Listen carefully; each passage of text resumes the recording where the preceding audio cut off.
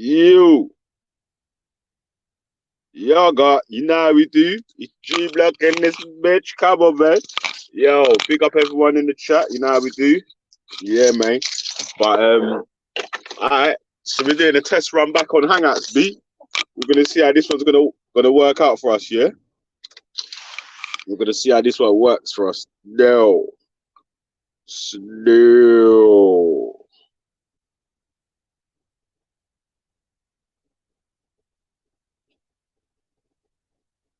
Mm. Yo, yo, yo. All right. Give me a couple secs, yeah, and we be ready to fly. Celebrate life. Yeah. So, all right, I'm gonna jump over onto the Hangouts now. Yeah. Shout out the Hangouts, man. Them.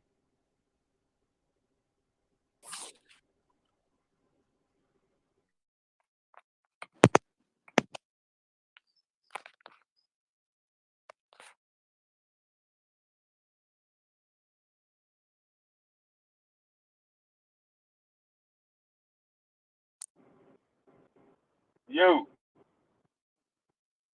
What you do? Run off, yeah. Boss. Run. Baba boy, don't run. Yo, alright, say nothing, man. You know how we do, man. It's G Blockery in this bitch. You hear me? Yo, let me know if you can hear me, man. You hear me, yeah? Let me know if you can hear me, man. Yo. Yeah, just leave a comment in the section so we can hear you, man. Yeah, man got shook if. Old time Richard, okay. Yeah. Say that, man. Come on. It's muy. It's ho. Yeah, me. Yeah. Come on. Man, B. You get me?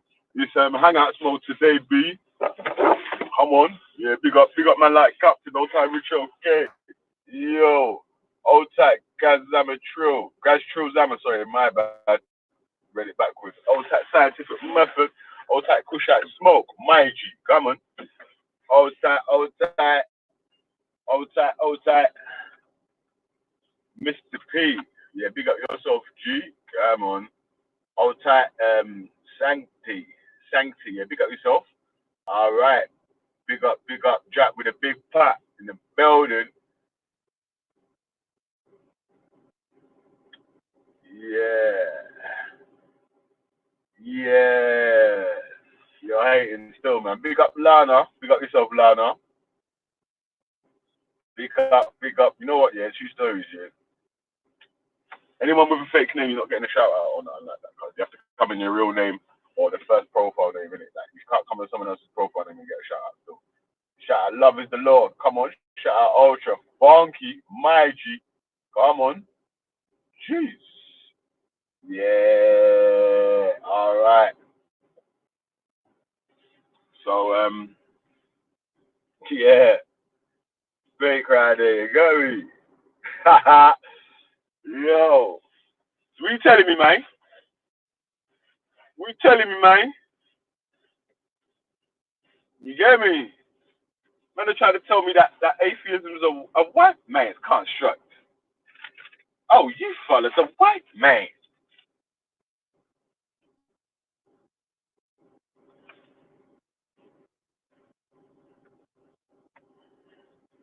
You get me?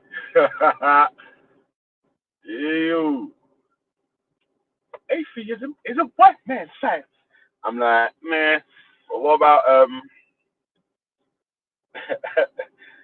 all the civilizations that came before religion? Eh? The white man. Yo. type scientific biology. Yes, what's happening? Going on, man. All right, so you got a topic for me today, innit? Come on. Man, I'm trying it with the atheism and the white man European invention shit. Come on. But you know what, though? I did want to say, yesterday I didn't get to speak on yesterday's topic. If you don't mind, give me a minute. I'll just say my piece on that quickly. Yeah, go through, bro. Yeah, so it was about the definition of racism. How do you become a racist? Yeah, I mean, for me, this is a done and dusted topic. Like, I can see that there's slight nuances and things that come into play, which various ethnic groups bring up. And I say fair enough. You know, you can stretch the definition a little bit. But for me, the general thing has been done and dusted many years ago. Racism is a subset of a wider group, a wider thing called prejudice, and discrimination, which basically means to have a judgment that that certain people are better than other groups of people based on physical characteristics, or something that's not a true representation of them as human beings, something that's arbitrary, something that's not chosen, something that they can't do anything about. So to make judgments about people and to define groups better and worse than each other based on physical characteristics, that's prejudice and that's discrimination. People shouldn't do that. We worked that out a long time ago when we realized that human beings are a lot more than just their physical self, and it's a lot more important to check them on their moral behavior, their psychological behavior, rather than their physical characteristics of how big they are or what color they are. So for me, that's the bigger category of like judging people based on silly things that are irrelevant. And then racism is just one of those. It's the same as sexism. It's the same as fatism. It's the same as sizeism or tallism. It's just the fact that you're identifying race as the determining factor to distinguish which are the better and worse types of human beings. And again, it falls flat on its face because that's an arbitrary distinction, the color of your skin. What do you think, and for the human mind to elevate above this? What do you think it takes for the human mind to get to the next level? What you mean to rise above this whole racism stuff? I mean, I think that a lot of it has already been done, and for a lot of people, it has already been done. I mean, I'm not going to say that I'm not racist. I've found myself, I found my brain jump conclusions based on things that have happened in my life. Like, for example, if I always go into the petrol station when I was younger, and it's always a Tamil person, Sri Lankan or Tamil person, and they never speak English, and they're always annoying. I might make a comment about Tamil people because my experience of them has been, so specific. But so I understand everybody is a bit racist. But what you're saying about elevating the human mind, the human consciousness to above this, it's already happening, and that is simply what I said to you. Is that with science, we come to understand the facts of reality, like what the universe is, what nature is, what reality is. So if we start from there, we should have already realized by now we're living creatures. I mean, like, say example me, I'm a biologically Kashmiri Pakistan person. Right. You trace me back to Africa, and I have the same ancestors as you after a certain point, maybe 6,000 years, maybe 10,000. But at some point, we have the same ancestors. Then you take that further back, and we share ancestors with all mammals in the whole world. All the 50,000 on this planet, we share ancestors with every single one of them. So if you take it further and further back, you just realize that life is life. You know what I mean? Like, forget racism. We're starting to talk about whether it's right to treat other species of animals differently, whether animals should have rights, whether we should even eat animals, or we should find out ways of minimizing the pain and suffering inherent in nature itself. So I think that if you start from a point of view of what science tells us, which is the physical facts of our reality, a lot of this personal social, psychological stuff that human beings have done and do to each other, a lot of it falls away because it doesn't have a scientific basis. But yeah, that was a mouthful, man. I should have shut up more quicker than that. Yeah, say that, man. Now let's get into the you calling it a wrap on that? You wrapped on that subject now, yeah? Yeah, the racism thing. I mean, like, for me, it's like, you know me, bro. I don't really get into too many conversations about this sort of thing. It's not one of the things that I'm, preoccupied with me. You know, so I have my topics. It's not one of the things that.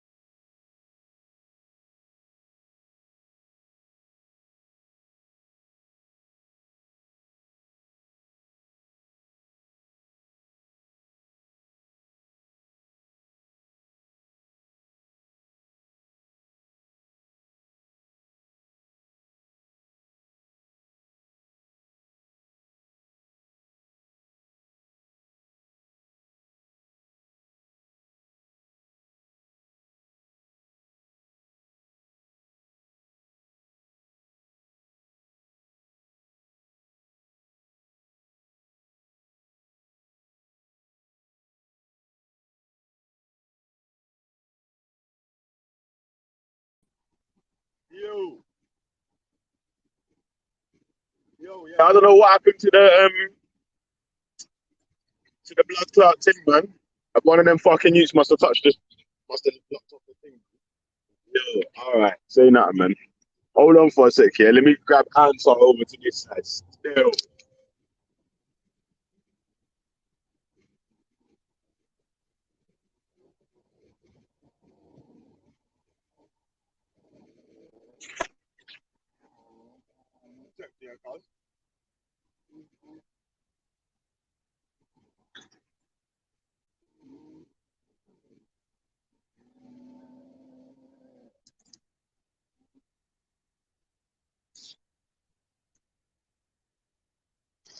Yo.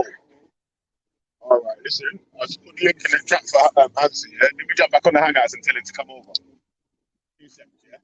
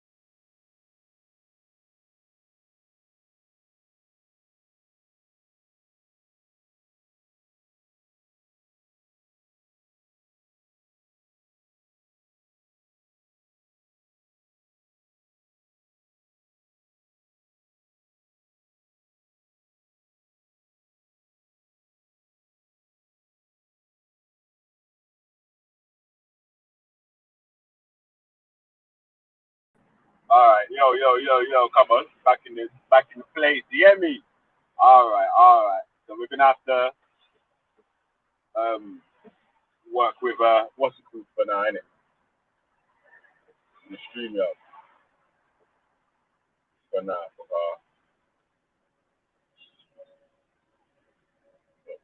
Yeah.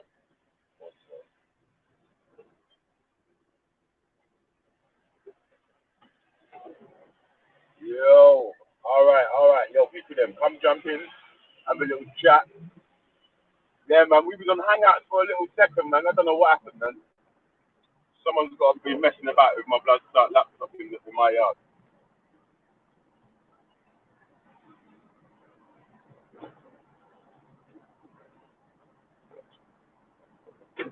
Yeah, man. It's annoying, so I can't lie. Man is in the middle of a blood clot conversation.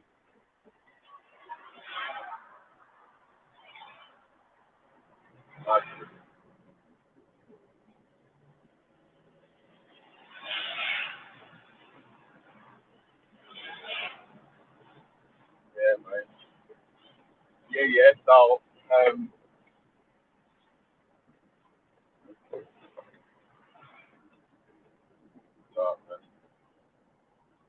what the whole thing, you know.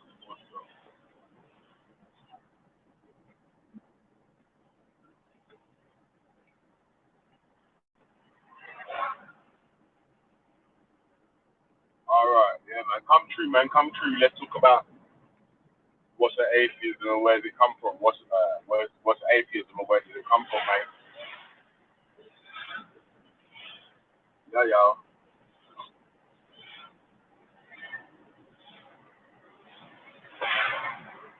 All right, yeah, man. So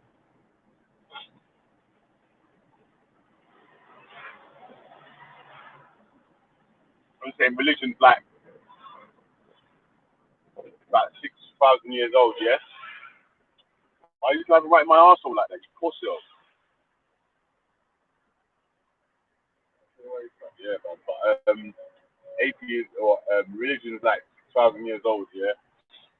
Homo sapiens sapiens way past 6,000 years old. So there's a good few thousand years.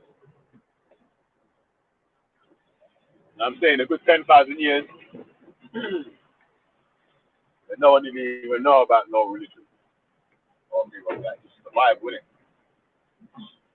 And they build up their civilizations and then they add religion on top of that. So yeah. with that sort of evidence, I don't see how you can't just say, right, obviously religion is just a belief system, it can't be real.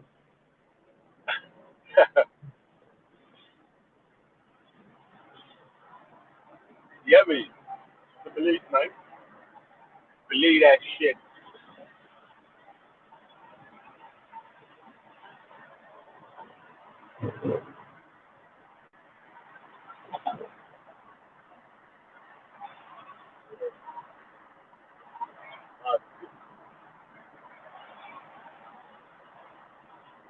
It's not show. Yo, give me that, man. You have to come back in, help the stream run.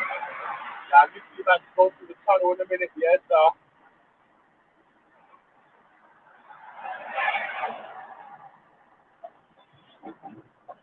yeah, me. Indeed. Let's do it. Yeah. The thing was mad too.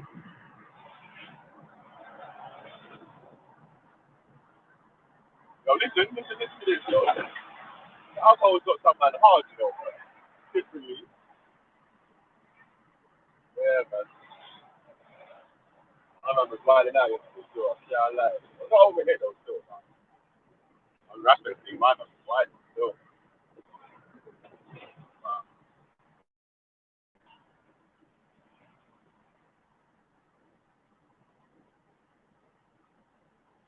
Yo.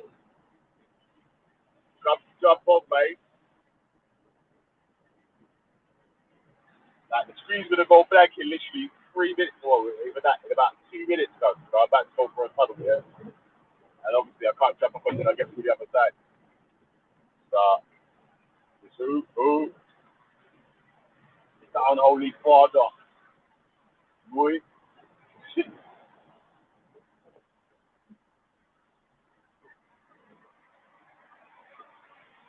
It's the unholy father. Yo. yeah, man.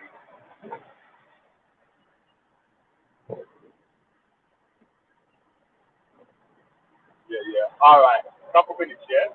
Back in a second. No. Bye.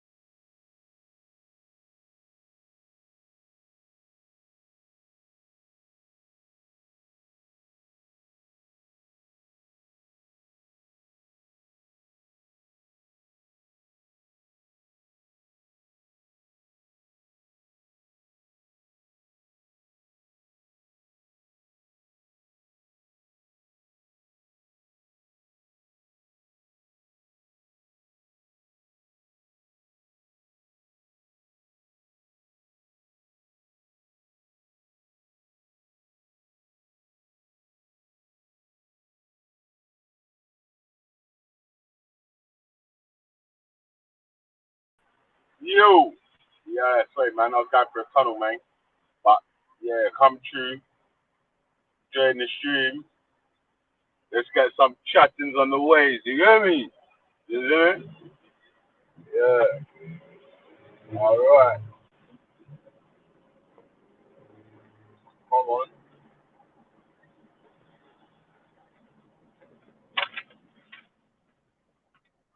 Mm. Yo, yo, yo.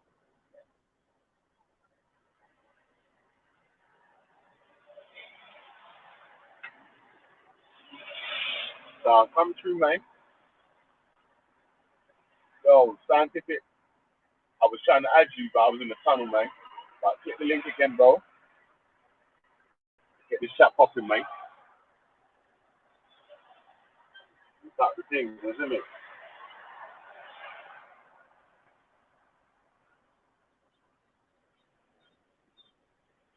Yeah. All right. So,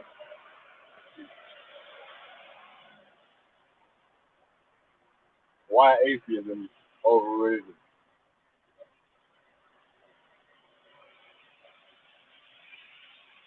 Hey, man, I feel like humans are evolving past religion, man. You get me? The shit that we've made now since religion, different, bro.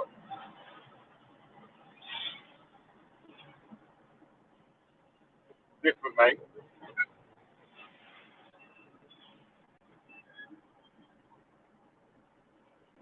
Yo, brother. Hello, hello. Yeah, man. Yeah, man. It cut out when we were chatting in Hangout. Still, I don't know what happened. Yeah, no, that I'm hangout. Yeah, I went back to it when I was clicking the link again from the YouTube. It kept going back to the same hangout for ages, but it was like deactivated or dead or something. I don't know. yeah. That's what I'm saying. One of the kids has One of pushed the the kids, button on. yeah, bro. Your kids are out of control, man. What kind of parent are you? Well, I can't tell them what to do when I'm at fucking halfway on the other side of London and the laptop's indoors. You get me? So Yeah, I but kind of tell them to stay away from the laptop. Yeah. You get me? Like, bro, basically yeah. they run your house, mate. They run your house, isn't Okay. it? Now, but there's four of them, innit, man? So when, if, yeah, well, between the other fucking younger two, if one's upstairs, the other one's downstairs. If one's in one place, the other one's in the other. I'm saying that stuff. Yeah.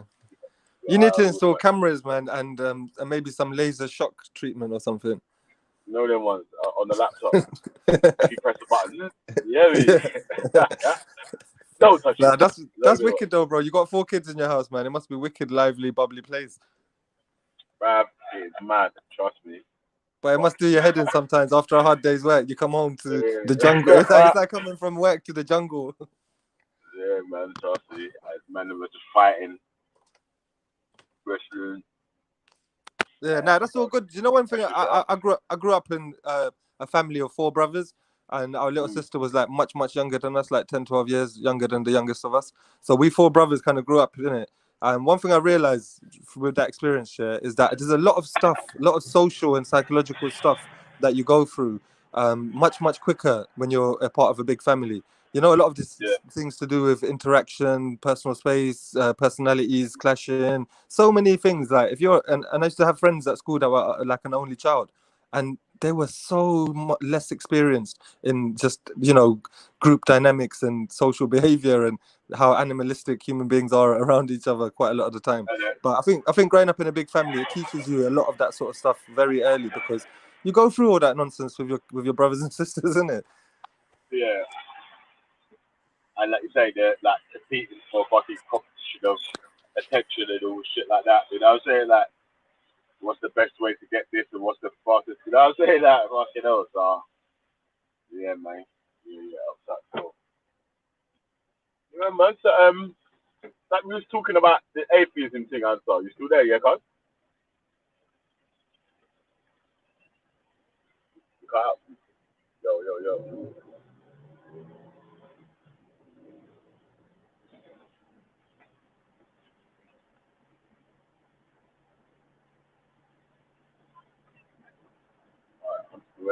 All right, yo.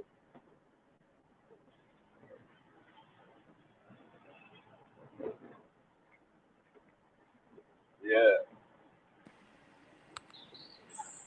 Hello. Yo. Yeah. Back now, yeah. Yo, can you hear me there? Ah, shit, he's not off, man. Yeah, but I was gonna ask him about atheism starting in Europe. I don't think it is that though, man. Yo, put up. You got yourself. Yo, big up, one. I'm fine. I'm fine. Yeah, so the question of the day. Mhm. Did atheism exist in Africa? Is that the Yeah. question? Did I get it right? What is the Yeah. question? So is atheism a European construct, or did atheism exist in Africa?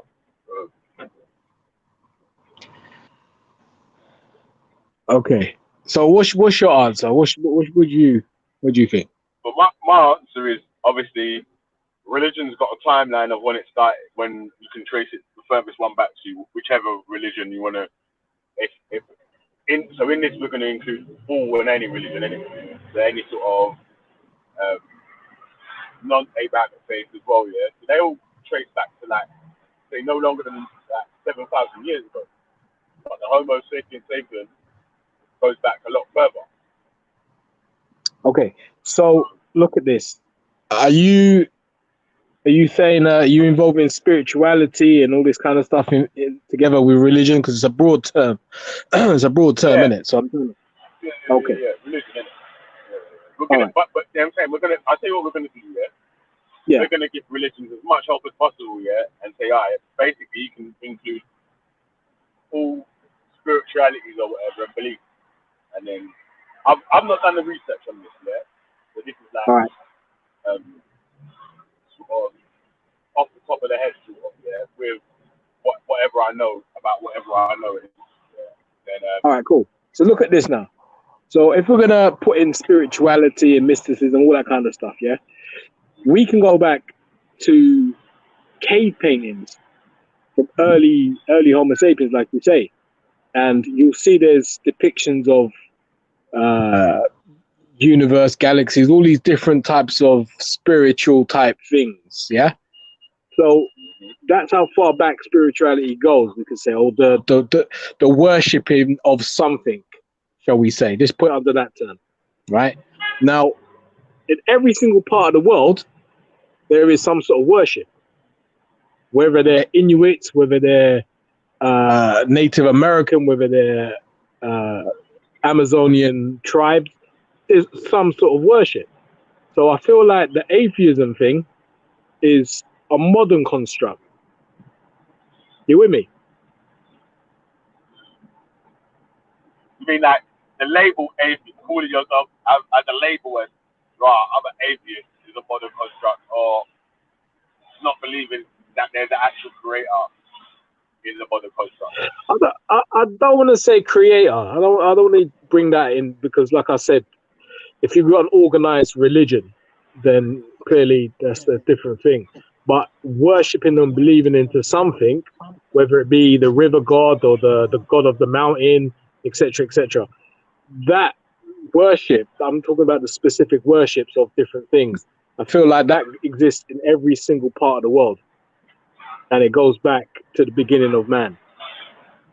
Yeah, but like I'm saying, alright, let's go back to the cave painting sort of thing, yeah? Yeah. Because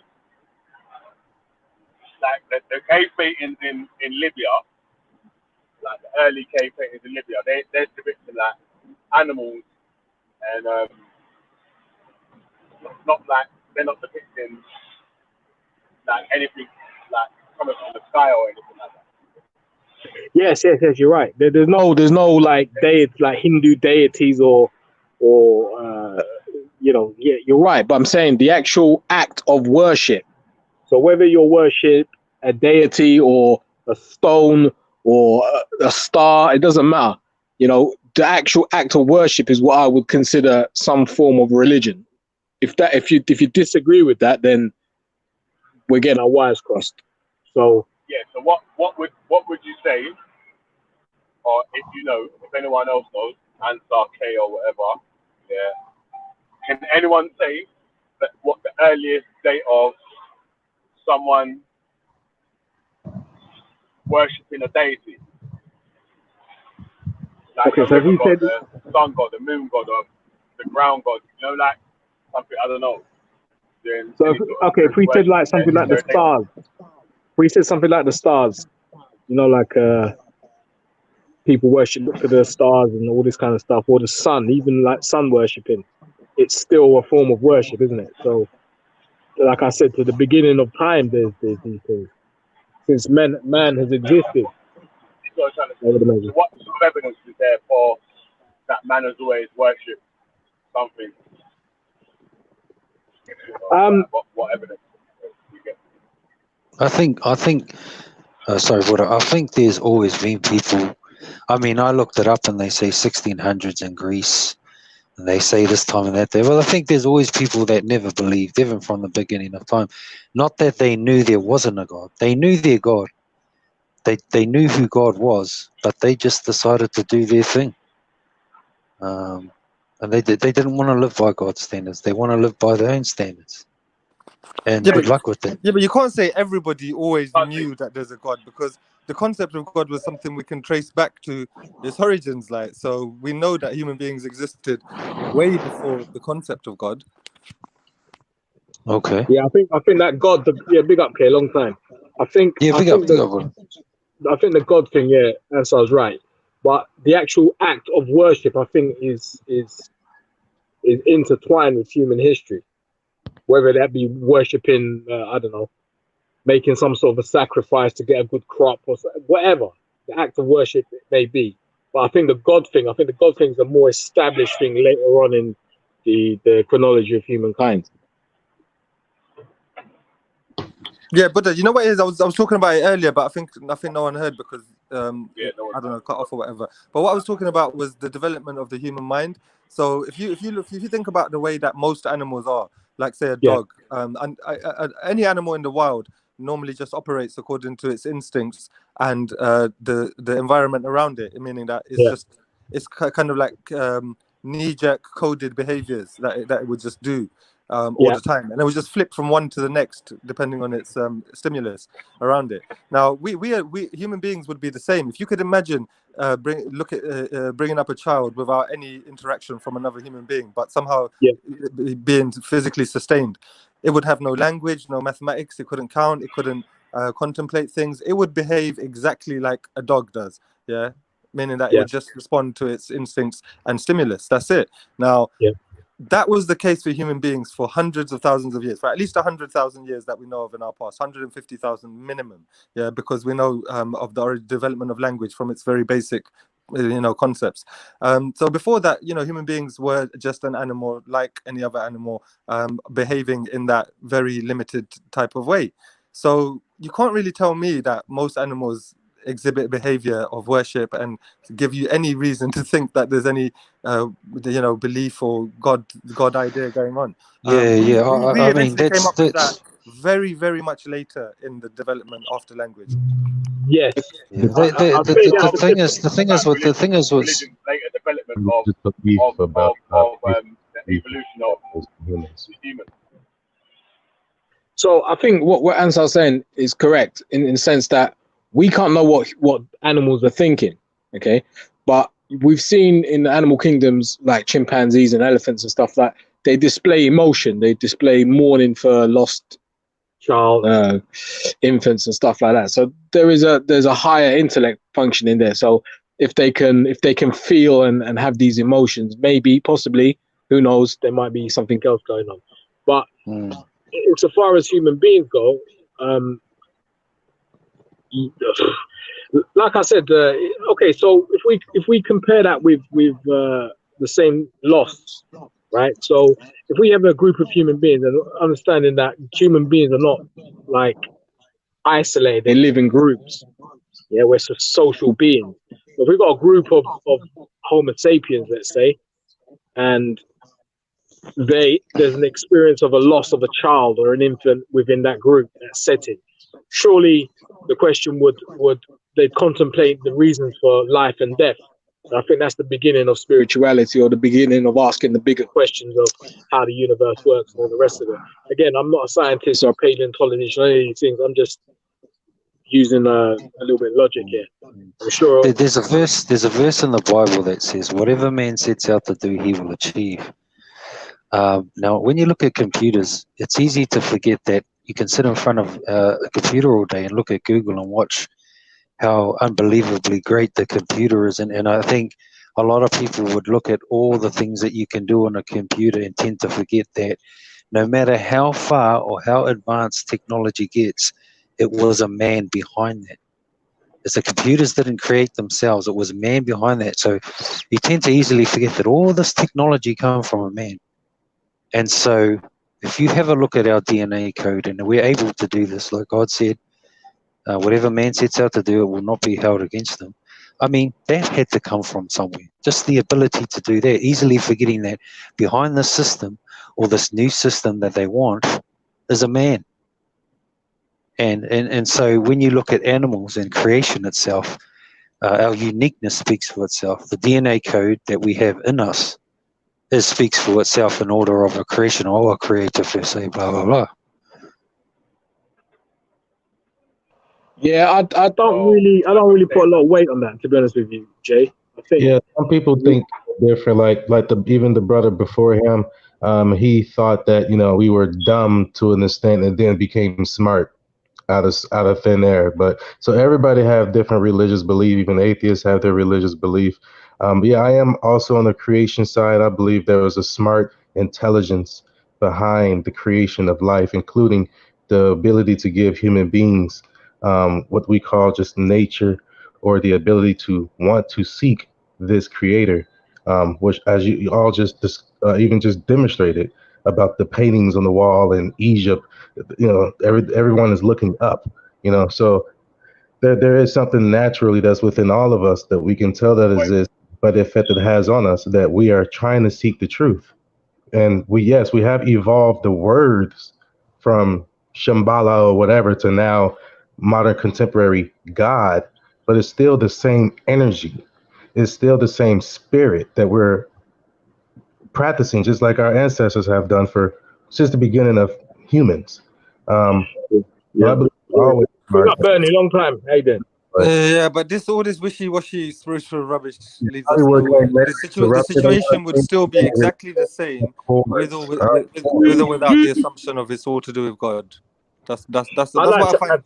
Done a lot of corruption too. It's called, the atom bomb. So hold up, Bernie, you're going all over the place there. Talking about atom bombs and whatnot. Hold on.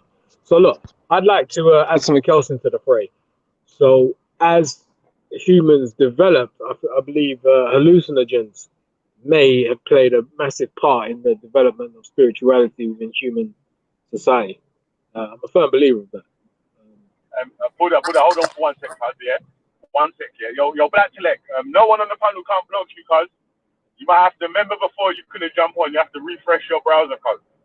It's not, only on Google Hangouts, you can't jump on if someone's blocked you still. On StreamYard, it don't work like that, so you can still jump on. So, yeah, and refresh your brain while you're at it. Browser. Refresh your brain as well. Refresh your brain, refresh your power. I need to say so. Refresh your browser. and then jump on, yeah. Those refresh your browser, jump on, mate. Supposedly, some people. Yeah. Carry on. Let Buddha and let Buddha finish his point. Sorry, I'll get cut him. That's the point I wanted to make. I feel like psychedelics have a massive part to play in human history. Yeah, and you know what? There's evidence to support that idea as well, because we know that psychedelics do have a long-term effect on the brain. I think Khan said something about neuroplasticity as well. So it basically works like this: experiences in your life can condition your brain to rewire itself. So there's one good example that I know of that scientists have talked about recently, and that is that every time you stop yourself from reacting in anger, you recondition your brain to be able to control your anger more and more easily every time you do it, every single time you do it. And I'm actually experiencing and learning that myself in my own life. But yeah, apparently that is quite a biological thing as well. So I think the idea that the whole spirituality concept that exploded with human beings some point after language became complicated, being involved with psychedelic drugs, there is evidence to support that, because human beings did have to go out and test and check all the things that are poisonous and all the things we can eat and all the things that are bad for us. People did have to actually eat that stuff and experience and experiment. So let me ask you something, Ansar and Bigger. Do you think human beings are innately predisposed to some form of spiritual acknowledgement? Nah, I think the way you Nah. put it about 5 minutes ago, I think you put it much more correctly when you talked about the relation with animals being emotional and sensitive. Some animals being quite sensitive and emotional. The thing is, none of all these aspects of animals that we can talk about, and I'm talking about every aspect of them, and even human beings. If you remove the spirituality, meaning you remove the connection to some divine, magical hierarchy and all powerful, you know what I mean? If you just remove all that, everything remains the same. Like, we are still just animals who are emotional. We get attachments to physical things around us. We have a curious brain to seek knowledge and questions and answers, and all of that is we can explain through our brain and survival, and then the change to intellectual activities. That's easy to explain. There's no need to insist on any spiritual reality being universal or, in fact, true. I think the way that we look at it is much more relevant to what the physical and actual evidence tells us. That spirituality is the aspect of our mind that humans have really explored a lot. But that's all it really is. That is all it is. The method. I want to ask you a very easy question. Sorry. The love life of someone you have very loved close to you.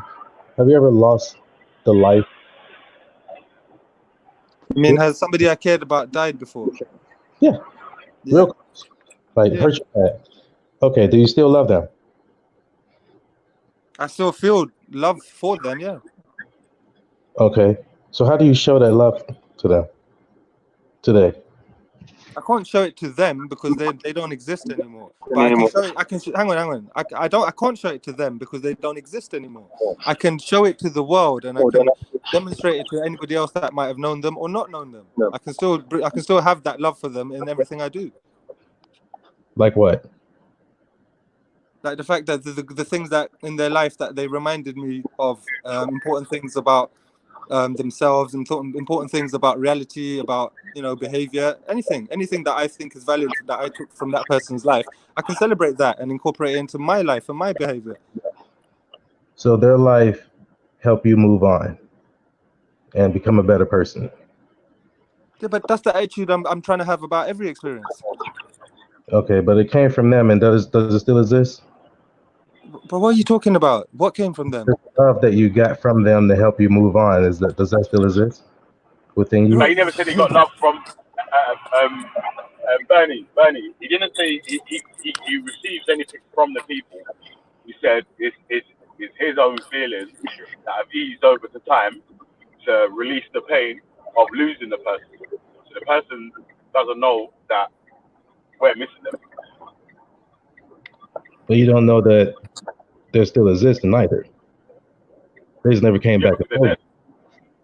They don't exist, but there's nothing I can do about that. I can just accept that that's the reality. You're asking me about the benefit I took from knowing that person while they were alive, bro. Like, what are you talking about? Every experience we have with each other is a shared experience, and then we move on in our lives. And some people I've had experiences with, I never see them again, so they may as well be dead to me. But that's not the point. The point is, I take from experiences the good, the positive, and whatever negative and bad there is, I try my best over time to channel it into something positive. I think that's just what human beings should do. Yeah, now I was just asking, what kind of actions do you do? Like, do you talk about them? Do you go visit the graves? Do you draw?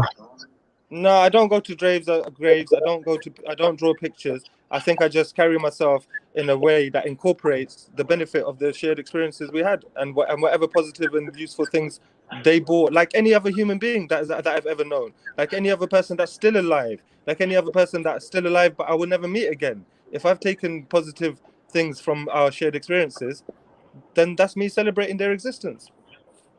Okay, you believe everybody should do that? Yeah, of course. Why? So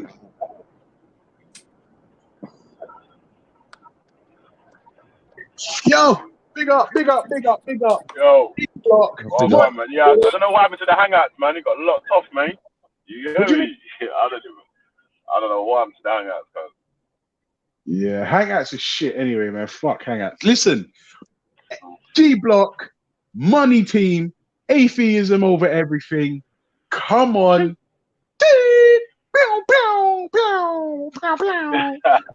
Ray got LGBT. Yo. Ultra funky, the friendly neighborhood atheist. Come Hey, on, listen, bro. yeah. If that's gonna be on Reanimator, yeah, that will be a wicked clip when you come in with that.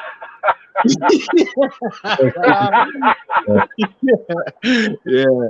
G Block, And money team, atheism over everything. You know how much times my girls watch that one with Raj? With me and Raj. Oh, Man's a mad dog. You hear me? I'm telling you, listen, G Block is too fucking hot. It's too hot, like, and listen to what I'm saying. Even the theists can't fucking help but come around. You see what I'm saying? This is an atheist spot, and the theists can't help but come around. That's how you know we're strong. We're strong in this. This is how you know, yeah, that we're giving out the highest wages ever, yeah, because man are breaking their boycott lines, yeah, to come back over. Breaking lines to come back to work. You get me? Trust me. Shut Hey, up. bro, you know what the wickedest thing is? To come back to It's not even man that have said, yeah, I'll boycott. Bro, the man that organized the boycott are coming back over. Listen. Right, listen, question of the day quickly, yeah? Anybody that says something so asinine as atheism is the white man's religion shouldn't be taken seriously going forward. Let me tell you why.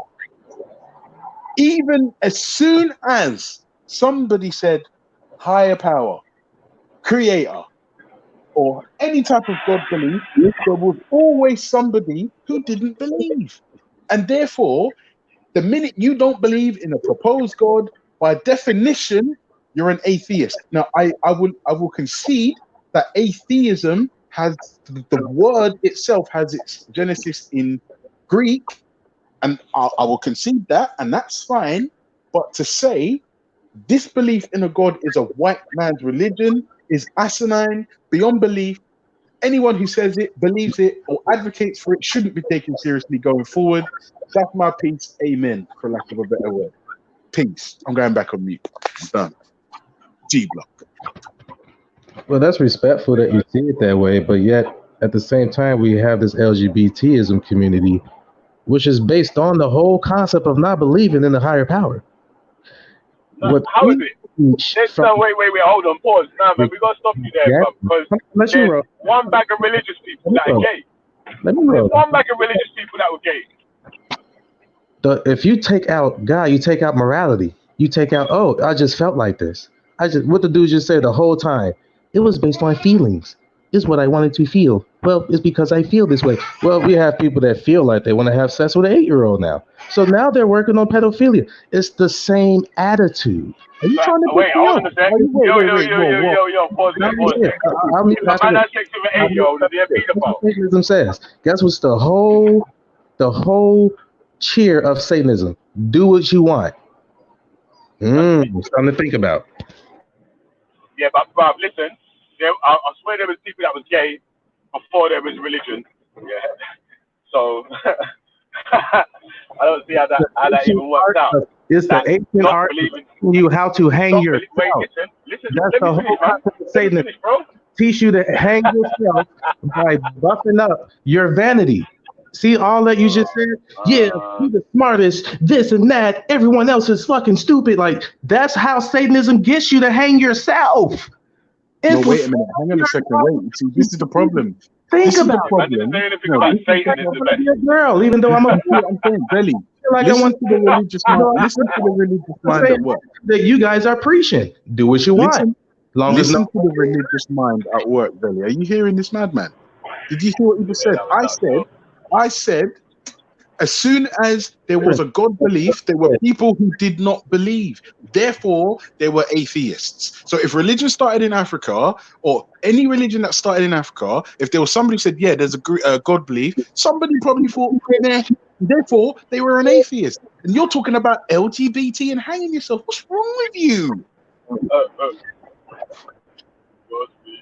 that trigger belly's in the building, you hear me? Wow, let's go. That's your opinion. And That's this is why we block taking names and stacking bodies with a money team. Let us sinking. So you know what I'm gonna say? Big up Ultra. What's going on, bro? Oh shit, man! Like Buddha Bing 2 days in a row. Are you taking the piss? Come on, bro. Come on. You know what? You know what? I will never be able to forget you, bro.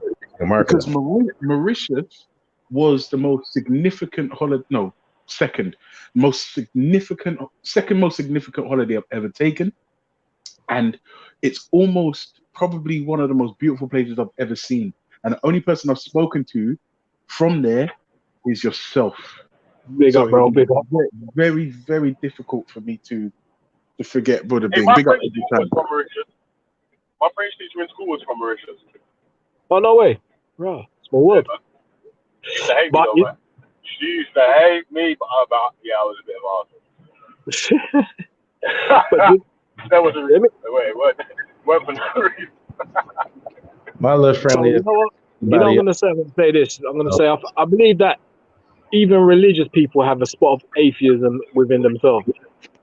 I think everyone has an atheism streak at one point or another within their lifetime. Oh, so, Buddha, do you believe in for instance, the Christian won't be believing in a Hindu god. So that Christian is atheist towards the Hindu god. Thank you. Vice versa and all over the place. So yeah, so in that sense, when religion came along, I believe atheism always existed in that sense. Well, definitely. And not even that, Buddha. The word atheism has its genesis in Greek. Okay, the word atheos is Greek in its origin, and I will concede that. However, it's just a term that we use to accurately describe a position where you lack a belief in a god or gods. Now, I'm saying the minute, the very first time somebody said, "Oh, by the way, there's a supernatural creator and it's wonderful," there was at least one person that said, "Meh, I don't believe you." That's it. That's it. And then to say that it's the white man's religion is asinine to beyond, like, to the point of insanity. And I don't believe you should be taken seriously. Let me tell you why. It's nonsense. I'm resting my case. Thanks. I'm going back with you. Yeah, hold on. Before you run off here, like I was saying, we were talking about the development of language, innit? Yeah, how long it took humans to develop speech and all that. Yeah, so obviously, all that time there, everyone was atheist, innit? Because no one went preaching no word of a creator to make a collective thought of, right, this is the creator, right? We have to worship so and so. You know what I'm saying? That it was literally survival, innit? And communication, that's my big more pointing and directing sort of communication. You know what I'm saying? That.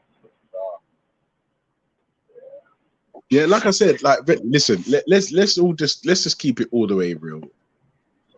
It's superstitious nonsense, right? And I'm sure for the time that these things were invented, created, like, they served their purpose.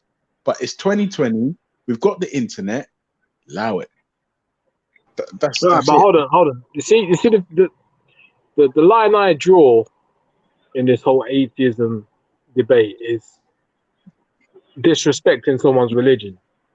In actual fact, I respect people's religion. I respect the people who worship and follow their religion. Buddha, respectfully, bro. What about, wait, do you respect ISIS? Do you respect ISIS and the Westboro Baptist Church, Buddha? Sorry, say again, Ultra? Do you respect people like ISIS and the Westboro Baptist Church? No, I don't. But they're religious and they have a God belief and they really believe it. but I mean, you're Buddha, looking at the people as opposed to the religion itself. You with me? throwing out the No, baby but with bro, listen, these attitude. people believe that they're following their book to the letter. Yeah. And I'm And saying so, your sweeping statement about respecting other people's beliefs, I disagree with you for the two examples I just gave. The Westboro Baptist Church and ISIS. Bro, these people have their religion needs to be critiqued.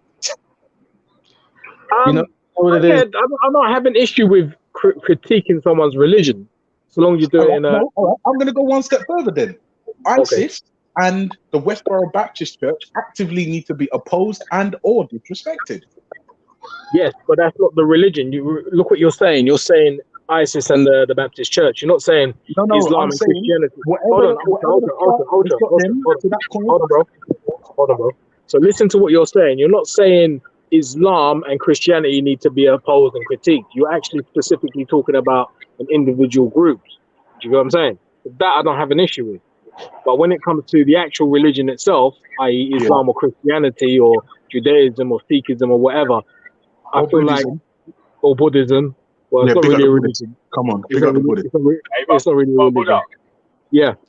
Buddha, how do you separate the people from the actual beliefs that man are following them? Because if they're using things that's written in a belief to do heinous crimes or whatever, so that if the Catholic Church are using verses from the Bible to rape boys, if the ISIS are using verses from the Quran and Hadith to behead people that shouldn't be getting beheaded, There you go. how can you separate that? If the verses are there that they're using, how can you separate that from how do you understand the question I was trying to say?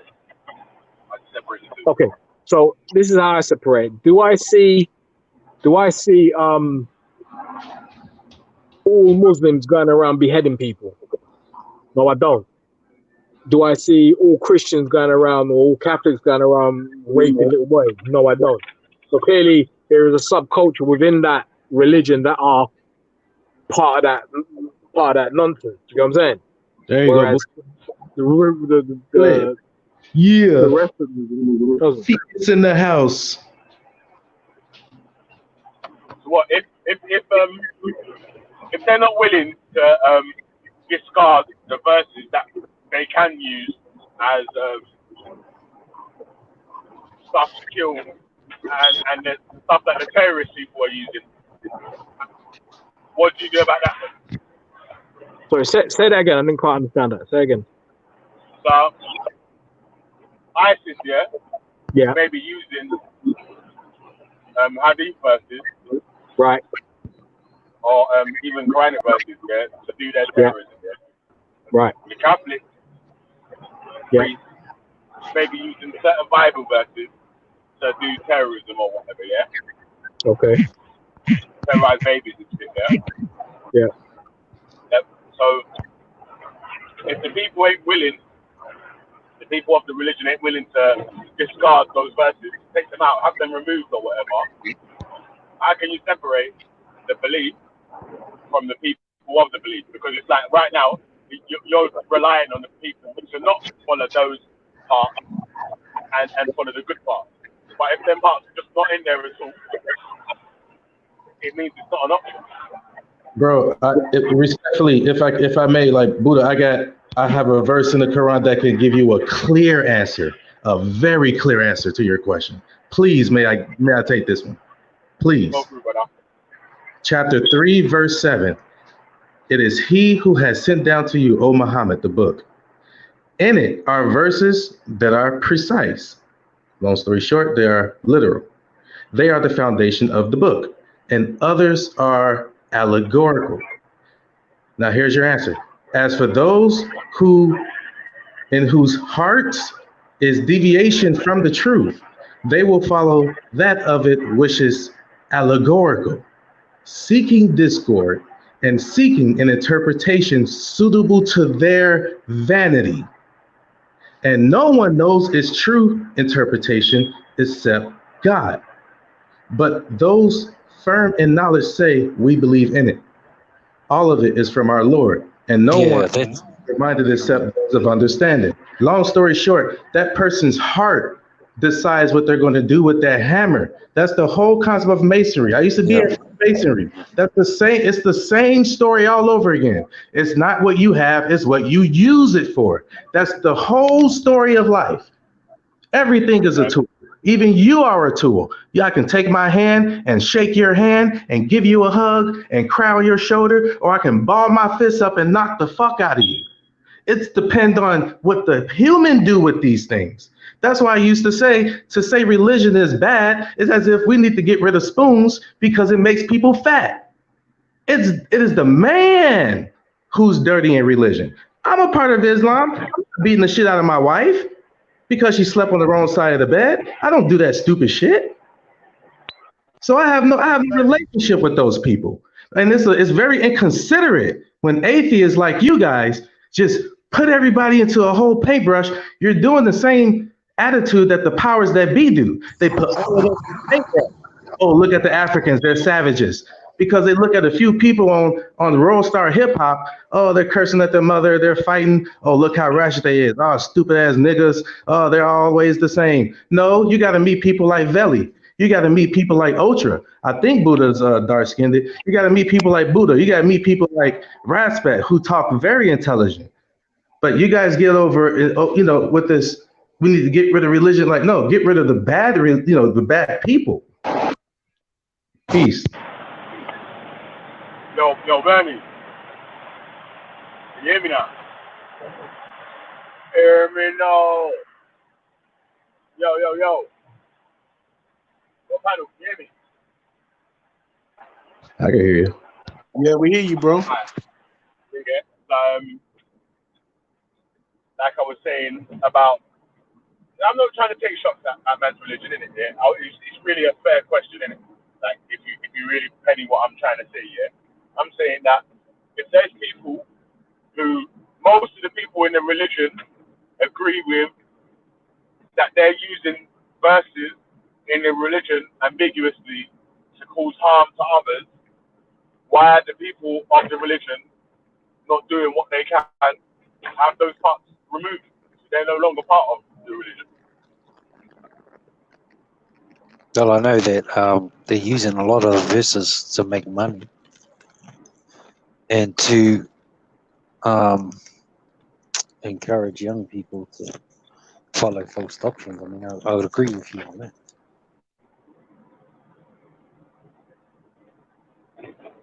Yeah, because if everyone, if it's a thing of where, yeah. Alright, yo, let me ask Ethan then, yeah, because I know Ethan will have an answer. Ethan, you hear me, yeah? You there? Yes, sir. What's happening? Alright. Yo, so I asked Bernie and Buddha a question. Probably more suited to you, though, because you're part of one of the religious units that the people might be saying need to do what I'm talking about, yeah? So I'm saying that there's verses in Hadith and Quran, Yeah. that ISIS may be using to terrorize.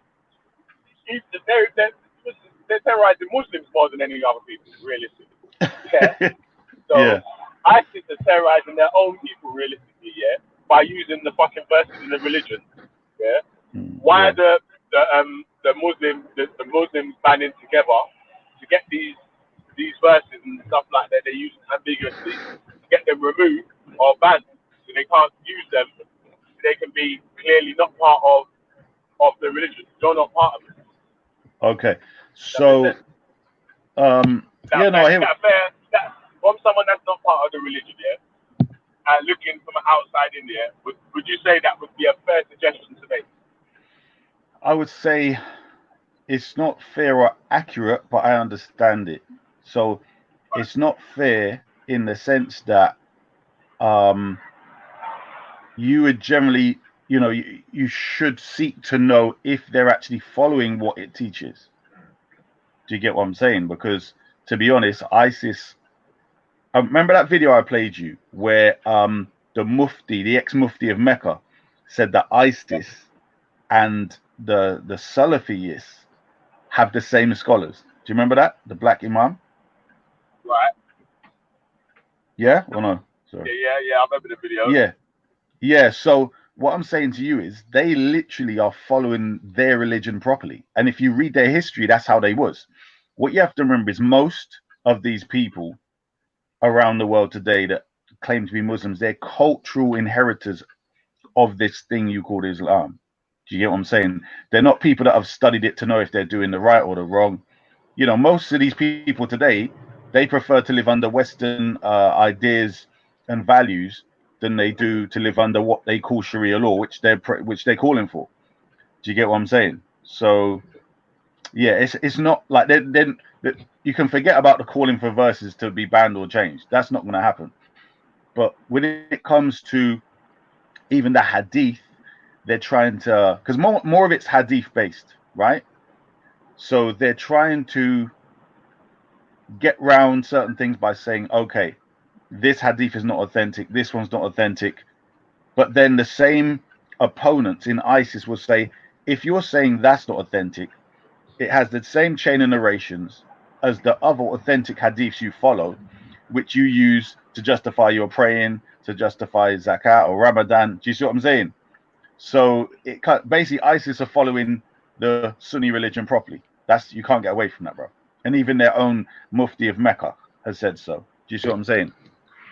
So what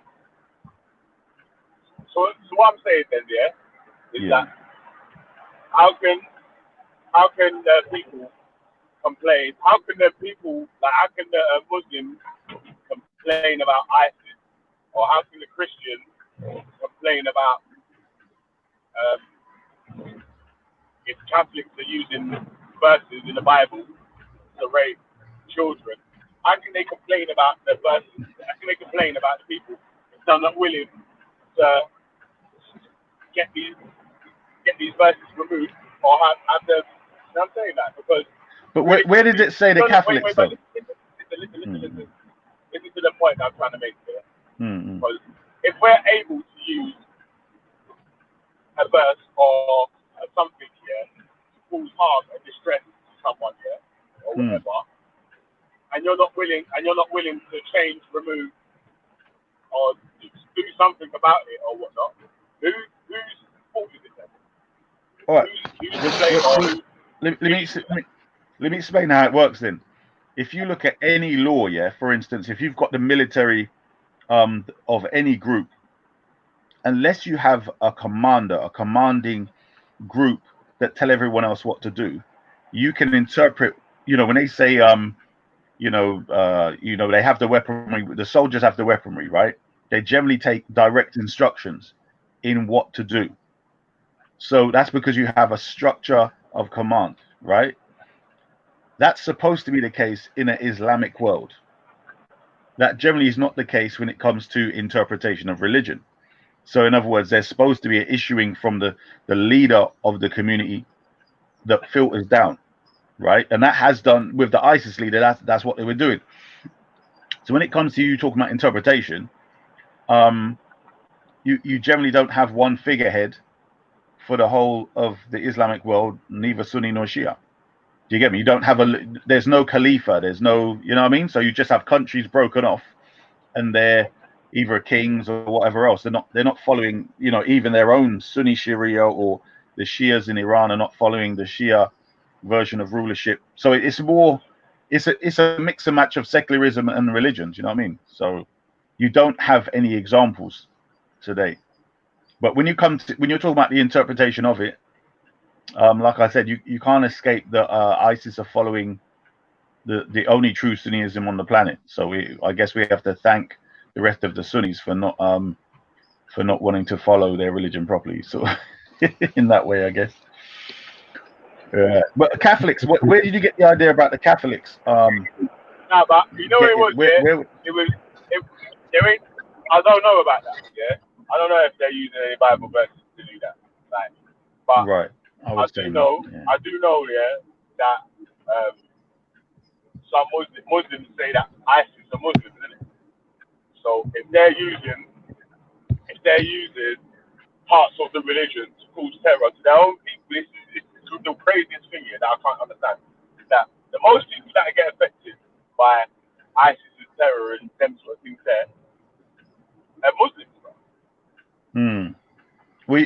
we have to remember Why that's don't they now. want to do the things to get whatever ISIS is using to justify the fucking terror that they're doing?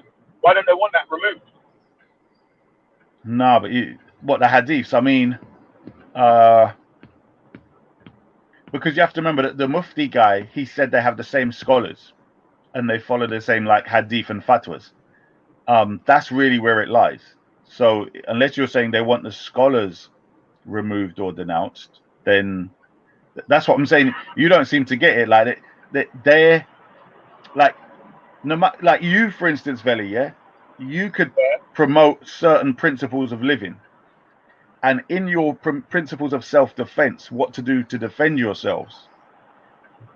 Anyone else can reinterpret that the way they want. Do you see what I'm saying? Yo, Isa, well gone. You're right. Yes, brother. Big up. Yeah, blessing. Big question for you still. What's higher, a mufti or a scholar? But a scholar can be a mufti. Yeah, so I mean, what it is, a mufti is more like a scholar can be somebody that's not really active, like that. They can write books and they can be more behind the scenes. A mufti is one who generally is out there giving talks and so on. Do you see what I'm saying? So you could be a scholar, you write books, you give lessons and so on. But mufti is generally like someone who a lot of people can approach and find out this and find out that. So, you know what I'm saying? so if a scholar was put out a decree, could a mufti override it? Sorry, say that again. So if a scholar was put out a decree, yeah, and could a mufti override it? For instance, there was back in the day, some of the guys I used to know, they used to have the mobile phone and it used to have the call to prayer on it when it was time to go and pray. And then I think there was some sort of a scholar that said that's wrong, you shouldn't do that, because what people do is they cut it off. As soon as it starts to ring, they stop it, and you should never stop it, you should let it finish. And so they said that's like, it's not good. So could a mufti in that sense override that and say actually it is good?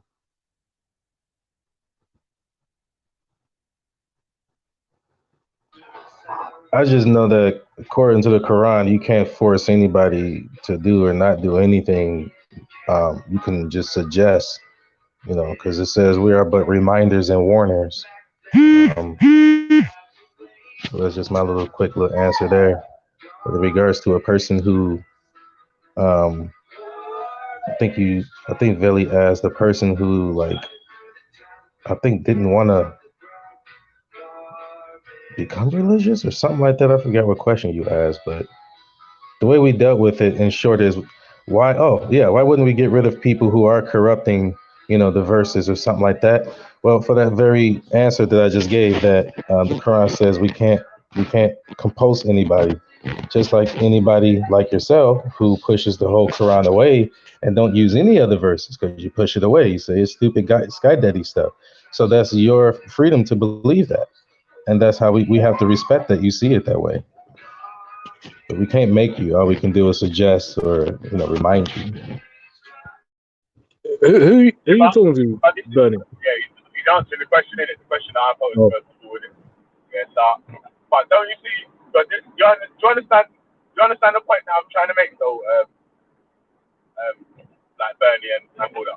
Like, when I'm saying like what I'm saying that rather differently, if you start about if it's written in certain texts that certain things can happen like this way, that way, and the other, yeah, and men ain't willing to drop off, forget about anything like that, yeah, then it's kind of 6 to 1 half a dozen. Yeah, I've read it that. So who can you blame for the verses being there and the people being able to interpret these verses to do harm and damage to their own life, mostly their own people, cousin? It's mad. This is why like I said, why it's even annoying when you're speaking to people and they don't sort of see what you're trying to say. Because it's like, bro, it's mostly Muslims that get affected by ISIS and these sort of terrorists and these verses that people.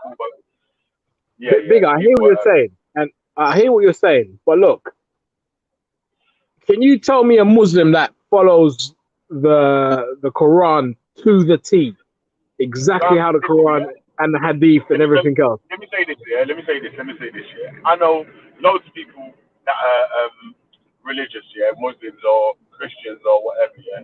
But until man started going to Speaker's Corner, yeah, and even now, yeah, man don't care about what you follow and who your religion is or whatever anyway, yeah. Man didn't really watch it like that. Like, it weren't like I needed to know, rah, you're being a good Muslim, you're being a bad Muslim. It's more like, rah, differently, if you're someone I can relate to, then we can link in it. If you're not someone I can't relate to, then we won't link. You know what I'm saying? Like, it was more like that. But only now we're having these discussions and sort of shit like this, yeah, that it's come up to now. Now I need to understand, rah, there's a difference between Sunni, Shia, Ahmadiyya, and different this and so on. So, you know what I'm saying? Like, before I didn't need to know that. I hear what you're saying, but to answer your, reason for me to understand that. to try and answer your original question. To answer the question, yeah, there was. I wouldn't have ever known if anyone was, and even now, I don't understand exactly how you follow Islam or the religion. Yeah, so Right. I couldn't tell who is following the right way. I'm just saying that, boom, if there's stuff like hadiths and ambiguous verses that people can misconstrue and lay out one way or the other, Yeah. that's the issue then. The issue is the actual verse in it that people are being able to use. Okay, let me deal with that in a minute. But the point I was trying to make is this. To my knowledge, I don't know any Muslim that follows the Quran word for word and the Hadith word for word. Neither do I know a Christian that follows the Bible word for word and all the rest of it. Do you understand? So there are people that maybe, may drink and may fornicate and all these different things. Everyone sins. Do you get what I'm saying? So they're not following it to the T. And I feel like even Sikh people, Buddha, I know a bag of Sikh people as well, yeah? And I've been to their Sikh parties, yeah? Only until I spoke to Raj, I didn't know Sikhs weren't really allowed to drink. And there was bear drinks at the party. It was raving, you get me? What do you mean? Changing light bulbs and all that, fam. Man, you get me? Bruh, yeah, don't ever try and drink with a Sikh. Like, it's game over. Unless you're a hardcore drinker, then boy, it's probably. And it's the older ones as well. The older ones can drink hard. Ain't gonna lie. But yeah. So like I'm saying, man, like if everyone was to follow every single religion to the T, we'd have no progression in society whatsoever. You understand? For instance, I told this story before, but years ago, when I was in foster care, there was a Muslim foster family, yeah, and auntie used to throw parties for all the kids that had their birthdays or whatever. Remember, they don't even celebrate their own birthdays, but because the kid, they had 3 or 4 different kids there, they throw a party. Uncle never used to take the photograph. Whenever there was like a photograph, like let's cut the cake or something, Uncle would never be in the photograph. And like one day I must ask him, I said, yo, how come you don't take the photographs? And he was telling me about it's not allowed because something about it steals your jinn or something like this. It steals your soul. If you take a photograph, it steals your soul. But now we see loads of Muslims on Instagram. With the advent of mobile phones, everyone's on Instagram and Facebook. And you see what I'm saying? So I feel like, I don't know if that's a religious thing or a cultural thing or what that is about not taking photographs, but I've seen the change. It's gone from not taking photographs to taking photographs all over the place. Hey, Buddha, do you think, that the religious people will go through, like, of the faith, we're talking about in the faith sort of people, will they go through an evolution where they'll start to look past some of the barbaric verses and then follow whatever they deem as the righteous verses? But then, don't you see how that becomes an issue? Because what I am saying is a righteous verse, and what you're saying is a righteous verse might be two opposite things. I think do you know what? I think that's already occurring, and I think there's a lot of pushback because it's occurring. You know what I'm saying? So, for instance, like I had this conversation before with a couple of guys in the shisha joint, and they were like, we don't want to smoke shisha with women here because it's free mixing. And I'm thinking, this was what, 2018 maybe, yeah? And I'm thinking, bro, you're in 2018, yeah? You're in the middle of South London and you're talking about free mixing. Come on, bro. What are you on about? And he's going, yeah, all of this is what did he say it was? It was like a corruption of the religion. People are moving away from the religion slowly but surely. So then what you do is you have these hardliners that try and push it back to what it was supposed to be, kind of thing. You understand? Let me give you an example. You see, like the Amish people in America. I don't know if you know about the Amish. These guys don't have electric. They don't have electrical cars or anything like that. Imagine if the whole of society were like these people. What progress in society would there be? You with me? You know. Then you've got people within them that stray away from that and have a mobile phone and use the internet and listen to music and blah blah blah and blah blah blah. You know what I'm saying? So I feel like people, regardless of your religious motivation, people do still have their own personal kind of morality.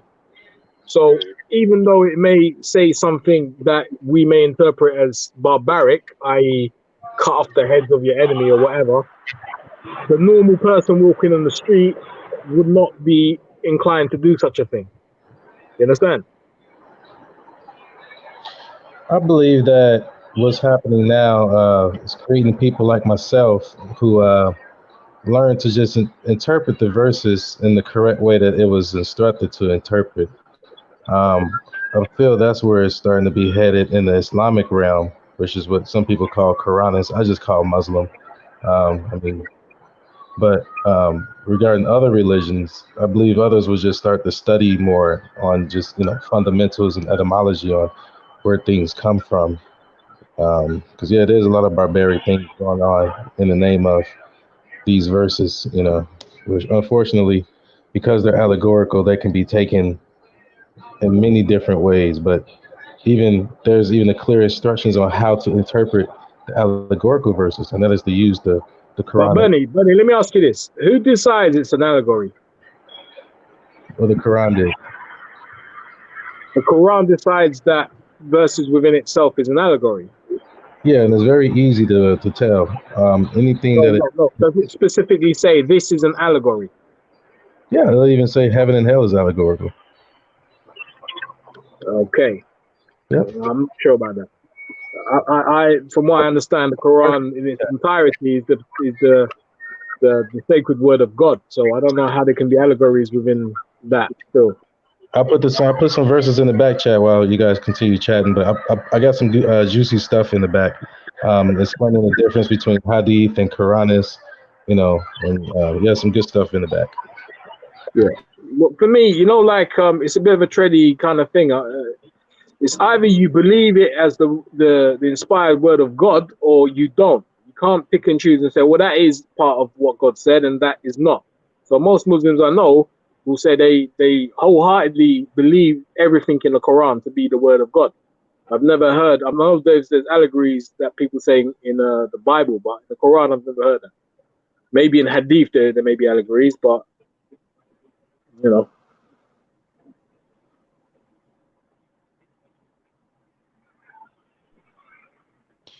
Yo, what's up, everyone?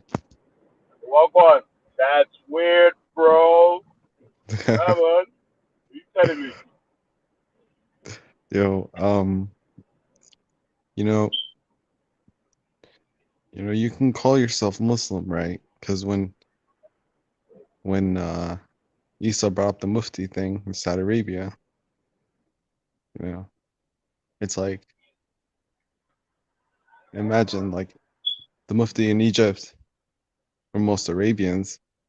I'm Arabian, but the Mufti in Egypt went to Hitler and prayed with the troops, with the Nazi troops. That's like being Shia and going praying with the king of like Saudi Arabia, which is like creepy, bro. Hold on. Back up a minute. Say that again. So you're telling me during the Second World War, the Mufti of Saudi Arabia went to pray with Nazi troops? The Mufti, I think he was the Mufti of Palestine. The Mufti of Palestine went to pray with Nazi troops. That's your statement. Is that what you're saying? Yeah. Okay. And what? They were facing Mecca when they were praying? What were they doing? What? Because I didn't know the Nazi troops were Muslim. There were battalions within there that were Muslim, but they weren't Germans. So what's the deal? What are we saying here? Well, if you call someone Muslim, you know, you're going praying with the Nazis, you know. Okay, you're not answering the question, my friend. I'm just trying to understand because you put a statement out there, and I'm trying to understand what you're saying.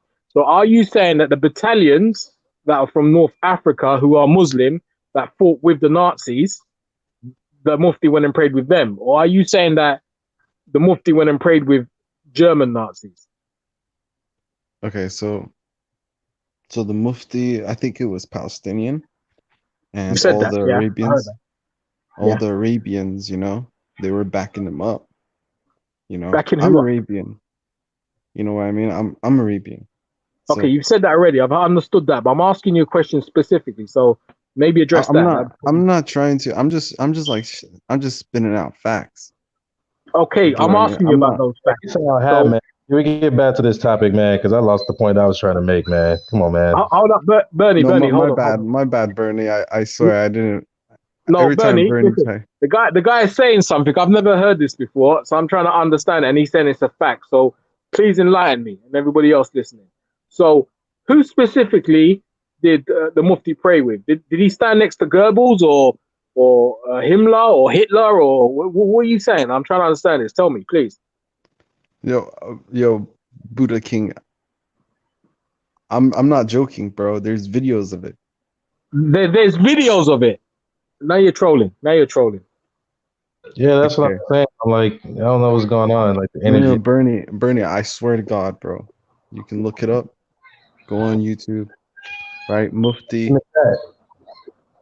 I'm not even joking, bro. I'm not even messing. If you guys have the internet, you guys have. I'm using my phone.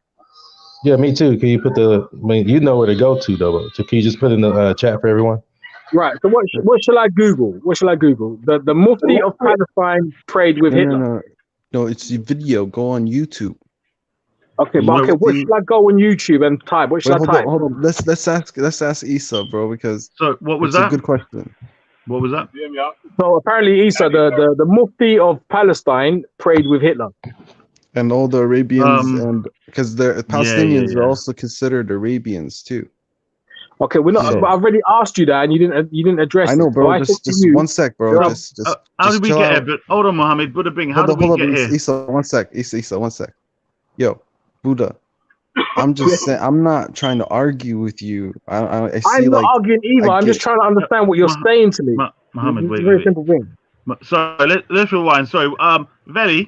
Sorry, 1 sec. I've got a complaint to make. Veli, can you hear me, bro? Yo. Yeah, some of your type of people, yeah, they come and put a booster in for the shower and all that, and it keeps tripping the switch. That's why the Wi-Fi went off. Yeah. So what's going on, bro? What you lot scamming us? What's going on, bro? Okay, so Some booster garbage. Yeah, bro. So the whole lot flip, trip, and all of that. You get me? So man, just have to leave that switch down. Yo. What's going on? Issa, address the question. So your man Mohammed.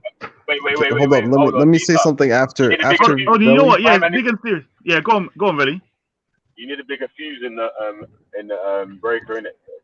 A bigger fuse in the breaker, yeah. I just want to say what I wanted to say again. Mohammed, wait, brother, man. And Hold on, wait. A bigger fuse in the booster. He said a bigger fuse in the breaker.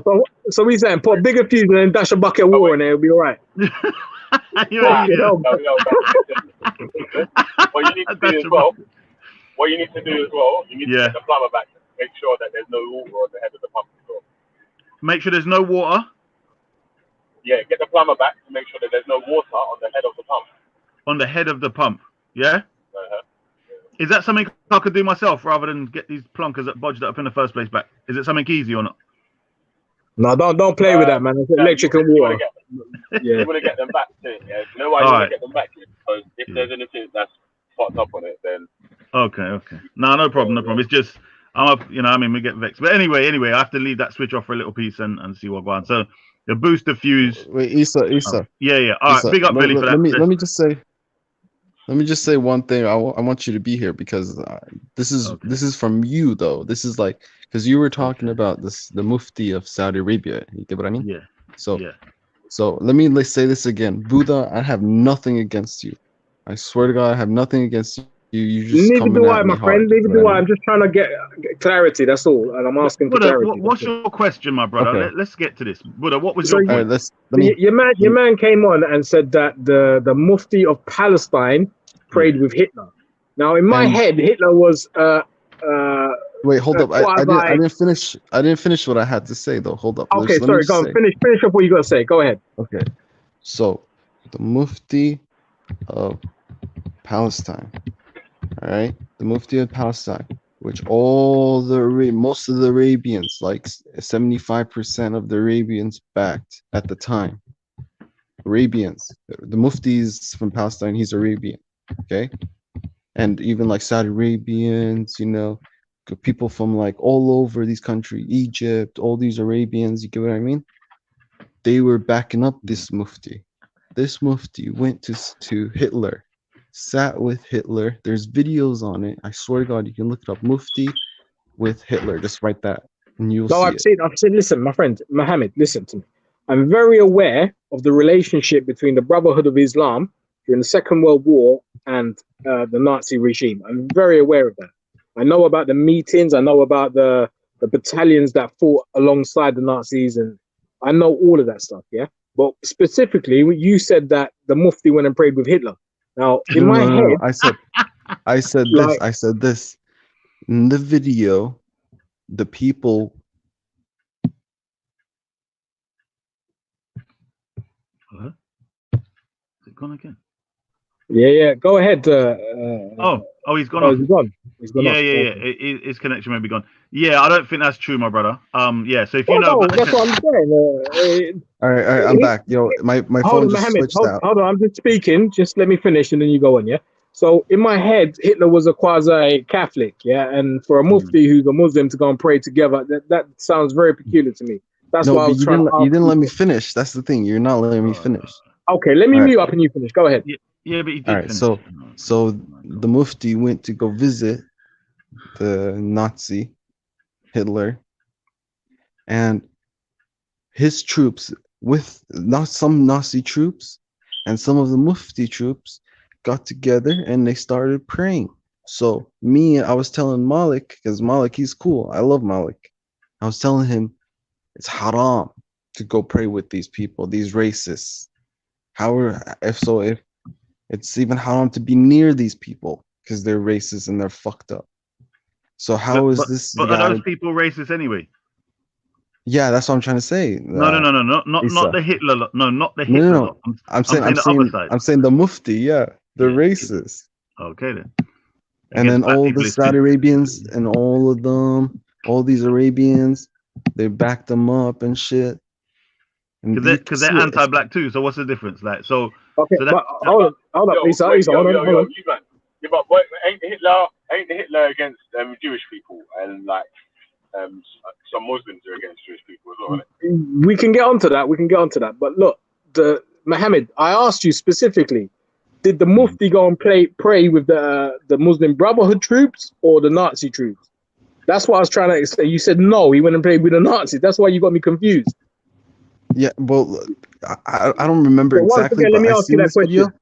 Yeah, Just look let me up ask you. the video or pull it I've up. seen the video. I've seen the video of Hitler addressing the troops. I know about it. I'm very well versed in these things. Yeah, but when you're saying that he went and prayed, a Muslim went and prayed with a Catholic, that on its own is a problematic statement. Let alone a Nazi Führer. I'm not joking, bro. Hold on, let me just say this. Let me just correct you there. It's peculiar, but in times of war, let's say, it would not be unheard of for two religious heads or two leaders who are praying from different religions to pray for the same success. So, like, Bridget. No, but Isa, they were doing salat. Isa, Mohammed, hold on. Isa, you hear what you're saying? Yeah. In my mind, I've got visions of the Führer prostrating and praying to Allah. Is that what you're trying to say? No. All right, no. Right. So that's what I'm trying to clear up. No, there's a difference between this is the problem here. When Muslims use the word prayer, that refers to something called dua. When you raise your two hands, yeah, that's prayer. Salat does not translate to dua. I don't know why I keep saying prayer. It doesn't mean that. It means like connection and various other things. That's what it means. Salah does not mean prayer. So I don't know why the hell they keep saying that. But anyway. All right, cool. So what are you saying? That the Führer gave dua to Allah? No. That's what I'm saying. So he would pray to whoever he's praying to. Okay. And you know, they would just, oh, you know, like a normal prayer where you say, oh, give us success, blah blah blah. So there's no recitation and so on of Fatiha, Okay. no bending down. Yeah. Okay, because in my head, if the Mufti's doing that, he's worshipping another god. If he's praying to Hitler's god, and vice versa. Do you understand? So that's why that's problematic. No, but I'm Yeah. saying what I'm saying is that they were doing salat. They were praying, doing salat, and getting on the floor. When you say with they, us. who is they? Who's they? Tell me who they is. The Nazis. I swear to God, bro. Just look it up. Like there's Okay, a documentary. All right, where's Hitler? No, it might be, bro. He might not. Like, I mean, I'll be shocked. Unless he's seeing Palestinian soldiers in Hitler uniforms. I can't imagine. No, Isa. soldiers. I see. Right, well, where is it? I'm Is there a picture? Do you have? It's a video. Can you pull up the internet? Yeah. Let Let me tell you something. If there's a picture of No, it's not a picture. It's a if video. there's a picture or a video, I'll screenshot the video of Hitler Doing praying salah. to Allah, and I'll get that tattooed. How about that? How about that? That's a tattoo, you know. Lord of mercy. Yeah, I put in Nazis doing salah. That's not working. Doing salat. No. Hold on. No. Yeah. What's the video? Have you posted a link to the video? What's your name, brother? Okay, so go on YouTube. Open the YouTube page. If Okay, go on. but I swear, bro, every time. Okay, like, YouTube. Yeah, go on. YouTube. Okay, Yep. right. Mufti, with Hitler. Hey, some of us is, No one's can you, no one's go in your history, denying. put the link in the chat for us. Yeah, Mohammed, no one's denying the connection between the Mufti and Hitler. No, but he might be saying on that video. No, he might be saying within that video there's evidence of that. Do you get what I'm saying? Okay, all right. Yeah. So let's have a look. The So reason why I brought it up because Malik was like, no, it's okay, you know, who cares? But I told him, I was like, praying with these people is haram. Praying with these people is like. Which video? Hold on. Which video are we talking? Because it says Netanyahu Holocaust. It's a 40-minute like documentary. 40 minute. No, there's a smaller version of that. It's when Hitler's in. It's either Hitler or Göring. One of them lot are inspecting the troops, and the troops are Arab troops. So Hitler's deal. Go to the with the documentary because it Palestinians, shows more. It shows more when you see the documentary. Trust me. Okay, so there's one here.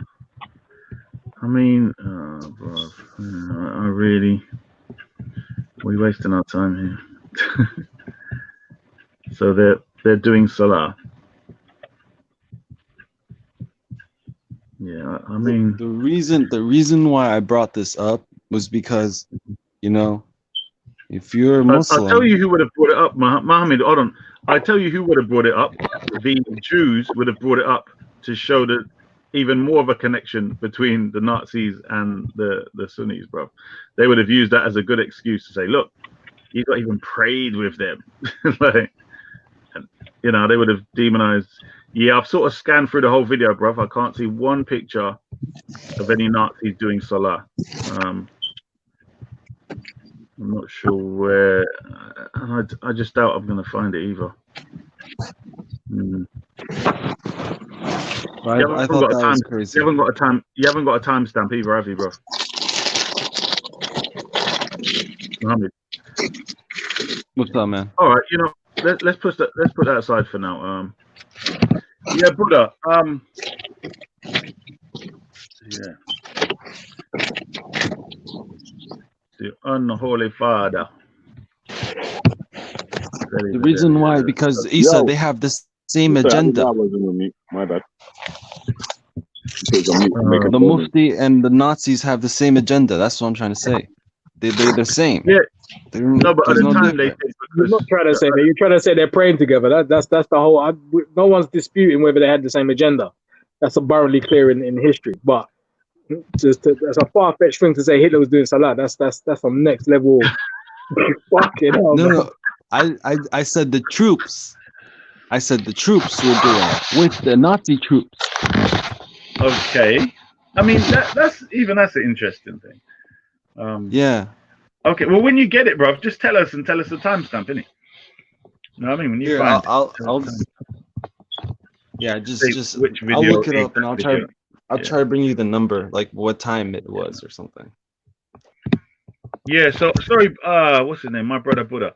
You were asking me something when the bleeding electric thing trip. Mufti and scholar. Yes. Could so if a scholar was to put out a decree, Yeah. could the Mufti like override it, kind of thing? Yeah. I mean, to be honest, that's happened several times. And what normally happens is the group breaks up and they follow one and the other. So like if you've got a power structure, so you've got an ultimate leader, then it could be enforced, can't it? But what has happened is even though they try to enforce it, then others follow one scholar. And like the Grand Mufti is a recognized, outspoken person for the religion. You can have many scholars. Do you see what I mean? That's what makes, because a Mufti is a scholar, but he just has a certain role in the politics. Like they generally give fatwas. That's what a Mufti does. Do you get me? So they issue fatwas. So can a scholar give a fatwa? He can, but how can I put it? Like, Doesn't hold as much weight as a. It's not that. It's kind of, how can I put it? Like a Mufti is more of an official state scholar whose opinion can be enforced by law, by the government. Do you see what I'm saying? Okay, so there might be someone else who's just as equivalent, but they're not really recognized. They haven't been given that authority.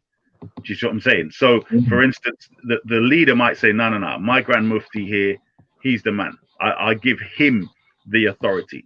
When he says something, soldiers, police, doctors, court systems enforce what he says. Do you see what I'm saying? So that's kind of the difference. Although the other one might be more knowledgeable than him, it's just how it works in the system. Do you get what I'm saying? But a scholar, they can give fatwas as well, and it's happened, and people have followed them and gone directly against the government and started warring, and factions come off, and all of that kind of stuff. You know what I mean? So simple as that, really. But yeah. Anyway, what was the line of reason? How do we get to that? I can't remember still. How do we get to all of that?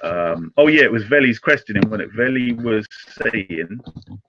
Oh, that was it. So Veli was saying, sorry, Salam Sea Time and all my brothers in the chat. Salam. That why don't I think take the verses out? Is that what Buddha Bing? Is that what Veli said? Right? Why don't they reject them verses or something? Something along those lines. Why don't the people as a whole reject the verses that other Muslims are using to terrorize them? But all right, yeah. This is okay. This is where I was broken up Veli now. So my brother Veli. Broken up what? Watch my response. Watch my response. Right. So let me see. Mr. Veli gives instructions. So let's say your youths, them are teenagers, right? Mr. Veli goes away, maybe leaves them responsibility in the house, right?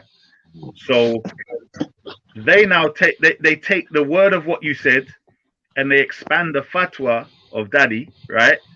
And they say, well, I don't even know how to do this, right? But whatever, they take your words and they reinterpret it in another way. Is that your fault? Do you get what I'm saying? All right. Here's an example. Hold on. Here's an example. Let me answer then. Hold on. Let me give a better example. Hold on. Let me give a better example to answer this one. Did you grow up in the era where older brothers and sisters were allowed to beat their younger brothers and sisters? Did you grow up in that era? Right. Okay. So watch this now, yeah? So I never grew up in that area, but I know what that area is. You know what I'm talking, right? Okay. So imagine, older brothers is left in charge of the other pickney them, right? So when they're gone now, they're wearing out more licks than they should do. Do you get me? Now, is that the parent's fault? Depends on the instructions that the parent left. Right. The parent said that you can only give them 2 licks of the belt. Yeah. I hear what you're saying exactly. Yeah. The parent said exactly you can only give 2 licks exactly, or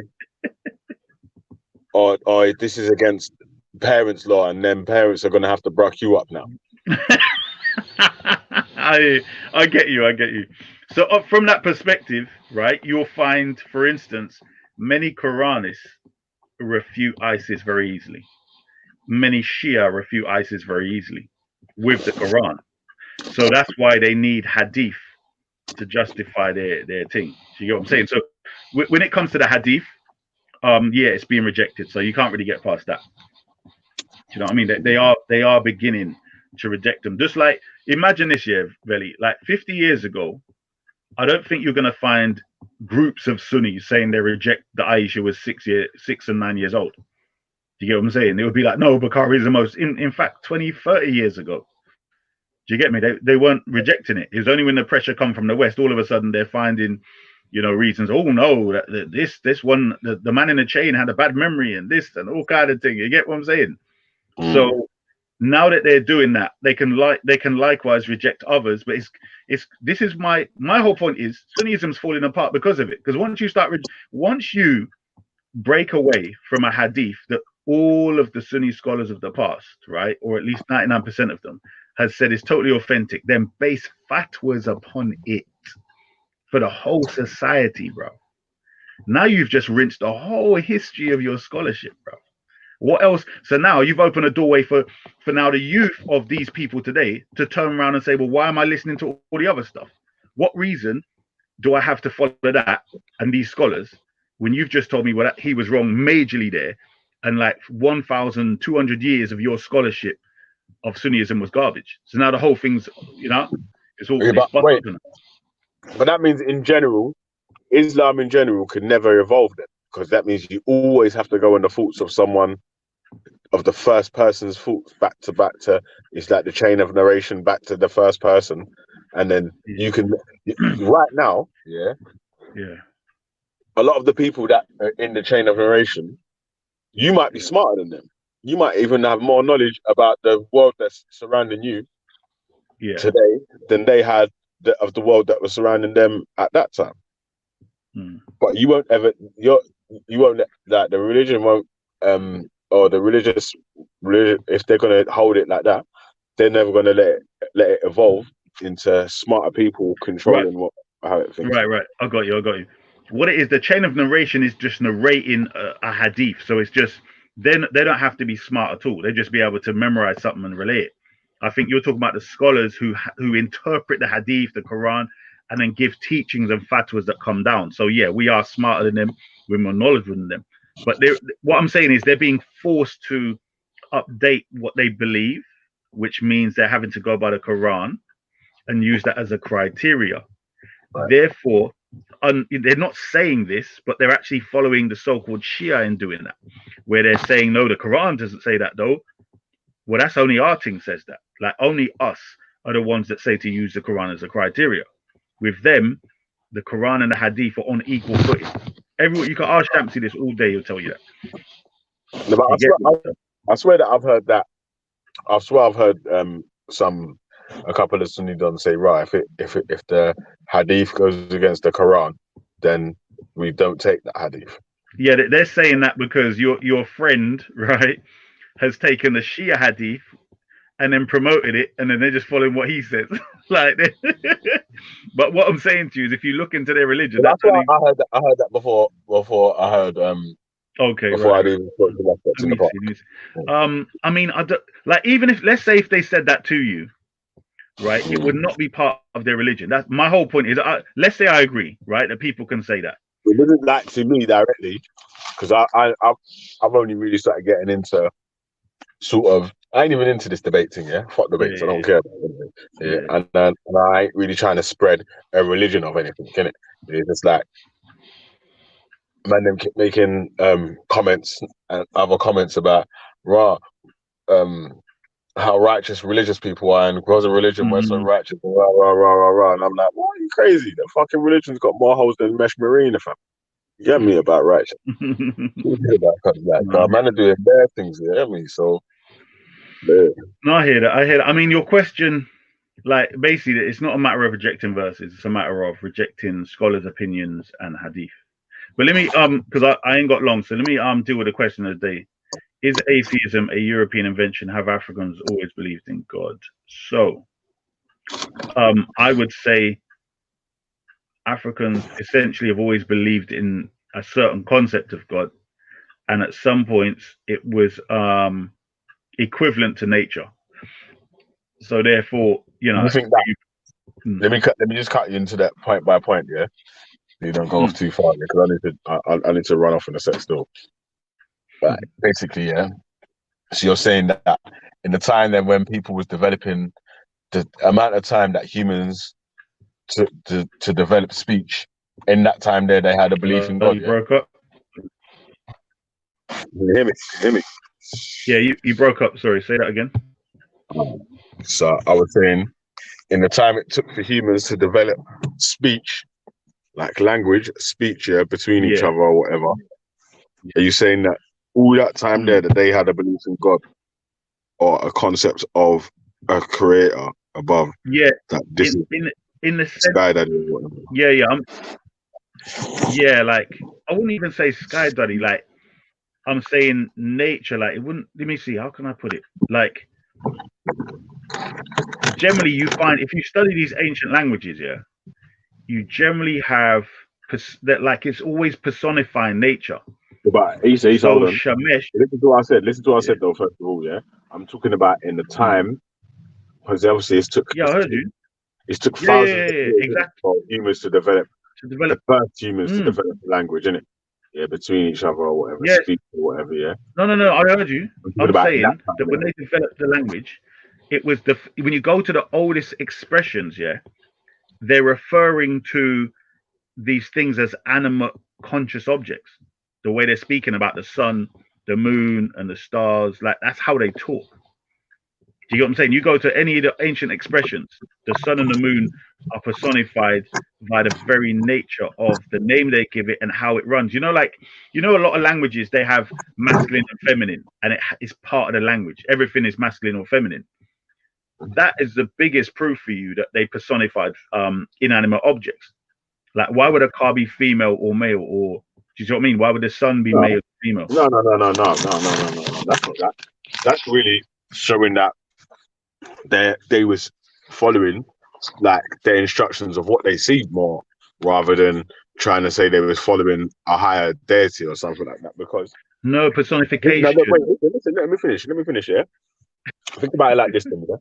If you and your wife, and then the other people, like there's like 10 of you, yeah, 10 men and 10 women, yeah, and you're all paired off or whatever, and then you're having children or whatever. Like, obviously, you've seen you plus your wife as equaled another person. So that's the male. The male is connected to the female, and then come together to make a male or a female. So it's like a study of nature. Right? Like that's what more like what science is, isn't it? A study of observant of nature around you. Yeah, but listen to what I'm saying. Like, I'm saying the only way for you to refer to things as male and female is because you personified them. That's what I'm saying. You've given them some sort of personality representation in relation to something else. So this thing is masculine in relation to the feminine of this. This thing is feminine in relation to the masculine of this. So the sun to some might be masculine and the moon might be feminine, and the opposite way in other cultures. Do you get what I'm saying? So my point is that you always the sun and the moon don't have a function together, sort of thing. No, they do for us. Let's say out there, yeah, in space, looking out there's no connection between them. But for the human being, when we're counting our seasons and our days and hours and weeks, we're using what? The sun and the moon. True? Yeah, but I think that again. So it's our perspective. When it was dark and light, yeah. Like I'm saying, at that time, the people didn't even have an understanding that the Earth is spinning on an axis at certain mile per hour, at a certain degree, even the rotation and what that the sun's going around. I mean, that the Earth's going around the sun, or anything like that. You know what I'm saying? That. That's what I'm saying. I'm saying you don't know that. Yeah? I mean, sorry, you're saying that, but if you look at Kemet, right? You generally find that they're talking about stars that are out there. How do they know about these things? But yeah, I'm Sirius talking, A and B and all these things. I'm talking before that. I'm talking No, before but that. listen, what I'm saying. Even when you But this is what I'm trying you to say say. before that, Listen, wait. Let me remind you what I was talking about. Yeah, I was talking about in the period. This is probably just before hunter-gatherer period when they was developing language of speech. Do you know what I'm saying? Like,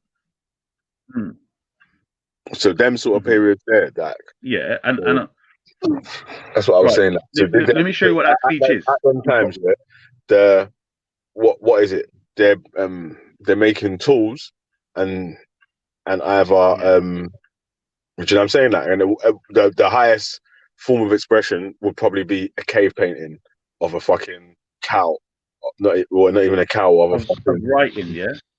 But that's the writing that was in their thing. Do you know what I'm saying? Like a fucking woolly mammoth. No, I hear that. right. But what I'm saying to you is those languages are monosyllabic, meaning every syllable is a word that has a meaning. That's what you're dealing with there. So you're talking about monosyllabics. Do you get what I'm saying? So I'm saying we already have what they were saying back then. Like it's almost like they spoke more or less the same language for a very long time. So when you're a hunter-gatherer, yeah, think about it. If you're living in the same environment, you're hunting the same animals, you're protecting yourself from the same. If everything's the same, you're not really going to develop and change your language that much. Do you get what I'm saying? Because you're living the same type of life. There's developments. Do you get what I'm saying? Yeah, there is developments and things that happen. Because imagine, yeah, when they're doing hunter gathering, yeah, imagine there was certain plants, yeah, that one man's tried and just fucking dropped dead straight away. No one can ever eat that plant now, so they've marked that off. Now that you know what I'm saying? There's other plants that they might have eaten, yeah. Bruv, and started feeling different, yeah, they're feeling all happy and. Do you know what I'm saying? Like, so then they've marked that one up.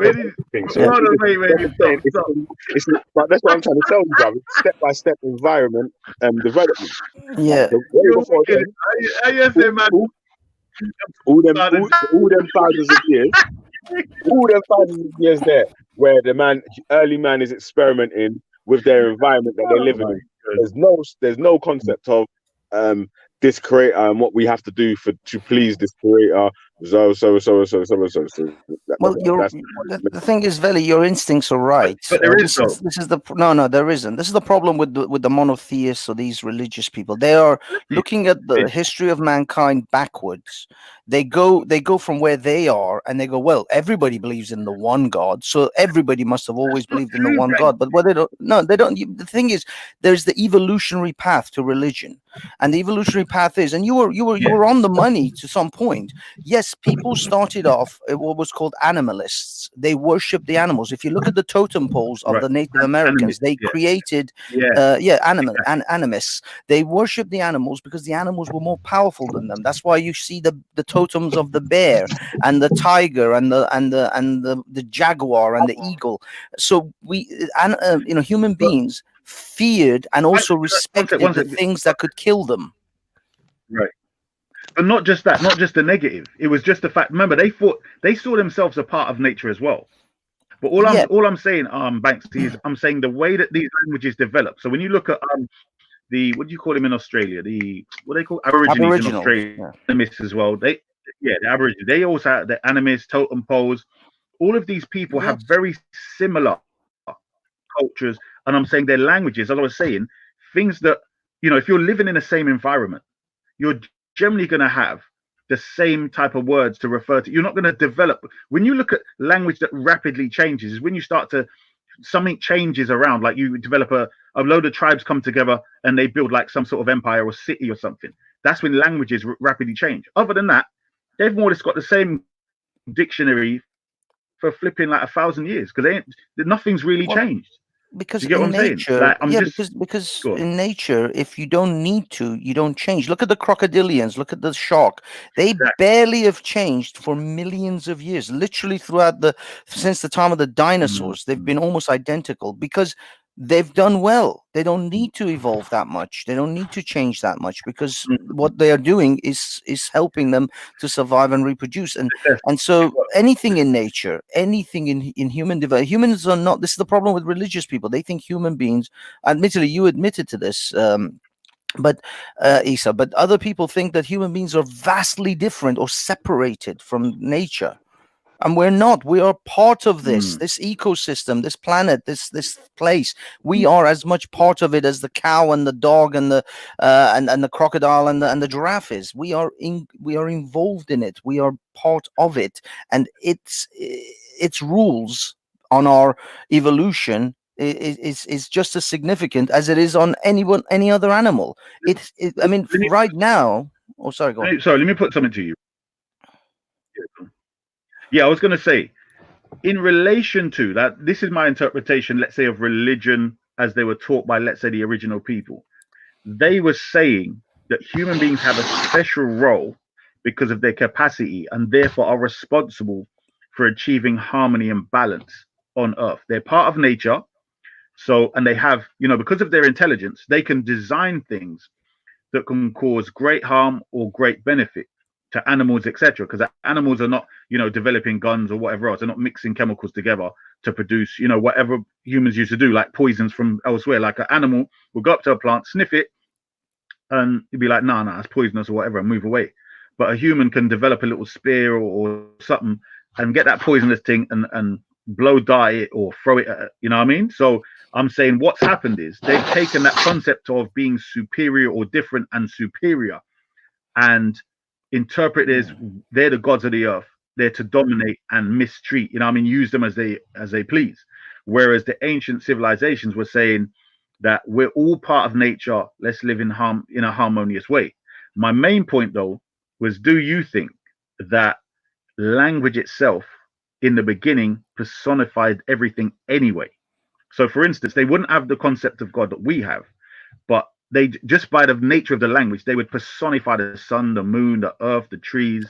Do you get what I'm saying? Well, this is the thing. This is what I'm saying. It's a scale. It's just scaling. What happened was, as human beings evolved, and we went from cave dwellers to village dwellers to town dwellers to empire builders, the religion of humans scaled in the same way. So we went from animal worshipping to sun and moon worshipping, because the sun and moon, we rationalized that most of our benefits, most of our lives are dominated and ruled by this celestial bodies. The sun and the moon dictate a lot of our lives. They dictate the tides. They dictate, the sun dictates whether you're going to starve this year or whether you're going to thrive this year. So it was just natural for human beings to move from the thing that was controlling their lives, or what they feared the most, which was animals, the bears and the lions that would tear you limb from limb, to celestial bodies. Once we dominated, once we developed a position of dominance over the animals, we no longer feared the animals. We in fact felt we ruled over the animal kingdom. So once we became rulers of the animal kingdom, we no longer feared that. Then the next step was, what is actually controlling our harvest, our food, our tides? Well, the celestial bodies were the next things. And the closest things to us that we can see with our eyes is the moon and the sun. Hence why the moon and the sun feature so much in just about every religion. Every religion has a reference to the sun. Well, there's sun, moon, stars, and all of that. I mean, I've seen the sun, moon, and stars symbolism on the totem poles along with the animals. But I think I get your point, especially for the Native American Indians who, they would, but they talked about the soul as well, though. The soul of these animals. Well, they talked about their ancestors, and again, maybe they moved on to again. It all depends on. You're looking at Native Americans of more modern era. Even if you're talking about 200-300 years ago, you're still talking about Native Americans of modern era compared to 10,000, 12,000 years ago. So how did those Native Americans evolve their religion and then developed a concept of a greater spiritual being than just simply their own physical self may have been Okay. part of their evolution You know, anyway. Okay. Do you agree that Aborigines, right? They've done studies. They're suggesting that their culture, a lot of their stuff, has not changed for at least 5,000 years. Yeah, because they Do you were agree with that? because In they other were words, it hasn't changed drastically. yeah, Yeah? they were so isolated compared to other human races that theirs is probably one of the more original ones than anyone else. But again, they would have had a degree of evolutionary path to their language, to their culture, because times move on. But yeah, because of their isolation, until the quote unquote white man landed on their on their shores, they did. They were, they weren't really touched by other cultures. So, okay, so in that, I'm saying, was it, from what I've seen of language, right? Most of the oldest language are syllabic language, meaning every symbol or syllable is a word, whereas we have syllables together equaling one word. Every syllable is a word, and within them you have a masculine and a feminine. So I'm saying the fact that, number one, they personified and spoke about the sun, moon, stars, and everything else, the things that don't move, trees, etc., the earth, rivers. Well, rivers move. They personified them as though they have a personality and character. I think and I'm saying that's part of their language. Yeah, I think you mean the word anthropomorphize, because they made them into human beings. They gave them characters. They gave them emotions. They gave them male and female genders. No, what I mean is before, because that what you say when you say anthropomorphize, I would say that's the religious side of it. I'm just saying that the normal speech side of it is to personify by giving them genders, first of all, male and female, in relation to their role, in relation to other things and the whole system. But also, I'm saying if the language does that, each successive generation that uses that language has no other means of seeing these objects, because you're referring to it as something that's either masculine or feminine and has these roles that's happening. Do you see what I'm saying? Yeah, but referring to the sun as masculine or feminine is anthropomorphizing it, is making it human-like, because you're giving it a gender. The sun doesn't have a gender. The sun doesn't have hold on. Genitals. Hold on. But animals also have gender, so it doesn't mean it's human. That's what I'm saying. So, for instance, humans, if you represented Ra as the battle, that's what I'm saying. Personify. I'm saying giving it a personality. Whereas, anthropomorphize, I would say, is more giving it a totality of human characteristics. Whereas what they've done is they've given it a personality relating to its own perceived behavior. Do you get what I'm saying? Okay. So you're saying initially they gave it a gender in order to give it, not necessarily make it a total human, because that requires a far bigger story. They just gave it a gender so they could relate to it, that this is a masculine entity rather than a feminine entity. In relation to something else. So the sun might be masculine, the moon might be feminine, for whatever reason within their story. What my focus is the language, i.e., in other words, everyone that mentions it, it's a masculine or feminine and has a personified role, a personality, is what I'm getting at. Do you get what I'm saying? Rather than a human thing, it could be a very like an animal, for instance, a cat and a dog. You can probably write a whole page, just a page, on the basic characteristics of them, whereas humans are much more complex. So I'm saying the sun, moon, and stars, they have various characteristics, and you're done. Do you know what I mean? But they personify them via the language. That's the point. And I'm saying because of that, have humans that later on taken a more literal, rather than the symbolic meaning of the ancients' language via the nature of language. In fact, Buddha brought something up which I was going to touch on, which is that, and do you believe this, Brother Banksy? Do you believe that humans, part of their evolution was via hallucinogenics, DMT, etc.? Do you think that assisted the evolution? Well, this is something that I've seen. Now, I don't know exactly as if drugs played a role in our cognitive ability. Although we know that human beings, we're holistic. Our bodies are holistic. So what affects our kidneys and livers will affect your brain. If your kidneys and livers and your heart is not functioning well, your brain won't function as well either. It's a holistic system. But having said that, I have seen chimpanzees get drunk on fermented bananas that were rotting, or grapes, I think, that were rotting, and they got hammered because they started eating these grapes and they were just absolutely drunk, because obviously they have a low tolerance to alcohol anyway. So clearly animals get drunk. We can see animals get pissed. So it affects us all. We're all human beings. Drugs, fermented vegetables affect us in certain ways. Could that have assisted us? Because they say, I mean, the scientists claim that having human beings eating protein helped in our brain development. Now, if meat helped in our growth of our brain, then why wouldn't mushrooms, magic mushrooms, or marijuana or whatever plant that's hallucinogenic affect our brain in certain ways as well? I mean, I don't see there is a reason why it shouldn't. Okay, good. But do you know about the cannabinoid receptors in the brain?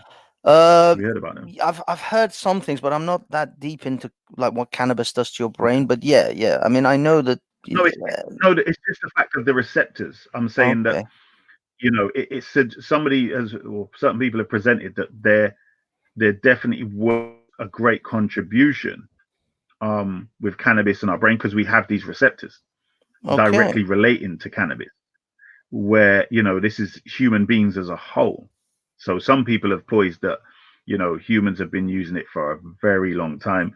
There were some stones found in Europe, some big rocks, and they found that what they used to do is get the marijuana, heat the rocks, fire and whatever else around it, and have a fire and heat the rocks and throw loads of marijuana on top of the rocks and dance around it and get themselves high. You know what I mean?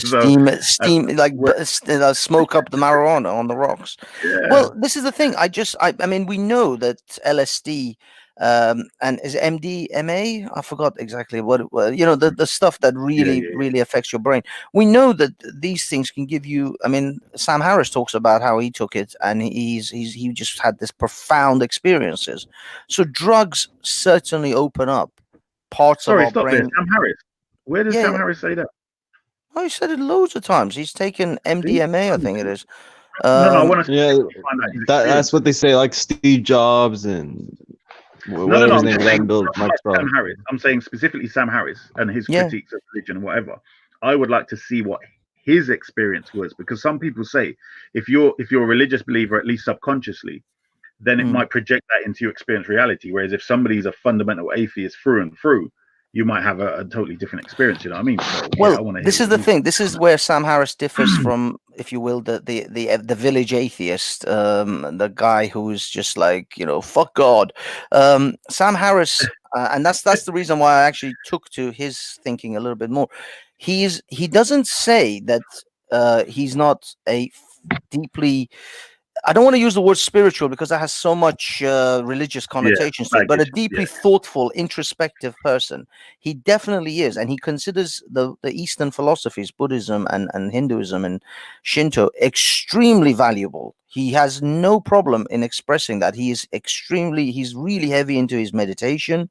He's very much into the Eastern philosophies, but he doesn't say he doesn't look at him as a metaphysical thing. These are real things. These are not some metaphysical pull out of your ass magic stuff.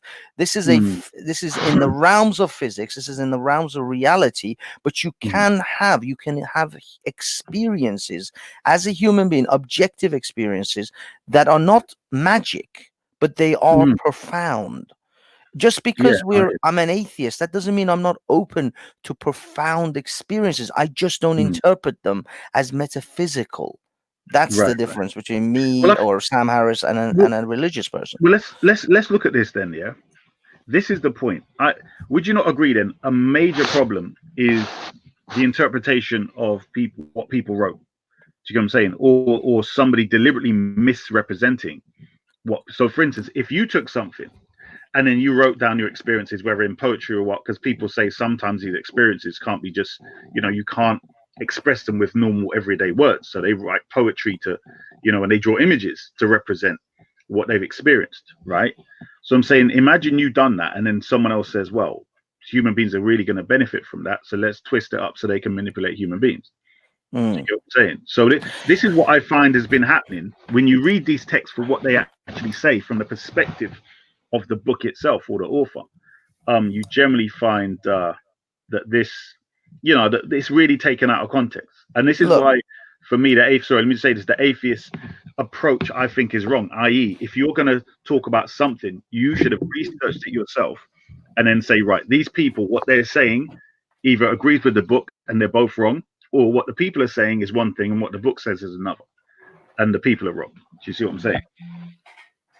That's the problem I have with atheists. Hello, Banksy, you got that? Sorry, just bear with me. I had to go turn off the cooker. But I wanted to say to Banksy, when the Shah took over, right? He basically stole. No, I want to say this, bro, because look, check it out. The society,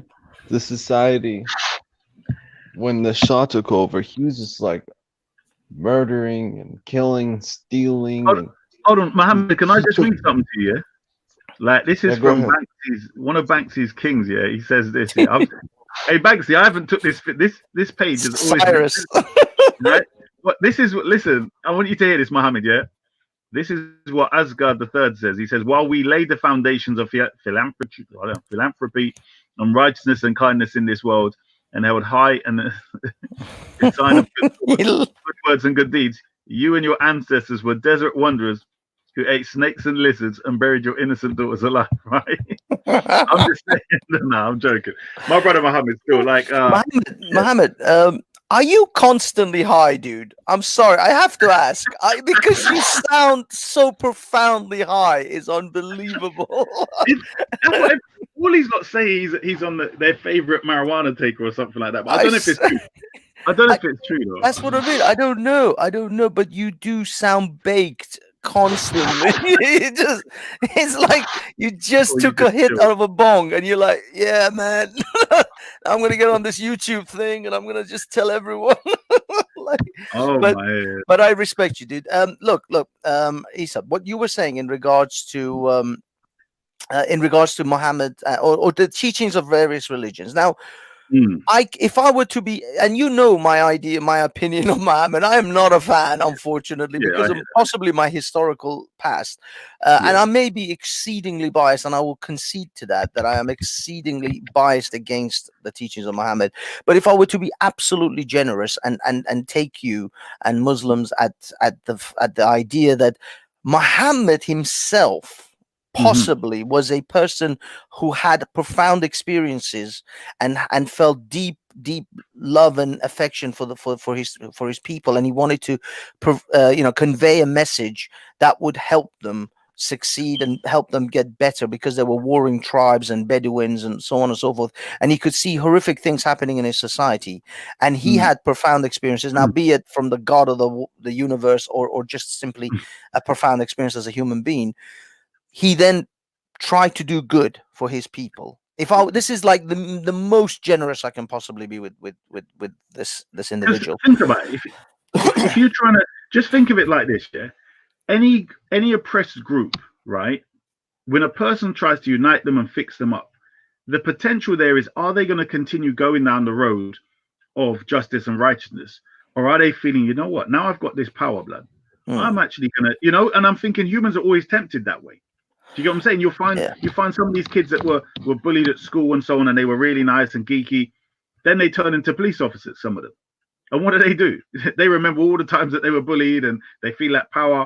Do you see what I'm saying? If you think of human beings, all right, think of the desert Arabs. Let's use them as the example.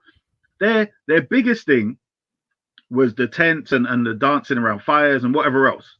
Then all of a sudden, they've got the power to conquer Egypt and Persia, the places where, they have civilization where water's flowing, all the stuff that they're, you know, maybe you can say their heaven has to a degree, right? Yeah, It's rivers living of reality. honey and You know what I'm saying? wine. Honey, whatever it is, you've got this sort of there for people who they're going to.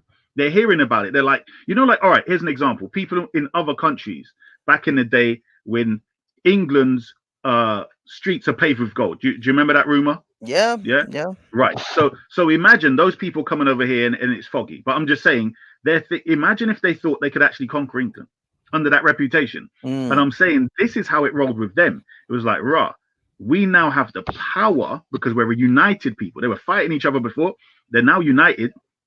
And they're used to fighting now because they've been fighting each other to conquer each other and gain power. They're like, right, now let's go over here and take what they got. Do you see what I'm saying? And they forgot all about righteousness. They forgot all about justice. It's like, no, bun that.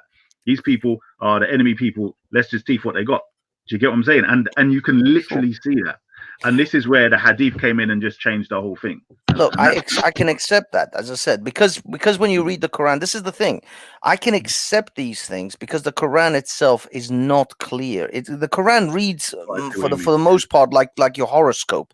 You can have 1,000 Capricorns, and they would all relate to this passage because it reads in limericks. It doesn't read clearly. You're such an idiot. No, but it's true because if you even if you read the prohibition, even if you read the prohibition on pork or on alcohol or on gambling, the Quran doesn't strictly ban these things. It says it is better for you not to do these things. It doesn't say don't do it or I'm gonna whip you. Let me tell you why. I don't want us to go down this road, but I'll just give you an example. For pork, it says straight is haram, right? For adultery, it says do not approach it, which means it's haram because you don't even approach it. But the warning is don't even go near it to even investigate, right? But in relation to alcohol, what it is, because of the nature of addiction in society, it had 3 stages. So to just ban it, people would be like, bun that, you know what I mean? It'd be very difficult. So I think because, for instance, if Muslims go to another society, they're supposed to take that 3-step approach. Do you see what I'm saying? So, but I hear what you're saying. And I would say that's only because of those who've manipulated and made it look that way. But I totally agree with what you're saying. What I'm saying is, if you actually look at the guidance in the Quran, it isn't like do's and don'ts. Not for a lot of things. There are like sort of like gambling. Gambling even it is not forbidden for you, but it is the righteous who will not do it, or some interpretation, something like that. I think it says in gambling and alcohol are benefits and harms. Exactly. The harm is more than the benefit. Shun such abomination that you may prosper. And I totally, brother, I totally hear what you're saying, and it can be manipulated, etc. Exactly. So it's not a ban. It's not an absolute prohibition. It is an interpretation. It leaves it to interpretation. You can say that yes, there is benefits and there is harm, but I will control alcohol and I will only use it for its benefits because I can use it to heal people by rubbing alcohol on their wounds and stopping infections. Nowadays, they're telling you to wash your to cleanse your hand with alcohol-based gels to stop coronavirus. People in Iran, do you know people in Iran? 4 people have now died because they have to make bootleg alcohol in order to try to clean their hands with it, and people have died because of it. Because they're making it. Yeah, because they're making alcohol. Because they're making. I mean, they've been making bootleg vodka and moonshine type of thing for years in Iran because it's a prohibition on alcohol. But now those people are trying to use it to wash their hands with and stuff, and it's poisoned them because they're not fermenting the alcohol properly. So this is the thing. Like, would Allah want people to use alcohol right now for the coronavirus, or would He still have a prohibition on it, even though there is good in it? It was what it is. I mean, the word hamar means to basically intoxicate. So therefore, or to cover over relating to intoxication. So therefore, it's not necessarily alcohol itself, because alcohol itself can be used in various ways, but it's whatever intoxicant. I do have to go, but Banksy, I like the way you can reason. So hopefully, because there's certain things that we need to get into from the atheistic perspective and sort of meet in the middle, because obviously, you've got some good knowledge on this. You, Rob, even Veli, and sometimes Ultra. Actually, Ultra doesn't have knowledge of these histories, but you know what I mean. But anyway, big up to yourself, Brother Banksy. I do have to jet. Muhammad, Ultra, and people in the panel. Blessings, man. Take care. Okay. Cool. Damn. Ultra, you want to get in on this, Mohammed? Are you still with us? Are you baked? Are you gone? No, I just want to say, check it out. Check it out. I want to say this, Banksy. All right, so when the Shah came, right? He kind of But fucked things which up. Shah are you talking about, though? There are multiple Shahs in Iran's history. The last one. Okay, the last one. last Okay, one. the son of Reza Shah, the previous king. But I mean, do you know about the last two kings of Iran? I don't know. I don't know as much to speak about him. You get what I mean? But you know of them. You know which ones I'm talking about. The father and then the son, who was the last one before he was ousted and Khomeini came in. Yeah, the last one. Okay. What about the last one? Okay, so when the last one came, he wanted to make society, the Iranian society, like American To make Iran society, great right? again.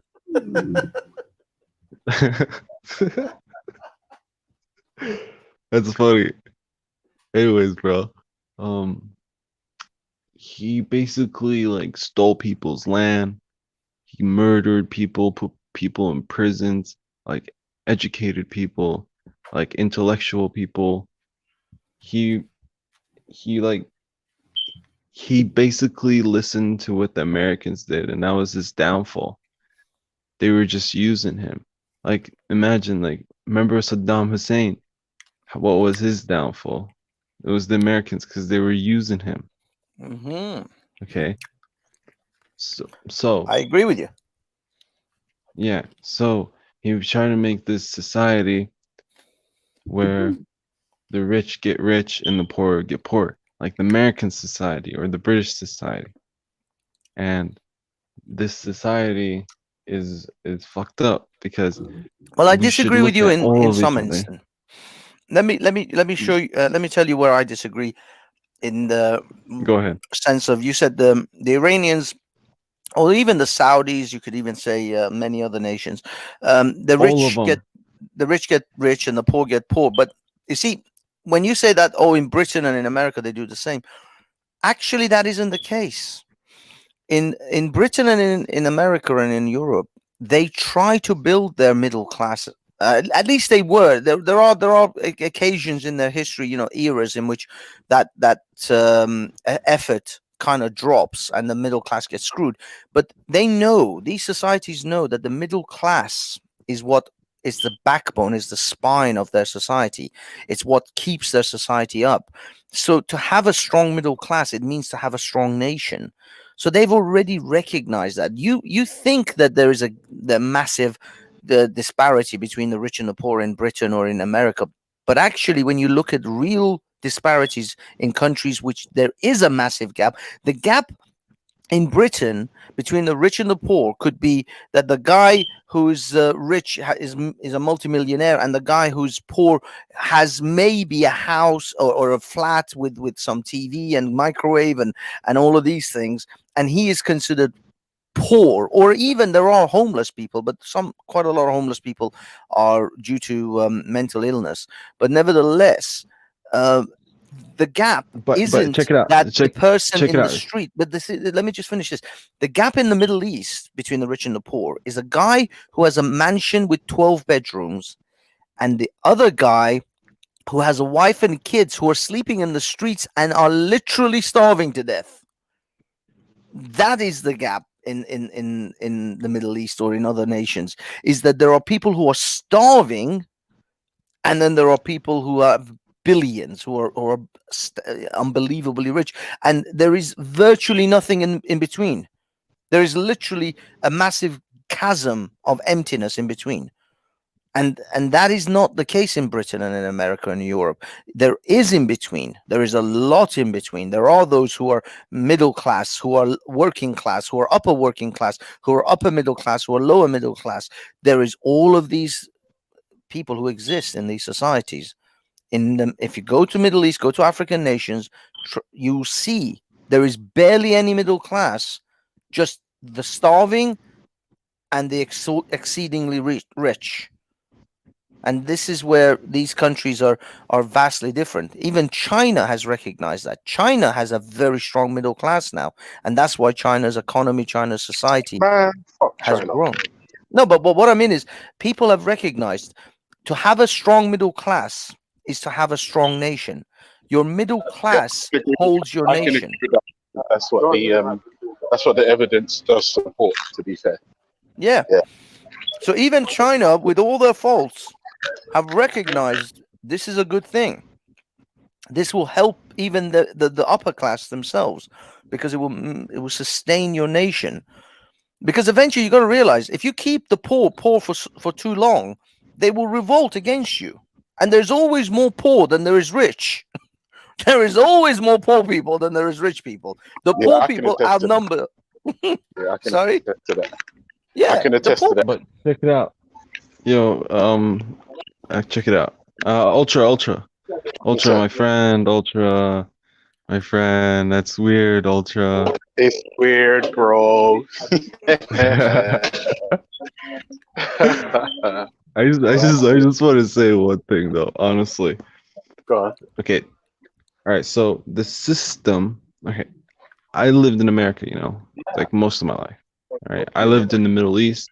I seen the Middle East. You know, I have my cousins. They're from one of the richest countries in the Middle East, and they live way different than how we live. Way different. So what I'm trying to say is, I've been to New York. I've been to literally like 50 states in America, or like 45. And I've been to New York all the way to Los Angeles. I lived in the East Coast. I lived in the West. Okay. If you go to Los Angeles, you'll see like basically kind of like a town of homeless people. Okay. Yeah. Yeah, you're right. All right. So yeah. You're right, though. You're right, Mohammed. The Americans are losing their middle class. There is becoming the gap between the rich and the middle class is becoming bigger, and that is why you're having issues in America. No, but I'm not even. I don't even care about the middle class. That's the thing, because I haven't made my point yet. To get what I mean? Sorry, so, go on. Like, no, it's all right. I just wanted to say that because so then you can understand where I'm trying to go, like where I'm going with. So what I was trying to say is, you know, in Iran they had a society when the Shah came, the last one, and he was stealing from these people, taking their lands, putting people in like torture cells, and doing some fucked up shit to other people, and it was messed up, right? And he was listening to the Americans, and Americans, their society is all fucked up. They don't care about like other human beings. They're just greedy, you know, like Trump is, you know. And there's like even Tupac talked about this, you know. He's like, you want to be like Trump, you gotta be tough, you know, like fucked up in order to be like Trump. Rich, he's like, how the hell could someone have $100 million in the bank and someone don't have clothes, you know, or like shoes, you know, a place to sleep, a place to stay, you know, and that's what's fucked up about it. This is not how the world should be. Like, the world should be is we actually take care of one each other, but all these people are greedy, all these people are fucked up. So where I'm trying to go there is that you have to have a society where every single person is treated equal, even the president, even the people who are rich, the poor, they're all treated the same. We help each other. That's how it's supposed to be. You're supposed to walk with each other. If you're a real man, if you're the president, you're supposed to walk with the society. You get what I mean? You're supposed to actually be a man about it. Okay, I'll let you finish. Let me know when you finish, and then I'll come in. Okay, I'm almost done. I just want to explain how can I explain this to you? These people that we live amongst, you know, they're just savages. We don't want to be like them. We can't be like them. We shouldn't be like them. We should call it out. You know, all these rich people that have billions of dollars, you know, they have so much money, and there's people that are poor living in the street. Now they start caring about the homeless people in California and Los Angeles. Because when you go to Los Angeles, bro, it's crazy. You'll see homeless people everywhere, you know? And then alcoholics in the street, people pissing on the ground. If you go to Walk of Fame, it's like piss. It smells like piss. It's not what you expect. Trust me. It's not everything is just all like a show. It's all a show. But when you see the truth, you realize how fucked up like these people are. How truly fucked up these people are. Do you know So what, Mohammed? Do you what know I'm what's trying to funny? say is, Billy Allen done a song about London, which it's actually called London, which perfectly describes what you're describing, just like in London. Like if anyone who thinks about London thinks, oh, it's great and like London's fantastic, but this Lily Allen song, yes, I'm promoting it. It's called London. If you listen to the lyrics, she perfectly describes what you're describing, but in the form of an entertaining song. Yeah. yeah, Okay, so can I? Okay, let one me sec. know. I'm almost done. I swear to God, I'm No almost worries, done. no worries, let me know. And it's like that's when I heard Tupac say, that's when they have to start paying their karma, you know? Because how can you have $50,000 in the bank and how can you have $5,000 in your pocket and someone in the street don't have nothing? And then that's when you start paying your karma. And that's when, because then when you die, you're gonna be like, oh, I wish I should have helped people. But then that's when God punished you. That's when you get punished. You get what I mean? So if we look up all these politicians and shit and say, oh, these people, you know, we should vote for this guy, we should vote for this guy. We should have been looking at these people. We should be like, these people are cowards.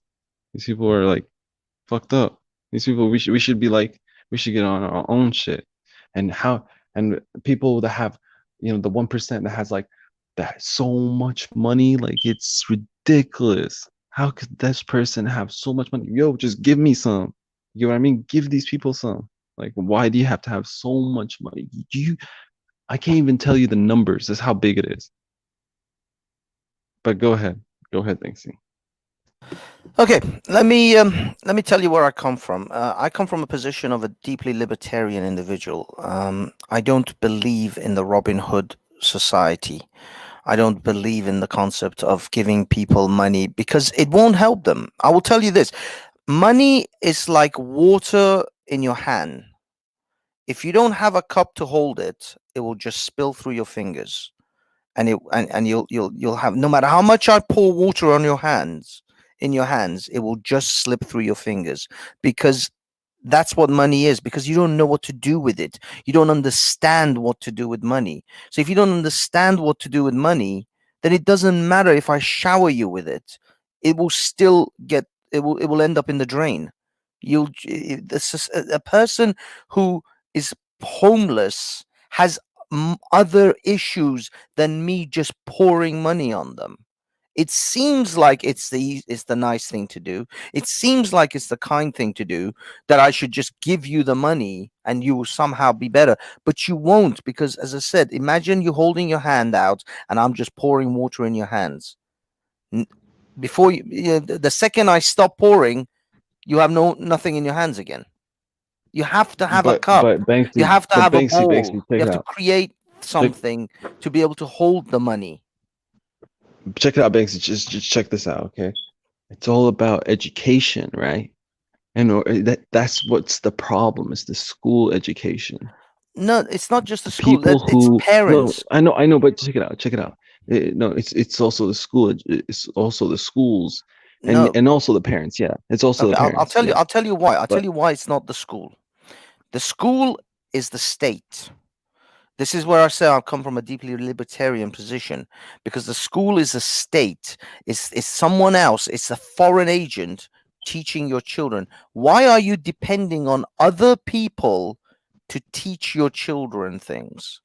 You, as a parent, you as a father, as a mother, are the first educators of your children. You will be the first and the last educators of your children. You should take that responsibility upon your shoulders. The school will teach your child how to be a good worker and consumer.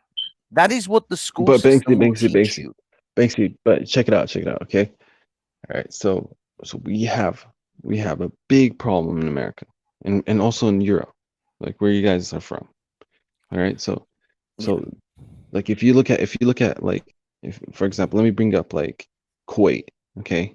It's a small country, but we can use that as an example because they have a city, like it's it's probably big as the whole country is probably as big as New York City. All right, so and the crime of rape in that country is literally like you'll never believe that, like Why are we talking how about their rape? society is. No, the crime rate. The Oh, the crime crime rate. rate. Oh, okay, sorry. I thought you said the Crime rate crime is of rape. low. Yeah, the crime Yeah. rate. Okay. In The which crime rate is society? low. In which society? This is in like Kuwait. This is in most of the Middle Eastern countries like Qatar and Yeah, that's like because they're UAE. brutal with their punishments and their No, but they have but extremely look, brutal but if you systems. but they don't have no homeless people. They don't have homelessness. Yeah, because they're swimming in oil. Yeah, but You got to recognize they have it's massive natural resources. but look, but if these people can survive and work together, okay, and in America, there's people that are the 1% that have billions of dollars, you know, which they don't need. They don't need that. Trust me, they don't need all that money, bro. No, If I'm you not have saying like they need the 10 million money. in America, No, Mohammed, it's not about needing the money or not needing the money. Yes, Jeff Bezos money is doesn't important. 5 or 90 Money is important. Trust me. He's not going to ever be able to spend. He won't. Not Bill Gates, Jeff Bezos. I don't know. All these multimillionaires. They're never going to even live long enough to be able to spend their money. No, I'm not even talking about that. Banksy, check it out. I'm not even talking about that. It's their history, their savageness. Do you get what I mean? Like But all this murder and all these crimes that happened who for did like Bill Gates hundreds of kill years. to Well, become hold up. where he is? No. All like, but he had privileges. You know, I had to come to this country without speaking the languages. You know what I mean? Like you have those people here. No, privileges. trust me. There is privilege. There is like these privileges things. Trust me. But all these people, you know, like all these people, they murder, they kill. This is their society. The gambling, the drinking, the fucking, all of that gay shit. You know, which because the most important thing in life is taking care of your family. That's the most important thing, is to have a family, take care of your family, and that'll make you happy. But all of that is just thrown out the window. You'll see politicians, they're sleeping around. You'll see all of that doing drugs, all of that Corruption shit. and Trust me. greed are I 100%. I have no problem agreeing with you with when it comes to corruption and greed. Those are fundamental staples of human nature. Every human being is greedy and corrupt or corruptible. That's fine. I can accept that. That is not something you have to deal with that. We have to as human beings deal with that. But what I'm trying to tell you is, as far as the poor is concerned, as far as the gap between rich and poor is concerned, yes, the gap between rich and poor is true, and the fact that people with money and resources will use that money and resources to buy politicians who will make laws who will benefit those with money and resources. So yes, those things exist, and as a society we have to mitigate, because the government has to be a fair player in this game. If the government isn't a fair actor, isn't an honest actor, isn't an honest referee, then yes, the rich will run away with every penny, and they won't give you a penny of it because they're greedy and they're selfish individuals. But by the way, none of us are any better. Give any of us £1 billion and we will be just as bad. I will promise you. You Nah, are bro, no, I'll be you cool. are I'll be no cool. more Like, righteous. You trust are me, no more bro. righteous and No, gracious sit back, than T. those You've gone too far. No, Banksy, you've gone too far. You've gone too far. Okay. You may think so. You may think so. Let me explain something to you now. I'm going to say something to you, Banksy, and before you respond or may come to a decision or make your mind up, I need you to just take a minute and let what I'm about to say sink in. Okay, listen carefully. Ultra Funky, aka Ultra Adlibs, aka the Unholy Spirit, aka 1/3 of the Unholy Trinity, aka G Block, aka Money Team. If I was given $1 billion, I would be even more generous and even more righteous than what I currently am. And for the simple, for the one of the reasons you actually explained, none of these motherfuckers who have accumulated all this wealth.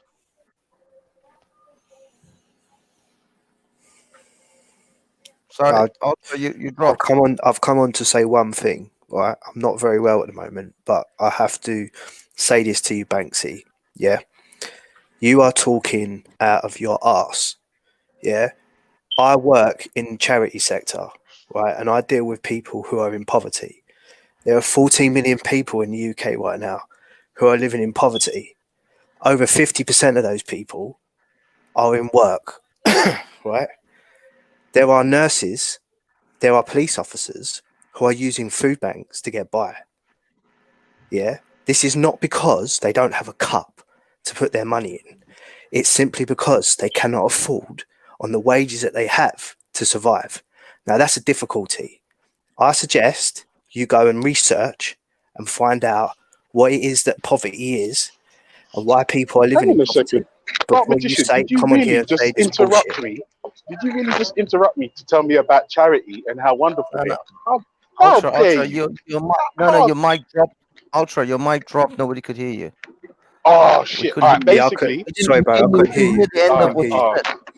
okay. But Yeah, anyway, I basically, what just I was wanted to saying come. was, I just all wanted right, to come big on and up. say Listen, that. Dark So, Magician. Listen, big up. Dark Magician. Keep your little dirty charities By to the way, yourself, you I bastard. disagree with You you, shut Dog it, you, Magician. with your filthy charities doing good things for good people that are in need. Who do you think you are? Anyway, listen, forget that.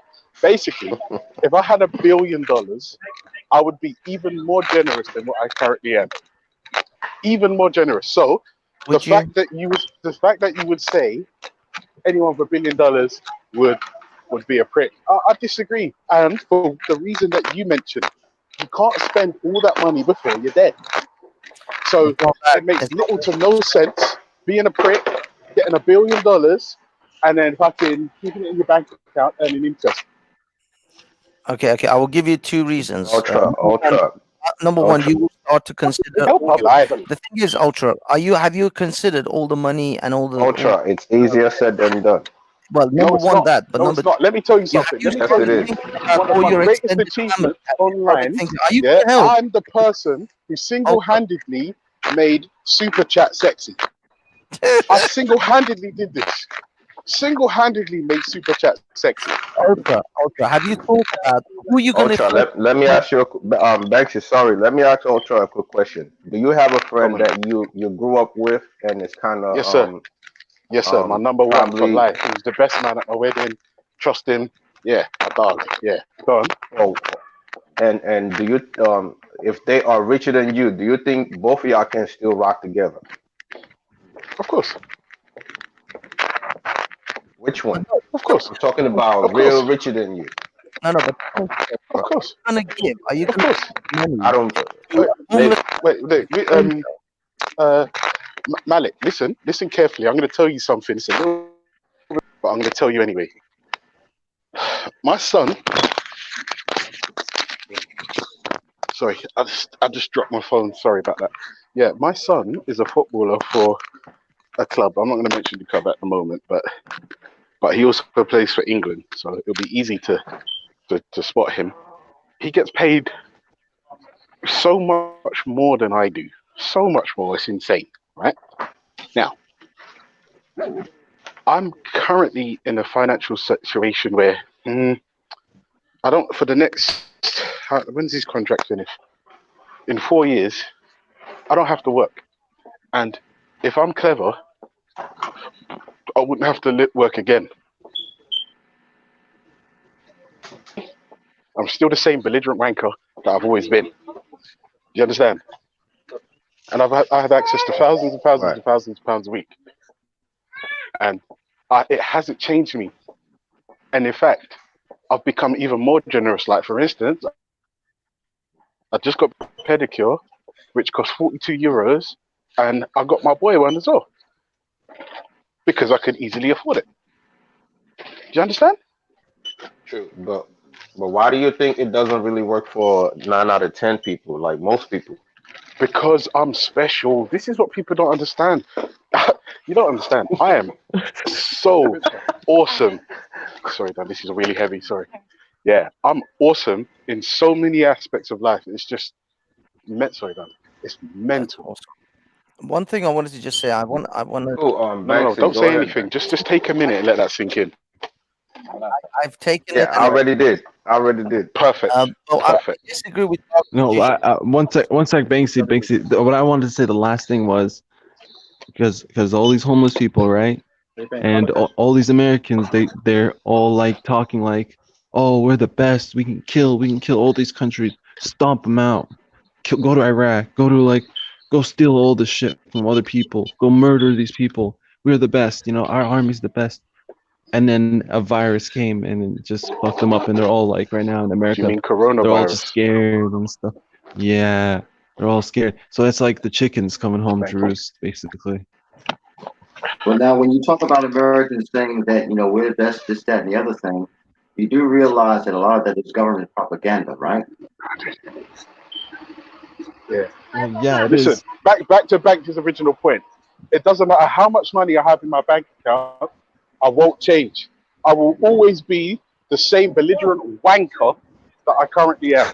That's the end of the story. So they say power corrupts, and absolute power corrupts absolutely. No, listen, I'm already corrupt. That's the problem. I've been corrupted since '83. So there it I is. agree. And I was It corrupted was a true before statement that you just said, I Banksy. had access to thousands of pounds. I was already corrupt. You see what I'm saying? But what I'm aware of is my action, the level of corruption that I'm at is just about socially acceptable. And actually, a lot of people actually like me. There's some people who don't, but those people are wankers. So there. Go ahead. So my point is, I'll see it. Then you were always a prick. You get what I mean? You were always a prick, and secretly, while you were moaning about not having money, you're just a jealous little toe rat. That's it. Wait, so I just want to say, how could one person, control the whole country? Do you know how much people there is in America? Government, bro. So that's called government. No, check it out. So how could this person, control this whole country, right? And then how can the Queen of England, I don't like the Queen. I really don't like the Queen. I think what's she done to you? Why don't you like her? What did she do? Is she not right back to you when you grow up? She's evil, bro. She's like a witch.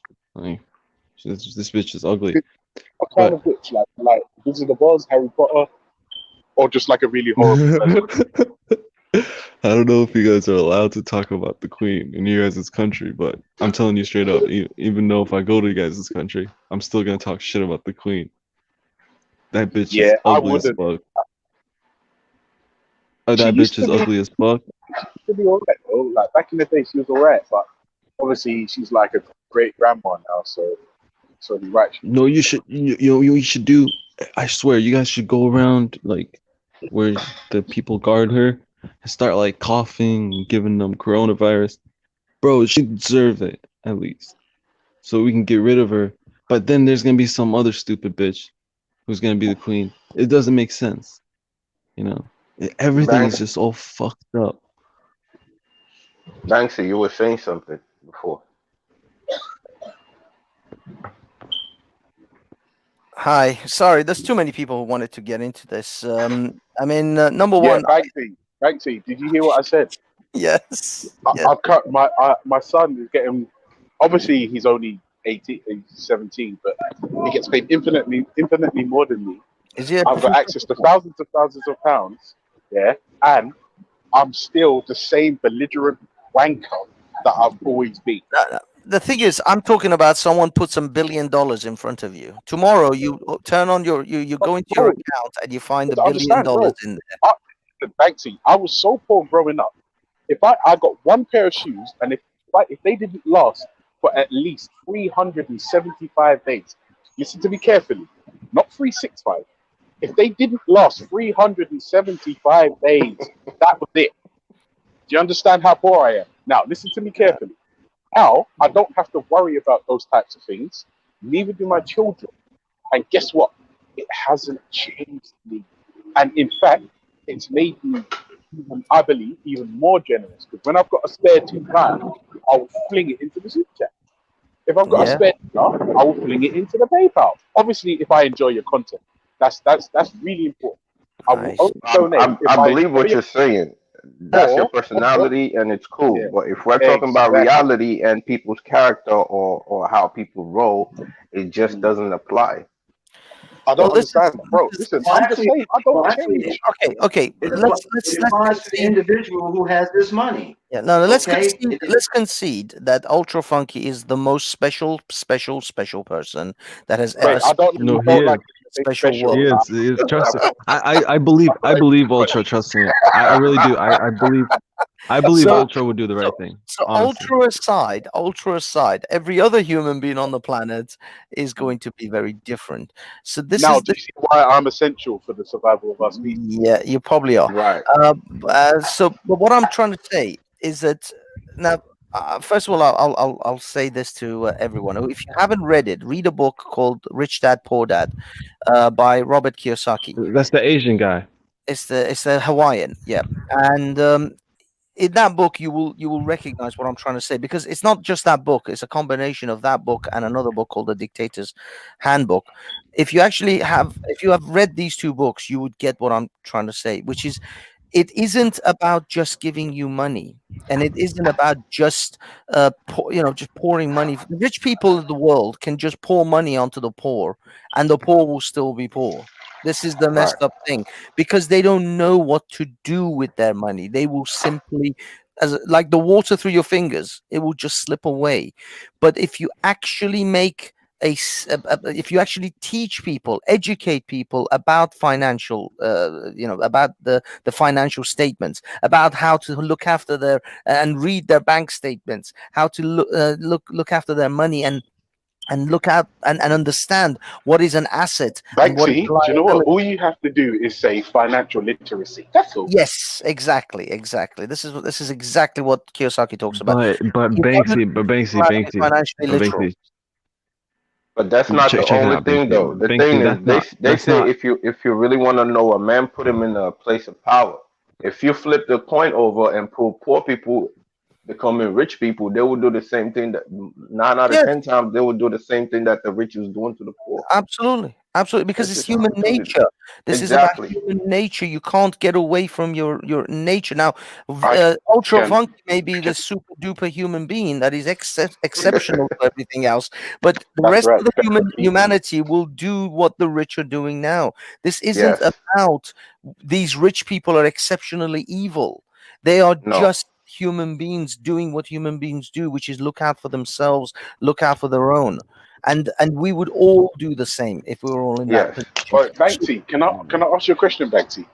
Would you say your class, like your financial circumstances define your class? I think no. Your money can't buy class. Look at Jordan, the page 3 model. That woman. Are you crazy? She's got a Range Rover. That's classy. No. Hold up. Jordan is Ultra. I think Banksy. He's a little biased because, there were some good people, bro. There were some really good people that had but a lot of money that could have took over. No, but still, I don't think Banksy's getting the point. He's not getting the point. That's the thing. But Mohammed, those are the exceptions, not the rule. I'm trying to say to you, we should build a society which allows you to become rich, that gives you the opportunities to become rich, but not just hands money over to you. just No, pour no. money You know down. what, I'm Banksy? not even talking. I'm not even talking about that, Banksy. The Because ideal world, if Banksy. you give But if think you give about it. someone money, you know, the money's gonna leave. But if you teach them, like, National remember wage when you is teach them how to 20%. fish? That's crazy.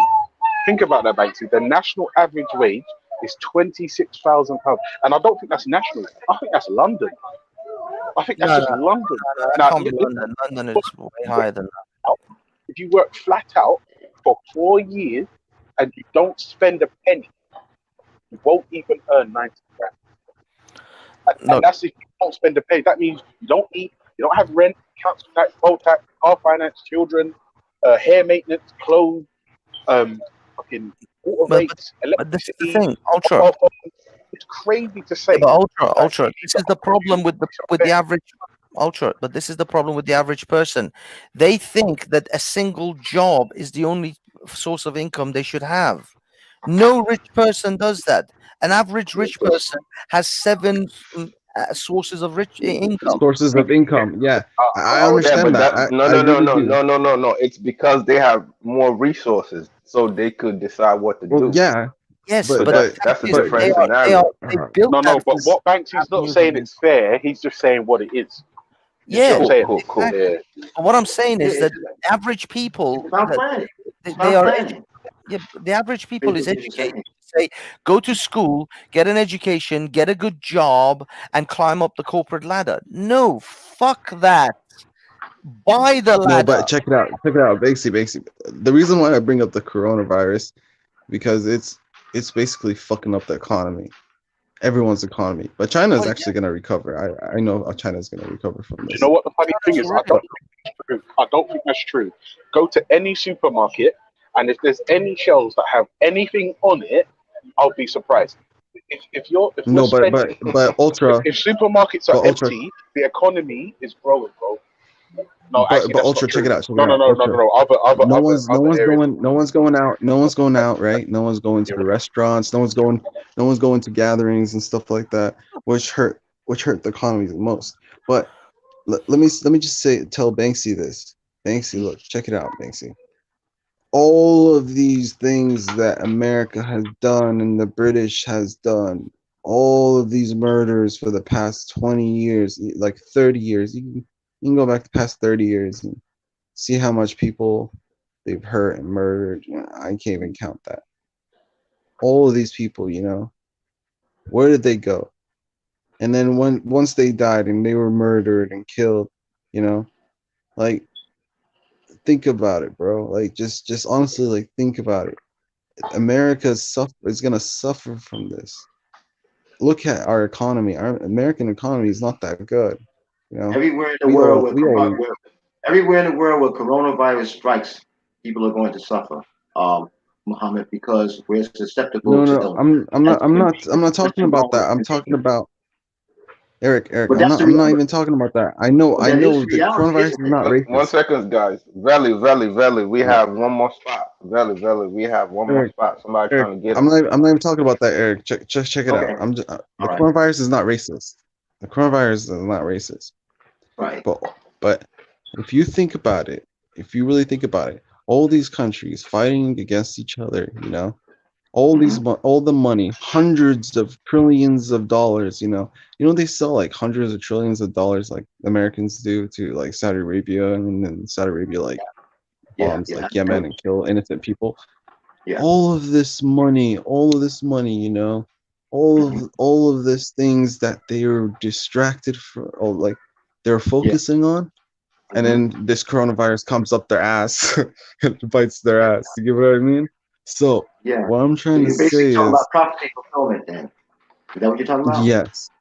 yes, that's important because if the weather doesn't kill us, or the tsunami or whatever, the virus is gonna come. So what I'm trying to say is, America is not forever. The UK is not forever. These countries are gonna be gone in the future. Think about that, Banksy. There's not gonna be no politicians and all that gay shit. No one's gonna give a fuck. We're gonna start surviving.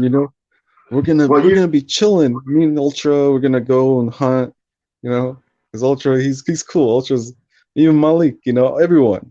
I don't know if Banksy is gonna join in because Yeah, that's normal. I don't know if Banksy. That's why it's called generations. Our generation will definitely, come to pass, and other generation will always um um come forward.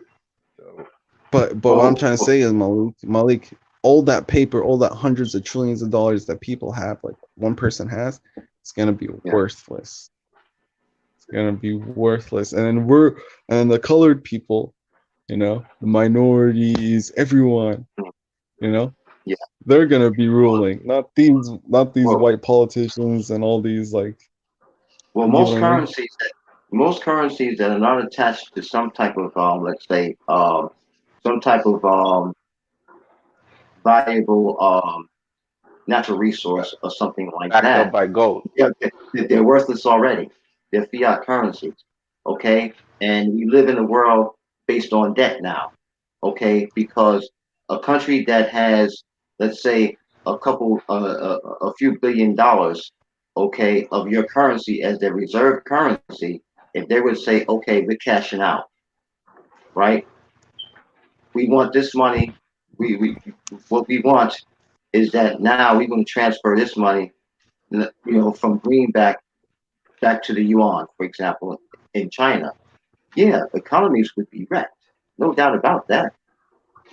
That's the way the system is working now, unfortunately. Well, when No, I want to know but I what people was. gonna say when we run out of currency and start using that chip currency, and people complaining about slavery, I want to know what they're gonna say in the future. Because right now it's like you don't have a total freedom. You have the cameras around; they could spot you whatever. They could tell you when to go to work and when not.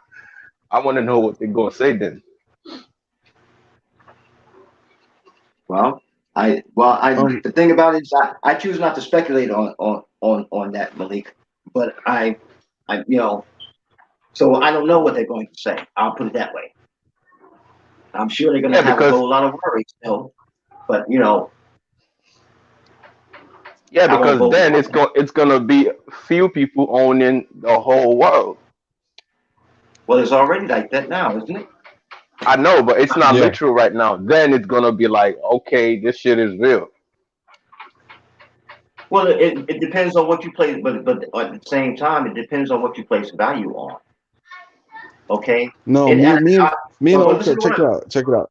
listen to what I'm saying. Inanimate objects only have the value that the human mind gives to those inanimate objects. Okay, whether they're natural resources, commodities, whether you're talking about hard currency, all this type of stuff, it has no more value than what the human mind gives to it. Can we not agree on No, that? it's gonna be like this. I go to Ultra. I have like a lamb. And Ultra has a cow. And we're gonna be like, yo, it's trade. So it's honestly But gonna then, be like that. but then again, still, you have to place value on that, right? For your nutrition, right? So yeah, you can barter back and forth, but but it's still the human mind giving value to the cow, right? And its nutritional value, physical nutritional value for you and Ultra, right?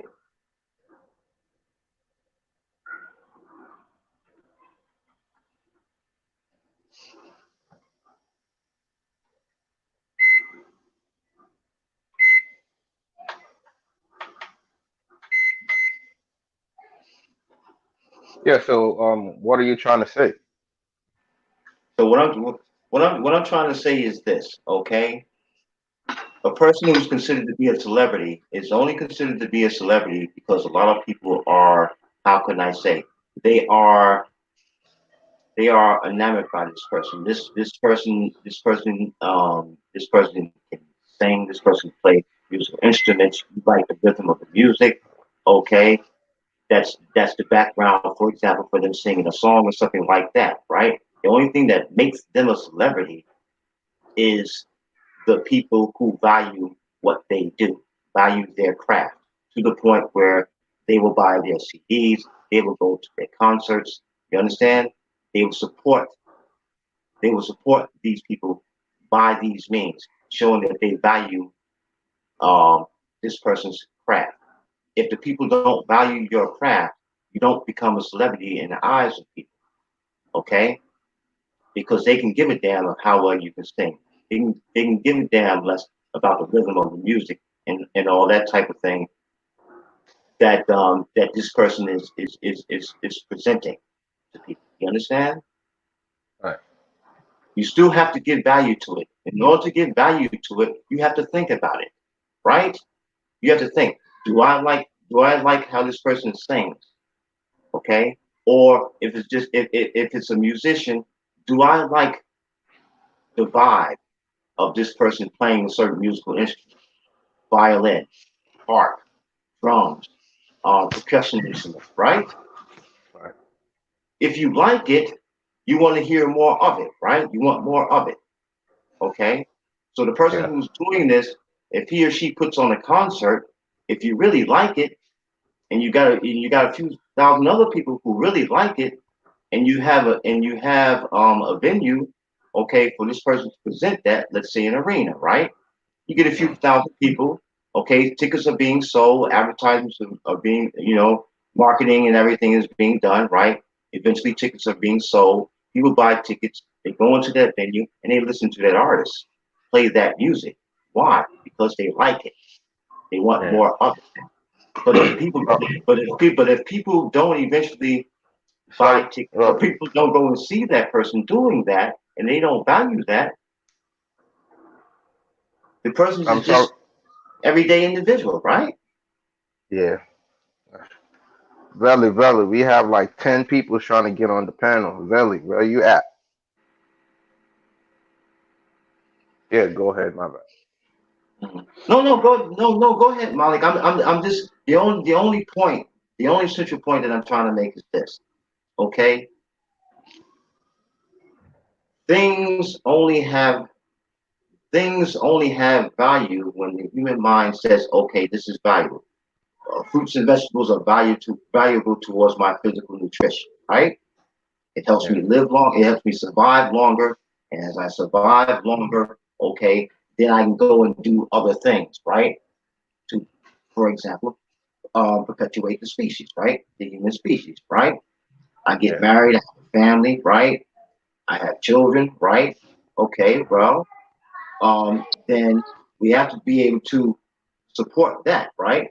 Right. What I'm saying is that people have to value things, okay, for it to have any value at all, right? True. That's all I'm saying.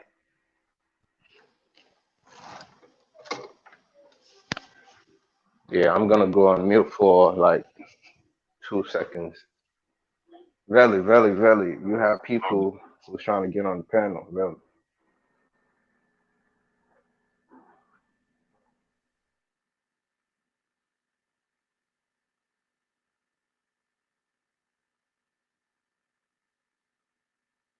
Everybody's muted out. Hey, Eric, I'm here if you want to keep talking. Okay. Yeah. Well, yeah. Let's keep the conversation flow going, man. I mean, because Yeah. I understand what you're saying. I understand what you're saying is that if you all of a sudden, like for example, lottery winners, right? They Yes. win like 10, 20 million pounds, 10, 20 million dollars. All of a sudden, they're a millionaire, and they have no idea about financial literacy. They don't have it. and Yes. and because they don't have this education, okay, they're used to having earning an average wage. I get what you're saying, and they can't be corrupted by this money. Their attitudes can change because they say, well, now I live in the hood. Now I can move out of the hood because I can buy, a physical edifice somewhere in the suburbs or somewhere out in the woods where I can be away from people. I build this fantastic mansion, decorated, furnished it, all that type of thing, right? And me and my family, we can live in bliss, but that's only material bliss. Well, no, Because it's not even that. The amount of lottery winners that go bankrupt within the first 3 or 4 years of them actually winning the lottery are untold. It's remarkable how many of them actually file for bankruptcy within a very short number of years after they win millions and millions of dollars or pounds. it's because they don't know what to do with their money, and this is what I'm trying to explain to people who constantly think that the Robin Hood aspect is a solution to poverty. It isn't a solution to poverty. It is a mere, a temporary relief from poverty. Those people who don't know what to do with money will always be back in poverty in a very short time after you've elevated them from poverty. It's the opportunities. What you really want to do is, rather than give someone, this is the only thing I can think of, is instead of putting someone in a lift and pressing a button to the top floor and have the lift carry them to the top floor, give people a set of stairs and let them climb to the top floor. They will appreciate it more, they will know what to do with it more, and they will sustain their position at the top floor far longer than just sticking them in a lift and pressing the top floor button. This is the problem with the world. Everybody wants life to be easy. Everybody wants everything to be attained easily. Those millionaires and billionaires that you're talking about, for the most part, apart from those who inherited it, who usually end up flushing it down the toilet, by the way, unlike their parents who built it, those who built their money, they earned their money. Do you realize that people like Bill Gates and Steve Jobs work 12-hour days? Almost, even to this very day, Bill Gates puts in 8 to 9 hour days. And you guys talk about charitable. Do you know how much the Gates Foundation has done? They've practically eradicated diseases around the world. Smallpox and cholera and all sorts of other. What was it? Right? Oh man, there was another one. I'm not trying to cut you off, Banksy, but I want you to get on our level. Poured billions into the world to try to get rid of these diseases. You think these people are not philanthropists? You think they don't actually do things for charity? They do things for charity far more than we could ever afford to do. I know. We couldn't even possibly check it out. They had privilege on in these different charities. They have privilege. They had privilege. Successful because they are successful people. But wait a minute now. Successful no matter what you do. Okay. What you do. Can I say something right quick? Where you put them in the world. Because they are willing to put in those hours, they're willing to do the effort, and they are financially literate. I don't know if you guys can hear me, but my phone. Most of us spend first and think about the consequences. Most of us put all that crap that we give our relatives for Christmas on our credit cards, and then spend the year paying off. Let him finish. That's the cycle which we find ourselves in. Look at the cycle of debt you find yourself in. How much money are you spending on shit that you neither need or want, but it will satisfy a mere temporary urge for? That's capitalism for you, right? I bought Android essentially Android AirPods. The other thing I love those things. Money ever could be is time. You can lose all your money, you can become bankrupt, and you can make all your money again. You can never gain back time. Time is the only precious thing that matters in this world, in this universe. Oh, I'm back. Only thing that matters. Okay. What I would like to respond. Let's explain it. Let's explain it to Banksy, because if we all explain it to him, so he can get on our level. Hours people spend in front of drivel, mindless TV programs is unfathomable. You go and map out the average amount of time people spend in front of just useless drivel. What point were you making again? What is towards something useful, and you'll see how quickly they'll achieve, how quickly they'll excel in the world. So look at what you do in your day-to-day life. Where are you putting your time? Time is the only precious thing. Forget about money. Forget about everything else. I agree. Time is the precious thing, and that's why I try to speak as little as possible, because I know there's a lot of people who like to talk a lot, and I've already invested way too much on this channel. Yeah, I agree. You did waste a lot of time. I agree. You could have said all that in a lot less words, probably, more than likely. Yeah, but he's on fire. That's why. So let him spit out his fire, and then somebody else take over. Something's definitely on fire. I want to say something to. Okay, go ahead, Eric. Sorry. No, I just want to add an analogy to what Wait, Banks was Eric, talking who's about. the new guy on the panel who's just talking? Excuse me? This is the mind says. I mean, the things you forgot. Hello, everyone. Oh shit! I thought that looks like a The woman. things you Nice to meet you, forgot. bro. Yeah. Yeah, I'm a guy. Okay. I just have long Okay. hair. Sorry. I just want Do to make your an thing, analogy. bro. Okay. When Bill Gates started, right? When Bill Gates and his partner started, I forgot what the other guy's name is. Yeah, I'm gonna right? respond to that They too. started when they When you're done. they started in the garage. You hear what I'm saying? You're talking about They Steve started. Jobs and Wozniak. They No, started. I'm talking about Bill Bill Gates. Gates. Oh, okay. Bill Gates and his partner, they started in the garage too. Okay, they started messing around, tinkering around with computers and whatnot to see how they can make working with a computer, okay, easier for more and more people to use the computer, because in this way more and more people will use the computer, more and more people will buy computers. Now maybe they didn't think that way from the very beginning, but the point I'm making is this: they didn't start out doing this business as little rich kids. They had a purpose, they had a plan, and they carried it out, and now they're big time. Okay, I want to say something about Bill Gates. But Eric, hold up one Because of, second. Hold up. because of Eric, people, they because have of what I'm saying is because of the value that people put into, okay, what Bill Gates and his partner was presenting to them, okay, they valued it, okay, they bought into it. Microsoft became big, okay, Bill Gates became big. Then Bill and Melinda Gates, they started a foundation, right? A charitable foundation, right? They did philanthropic things, okay? Yeah, I And already yeah, know about this. okay. I live in But Washington State. let me finish, please. Can you Okay, can you they take did less than that, right? 30 minutes? They, Can you take less than 30 minutes, please? well, I haven't been talking for 30 minutes. I know, I'm Don't just timing exaggerate, you. It's please. taking time. Okay, but You can what go. I'm saying is, well, let me make my point, and then I'm done. Then you All can right. say what you want to say. Okay, the I've point been here I'm for making 3 is hours. this. I'm listening. The point I'm making is this. Okay, all right. They didn't do everything perfectly. Yeah, there's some dirt, but everybody does dirt. Even poor people do dirt to Okay, can I each say other. something to that? Okay, Yeah, I agree. I agree with Wait, that. hold up. Let him say his thing. Eric, go ahead, Eric. Okay, I'm sorry, I'm muting man. myself.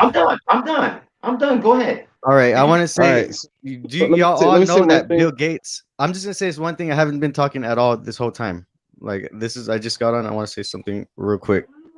To what this guy Bixie was saying, Banksy. Bill, everyone here on the panel knows Bill Gates is about depopulation, right? He's done TED Talks about depopulation.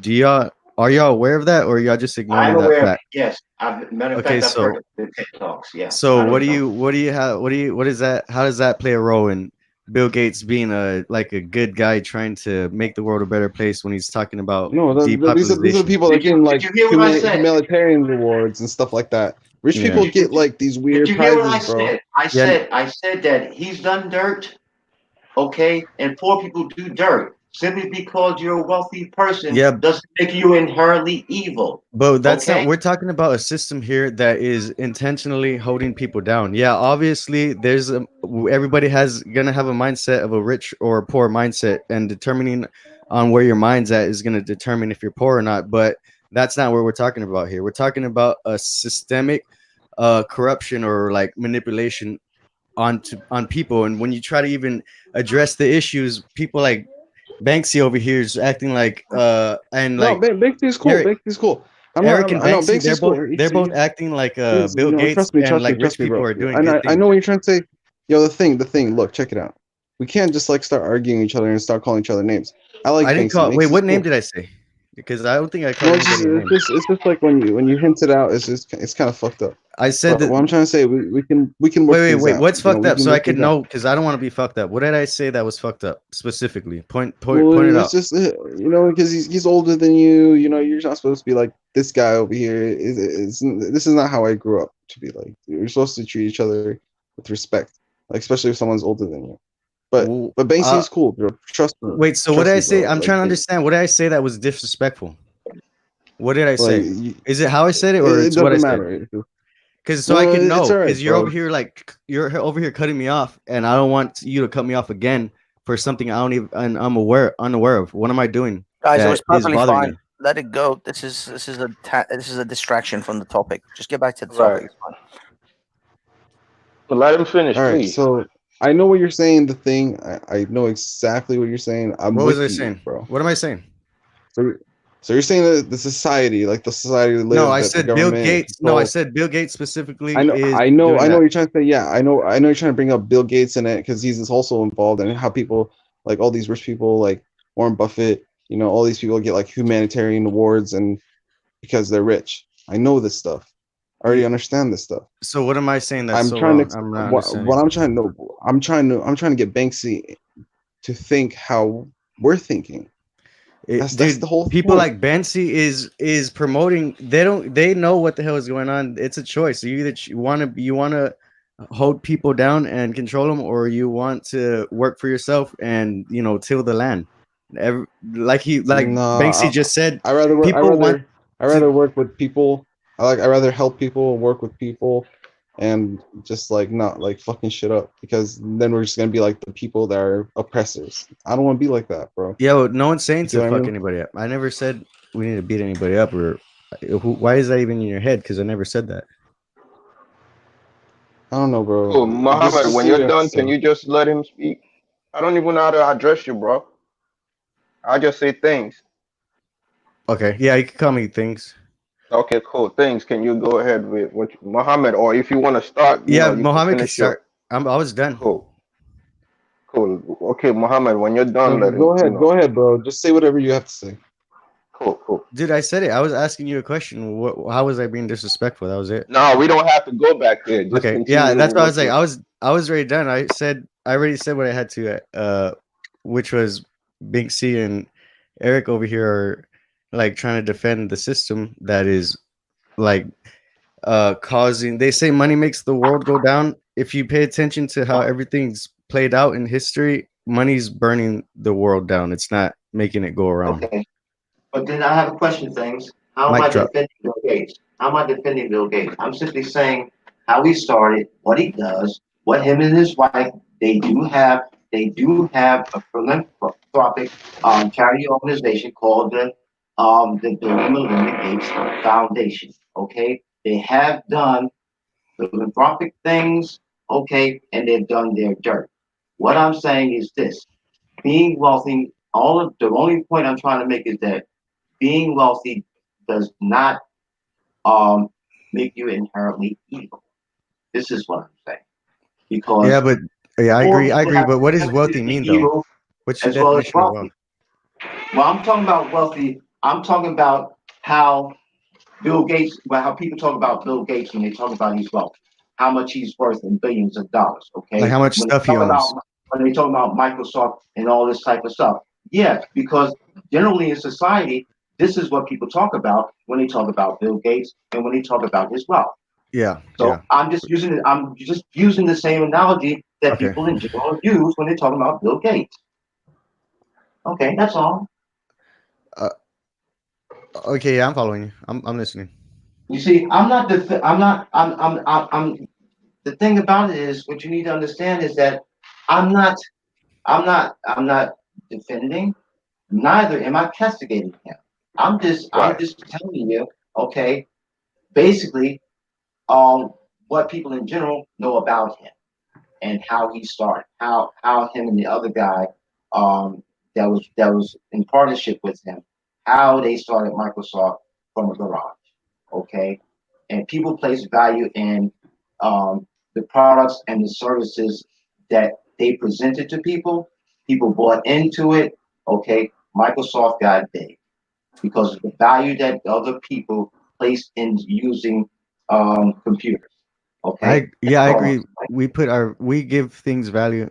I think us putting our value inside this currency definitely is a problem. Like, I feel like there is a push for the ways that are I don't know, our ancestors used to do things. They try to like oppress certain things, and they try to say it's archaic or I don't know, different words like savage or whatever. But Yeah.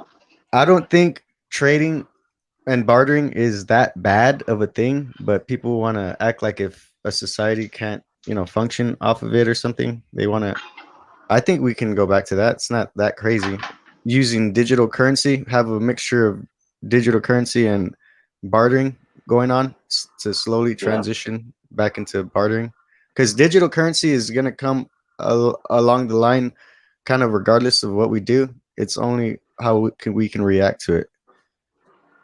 Agreed. Agreed. And I have no problem. I have no problem with bartering. I really don't, because again, bartering is okay. One person has, let's say, one person has a hen house full of hens. You got eggs. Okay, eventually you can kill the hens. You get the meat from the hens. This type of thing, right? Yeah. So one person has this. Another person has fruits and vegetables, right? So there's a trade-off, right? That's the barter. It's a trade-off. Okay, for fruits and vegetables, I give you eggs. I give you a couple of hens. And depending upon the value you put on my hen and my eggs, and the value that I put on the exchange for that for your fruits and vegetables, okay, we can make a deal, and we can do well with that. Of course, I have no problem with that. But there's always a problem. Yeah. Oh, that's true. No, it's gonna happen no matter what. Honestly, which we're part? gonna have to revert back. We're gonna have to revert back to our old ways, like our ancestor ways. Yeah, I agree. I'm pretty sure Eventually, it's gonna happen.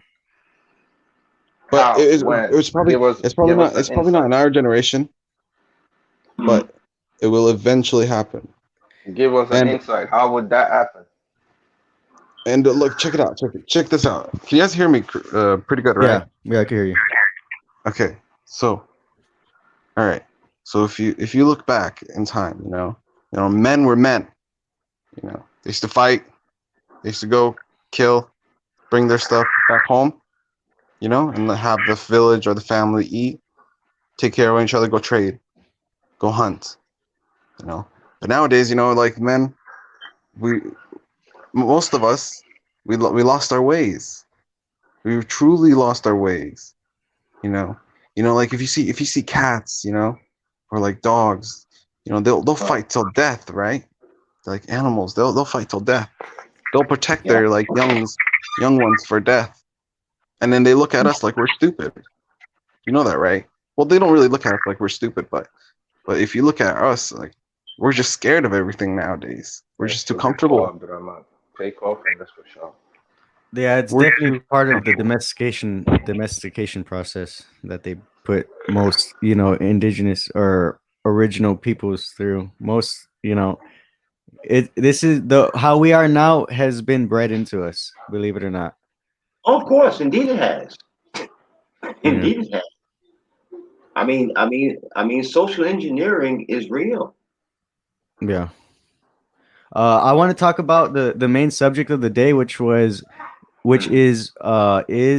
atheism a product of colonial? No, you didn't say colonialism. You said Europeans.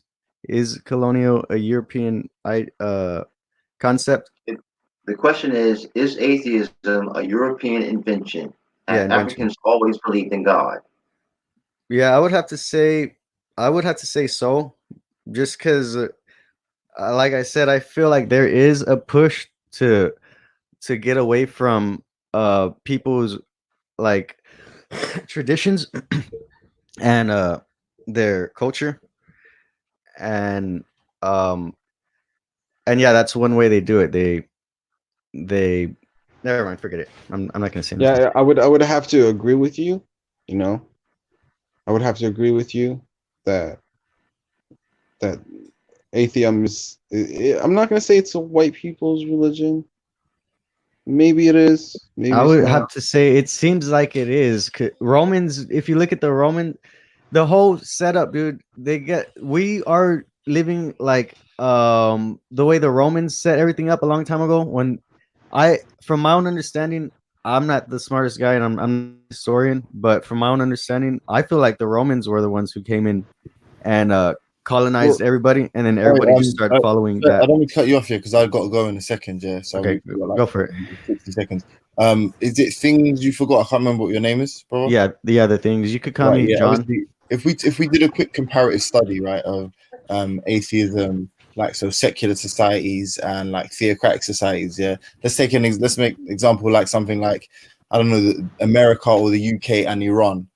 Would you say that the fact that somewhere like Iran forces women to wear hijabs? Wait, hold up. We're not even talking about that. Yo, just chill out for a sec. Just No. Just Relax. no. Hold up. No. Would you say the way don't be that a coward, bro. Mohammed, can you let me finish? No. Talking real quick because you're cutting. I know where you're going. I know where he's going with this. Yo, don't be a coward.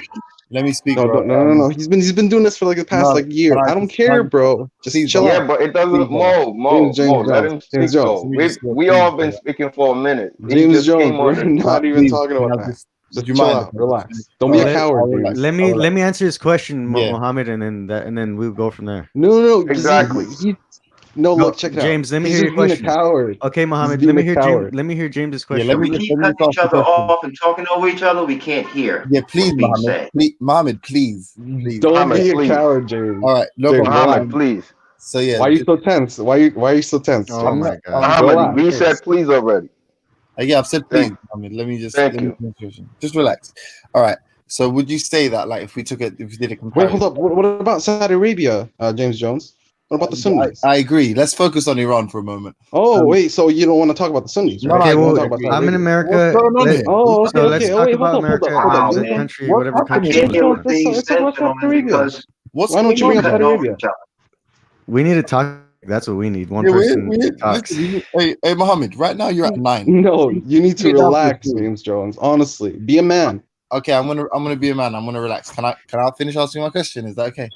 No, be a man. Mohammed, you need to be respectful. Mohammed, you're over here telling me I'm being disrespectful. You're disrespecting hold this up, guy right now. You don't understand what he's trying to. Well, I haven't been here, and I don't know what's going on. And this is a conversation that he's giving. Bro. Well, I haven't been here the past 5 weeks. He's talking to me. He's not talking to me. So let him ask me the question. I mean, it's an honest to God question, you know. Okay, just ask the question, and then well, let me. Oh my God, let me answer the question. Ask it, and then that's it.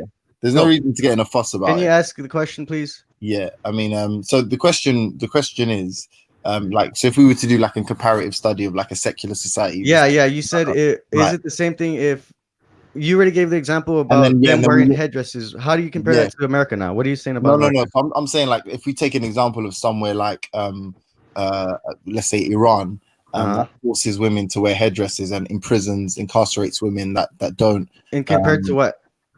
So if we compare that to like somewhere where in America where women have the right to dress what they like, is the fact that it's wait, are you against women covering themselves because of modest reasons? Are you against? That's a whole nother topic. No, hold up. You know what? I feel it's fair to answer it for him. Are you against? Are you against Saudi Arabians? Then are you against Saudi Arabians and all the Muslim countries? Are you an Islamophobe, James Jones? I think it's fair to hear his point. I think you're an Islamophobe. I'm gonna ask you a question. Do you want me to answer James Jones is an Islamophobe. That's crazy. I didn't know you would go this far, James. Would you like me to answer your question, Mohammed, or not? No. Hold up. Let's talk about how you're an Islamophobe, James Jones. Let's actually have a conversation about something. And we are having a conversation. He's just trying to ignore it. I don't want. If you want to talk about homophobes or whatever, the things we can't have a conversation if you don't let the man speak his piece first. No. I know where he's going with this. Yeah, Muhammad, I don't want to talk to you because you're cutting off people. Because this is getting boring, bro. This is really getting boring. We're not going anywhere with this. All right, we're not going anywhere. If you're bored, then leave. If you're bored, then get out of here. Listen, chill out. Dude, I'm trying to talk to James here. I don't want to hear you talking right now. No, hold up. James Jones. No, you hold on. Dude. You're not in charge here. Muhammad, let me just say one thing you said earlier. You said are you an Islamophobe, James Jones? Muhammad, listen. You said for us to respect our elders, but Eric is telling you to chill out. And you're not listening. So what's the point? No, but you don't know Malik. There's no such thing as no. He's a hypocrite. Eric, you older. Can you talk to Mo to stop? Come on. I'm asking Muhammad, what I'm asking you to do is this, my man. Okay, let James Jones speak his piece. Whether you agree with him or disagree does not matter. That's irrelevant. But he's an Let the man, Islamophobe, Eric. let the man speak his piece, okay, and then you can question, okay. But let him speak his piece first. Can you do that? Thank you, Uncle Eric. You're the voice of reason. So yeah, just to finish up on the point I was making, somewhere like Iran, which obviously isn't a white country, and it's almost torturous towards the women, towards their female citizens. You know, it's honestly it's honestly abhorrent, the treatment that women get in Iran, and they're obviously not white. And let's take a society like America, a secular society, which you could argue is a white country, and you could argue that atheism is a white concept. Would you not say that in the case of the Iranian women who are being punished for their freedoms? I think. Yeah. Okay. Wait. He was asking me, Mohammed. Let me answer the question. Wait, hold up. You're not even Arabic. Well, it doesn't matter. Just relax. Let me answer this. Okay. No, I'm talking to you, man. So James Jones, Saudi Arabia just recently let women drive. Dude, so why weren't you talking about Saudi Arabia? You're over here interrupting a conversation that me and Jones were having, Mohammed, and you're Just saying because relax. I'm not Arabic. You're cutting me off because you're saying I'm not Arabic. Sounds like a racist. That sounds that's racist right there. No. Well, can That's you let me not speak? racist. Can you give me some respect and let me talk? Because I'm over here No, talking I to think James here. James Jones. I think you're racist, James Jones. I really do think you're racist. Dude, I'm over here talking to you, Mohammed, and you're ignoring me again. Like you just want to fight with James. Go over ahead. here. Let's see what you have to say. I don't want to fight with you. I was just going to ask you anyway, like because James, you're talking to me over here. You asked me the question, and then Mohammed started fighting with you, and you just started going off with Mohammed. Yeah, I mean, do you want me to answer your question, or you want to fight with Mohammed? No. I want you to answer literally this. Okay, I will answer it. If atheism is white, if atheism is a white religion, like a white religion, for example, but it clearly would have benefits for, let's say, somewhere like Iran, where the behavior towards women is deplorable. It's almost inhuman the way they treat their women in Iran. I'm trying to answer your question, but I feel like you're over here like trying to push a certain narrative. You want me to answer the question, or you want to keep on talking? Do you want me to answer your question, or you want to talk about how bad Iran is? Would it not be better for the Iranian? Well, I'm trying to answer the question, but you keep on talking. Can I say something real fast? I think if you look at both America and Iran, there's both like pros and cons to both of them. Do you think legalization of prostitution is a good thing or a bad thing? I mean, for the women being oppressed in Iran, I think having no. I'm asking you. It's good for women all over the world for them to legally sell their bodies. Yeah, I'm saying the fact that women can be protected by the law as opposed to being punished by the law, as in the case in Iran. I'm saying, now you're changing up my words. I didn't say being protected by the law. I just said I'm saying the protection legality of prostitution offers is far more preferable to the punishment received by Iranian women, especially by Iranian foreign nationals that are in other countries in democratic societies, promoting the subjugation and oppression of Iranian women, like our friend Mohammed over here. Okay, yeah, you are focusing too much on Mohammed. Now that I hear you talk. Yeah, now do you understand what I'm trying to say? Okay, so James Jones. All right, let's actually dig deep into this, because I feel like you're actually racist. You are actually racist, James Jones. That's a great point to start conversation. Wait, before you go off into that, hold up, because look, the things I got for you, I let you talk. So just let me just take over for a second. Let me take over. Let me take over for a sec. Hold up 1 sec. James Jones, all right? James Jones. James Jones, why are you not talking, bro? Why you tripping? Chill out for a sec, James Jones. The things you forgot. What's wrong? Wait, are you scared, James Jones? Yeah. Can you ask him why he doesn't do that? James Jones, are you scared? The things you forgot. That'll be interesting. I've got to leave, so I want you to. You gotta leave. Oh, he's running. He's running. Why he doesn't? You know the thing about what James Jones is saying. If you look at Saudi Arabia, for example, because I like to bring Saudi Arabia up, because Can you Because answer that, women please, over Mohammed? there are just now Not allowed. Mohammed, We're sorry. allowed You to got- drive. I've got to go. Hey, big We're up allowed to Mohammed, drive. though, brother. I And love then you, and bro. then one day Hey, and Mo. then All right, when peace you talk out. about Hey, you Mo, I love you, bro. run, Hey, Mo, you're I love you, bro. running, Hey, you're bro. Mo. running, you're Mo, I love you, bro. running. Eric, big up, my brother. Big Dash. up, bro. Mo, I love you, Yeah. bro. Love you, Dash, bro. dash, you're running. Oh, okay. Wow, The thing about all right, let me Muhammad, just explain this. that's No, the no, that's what your trust me. religion teaches you how to treat people. No, no, no, no. That's I'm what not. No, no. what's your religion called? Check it out. Check it out. Check No, it no, out. I'm asking your religion. What No, is it called? bro. Because you know why? Listen, you don't know I'm anything at, about my religion. I First of know, all. I know. That's why I'm asking. What is your All right. religion called? So, I don't know anything let me about it. I'm explain. asking. What is it called? Let me Because explain, I bro. feel like Let it me has. explain. You're Let me not explain. Just answering any relax, questions. relax. Don't be like James Jones, bro. I'm just Don't be like asking your that. religion. That's it. All right, bro. Why are you I getting all heard you like scared? 5 times. I heard you like 5 times, Well, bro. answer it. Just relax. It's one. Relax. It's one word, isn't it? The name of your religion. Bro, just relax. Just But chill then out. let him answer you then. Seriously. All right. The thing about James Jones. Oh my God, I don't want to hear about James Jones. Obviously, bro, shut up, bro. Shut up. Okay, All right. everybody The thing here, about y'all want James to hear Jones. about this? I'm gonna take off. If y'all All right, yeah, gonna just entertain this leave. guy. Just Gentlemen, leave, are we bro. men here? Are we men here or are we little boys? Just If we're leave, bro. men, if we're Just men, leave, let's be honestly. respectful of one another. And when a question is asked, if the person is willing to answer that question, go ahead and answer it. If you're not willing to answer it, then say you're not willing to answer the question. That's it. Yeah, dude, that would be good. I don't like when people give this 30-minute thing and not even ever address the original question. I forget my original question. Well, Muhammad's gone now. He left. Well, okay. Going back, does anyone want to take the floor? No, go ahead. Go ahead, things. Speak your piece. I just want to throw a piece of love out there. Brother Bernard Easton Bay, Morris, American Okay. Muslim. How's it going, everybody? What up, Eric? Long time no see. Hey, what's happening, Bernie? How you be, man? All is well. Cool. Just doing the usual, trying to remind people to do their thing. Just don't forget about God, you know? Other than that, you believe what you want. As long as I get to believe it's weird. Yeah, I could agree with that for sure. Yeah, I don't I'm have with you. any I'm with you on specific that, too. religion.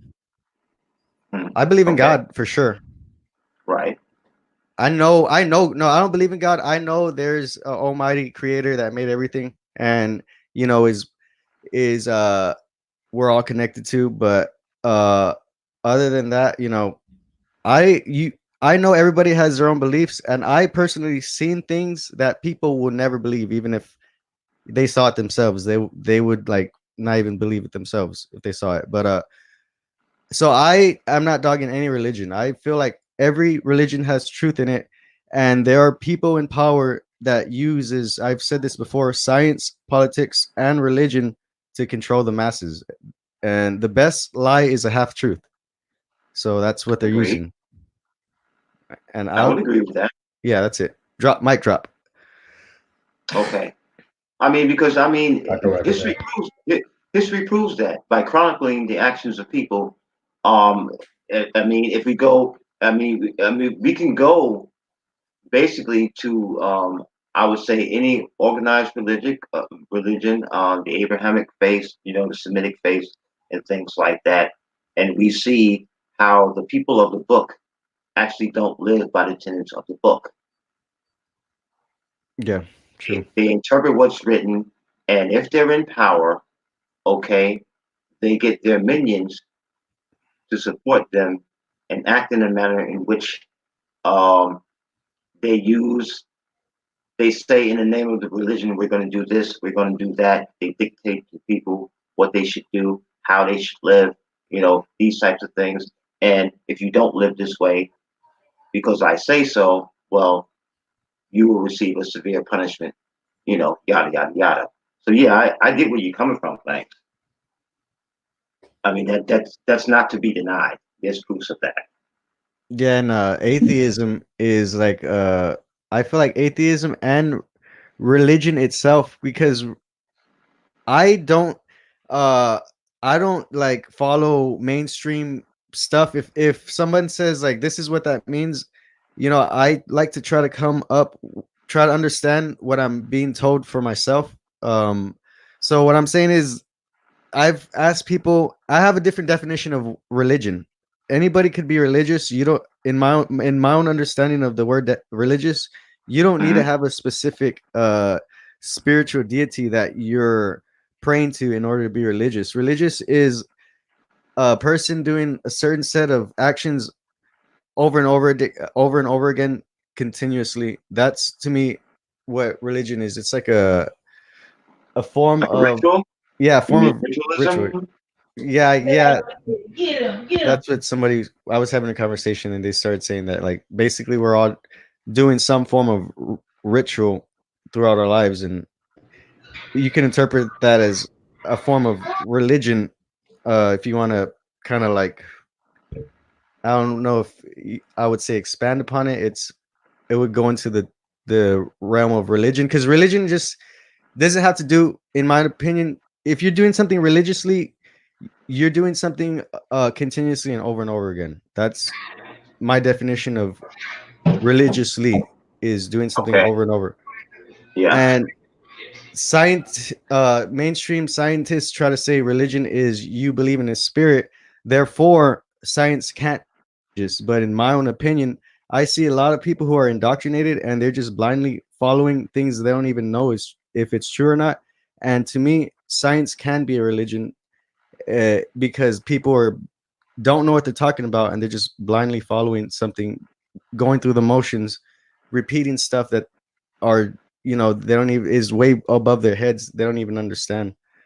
In most cases, that's what I experience when I try to talk to people about things I'm actually interested in, scientific discoveries and stuff. They're like, they can quote me the article that they read it from, but they can't make any connections for themselves on how to relate that to anything else, in their own personal observations. They can't do it, but they could read back the formula. They memorize the formula real good, and they like to talk shit to me when I don't know the formula. But when you try to actually come at somebody with some what's it called, critical thinking, it takes brain power to think, and everybody has different levels of everything. So I feel like it just overwhelms some people when certain people talk to other people. If they're not already vibing on that level, it just starts getting confusing.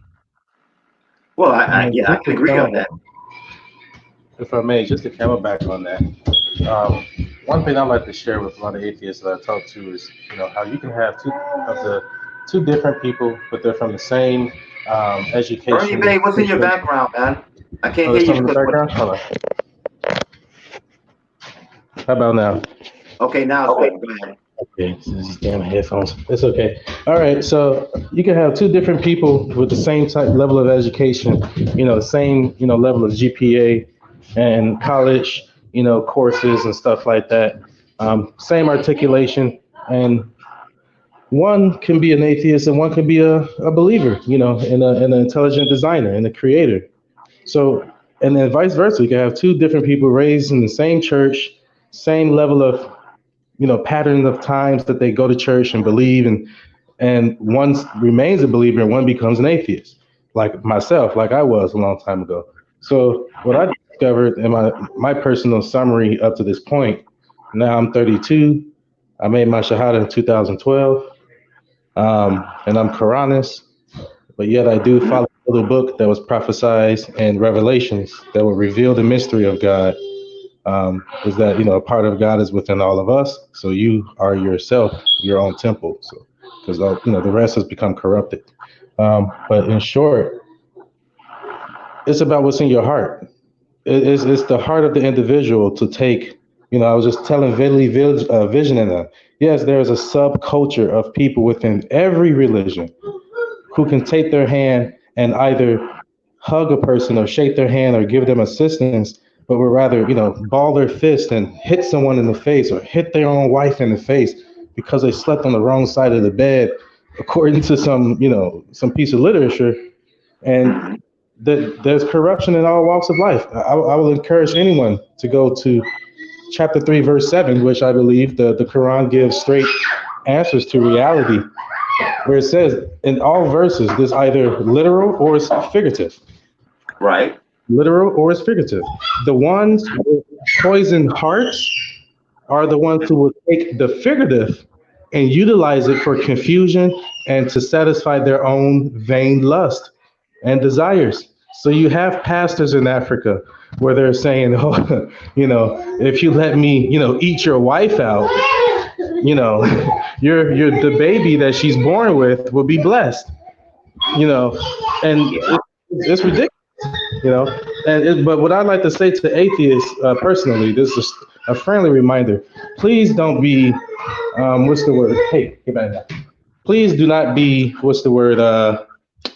Not unconventional, but what's the word where you're not inconsiderate.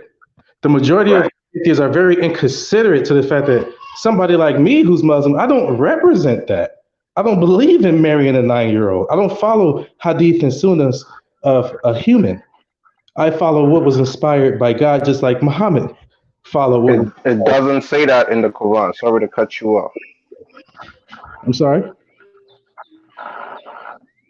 I'm saying it doesn't say that in no religious book, basically. Yeah. Any religious book inspired by God, it wouldn't advocate to do harm to man, other than in the form of self-defense. That's it. Right. That's all. Yeah.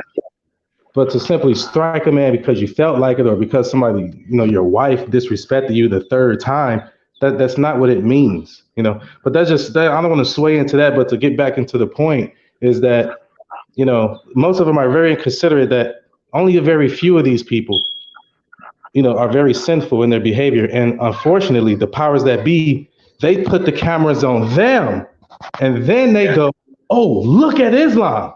Oh, look at Christianity. Look at Catholic. Oh, look at the Native Americans. Okay.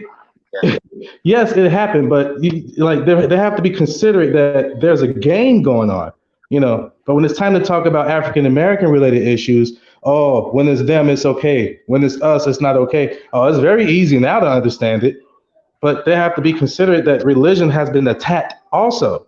Voodoo was actually, I'll drop the mic on here. I apologize for being long-winded, but voodoo was actually a very positive thing. My wife knows about voodoo. She's born from Congolese, South Africa, and she's Moorish. She's aware of the Moorish roots, and she'll tell you, voodoo was a positive thing. The powers that be, the same people that put dirt on religion, the same people that put dirt on nations of people as being savages or just very loser-like people, they put dirt on ancient religions. That's where you actually got the whole concept of a zombie from. Did you guys know that? That's where zombie came from, and that was their way of mocking the voodoo spirituality, what was all based on, healing, or what some would say white magic, contemporary terms. But healing, it was the science of healing, utilizing the powers of nature, or the Elohim for my Hebrews out there. They flipped it. This is what they do. They take the good and make it bad. They take white and make it black, and vice versa. The glory in the shit has been misplaced. They're used to doing it, to throw, so that you won't take it serious. And they say voodoo people from Haiti would raise the people from the dead with their voodoo magic. And that's what became the modern day Dawn of the Dead. And all that. But it actually was a mockery against our own people. Do you mind if I add on something to what you were saying? Because it reminded me of what I was talking about right before you got on.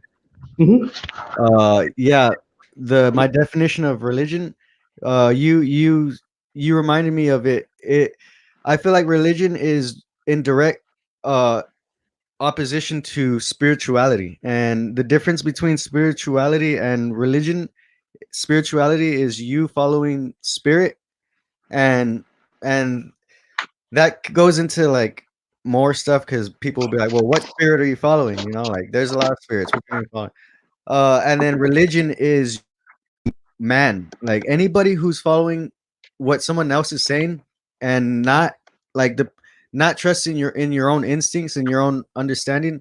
If you're putting your faith in another man, that's you being religious. Like religion is you putting your faith in any man. To me, that's what religion is. When somebody else tells you, you don't know what you're talking about, this is what's right. You can't know what's right because God, the truth of God is right here. It's not inside of you. It's right here. And you need to come over here if you want it. There's no other way you're going to have it other than if you do this specific thing. I feel like I don't know. Whenever I hear anybody say like, "Hey, I have the answer and this is all you have to do," it sounds kind of raises a red flag for me. You know, and I'm agreeing with what you're saying. BEY. I was just adding on my definition. Like, religion is people following man.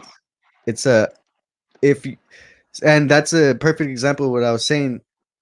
Science is a religion. It's called scientism. If people are blindly just believing whatever some guy says without you trying to do some actual science yourself, some actual research, or try to like understand something for yourself, you are following somebody else.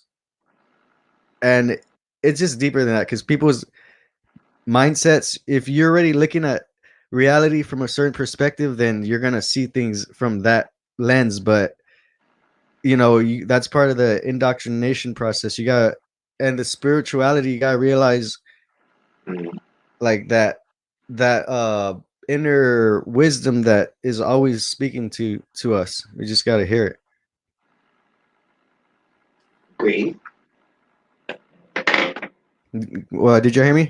I mean, yeah. I mean, because you know, when the people, particularly atheists, when they say, well, you know, people of faith, people of a book, you know, they're giving you know, the instructions of the purpose of life, the meaning of life, and how you're supposed to live, da da da da. And you can't question it. For me, it's a wrong-headed approach to a faith, because I'll just use my faith in general. Okay, in the Baha'i faith, it's the prophet of the Baha'i faith, Baha'u'llah, says you can question. You're supposed to question, but at the same time, if you have of your own volition, all right, choose to become a Baha'i, then ultimately you should live by its tenets. It's not that you can't question it. It depends on your individual conviction.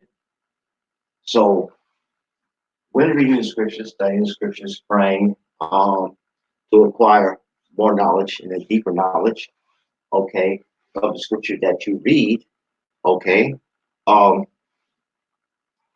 if it has validity for you, well and good. If it does not have validity for you, then you leave it alone. Plain and simple. It's very simple for me, at least. Okay, in my understanding. Yeah, I agree. If either you're a person of faith or you're not. And even if you're a person of faith, you're not going to live perfectly by the tenets. Why? Human beings are fallible. We make mistakes. We make mistakes. We learn from the mistakes, and we keep it moving. Right. The victory is in learning from it and trying to do better from your mistakes. Yeah. I mean, and the thing about it is that, see, me, myself, in general, I have no problem with science, and I'll tell you why. Okay? If science and the knowledge of science gives you an ability to live your life, okay, on this planet Earth in a more healthful manner, let's say, or more physically healthful manner, okay? If you're always weak, if you're always suffering from some type of disease or illness due to lack of hygiene or whatever the case may be, then I would say that if in science you can see that it's shown and proven that there are certain treatments, right, to cure you of that ailment, that physical ailment, why not look into it? Why not talk to a doctor, okay, who has studied that particular science of curing a particular ailment, such as using penicillin, okay? Penicillin, okay, was discovered by a scientist. Penicillin alleviated a lot of people, a lot of different types of diseases. Okay, they're physically healthier, their bodies grow stronger, they live longer. Okay, most likely, most of these people who want to have families will have families because they're healthier. So therefore, I have no problem with science, you know, in general. But as things said, when science goes into scientism, when you say, well, only science is relevant, okay? Only science has, has physical proofs that you can rely on. Well, scientists disagree with each other every day, all day. They debate each other. About Okay. everything. Like you can Yeah. find So yeah, scientists and arguing about everything. yeah, and the thing about it is, you find people of faith who argue about everything too. Yeah, there's no difference. They try to make it seem like Yeah. that we're so different, but in reality, we're basically doing the same thing, just with a slight different mindset. Yeah. I always say they answer the what, but we answer the why. Mm-hmm. Yeah, I was gonna say something. I just can't remember right now. Both together. So that's where I stand from. I think religion and science need to merge as it did before, which opened the ability for our ancestors to create the pyramids. They didn't separate church and state, and that's just a whole nother type of conversation. But you see it a lot if you pay attention to the movies.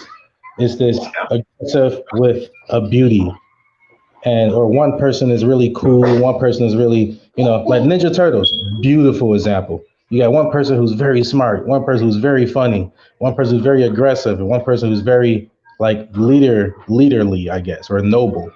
But then they all together, and it's like they always get it done. They always accomplish you know, the best, tactic to win. Of course.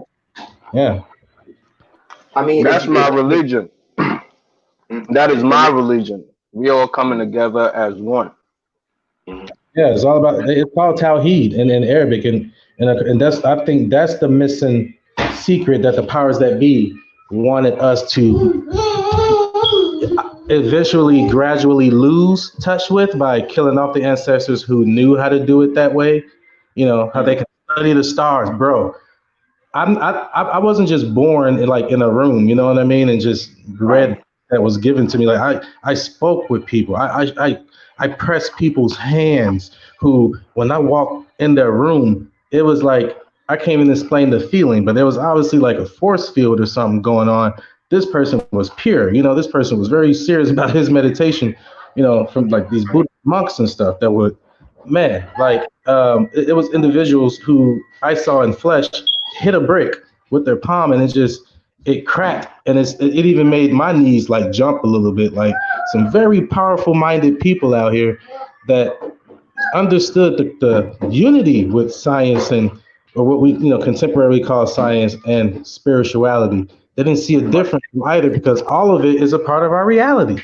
Yeah, and that's part of the social engineering that they have us. They try to get our spirituality and just being in a spiritual mindset, and they try to like get that as far away from possible from logical thinking and living. Like, we're not living the way we're supposed to. And I used to be a Christian. Like, I was raised in a Christian home, so I kind of fell into the Christian the whole stick, or whatever you want to call it.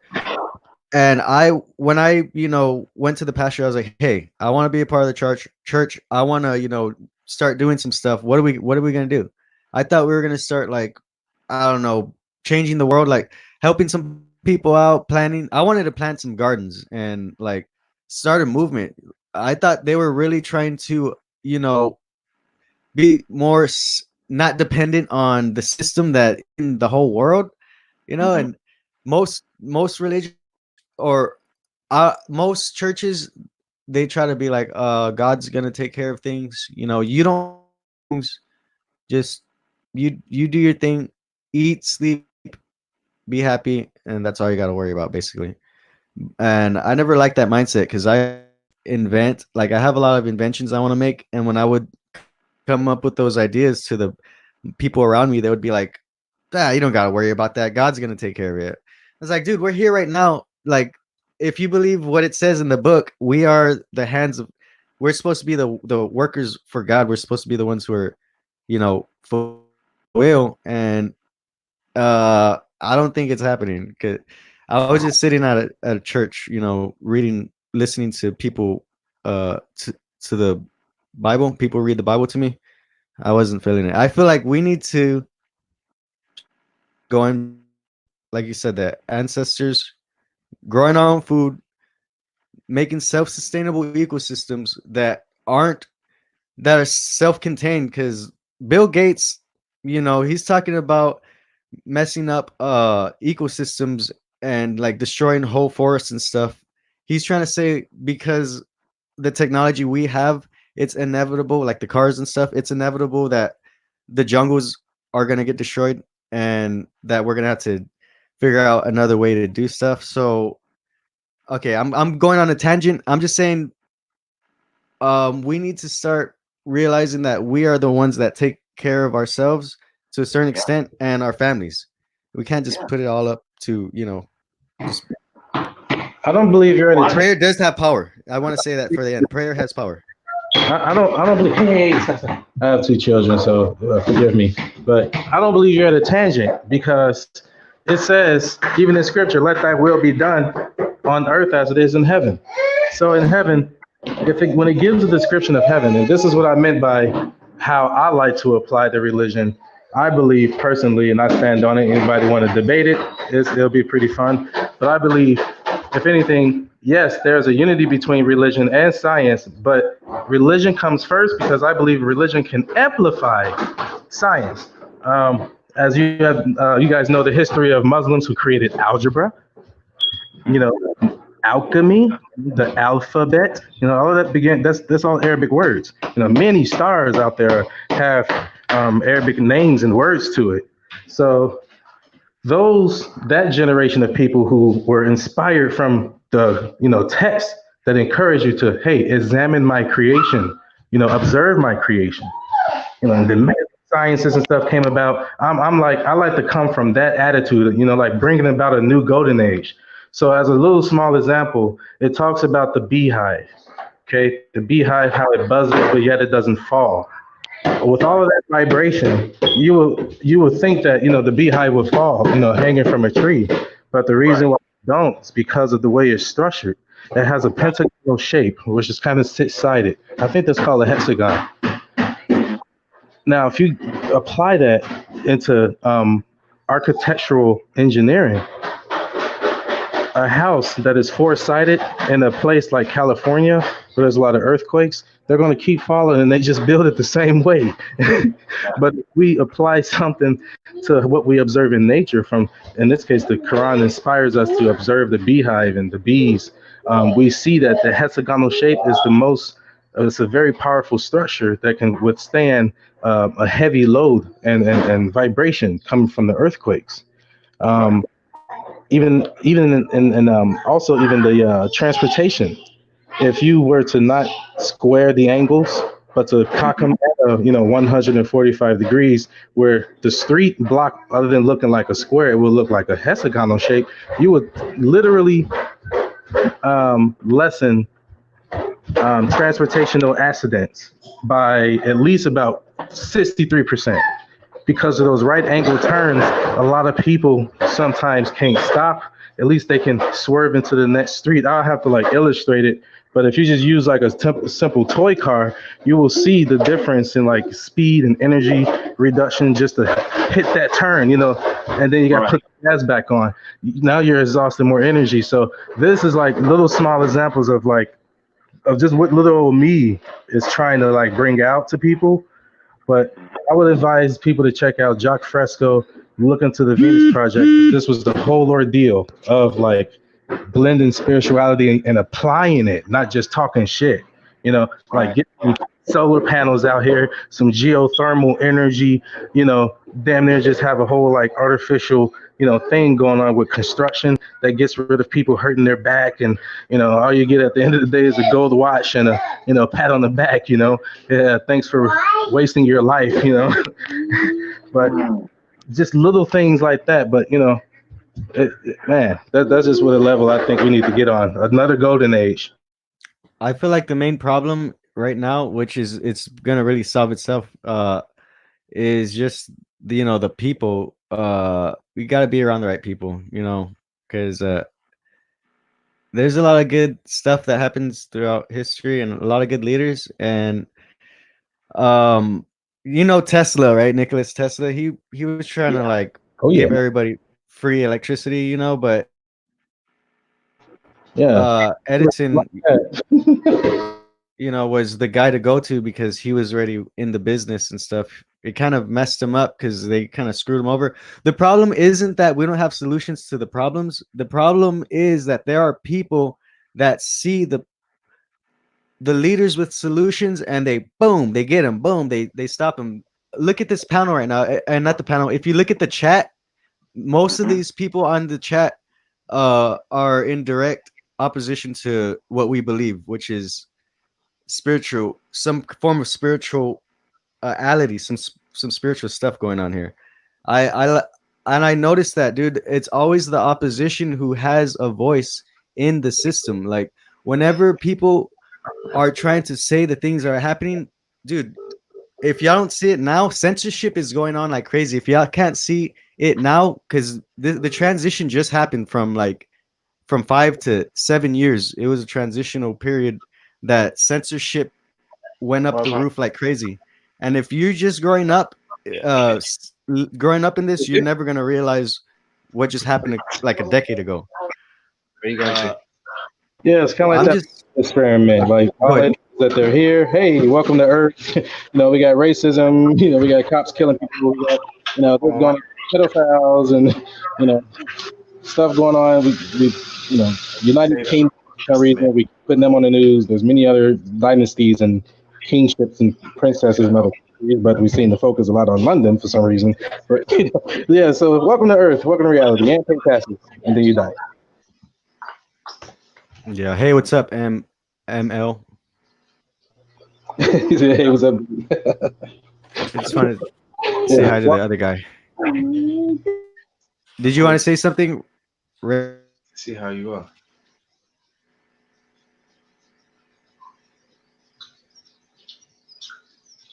Well, it's just a funny, it's just a funny thing to me, and it seems ridiculous to me personally that there are people who put transfer my money. Let's say at the risk of oversimplifying, they separate religion and science as though they are polar opposites. Eventually. There's no connection between the two. Okay, and for me personally, I can't see it. I mean, Eric, I can't hear you, Eric. ML, can you please mute your mic a little bit because I can't hear Eric talking over here. Am I the only one? Panel, hello. Can everybody else hear me? Can you hear me now? Yeah, I can hear you now. ML was kind of loud in the background. Okay, sorry. Go ahead. Okay. Go for it. Yeah, so I'm saying I just don't see the logic in separating religion and science. It seems damn near insane to me, because if you are doing like say for example, if human beings are seen as the stewards of the earth, right? We are the most knowledgeable. Okay, we are conscientious about how we think, our attitudes, our imagination, and how we apply the knowledge that we have attained to sustain life on Earth, so that in fact we can live. Okay. Now, for example, the example was brought up about Bill Gates. Wanted to destroy the jungle, saying that jungle life, that vegetation and foliage, inevitably will disappear. It will only disappear if we don't give any value to that. I mean, after all, the vegetation and the trees and the leaves and all that type of stuff, they're the lungs. They're the lungs of the earth. They take in all the carbon dioxide that we exhale. Okay, they take it in, and it grows. You understand what I'm saying? Keeps down the level of pollution, but of course, at the same time, if You're creating technologies, okay, that utilize the same things that pollute the earth, you know, such as oil, for example. And our main dependent in our, you know, the sources of our energy is mainly from oil, and you don't want to change this, even though history shows, you know, how pollutant oil is. Um, Simply because of the fact that we fly in airplanes, jet fuel is from oil. Okay, diesel fuel is from oil. Okay, petrol is from oil, and we use these in vehicles on the ground, on the seas, and in the air. Okay, and it spreads this pollution. When it gets to a point where you have people walking around in gas and walking around with these, you know, these surgical masks on because they can't breathe the air, okay, that they're exposed to from day to day, there's a problem. You have to change this. Or people are going to start dying off because they can't breathe.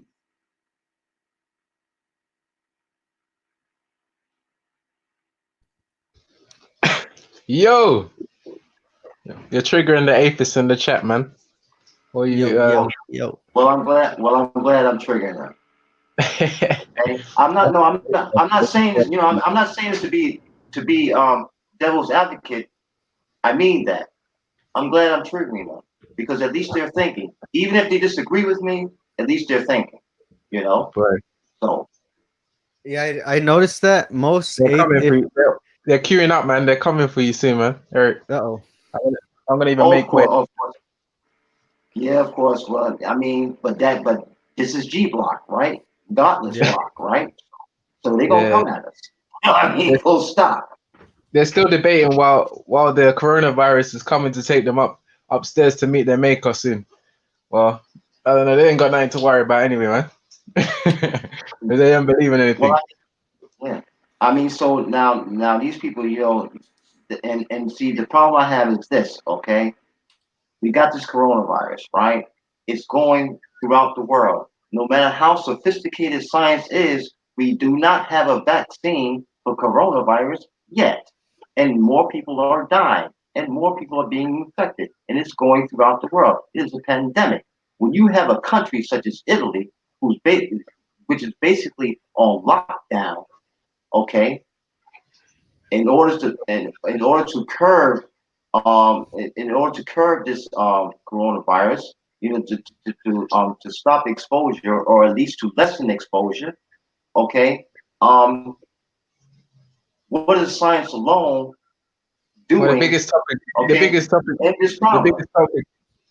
Meanwhile, the biggest topic is whether the Europeans invented atheism. Maybe we already discussed the coronavirus. I don't know, but you know. Yeah. Like, I know. I'll say this. Okay, I'll say this. The answer to that question, for me personally, I don't know. Because What was the question? What question did you ask again? I missed it. I'm talking about the question of the day. Oh, yeah. And my answer I would to say the question yes. of the day is that I don't know. That's the most honest answer I can give because I don't know for sure. I wouldn't say it's a European thing, but I would definitely say hold wherever on. Rome came from. Veli, if you're there, there's a few people that are waiting to come onto the panel. I think they're backstage. Yeah, if you're there, let them on. Yeah.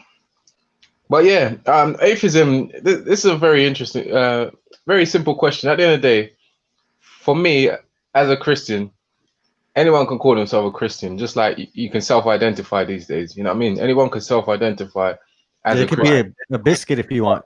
Your gender could be a biscuit if you want, right? Yeah, I don't want to sidetrack. Pretty much. You can identify as a Christian, but if you're not doing as Christ has instructed, or you're not following the example of Christ, then you are by default an atheist or an agnostic, because all it is words. You know what I mean? If you're not following the teachings of Christ, then you are not believing in God. You're not believing in Christ. I was just thinking that even the devil can, and the demons, like they can know and believe, or that's where it goes. They know God's real, but yeah, like you said, believe is like true belief is an action. You gotta do things. It's part of a lifestyle. You just don't say it. It's shown through your actions. You know, it's interesting about that. The actual Arabic definition, according to the root letter for the word belief, it literally has in there to manifest humility or submission. So yeah, it's like applied humility, you know, and applied submission. Which, yeah. Oh, indeed. And I mean, if you're going to be a person of faith, how can you not? How can the faith not be a lifestyle? How can it not have influence on your everyday life and your value judgments that you make? The very idea of having a work ethic, okay, working in the spirit of service to your, yeah. They were crying out for Veli to come on. I don't know where he is, but he's not answering. But people want to come on, so they want to debate us.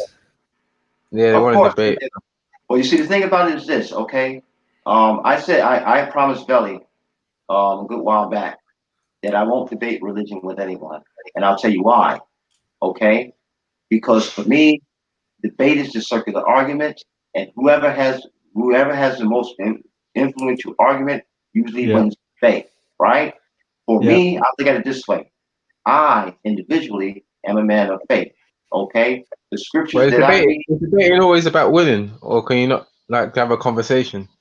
Yeah, that's what I was gonna say. I don't mind having a conversation, but a debate is a whole nother thing. Yeah, the debate is a totally different agenda than having a conversation, because if you're having a conversation, at least you can be more objective. When you have a debate, that's not about being objective. Yeah, you already took a stance, and you're gonna hold to it no matter what the other person says. Indeed, Right? and you want to convince people. You know that what you're saying is true, basically. You know, at the end of it. I would say that 99% of the people that come and view this channel, they are swayed either way. So it's a waste of time people coming up here and saying I've won the debate when no one's mind is.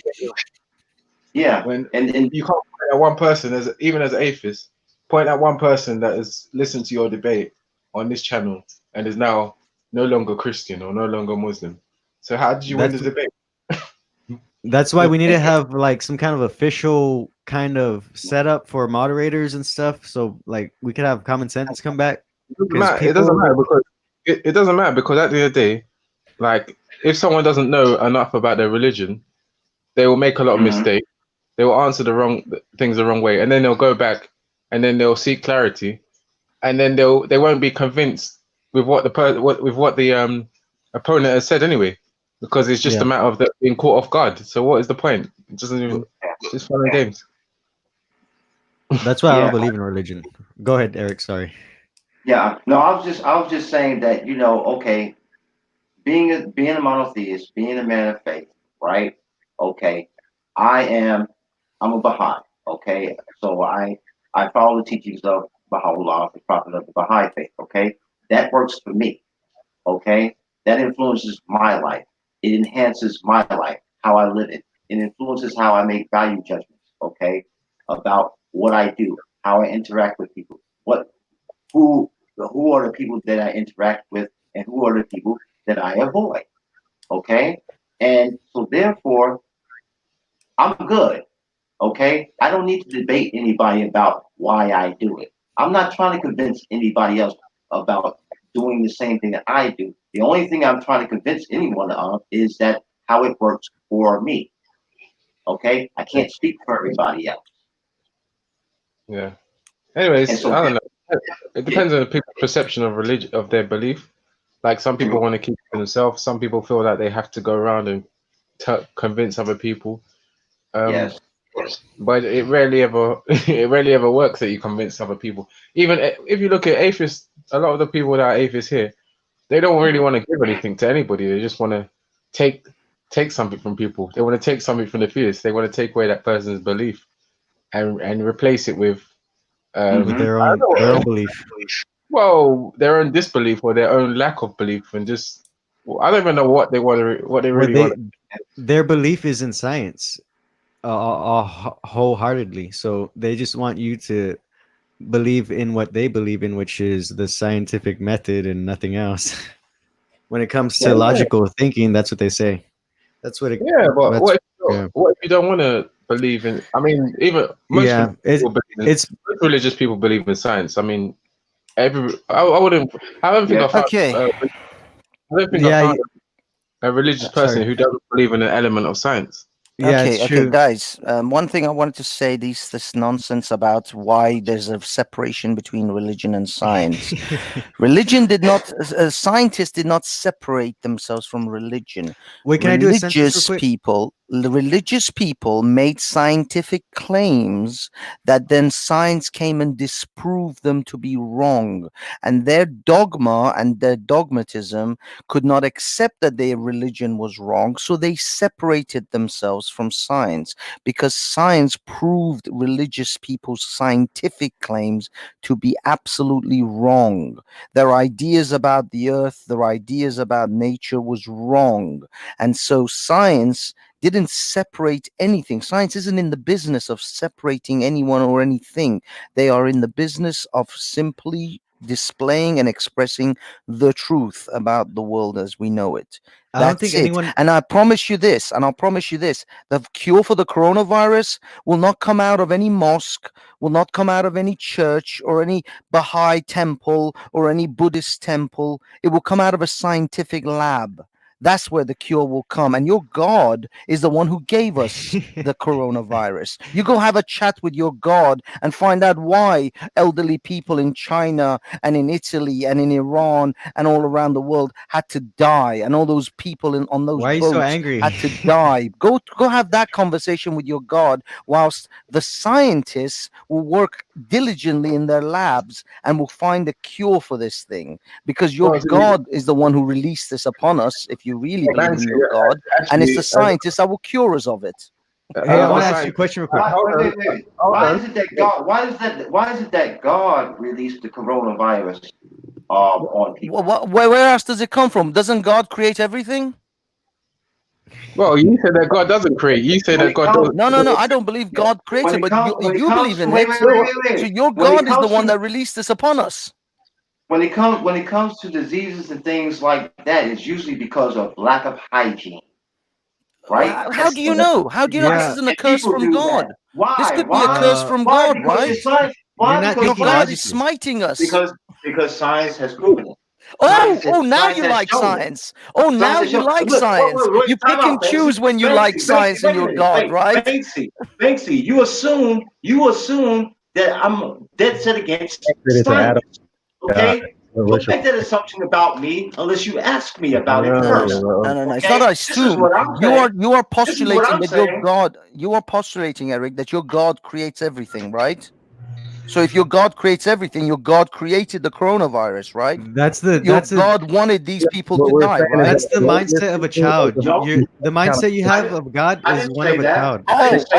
It's unsophisticated. So where am I wrong about God creating everything? No, I'm saying your mindset, the mindset that you have. So am I wrong? Did God not create everything as far as you're concerned? Yes, God created everything, but the mindset that you have in regards to how things work is that of a child. Okay. So where is the logical fallacy? Where am I wrong here? Which step have I taken wrong? God created everything. Coronavirus is a thing. God created it, right? No, do you have kids? Do you have kids? Order, man. You three are talking at the same time. Bernie, you've been trying to say something. I mean, okay, just get it out, man. So you don't keep interrupting. Okay. Oh yeah, I'll go for it. Sorry. No. It's interesting. I'm obviously Banksy's talking about what God created and everything, and how obviously the corona is from God, even though he's an atheist. So if it's not from God, then I guess I'm going by your ideas of what is created. I'm No, that's simply not postulating ideas. You're your twisting. ideas and trying to show you that you are hypocritical when you try to think about creating. I mean, really, what you guys should be doing is clasping your hands in prayer and praying for God to cure you of these things. You shouldn't be looking to scientific labs. In fact, when a vaccine comes out, I would actually expect every one of you God believers to refuse the vaccine and stay consistent with your God belief. Funny Because enough, only and God will decide if you live or die. You're a right? perfect example of what I was saying.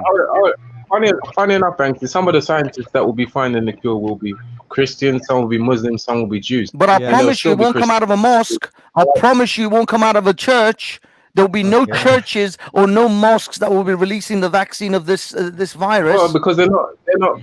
That's not what they do in the church. That's That's not what they do in a church. So what do they do in a church? What do they do that is actually valuable to the human race in a church or in a mosque? Do you know what metaphysical is? Do you know the definition of metaphysical? It's called bullshit. It's called bullshit. That's what metaphysical is. It's things that you pull out of your ass, and a cow usually pulls it out of a bull. A bull, you pull it out of a bull's ass. Is that the scientific term?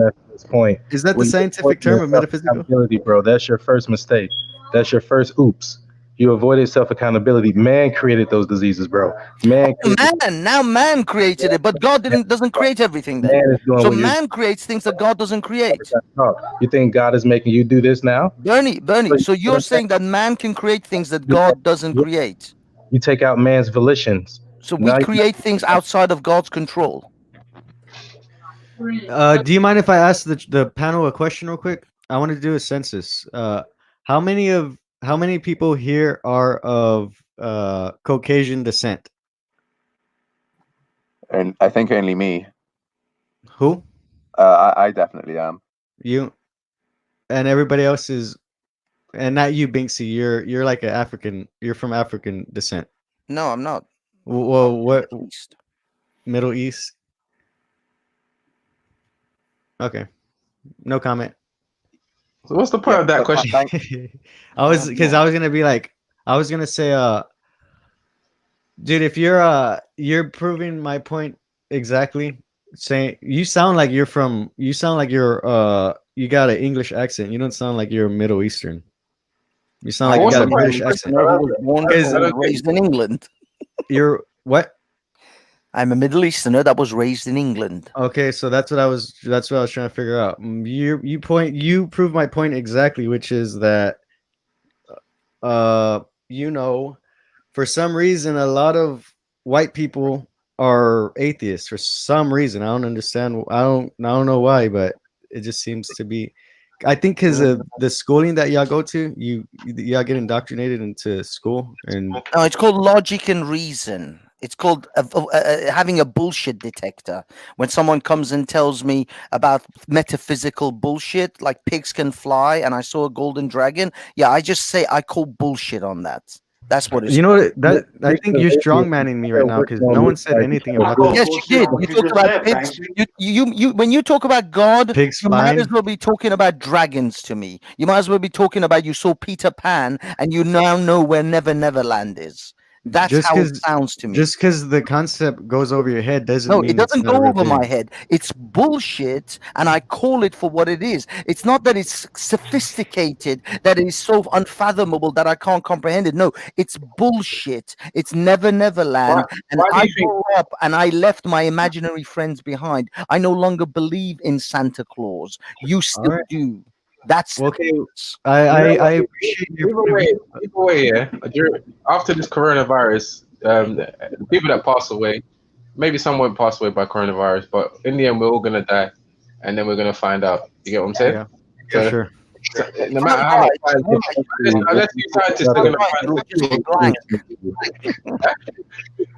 You're just going what you got to realize, Reggie, is that if I'm right, you have wasted your entire life kissing Jesus's ass for nothing.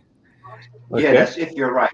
Hey, that's actually right. That's what I actually tell atheists. Are you claiming to be right, Banksy? Because if you're correct, then nothing happens. It doesn't even matter. No heaven, no hell, right? But here's the question: what if you're wrong?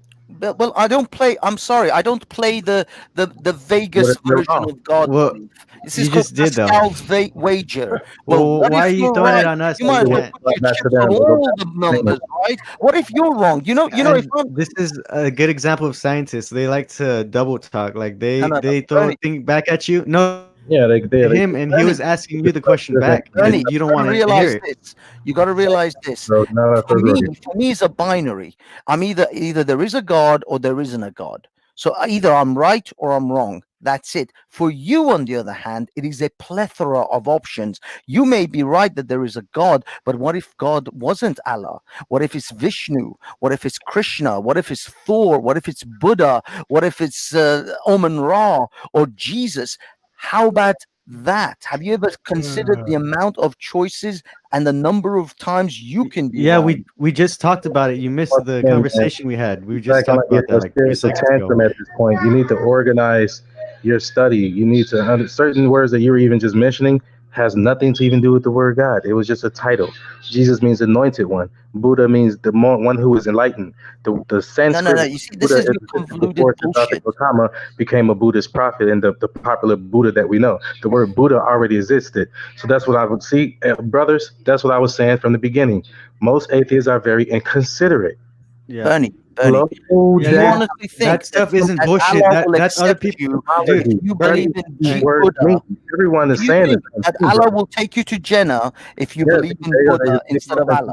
all this distractive. Yeah, see, this is what they do when they run out of answers. Yeah, they had to distract the Allah. conversation from an Like, hey, actual. Bernie, Yeah. just you're a remember this. generalized statement, and If that's you think, it's just, because I well, know you this, like to cut off penises. Like, bro, we heard that before, bro. Bernie, I'm just having a logical conversation with you. Bernie, I'm telling you, if you want to understand what we're trying to say, slow down. Get you an etymology. If you Bernie, want to You want Buddhism, to argue? carry on Sanskrit. You want to read the Bible, get a lexicon on Hebrew. You want to read the Quran, please get a lexicon on the Arabic language. Then you can get an understanding of how they relate, Bernie. what is meaning by fiery Just tell me chariot. this. Why are they using those Don't words? worry. Just tell me They're this. just like we were. I don't give a shit about your hippie It's like fucking version of use Islam that you've allegory. So you're chosen. just a spiritual. You say, wow, that girl is banging. That girl is hot. Obviously, she's Bernie, fire. She's not sweating. Hey, Bernie, can I respond to Binksy real quick? The person or Bernie, something just like that. answer this Hey, you're question. my brother. That Will doesn't mean you're my Buddhists go biological to brother. Jannah and get 72 Allegory virgins? just like religious people do, bro, and you don't even know it. You Will have to be Buddhists go to considerate. Jannah and get Let's be 72 considerate. virgins, Bernie? Will Buddhists go to heaven, How go would he to know what a Jannah, Buddhist is gonna do? and get 72 virgins, Bernie? Have you actually managed to square that circle for yourself, despite your esoteric Buddha, hippie-esque fucking version of Islam that you pulled out of your own ass, which is nothing like actual Islam? You're a Quranic. Most Muslims will hang you. Will actually execute you as a heathen, That's the smallest as an example. apostate. You just said your basic Muslim would hang me, right? I don't even believe that these so-called Islamic states are Islamic. It says in the Quran, to not harm a man is as if you have not harmed all of humanity. To save a man is as if Bullshit. you saved This all of is humanity. bullshit, Bernie. It's not man. It's Your other religion, Muslims. It's if they only don't Muslim. believe, That they don't applies believe. only to If they Muslims, don't want to not believe, then don't humanity. believe. So if a person's telling me, "Oh, you come to this country, you will get your head chopped off, you and your family," that doesn't sound Islamic to me. So instantly, that's a corrupted system going on. Unfortunately, Bernie, that's you a were bullshit Google enough version of to Islam focus. that you've pulled They out of want your own ass. you to That talk is not like you. Islam, Bernie. That's why they did that, to create people like you who were gullible enough to go, "Oh, look, that's all of Islam. They like to cut off people's heads." I want to say something real quick. You're not following Islam. You're following the You are a Bernieism. gullible example of what the system is creating. Bernie, you're Push out following Quran, you push out Bernieism, God. not Islam. Introduce things That's like some bullshit you made up for yourself. Hey, Bernie, and I can I hope you're say happy something with to it. this? pedophilia, because they're working on legalizing that too. The atheists are working on that next. Did you know that, bro? Bernie, They're that already is not Islam that you're the following. violation That is some crimes of bullshit you pulled pedophilia. out of your ass. No, bro. Some Open up your eyes. esoteric crap that you smuggled in with the Quran. It's not Islam that you're following. You're following you. You're following Bernieism. Oh, hey, You have atheists who created the LGBTism. So what do you feel about that? I don't want to be an atheist because of that. They created the Can LGBT. I ask a question to the atheists? It's all Hold on, about Benny. good. To the atheists on the panel. Oh, So we can swing with the same left hook, bro, if you want to go there. The LGBT created by atheists. Bernie Bay, hold on, Bernie Bay. I want to ask you. Back out. Reggie, no, I don't want to. I want to hear somebody else talk. Reggie, you're gonna just try to lead the conversation again and talk with Banksy. What? No, Can you address everybody and not just one person? Because I don't want to hear this didn't guy mention talk for Banksy, I said another I'm 30 asking minutes. questions. Now, Reggie. Go ahead. What do you want to say to everybody? Because you just pointed. You just like trying to. Okay, all right, everyone. I don't know whether it'll be relevant to everyone, but I wanted to ask you: Do they see a problem with people following whatever they want to believe if it doesn't come round and harm other people? Yes, I do. I object insanely. I object strongly for you following any bullshit you wish to follow, because beliefs resonate themselves, or beliefs eventually translate into actions. If you believe it's going to rain, that belief will put an umbrella into your hand. You simply cannot just believe inside your own head and not have it express itself in the real world. So yes, So do you have a beliefs problem if I matter, believe? and people can't just believe whatever the fuck they want, because that will express itself in the real world, and quite often in violent ways. So do you have a problem if I believe that say a dog, or tomorrow I decide I believe I'm a woman? Yes, I do have a problem if you suddenly believe you're a woman. Why? Because you're not. Because reality says you're not. Because your testicles and your penis say you're not. Biology says you're not. Okay. I've got a slightly different view to We just tell Banksy. people like Like, the I think shallow. it's quite We just go valid, but what feels, what teens, what's the loudest, what's the most, what's the most aggressive. Rah, Sparta, cool. Rah, it's all about just this outward show. Harley Davidson. Rah, yeah, life. It's like you need to chill out, bro. We're saying, shut up, be quiet, and James? Just know that you're not a Muslim. You're a Berniest. The Bible said it's simple. Reggie, there's another answer to your I'm God. question. That's the problem with most of us. With the Reggie, meditation, there's the a Buddhism, problem they with call like it people even the believing monkey. whatever they want, which Because is the that monkey from tree if to tree, people and believe that's why something you that guys. they're told, Wanted to hear you with then Bernie talking. Bernie, can you be quiet? Why was my mom raped? Why is my dad an alcoholic? Why does this? I don't understand. And they were trying to answer a question. Oh, see, you're just stupid. I don't understand. Why are there rapists? Why are there viruses? It's like, slow down. Meditate. Take your advice, Bernie, man. You're talking. Like, I'm trying to hear what James is saying. You're just talking and talking. Slow down. Talking, it's an open panel. So just sit back and chill out, bro. I'm a grown man. You're a grown man. Let's act like grown men. You good? This is an open panel, bro. okay, All cool. right, all right.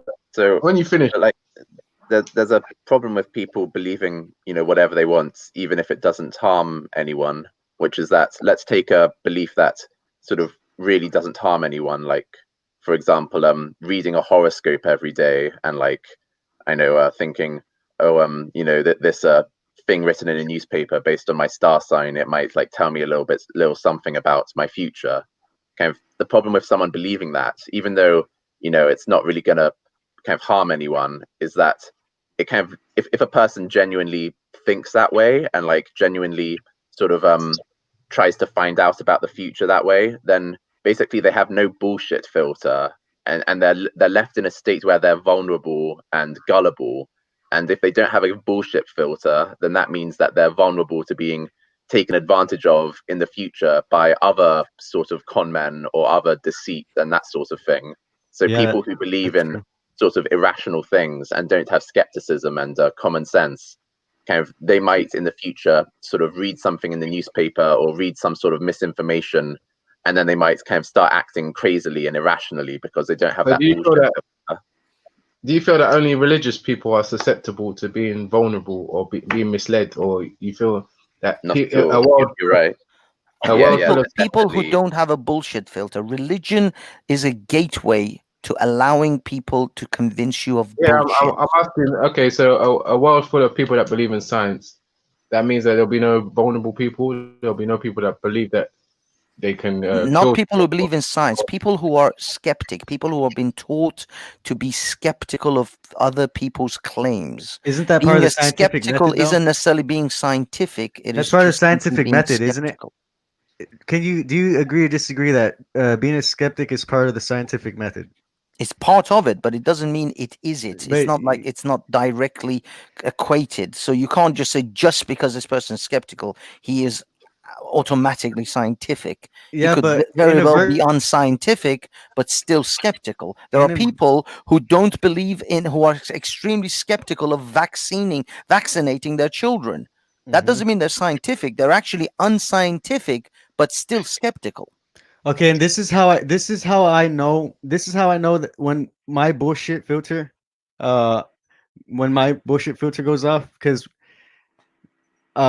people. This is how I know people are pushing a certain agenda, which is that believing is a bad thing. Because ML just gave an example. He asked the question to James why if believing is bad, and James gave an example. Style Life gave another example, and he was just agreeing with James. One thing that they're not saying, which is the benefits to believing. There's scientific benefits for people believing, and they're not. I don't hear them even addressing that. Do you know what I'm referring to, or do I have to spell Are it you out for talking you? about placebo effects? Yeah, placebo effects, exactly. So what? We still know it's So bullshit. what? Yeah, you're acting. You're No. sweeping something that's true under the rug. Belief has a No, it's positive not that it's effect true. on the human body, and you're ignoring that. Believing in something may give you some psychological relief, but it is still you're false. lying. You're still believing in a false thing. That's why it's called the placebo effect. You're lying to everybody on the still have panel to and in the chat. recognize that I'm believing in a Who are you to false tell us thing. what's true and what's false? Who No. But who, the what placebo you, no, effect. no, I'm no, talking no. about. But see the point that what you're saying, okay? You're saying this is that it's false.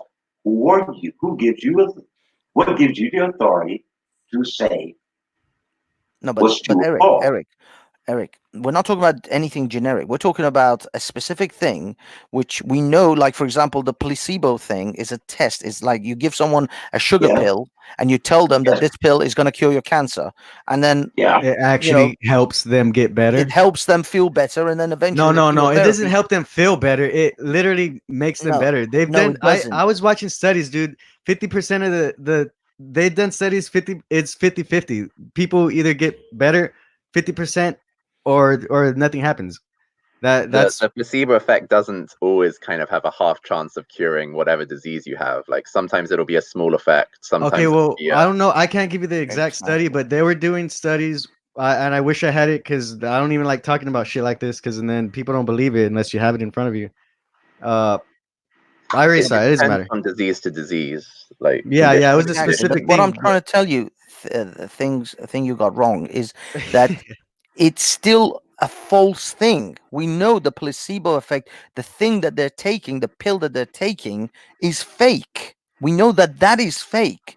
It doesn't matter that it creates some good feelings or it results in some good results within the person's physiology. The thing is still fake. The external thing that they that's think my is point. curing Yeah, them. yeah, I agree. You're adding to my point, which is the thing that they believe in is fake, and the fact that they're believing in it gives it power, and they then become better because of it. As I said, it because the experiments and the diseases that it's cured or not cured is so varied, and the results are so varied that it is not scientific to say that the placebo thing. It does not give you a scientific assurance that this thing will work every time. Yeah, I The thing that never. we consider You're putting words in medicine- my mouth now. I never And said. I know. and neither does science do that, Banksy. So No, they do. They do. They will tell you if there is a cure for a particular disease, that cure will work for you every time. It is repeatable. I can give it to you. I can give it to 100 other people, and it will have those results in those 100 people. So That's you're why saying vaccines have no negative effects? Now you're telling me vaccines have no negative effects on people. No, dude. But we have. This is the thing about medicine. Is what we call medicine. Is that it has repeatable effects. It has predictable effects. So we can predict that if I give it to the next 100 people, it will have these effects upon them. Now, side effects and all of that aside, it won't have that effect on all 100 people. Yeah, you're not taking into consideration race. That's one thing that most of the time isn't taken into consideration when they're mass producing drugs for the population. Like race has a real big role to play in our genetics and how we take in chemicals in our bodies, but most people won't talk about that, right? Yeah, but this is why we do trials. What's the main point you're making about the placebo? Like, are you saying that the fact that people when people are given a fake sugar pill, like they'll think that they're getting better and that'll make them feel better? Kind of, are you saying that like that's extendable to kind of life in general? If you kind of believe in a general higher power, you'll feel better. No, what I was saying was that my bullshit meter was going off because ML and Banksy over here was giving examples why believing is not good, and I was saying obviously they're pushing a certain agenda because there's benefits, and I gave an example with the placebo effect. There's benefits to believing that are scientifically proven to make you better, but to make you physically better, but they're not even bringing up those yeah, believing is going to So cause you're you to. saying that because I didn't mention some beneficial aspects of belief without evidence, then I'm trying to push an agenda rather than I should have mentioned that there are some tangible benefits to Yeah. believing in things even though you don't have evidence for. Yeah, it's like if I was just talking about science and just point out all the bad things and not, you know, talking about any benefits that science has contributed to the world. You don't see me doing that. You can't, because science is evidential. It's in your face. The fact that I'm having this conversation with you is a testament to scientific discovery, to the scientific method. We couldn't even have this conversation without the immense amount of scientific research that has I gone agree, into yeah, everything that we have in front of us. I So agree. No one's science disagreeing about works. that. No one's disagreeing with you that science. No, like I don't know why you're telling me this. What did Yeah, I but just tell you? what I'm Because saying is that you No. can't say that science, you can't deny it because it's so blatantly obvious. Whilst when it comes to religious benefits, It's you easier to have to deny, right? start to nitpick and you have to start to try to allegorically translate certain bullshit to try to make out there is some benefit to No, it. not really. Where the tangible benefits of religion are extremely dubious, but the tangible benefits of scientific research and the scientific method are blatantly obvious. I'm a Muslim and I also believe in science. Well, you don't believe in you're not a Muslim. You don't really believe in your religion, because if Yeah, you really believed in your religion, you Well, would I'm a Baha'i. recognize I that your believe in religion is full of science, shit. and the prophet of the Baha'i faith, That's what you Baha'u'llah, think. says that science and religion works in unison. Okay, it I actually agree. says that in the Baha'i scripture.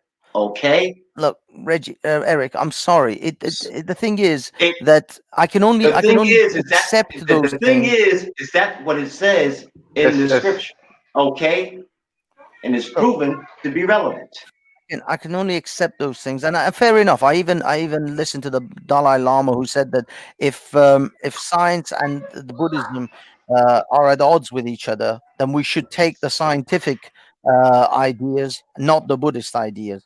And so there are some religious people who actually are forward thinking, who do say that yes, we should abandon our superstitious beliefs if the scientific evidence is contradicting them.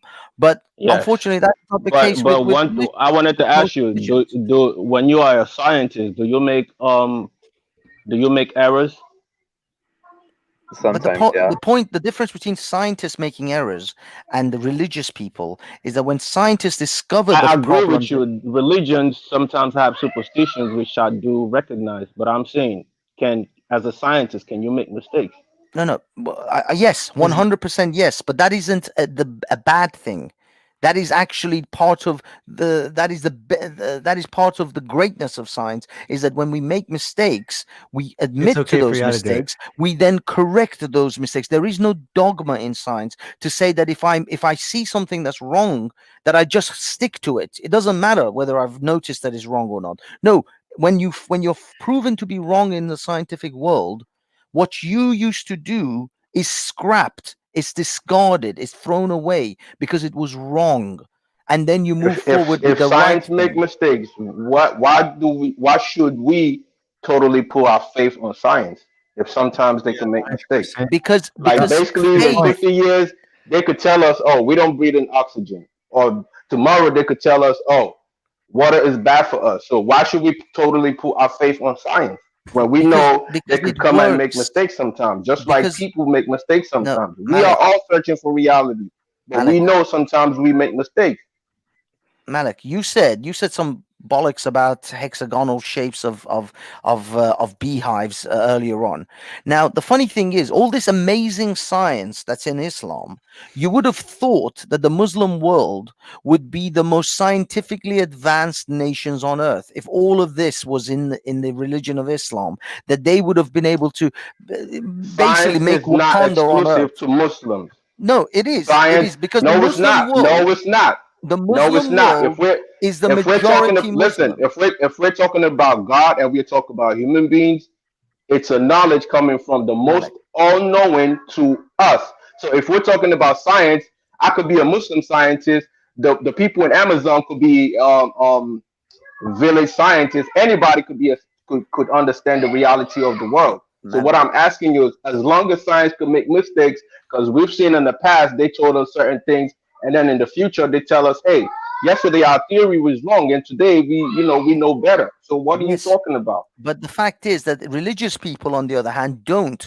Religious people will ignore scientific evidence of being wrong, Not of all. their Just book like I being told wrong. you, I'm a Muslim and I believe in spiritualism and I believe in science. Yeah, no, because But you don't, because you Yeah, I can't. too believe in both. who said I don't? No, because This the guy's fact saying is, that if you believe in one, you can't believe in the other. That's no, basically because what he's saying. they conflict Why not? with It's all each other. knowledge. Because It's there are all certain knowledge. aspects of, It's 'cause because there are certain claims he's that been indoctrinated. that religious people make that I conflicts with know. We're talking about scientific evidence. yes, and I believe you. And I believe you. So I'm you not Yeah, saying we can't. it's already No, not. said But no, I'm look, telling you, look. science is not exclusive only to scientists. Anybody could know anything. No, you can Sometimes you know could be it. wrong in your It's not that knowledge. science is exclusive to scientists. Scientists are those who use science. That's the scientific method. It's like no, a hammer. no. It's like a wrench. Science is Anyone can use it. science is a naturally occurring process. Well, but the scientific method is what I'm talking about. The scientific method is a tool. It's That's a the wrench. It's a indoctrination hammer. tool. It's a screwdriver. The You use scientific it. method is not science. It's just one way that somebody No, no, decided to look at reality. It's not dude, science. it's a The methodology that exactly. you use to Do you know? ascertain the truth. Do you know what science would do? It'll totally erase the link between all prophets and all good people, and totally promote a history of Troy and Zeus and atheism and anything No, else. Troy and Zeus Yes, are it is. gods. That has nothing to do with atheists. Troy was a city, I think, but Zeus is a Greek god. Why would the scientific method promote Only you a Greek atheists will god? say Muhammad doesn't exist, Jesus doesn't exist, the Noah's flood was a myth. Anything that has to do with Noah's flood religion, was a myth. see, that's what I'm saying. This is the problem. This is why I'm telling you about the conflicts between science and theology. Is that you believe that the world was flooded. The That's what I'm entire world saying. was flooded, Everything and that has to do with only a religion, bunch of people on a boat survived. it's That is a direct conflict between that and the scientific world and the scientific method and the things we know about the planet Earth. It is untrue that the world was flooded and only a bunch of people on a boat survived. And this is did why not happen. And in 6,000 years, people will say it was untrue that coronavirus spread around the whole globe and killed X amount of people. No, no one does.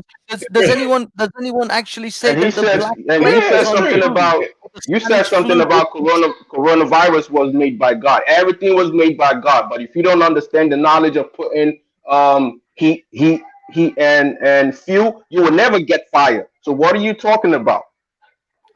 Look. The reason I said the things Can were you made by create fire? I was trying If you to don't bring it. Look, Malik. I was trying to bring that viruses into your paradigm of God invention, and then having you Go explain turn to on me. the gas in your house and put some fire on it, see if you don't explode. You're talking about, you know better. I'm I sorry. want I to don't I know want to what. say something to the chat real That quick. is I ridiculous. want to say something to the chat real fast. Because I'm reading the comments, and I already said it before. Science, three You're good cutting out. tools. Science, politics, and religion are three good tools that they use to manipulate the masses. It's not just science. Hey, can I take a stab at answering Malik's kind of earlier question where he asked, like, scientists make mistakes too, so why should we believe them? No. Why should he said? Why should we just fully believe everything they say? He didn't Okay, say fair just enough. believe. Like, so what you should do if you're a rational person is you should, like, a good heuristic, a good rule of thumb to follow is you should believe people based on whether they can demonstrate that their knowledge is valid. So scientists can demonstrate that their knowledge is valid because, like, they'll make a claim and they'll say, look, I know how your body works, and here's the proof. I'm able to heal all these diseases. Or I need to interject. Hold on a second. And they can also say, like, look, this is the way the universe works. The proof is I can construct this machine and it's able to fly. Either my knowledge about the universe is correct to a high degree, or the fact that this machine I've just created can fly is a miracle just by blind luck. So scientists can demonstrate that they have valid knowledge that works, and the proof is the fact that they can use their science to solve problems in the real world and create things that demonstrates their knowledge is true.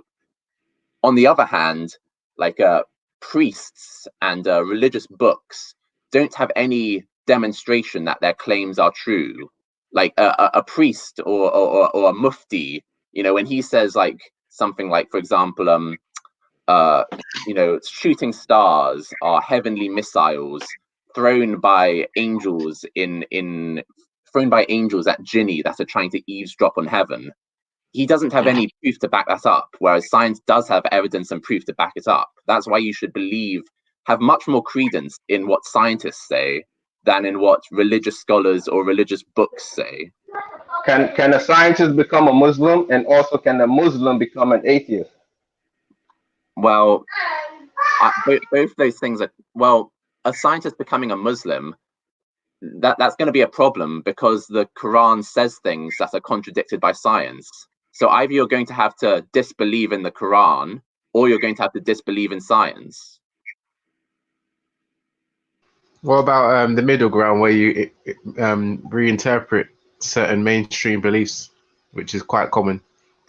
Well, yeah, but isn't that just kind of self-delusion and self-deception? The placebo. James, no, that's not what the placebo effect is, you liar. I didn't say don't be lying to people. No, I said it. I said the placebo. But the thing is that what Reggie is asking is, why don't I just reinterpret my actual doctrine, my actual dogma, and make it into something that is a bit more pleasant, that is a bit more palatable to the modern scientific understanding of the world? And that is actually what religions have done. That is why they've survived as long as they have, is because the church has reinterpreted. The Catholic Church accepts the evolutionary theory now because they could not avoid it. It was too obvious. It was too bold, and there was too much evidence for it. So now they've had to reposition themselves, even though there are plenty of Christians out there who still don't accept evolution. There are plenty of different sort of denominations of Christianity who don't accept evolution. But the Catholic Church had to, because it recognizes that it has to evolve in order to stay relevant. And so, yes, Reggie, you can go ahead and massage your religion and play mental gymnastics with your dogma, but we all know it's bullshit. Don't try to at least call. I'm still going to call bullshit on that. In some ways, the onus is on science to, obviously, if they really want to eradicate people's belief, then they have to basically prove that God don't exist. That's the only way that people can stop believing.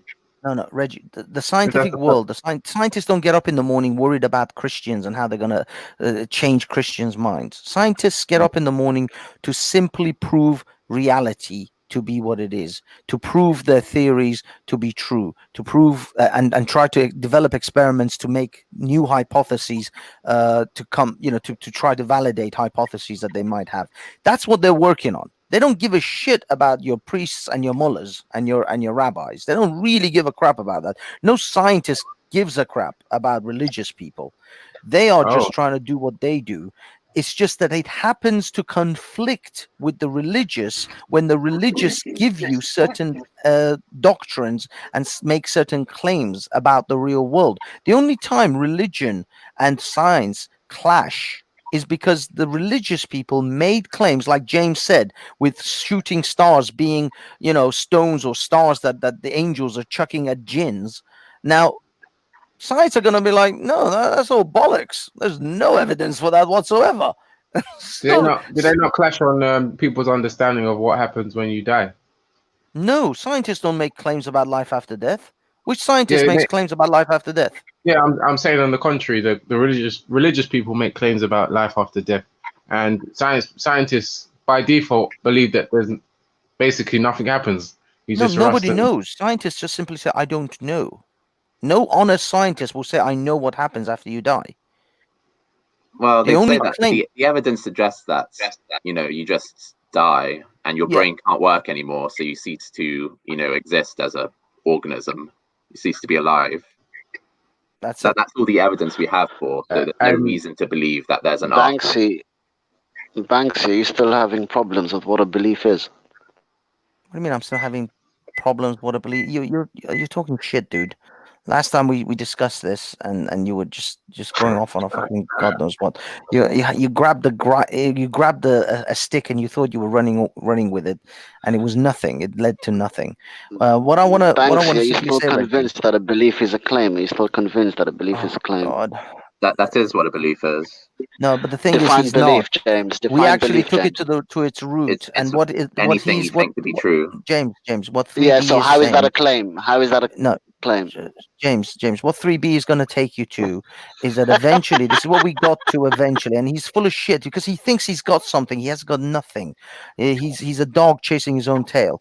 Eventually, what you get James, to define belief. Define James, it, James. Come James, on. don't take this bait, because what he will eventually get to is that Don't take am his not bait. making James a is a claim grown about man. anything. James is a I grown simply man. James is a believe- grown man.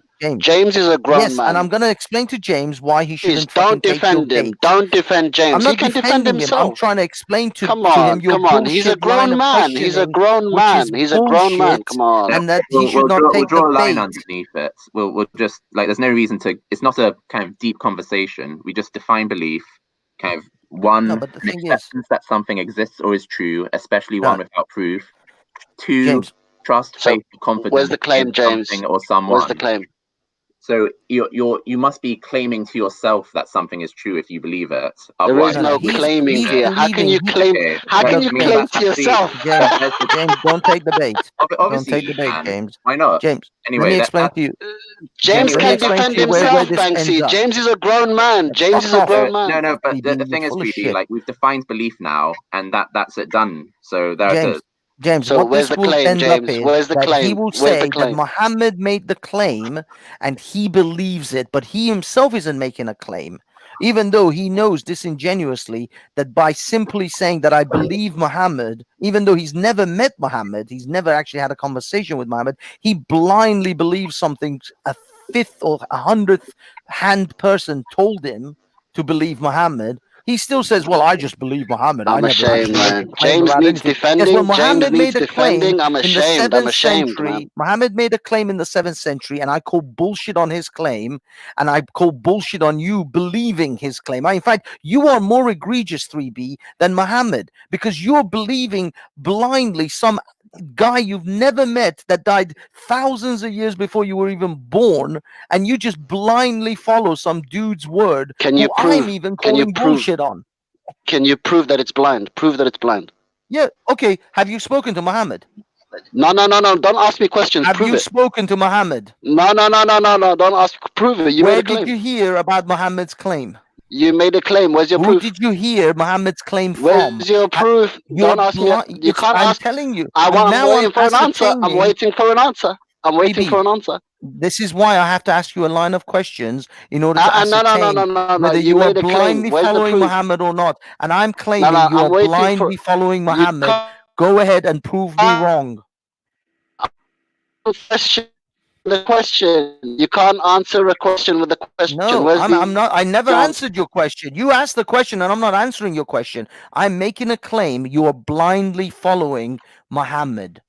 Prove me wrong. Exactly. You never answered my question. Where's the proof? Where's the evidence? Where's What the do you mean I evidence? never answered your question? Where's the Where's the evidence? I said to you, I'm making a claim. You go ahead and prove me wrong. My evidence is you've never met Muhammad. Muhammad died before you were born. That is my evidence. You're gonna make a My evidence claim, is and then you I'm gonna never spoke to Muhammad and you wow, blindly believe what he atheist said. logic. This is atheist logic 101. What do you mean atheist logic? Wow, You believe someone who died and you amazing. never spoke to, but you believe it anyway. And if you You don't call that blind belief, then I don't know what You what just else made is a claim. blind Where's belief. the evidence? You just made a claim. You said it's Yeah. blind. Where's Did you the meet evidence? Muhammad? My claim is in this question. Did you meet Muhammad? No. I asked you a question. I'm waiting for an answer. Did you meet Muhammad? That is my evidence. There I am we asking you this go. question. The Atheist answer to logic your question 101. will prove Atheist whether logic I am right 101. or wrong. The But answer you to could that say that question you will haven't met prove it. like Napoleon, but you believe in Napoleon. Sorry, James. It's all I right, didn't Banksy. It's hear all you. right, Banksy. It's all right, Banksy. It's all right. Don't worry. You'll understand Banksy, what it he means. he could say It's that very easy. It's he very believes in easy when Napoleon. you're asking for evidence, isn't it? It's very easy when you're asking for What do you mean? evidence, isn't Of it? course it is. I'm saying to you, you believe you blindly believe what Muhammad told you without ever actually having a conversation with the man, without ever actually ascertaining whether he's full of shit or not. I've never met Muhammad. I've read the claim that he's made, and I call bullshit on that. You made a claim about me. Where's your evidence? Well, I made the claim that you're blindly believing Muhammad. Okay, that was my claim, and I'm waiting for the evidence. I'm claim, waiting for the evidence. yeah, my evidence is the question that I'm about to ask you. That is my evidence. Oh, your Listen to it evidence is a carefully. question, so you don't have the evidence. Yes. No. The question, Oh, the evidence, the so it's the question will evidence. ascertain, will demonstrate that you're blindly believing. No. If you have the evidence, you don't need to ask a question. If you have the evidence, you don't need to ask a question. Yeah, the evidence is in testimony. The evidence that I'm going to present is in The a form of question, testimony. the question, Do you the understand question testimony? implies Do you you're still. understand witnesses? Hold on. Do you understand witness Your testimony is evidence, right? Banksy. Listen, Your 3B, question implies 3B. you're still seeking information. 3B. The evidence is in a witness testimony. Do you accept witness testimony as evidence? It's accepted in court. People bring I'm a still witness up waiting and they for the ask them evidence. questions, and the answer to those questions will then ascertain whether this person is guilty or innocent. Do you understand how these things work? It depends Do you what the understand evidence how the is. law system works? How eyewitness evidence works? Do you understand I'm these still things? waiting for your evidence, Banksy. Where's the evidence? You made a claim. My evidence is I call upon you to come on the stand and give witness to this That's question. not how it works. Yes, that's how it I'm works. not supposed to be I am- doing your work for you. I am going to question you. You made a claim. Where is the evidence? Yes, my claim, and now my evidence is that I will call upon a witness to answer the questions in order to prove my case. You said Do you my belief understand was how any blind. of these things You work? said my belief was blind. Where's the evidence? You said my Yes, belief was blind. And my evidence is as follows.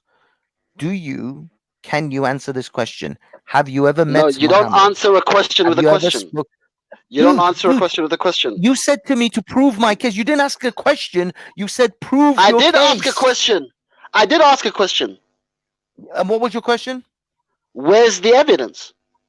Yes, and I'm presenting you the evidence. The evidence is you. Okay, don't You as a ask me witness. questions. Just provide the evidence. Don't ask me questions. Just provide the evidence. You're a moron because you don't understand what fucking eyewitness evidence is. You're an absolute fucking moron, and it's unbelievable that you don't understand that Why don't you you want are to my answer the question, evidence. 3B? That's funny. Where's 3B, the are you evidence, scared to answer the Banksy? question? Where's the evidence, Banksy? Sorry, James. James, did you follow 3B, this? are you scared to answer the question that Banksy's Yeah. asking you? The thing He's is, not he answering doesn't my realize question. He himself is my evidence. He's not answering my question. EB, you are He my made a evidence. claim. 3B, You made are a my claim. evidence. I'm not going to do your work for you. I'm not going to do your You're work for an you. idiot. I don't want you to do work for me. I am presenting Exactly. you So the just evidence. provide the evidence. You made a claim. Yeah, Present it to me then. Okay, my evidence is your date of birth was about 1,000 years after Muhammad died. Your date of birth is my evidence to the fact that you never met or spoke to Muhammad. Why is that a condition for it to be blind?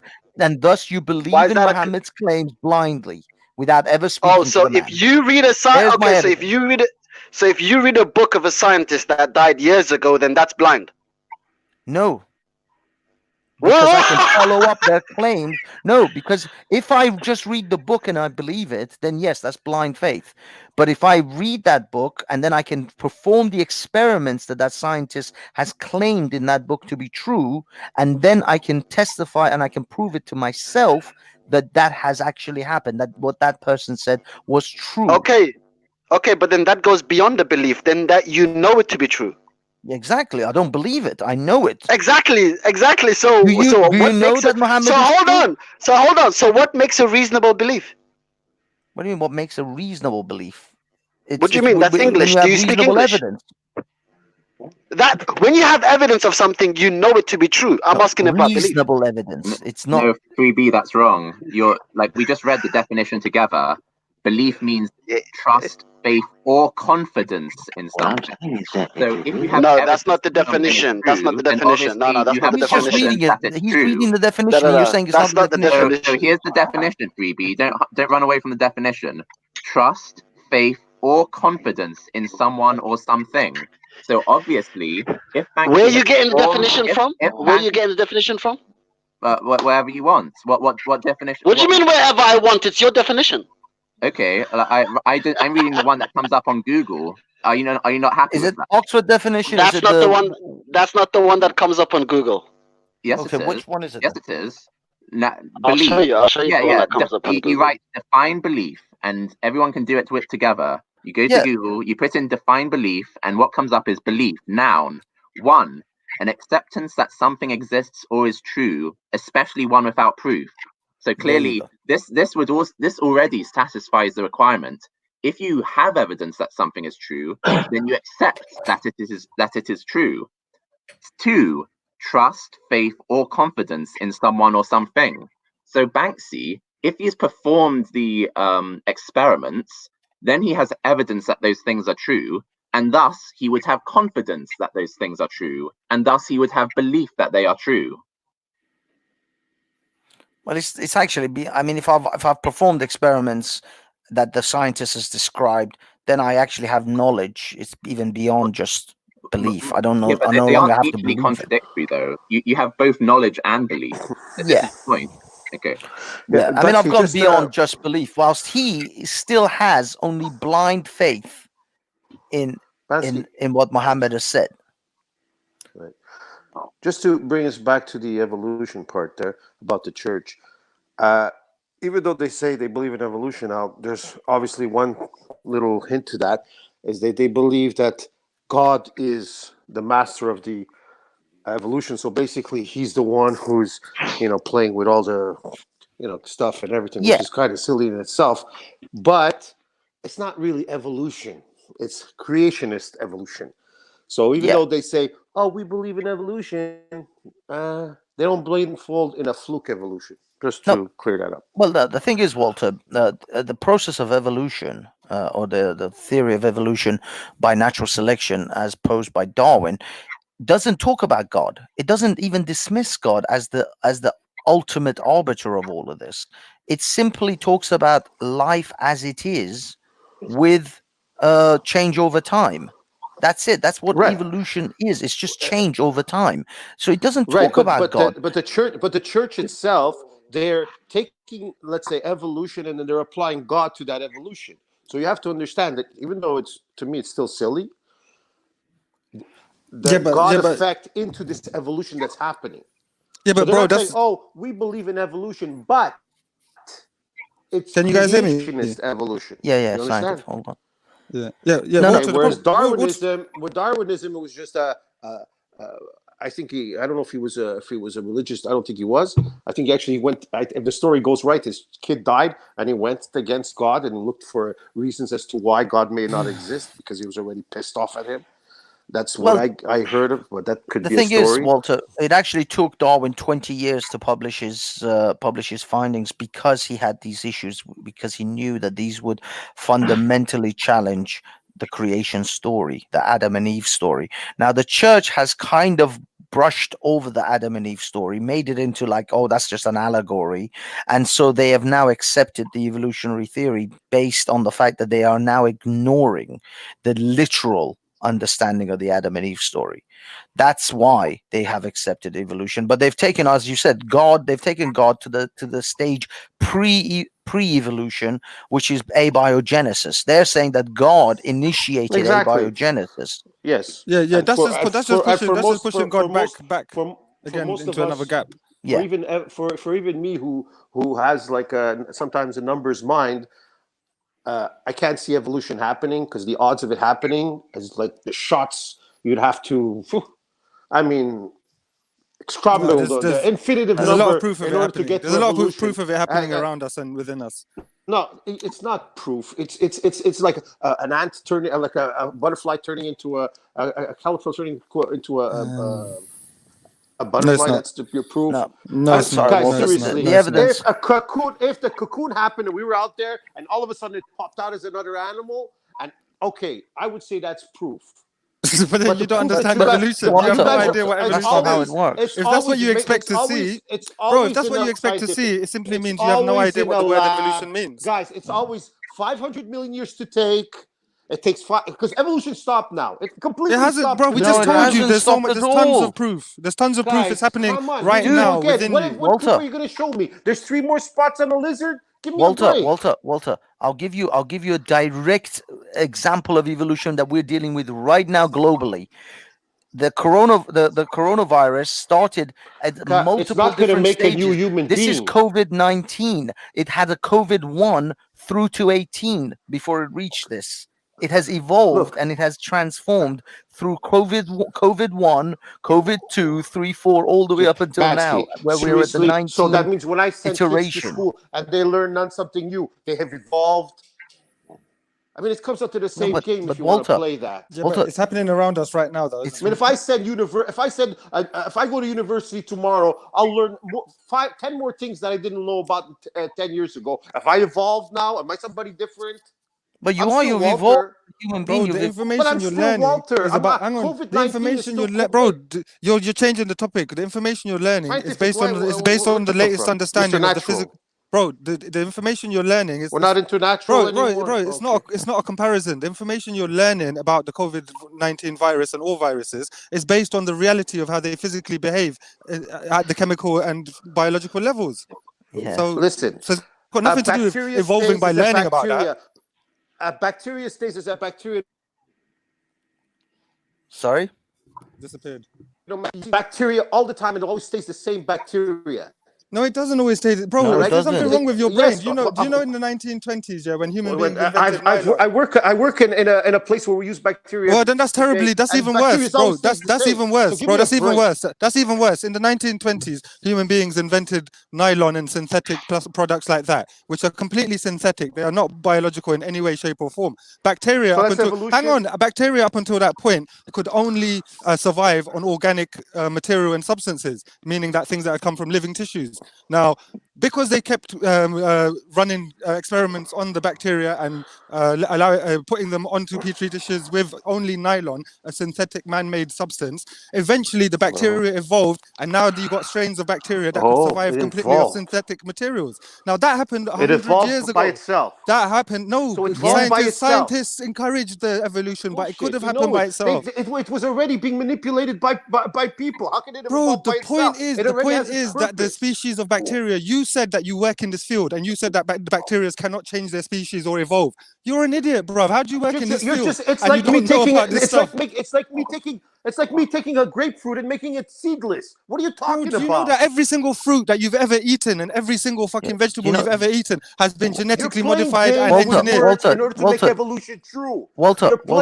You're playing games with things to make evolution true. We know that a fruit fly, or even a fly changes every day. It dies once a day, and it never changes. And no, it does. Thousands of years, that fly is still the same. But guys, we can demonstrate changes over weeks. Over weeks. In mayflies, you can demonstrate changes in a matter of weeks. You guys constantly talk about. So this evolution that you're talking about only happened 7,000 years ago. No, it happened. It's happening right now. It has never stopped. And if it's happening right now, it's happening right now. Show me another human being developed right now. Well, there are human We, beings who we have should be different. evolving. No, Bro, shouldn't that's we, got nothing shouldn't to we do be with evolving as evolution. human You seem beings? to think evolution is one creature Guys, magically turning into another I creature am literally supposed. that We are very all minute in you. front We of your got eyes. 7 If that's what you billion. think Guys, evolution we is, got there's no point having 7 this billion conversation. human beings on the planet. We have Walter. 7 billion human beings on the Oh, planet this is just right stupid. now. Are you saying that we are evolving into another species No, slowly? it's not necessarily we're evolving into a different species. It is that we Well, that's are what we're still talking about evolving. here. Listen, Walter, everything evolved from a single organism according to fluke science. Yes or no? well, that's abiogenesis that we're talking about. Now Oh, what do you mean abiogenesis? What got us to this? So it has to be part of the equation. You can't go 2 plus 2. That's not no more number there, no number there, no number there, and then 2 again. Bro, what the hell are you talking about? I don't Like, I don't know. even know anymore. What are you talking? What's your point now? At all. Doesn't 1 plus 2, miss a number, miss a number, miss a number, miss a number, plus 3 equals evolution. Banksy, what's going on, bro? I'm worried now. I think he's gone off You tangent a can't little play bit. that game. It's either that the Big Bang, universe happens, Earth happens. Look, bro. Instead of getting all excited, why don't you just tell us what your definition of evolution is? Because I'm sure that you're going to get it wrong. A thunderbolt, and we got creation happening. Walter, why don't you just tell us what your This is definition what of you evolution guys is? want. Because And then I you know say, you're going to get it wrong. Don't talk about that. That doesn't count. Bro, That you're doesn't talking about count. irrelevant Only stuff now. talk about just tell us your the definition color of my evolution skin so we can changing. see what you... Hey, give me a break.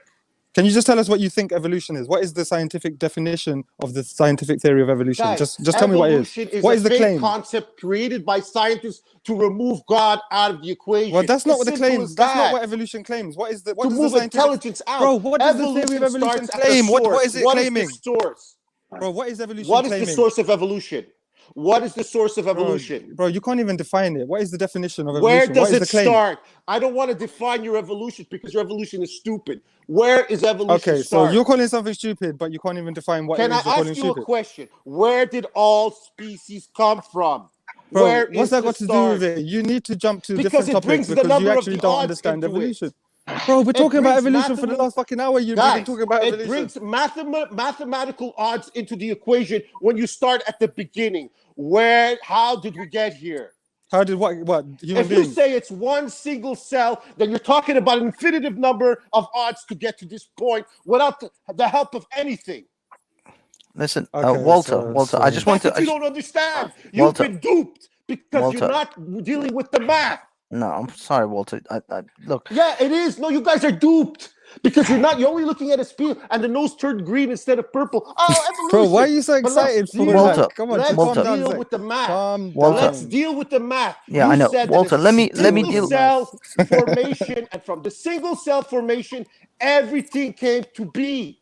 Walter, Therefore, do you understand? if Do you everything believe? came to be by fluke, Walter, you know what the odds of that it's not. happening? First of all, the fluke, the accidental part of this. Okay, I can. Let's put that aside for now because most aside. creationists want to think that this is Bro, accidental. You don't it's not know as the odds accidental either, as you so think. don't talk maths. You don't know the odds Exactly. You either. know why I don't know the odds? You know, scientific method. You know why I don't know the odds? Because they're infinitive. You don't know how fucking big the No, number if you is. don't know them, how can you call them infinitive? They might be an actual number. I just gave you the number. The number is 3.4444. It never ends. How did you get to that number? The odds of life occurring in this universe are 3.444. What the fuck are you talking about, bro? I'm giving you an example. You're making up shit. You're making up shit. shit. Happening. You're just making up shit, bro. That's why they come up with multiple universes. That's why they're creating other ideas in order to try to get those are just this is doing my head in. Walter, okay. It is your go take some right now, courses, Walter. Right now, we're going into easy. cosmology, and I want to keep it to biology and evolution. I just want to bring you right back down to Earth. And as far as evolutionists make it stupid, so that people, that makes sense. Listen, Walter, let me break. Walter, but then we'll say, okay, wait a minute. Let's go to the beginning. Let's start at the single cell formation. All I'm trying to do is I'm trying to take it one step at a time. Walter, do you believe? You can't go there, man. Walter, 1 second. Do you believe that animals and living beings on this planet, they change over time? Do you believe that we managed to take a wolf and make it into a chihuahua? You believe that can happen, right? Oh, James gone. Well, I believe that man has an effect on what they're doing. They take Okay, the okay. animal So we have and they play profoundly around with the changed. genetics of But it. Walter, But it's still we have it's still a 4-legged animal. no, okay. I accept that. I accept that you can say that it's still a dog, but a wolf. It's being manipulated by But listen, intelligence. But you guys don't want to believe the other way around. Walter, you believe you can see it with your own eyes. You can't. It's undeniable that human beings over the past few thousand years, we took a dog, we took a wolf. We took a wolf. Continue with it. We took Walter, let the guy a speak, wolf. bro. Walter, just Walter, hold on one let him second. speak, man. Just let me get to this. Put your words clear. We, intelligent species, Yeah, took an okay. animal. Continue. Okay, but I'm trying to explain to you that evolution just simply means change over time. So Well, you're you can saying there is no accept intelligence involved. accept that we took a wolf, a giant fucking vicious Same animal, way and turned it we into took a fruit, chihuahua banana, that anything. girls carry in their purses. So Listen, we managed to Bansky, do that you can't to a use wolf. that ploy on me because we take bananas, we take oranges, we took all of this stuff and we Okay. changed them. We Okay. changed their genetic. We So we can do genetically that. modified them. So So therefore, if humans could do it on one end, why can't an intelligent being do it on the other end? No, Because there's no I'm not evidence saying. of I'm such not a talking thing. about The intelligent. I'm not talking natural about forces is what intelligent we know to do it. beings. Of course not. Why would you? You wouldn't want to bring that into play because Walter. that would Because ruin there's your no theories. reason to. There's no reason to. Bingo, because you're atheists. You don't want to involve intelligence in anything. Walter. And Because it there's has to no be evidence fluke and no reason to, until bro. it What's wrong gets with to you? humans. Look, No, Walter. there's still no reason to. But are you serious? You're just going to keep Walter. on saying the same thing. Walter, You calm allow down. intelligence to Bro, you're the manipulate one things that that already won't shut up exist. for the last You 30 allow minutes. intelligence to manipulate things that exist, but you don't allow intelligence to create the things that never Walter, existed. Oh, for fuck's Walter, I'm sake. not dealing with intelligence right now. I'm just Of course, dealing why with. would you? Listen. I'm just dealing with the fact that I want you and I to come to a common ground. It's called common ground in debate. I want to come to a common ground that you and I both agree that living creatures on this planet, it can be changed. They can vastly be altered so that they are no longer even close representations of what they were initially. So we can take a wolf and make it into a chihuahua. You can accept that, right? That animals and living creatures can change vastly through time, given the right kind of manipulation. I could accept it. I could accept it because I've seen humanity is doing it. Okay. I see it. So that is evolution by human still a dog. selection. The dog, the history of the canine is evolution by human selection. Now, the other thing that Darwin postulated in his theory is evolution by natural selection, not human manipulation. Bingo. But the I world, understand, the weather, but this the natural environment. selection is very intelligent. This Sorry? natural intelligence that Darwin is No, playing not with, natural he doesn't want intelligence. to. No, I'm saying yes, natural events, natural selection. things happen. Natural events, exactly. The natural is very intelligent for being natural. No, but we're not saying know Because what you're saying is that you guys are saying that me banging into a wall 3 million times, slowly I will create eyes. Bro, No. the This simple is what fact you're is saying. You're saying that. Banksy, You're what he's saying missing, that if yeah, I is that bang human. enough time, if I Bro, bang myself no, it hasn't into got a nothing wall to do with that. enough All times over millions of Walter, years, it's got I will nothing to do create with that. eyes. It's got nothing to do with that. What you're missing That's is how evolution works. No, through no, natural you know it selection. doesn't. No, it Natural doesn't. You have no selection idea what means- you're talking about. Yes, So it shut up. does. Shut up a Natural second. Shut up a selection means second. that if you're in the dark Bro, just long shut enough, up, man. You don't know what create you're eyes. fucking talking about, bro. Just shut You up. don't know what you're Just talking shut up, about. man. Banksy, this is the problem, You're yeah? just He agrees that talking human what has been beings given to are. you also. Calm down. Banksy, he agrees, yeah, that human You beings guys are can an idiot. Use instigate mathematics. evolution, yeah, in other creatures, and we have done so. He agrees with that. What he's missing is that for hundreds of millions of years, it's only been nature Okay, with the around to hundreds of do millions that. of years. Yeah. But this Okay, is the so thing. the single. Okay, here we go. Here we go Like, there again. hasn't been human beings around to be responsible for it. Okay, It's only But been he the thinks physical God is forces. doing again. the manipulation all Planets these created, years. Yeah, but that's the problem. chemicals Why do created, you need to jump metals to created, that? Like, because just the we physical have forces metals of in our nature. body. No, but We have the funny iron thing in our is, body. We have water in our body. We have all the natural I'm fed up of elements listening in to the this universe, guy because most the of it in our fact is, body. hold he on a don't listen second. to us. He don't listen to nothing we say. Walter. This guy's scientific method is basically telling us that a single cell fell into the water, into somewhere, came from a meteor. Well, they're saying it came from a meteor. Yeah, a What I'm meteor saying, came, bro, is that you're splashed dumb onto an and Earth you have that's no already idea what you're there. talking about. Wait a minute. You don't have even the most Splashed basic onto of an Earth that education. was already there. Then a bolt of lightning slap this Listen, meteor that fell on the Walter. earth. Walter, you're talking start about the dehumanization of humanity. abiogenesis now. Abiogenesis has nothing to do with evolution. Abiogenesis is Banksy, he doesn't know the difference. different Why science. would it? He can't Why define would it have evolution. anything to He do can't with distinguish evolution? the That difference is the between most the two. important To part him, of he's still evolution. answering the question, But what is the Walter, origin of nobody, How can everything? you not the say evolutionary this? theory doesn't talk Guys, about by abiogenesis. you saying that it's a natural selection and evolution, you are also saying that everything before it is natural. No, Yes or no? well, I am saying it's natural, and I am not postulating there is a God for Why are we abiogenesis, postulating but that I what's already don't here? Why conflate are we postulating abiogenesis with how it came here? evolution. They're two different things. Bansky, you're being fooled. You're being fooled Bruv, because you're you're not literally dealing foaming with at the the mouth beginning. right now. Dude, I know, but I'm not You're not dealing with discussing the beginning. what may have caused You even abiogenesis. want to change it a different name. No, but listen, Microevolution. Everybody wants to change the name, but nobody wants to go to the beginning. Why is that? Because at the beginning, nobody has the answers.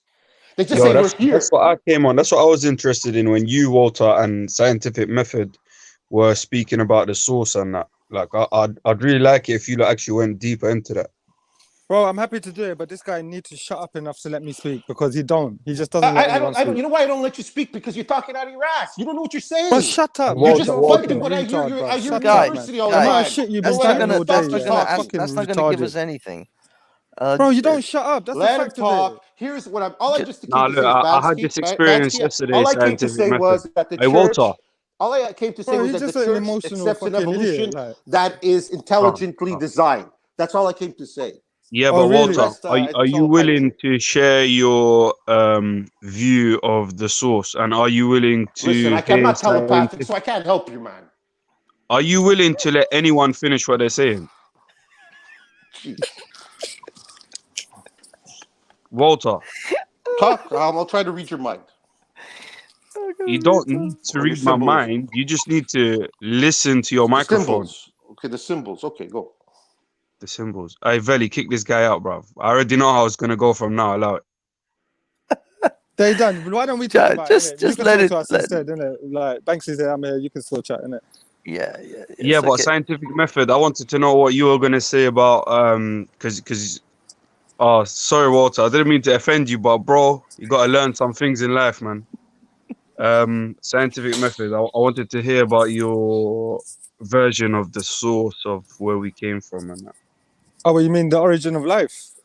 Yeah. Isn't that what you were talking with Walter about?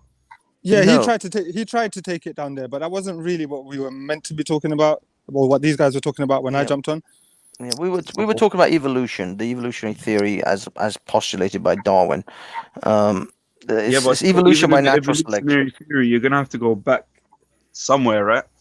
No, but the thing is, we don't have to, because evolution only occurs from when there is life. Evolution doesn't talk about when there is no life. Evolution only talks about when there's life. And the definition of where we demarcate life from non-life is a complicated issue in and of itself. It is. There's not a hard line. It's there's not a pencil line that you can refer to. What? Yep. I think that's a big question, isn't it? Well, the thing is, evolution only discusses from the point where there is life that can replicate. That's really pretty much the kind of life that evolution is discussing. Evolution isn't discussing, silicon-based life or any other type of life. It's basically the kind of life on this planet that can replicate itself. The main thing is, but I think the main problem with the evolution theory, or all of the evolution theories, really, but they done point. Yeah. Sorry to cut you. I know exactly what you're going to say, but this is the thing, the way to look at it. Evolution is not an explanation of how life came to be. Evolution is an explanation for the diversity that we see around us. Simple as that. Yes. Evolution does not even attempt to explain how life came to be, where it came from. Yeah, it does not even attempt it. That. But you know, when you're speaking to people like this, yeah, like I feel like that's what Walter was trying to get to, like. Yeah, but that's why he's he's conflating the explanations. This is how it's split into all these branches from this main core. Yeah. But where did this core come from? Where did it start? Is the main question that everyone's trying to find out from the people. Yeah, bro. Banksy was straight on it. Banksy was straight on it. He said what you're talking about is abiogenesis, and we have got an explanation for that, but it's very different to what anything to do with evolution, apart from they consecutively come one after the other. That's it. They don't. That's exactly. It's a different science. Say again.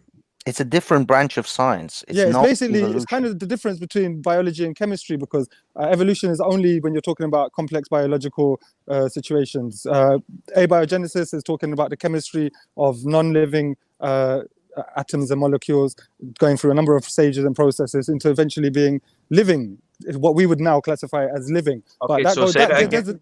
but What, there- what there's is a what is the yeah, but it's a title very of that specific study?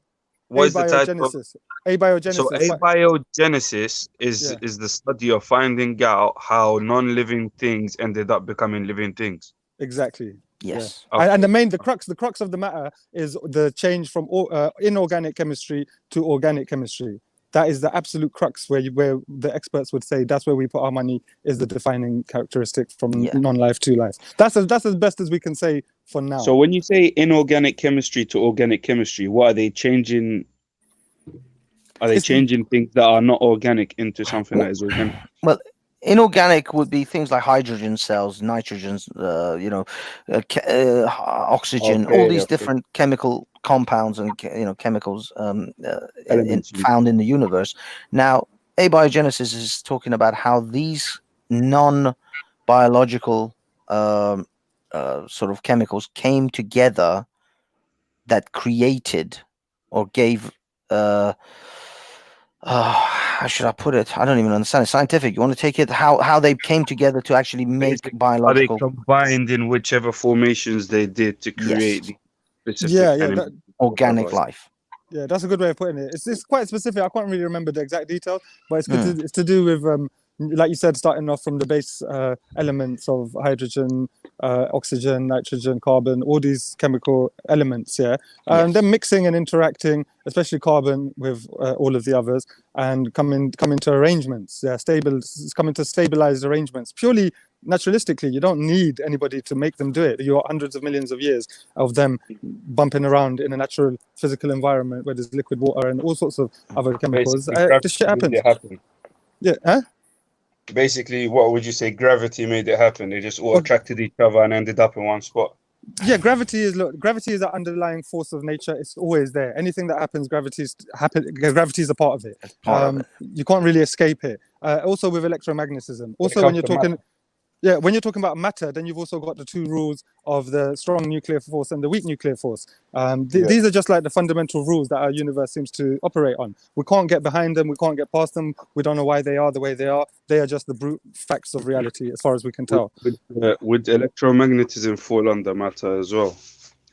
No, electromagnetism and gravity, they operate on matter, but they also affect time. They also affect light. They're more universally applicable to the universe. The other two rules, which are the strong nuclear force and the weak nuclear force, they relate specifically to physical objects in the sense of actual atoms, an actual physical atom. So they behave like in some ways like a magnetic or a gravitational type effect, but they only occur at a very quantum level, and they only relate to atoms of physical substances, like the elements of the periodic table, not light and not time. Your scientific method. What science is your strong suit? I don't have a background in science, to be honest. I'm a hobbyist, so for me, I'd say the scientific method, because my background's in philosophy. So the way I came to science was through just trying to understand what's the best way of looking at reality and determining what's true and what's not true. So then eventually, after 10, 15 years of doing that, I came across the scientific method and understood that it's our best bet for that type of stuff. And would you say you see things more physically, chemically, or biologically?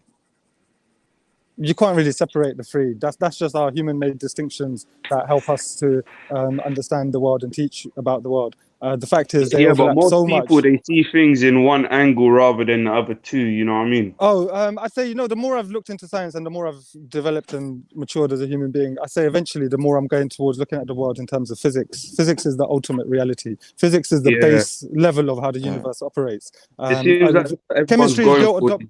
Listen to this. I worked this out for myself. I never heard an expert say this. I never read it, or I never was taught it. I worked this out truly for myself. Physics is the base reality of the universe. Chemistry is something that is built upon the laws of physics. Biology is something that is built upon the laws of chemistry.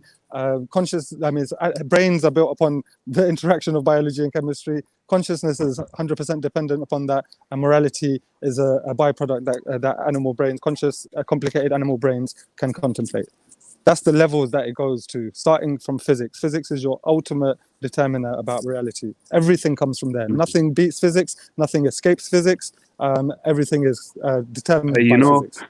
You know, by saying something like that, you just created beef with some chemists out there.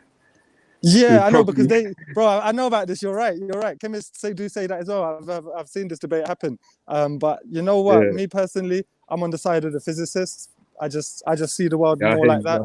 I'm not sure, bro. The technicalities, they go deep into it, bro, and it's like the levels of stuff I don't even know what they're talking about anymore. But yeah, you're right. They do have that issue. You'll never see biologists entering into that debate, though.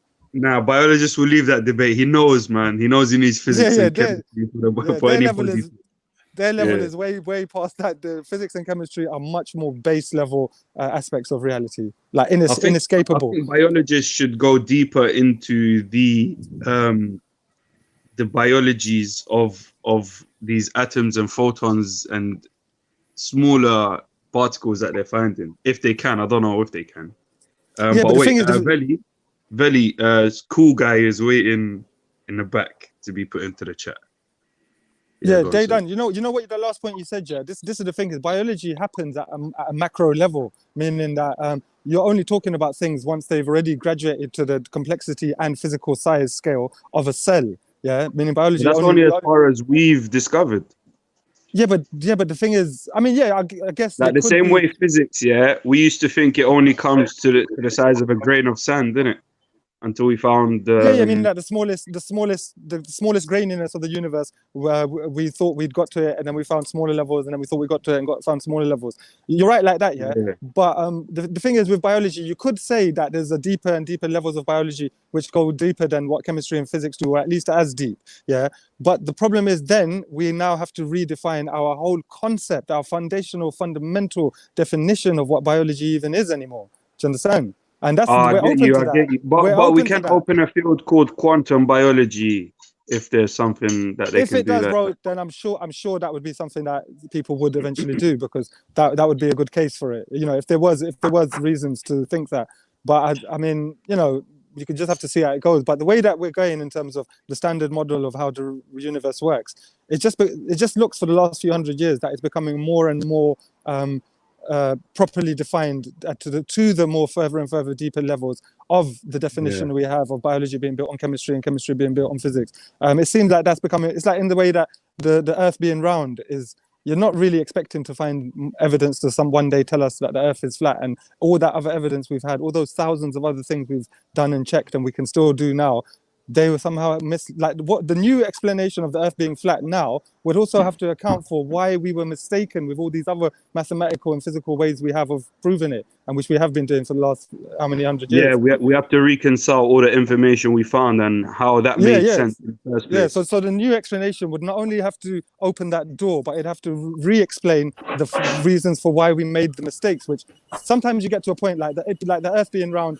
like that's never really gonna change now, because like, I don't know, one day we might go up in a spaceship and see it for ourselves, and once that's happened, are you really going to question if anybody's going to be able to prove the earth to be flat ever again? Like, so years in the future, still got people telling you that the moon is a coin, innit? Once the new guy on the panel, cool guy, to introduce himself. Yeah, cool guy. Go on, man. What's good?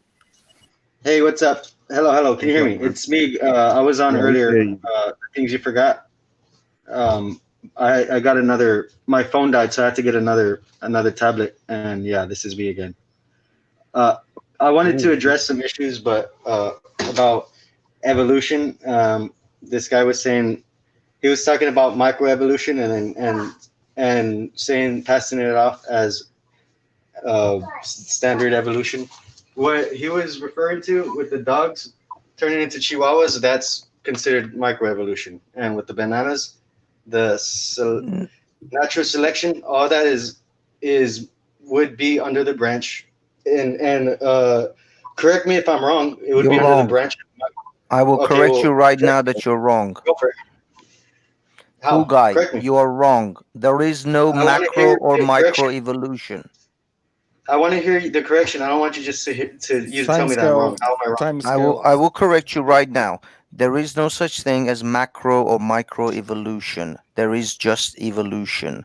The macro micro part came through theists trying to separate what was evidential in evolution, which is small things like fruit flies evolving or bacteria evolving, because they couldn't argue against it. It was so obvious, and also things like wolves becoming chihuahuas and our domestication of the cat, and so on and so forth. So these things were so evidential that they couldn't deny those things. So they created a separation, a two-tier system of evolution, macro and micro.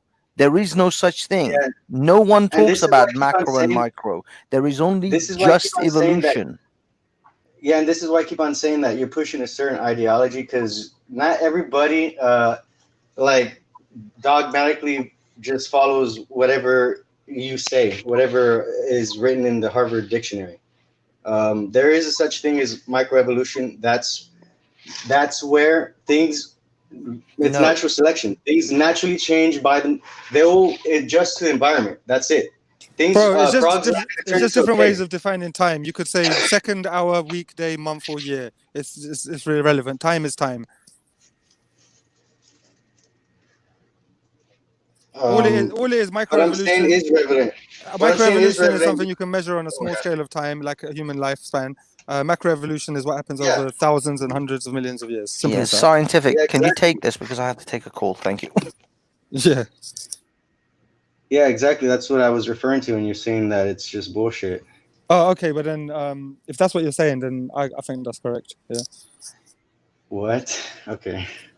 Yeah, but are you saying that microevolution and macroevolution are basically the same thing, but just over a different time scale? Then that is the case. But they're No, kind no, of no. they're That's kind of not what I was irrelevant. saying. Well, No, what I then was saying disagree. was Then, you are misrepresenting macroevolution with microevolution, and you just told me the definition, the mainstream definition. That's what they say it is, like over a period of time. so what's misrepresenting about it? Where there's not one organism. What's the name of the branch of organisms that is being transferred over into another? That is turning from one species to another species? What is that branch of organisms called? Because if we're going through evolution, transitional species. Most species are transitional. Okay, In fact, so all what? species are transitional depending on the time scale you Oh, look so at. now you just said some species, and now you're saying all species are transitional. No, listen, bro. If you Which is have it? if you have a species like the sharks, yeah, in our ocean environment, the ocean environment hasn't changed much in about 300 million years. So the sharks are very much the same as they used to be 100 million, 200 million years ago. Yeah. So on that scale, they haven't But evolved much at that all. doesn't make sense, because because the whole ocean has been evolving since supposedly the first things crawled out of the ocean. Yeah, in 4 billion years. Yeah. So you're now comparing 200 million with 4 billion years. So, bro, like this is what I'm saying is like you people oh my talking God, let about me micro. talk. Okay. Go on, man. You're saying that sharks, didn't have to evolve in the ocean because they were fine, right, with doing their thing. Why is it that some animals are evolving faster than others aren't evolving at all? What's going on there? Does scientifically have an explanation? Yeah, so this is how it works. Yeah, is that so a species, the species environmental pressures push on its speed of evolution, as you would say. Yeah, that is the case of in the ocean. The sharks have risen to become pretty much the best predator. Yeah, so they dominate quite many large aspects of the ocean waters. They dominate. Yeah, and because they're the best physically adapted to that situation, they've remained like that. And because the majority of the situation at their scale hasn't changed much, they haven't changed much to respond to the selective pressures. Now, in a lot of other situations like jellyfish, eels, millions of other species in the ocean, their selection pressures also include other predators and arms races and trade-offs and playoffs with other species that are in their immediate environment. So they evolve at different rates. Like I don't know why you couldn't understand that.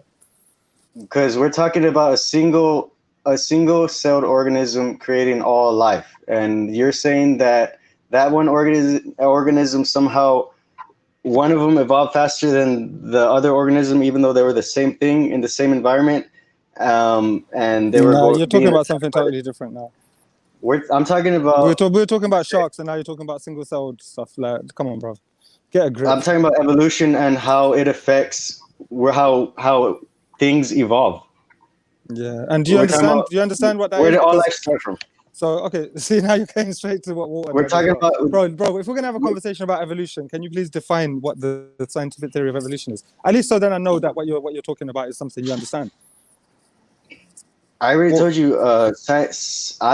I'm with the other guy. I don't believe the mainstream scientific definition of evolution is Which what is what? you call No, but is what do you call what- natural selection. Yeah, but explain that to me. What does that mean? What is the claim that people who believe in evolution think is What is reality, the is claim? true? Yeah, what is professed by the theory of evolution? What is it that it claims about the world, about reality? You can't be telling me that you reject it and you don't even know what it is. What is their claim? That everything. I never said I reject evolution. First of all, I don't know why you're. You said you were with that guy. You said you were with that guy, and he does. Yeah, that I don't believe in the definition of evolution. I think it's What's a the naturally definition you don't believe in? that everything that we evolved from a single-celled organism. Oh, okay. So you think that the claim of evolution, as professed by the scientific community and other people, is that You're putting all those words in my mouth. I never said none of that. Okay, so All you I just said think, was- so far as you're concerned, evolution equals the idea that we came from a single cell. Do you think that's what it is? Like, why does it claim that? How does it? How did this happen? What's the Dude, mechanism involved? every atheist and every scientist I speak to or have a conversation with, that's what they tell me. So I don't know. So you don't understand what it is that they're claiming. You just know that we say that evolution entails everyone all coming from a single cell. That's all you know about evolution, bro. I don't know what you want me to say specifically to make you feel better, but evolution, I already said it more than once. I don't know what you want to hear. Bro, that's like even the dictionary gives you a much more detailed explanation. Like, why don't you type in the dictionary? Well, type into Google and see what it says. Scientific theory of evolution. Because the fact is, if that's all you think it is simply the claim that everything came from a single cell, and that's all evolution is to you. What are you criticizing? What are you rejecting? Like, what are you even talking I about? don't think he's gone deep into it, man. He's just saying based on what atheists have told him. Like, I think as deep as he's gone into it is what people have said to him, innit? Well, then it's not surprising that he rejects or doesn't understand it, because he fucking doesn't even have. Dude, I hang on, understand. listen to me. Listen to me. If I ask a primary, at least he's trying to understand, innit? Bro, He's asking you. I do understand. He was trying to conflate. Bro, I've had 3 children in my life. If I ask them at the age of 10, yeah, my daughter's 9 right now. I'll ask her again. But I've already done so. If I ask my child at the age of 10, what is evolution? I promise you, they will give me a much more detailed explanation, way more detailed and specific than it's the idea that we all came from a single cell. Believe me, all 3 of my children would have done that at the age of 10. Not because I taught them about it, but because they learned that in primary school anyway. So I'm wondering why people are here arguing and debating this stuff. Bro, you can type it into Google right now while we're talking. While I'm talking, boring you. If you were to describe the whole idea and concept of its crux of evolution in one sentence like that, what would you say it is? Repeat that word time. All right, it's going to be a long sentence, but I can do it. Oh, yeah. Okay, go on. The scientific theory of evolution is the understanding that the best explanation for the diversity of life on the planet as we know it is through a naturalistic process of the genetic makeup of living cells having variety, which is then acted upon by given said environments around, which then selects naturally which organisms survive and reproduce and procreate. And therefore, after a long periods of time, you will see around you millions of different creatures who are well adapted to all their different environments, purely because of the physical reasons of the process of time and nature taking place. I think he was just trying to put it in a simpler way, innit? Yeah, I literally said that in layman's terms. No, you didn't, because what I said there was way more explanatory than simply we came from a single cell. Do you know what layman's terms is? Because you're acting like you said that you said it. You're acting like you said a simple sentence right now. Yeah, but the thing is, like, it's a scientific theory. Like, you could say about it. I agree. It is a scientific theory. So if you were to sum it up as it's the idea that we all came from a single cell. It's also the idea that we are all share the same DNA. It's also the idea that different species and different environments adapt to their surroundings. It's so many. You could say 100 sentences which sum up evolution or an aspect of evolution, but it doesn't demonstrate that you understand what you're talking about. Yeah, that's true. I agree 100%. You could give 100 different demonstrations and still not know what you're talking about. So what's your point? Because I gave 2, and you're saying I could give 100 more, and it still doesn't prove to you that I know what I'm talking about. So what are you telling me here? Yeah, what I'm telling you is that when the way I made my statement to explain what I think the theory of evolution is, I mentioned a number of key points about what it is as a theory, what the claims are, what somebody is saying is the explanation, and the reason why those explanations are valid. Do you know what I mean? So when I said that, evolution is natural selection, without the part where we all came from a single-celled organism, that's where you have a problem, right? With me saying, no, you just have a problem with my ideology all in general, right? With my mentality. No. I think what it was is that you said that you reject the scientific theory of evolution. The definition of evolution. You reject the definition. So I asked you to define for me what you think their definition is, and you didn't. Yeah, it was where we all come from. Wait, so you're saying that? Are you telling me with that answer you said? Are you saying that we did not mainstream science? Are you saying, like, speaking for them, that they didn't agree we all came from a single-celled organism in the ocean? No, that is something that is entailed by the scientific theory of evolution. That is one thing that is entailed. So no, I wouldn't. What does entailed mean? Because I'm not that smart. It means that that's one aspect that can be determined from the body of scientific evidence for evolution. That is something also that is true that everything points towards. And that's one of the main. That isn't that like the foundation of, in my opinion, from my understanding, the fact that the single-celled organism created all life, that literally is the foundation of all life, of all biology. So I don't know how you're saying that when I made that point, it wasn't relevant or whatever to evolution. You mean evolutionary biology? Yeah, it's evolutionary biology. That's all I had to say. I was saying I don't agree with you scientific method. I think we did come from, I don't know where. I have no idea. Spiritual, I would have to say we came from the place that light itself originates, like from the darkness. Yep. It's inconceivable. People can't conceive this reality that was created. They don't even like to say that. They like to say, why don't you just say you don't know? What's wrong with just saying you don't know? Why do you have to make it sound like you kind of know? You're right.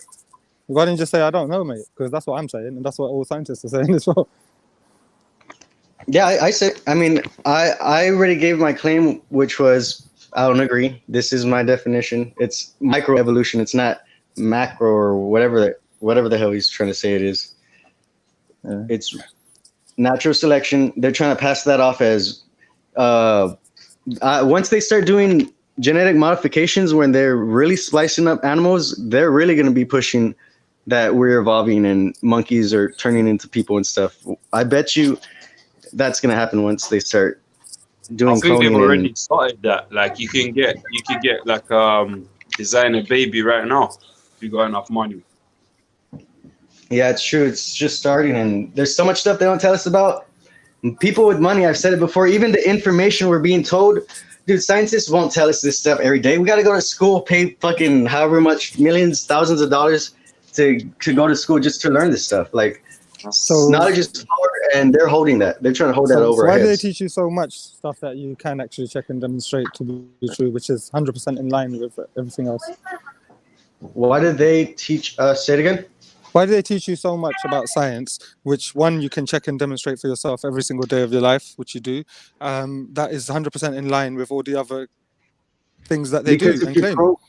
if you're programming a robot, do you want to program that robot to do the wrong things? What? If you're programming What are a you robot to talking work on about? your assembly line, oh my God, you're not following the conversation, are you? You've changed it into conspiracy theories about politics now. I thought we were talking about science. I know Yeah, we're you talking about kind of jumped too far, man. But if we're talking about science, if you're talking about science, we can talk about science and the validity of the methodology. I think what he's saying was an analogy, innit? Were you trying to make an analogy, cool guy? Yep. Yeah, that's what it was. Yeah, I think you kind of jumped the gun. I think I missed it. They done you talking there because I don't really understand what he was trying to say. No, I think he was trying to make a comparison, between the school giving you the information that. Correct me if I'm wrong, cool guy, but I think what he was trying to say that the school is only giving you the information that is required for those who want to control you to be able to control you with this information you have, basically. Right. Yeah, that's where I was going at. But like he just said, people don't even like to start talking about the politics that go into science and how it's affecting all of society and reality. Like science politics is a real thing. Like policies, you know what? People are the ones that a lot of people are not give going to science be willing to accept that. Cool guy. A lot of people are not going to be willing to accept that without like solid, strong proof and evidence. You know what I mean? Well, it depends on what you accept as proof. Do you accept the fact that your ancestors your ancestors' histories get erased throughout the world? People's whole cultures get destroyed, and they give that has nothing to do with what we're talking about, right? A lot of people will call that conspiracy theory as well, isn't it? Wait, no. Okay, which part is the conspiracy? The fact that throughout history, indigenous people have been colonized. Which part is the conspiracy part? Wait. Let me say, or the part where I'm saying that the society encourages kids to support the society that is being run. The conspiracy part. Well, what conspiracy means is there are more than one conspirator, which means a conspiracy is like a secret. A conspiracy is a plot to manipulate either a person or peoples. That's it. Say that again. The conspiracy is a plot to manipulate a people or peoples, and that it has to do with multiple people that are plotting against a person or people. Is that so crazy? So you're saying it's so crazy to believe that there's people in the world that don't like people in another side of the world, that they want to control them or use their but use conspiracy their land. is not the problem. It's the theory that's the problem. Okay, what's my theory? No, I mean, like when you have a conspiracy theory, that's what makes it a problem. When you have a conspiracy fact, that means you can back it up with evidences and proofs that point nowhere except to that fact, and there's no proofs or evidences pointing otherwise against it. Okay, do you accept the fact that all the native cultures throughout history, all their records get destroyed? Do you accept that as a fact, or yes or no? I personally, I accept that as a fact. I accept that as historical fact, yeah. But to say there's a conspiracy behind it, that there's some people trying to destroy the history for some reason, like everyone tries, all the victors try to destroy their enemies' histories, innit? So you can say there are sub-conspiracies or like between, like you can say in every nation there are conspirators and conspiracies going on. Every, I wouldn't say nation, every grouping of people, if you will. But why do you mask the word conspiracy if conspiracy means a plot to control somebody? Why are you changing controlling Oh, because you're saying the theory, right? Conspiracy theory. Okay. Yeah, theory. Yeah. That's the bit that makes it a bit like you know what I mean? That's the bit that makes you sound cuckoo, innit? But when you have evidence and proofs, like you can actually show someone, and then all of it leads there, without leaving any doubt. Like then you could say, yeah, 100%. You know what I mean? Otherwise, it's only gonna be like maybe it sounds like that, but you can make anything sound like anything. You know what I mean?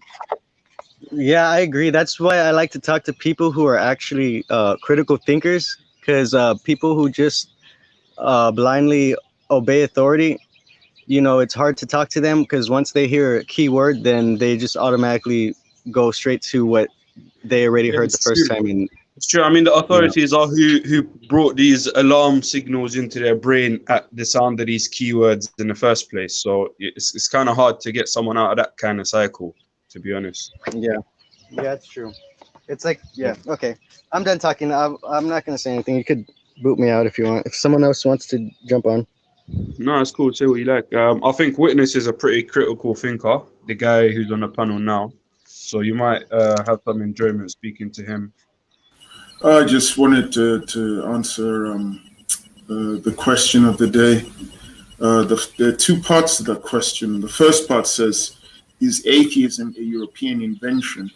So I was curious about that, so I started doing some research on it. And I found a source which was saying that the idea of not believing in deities goes back to the 6th century BCE with the rise of Indian religions such as Jainism, Buddhism, and various sects of Hinduism in ancient India, and of Taoism in ancient China.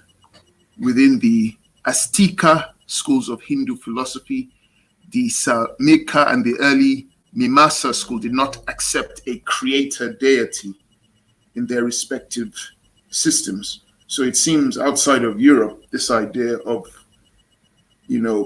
not believing that there was a God or a creator existed. It wasn't down to ancient Greeks doing their thing. So that answers that question. It seems in Asia with Taoism, they don't believe in a creator God.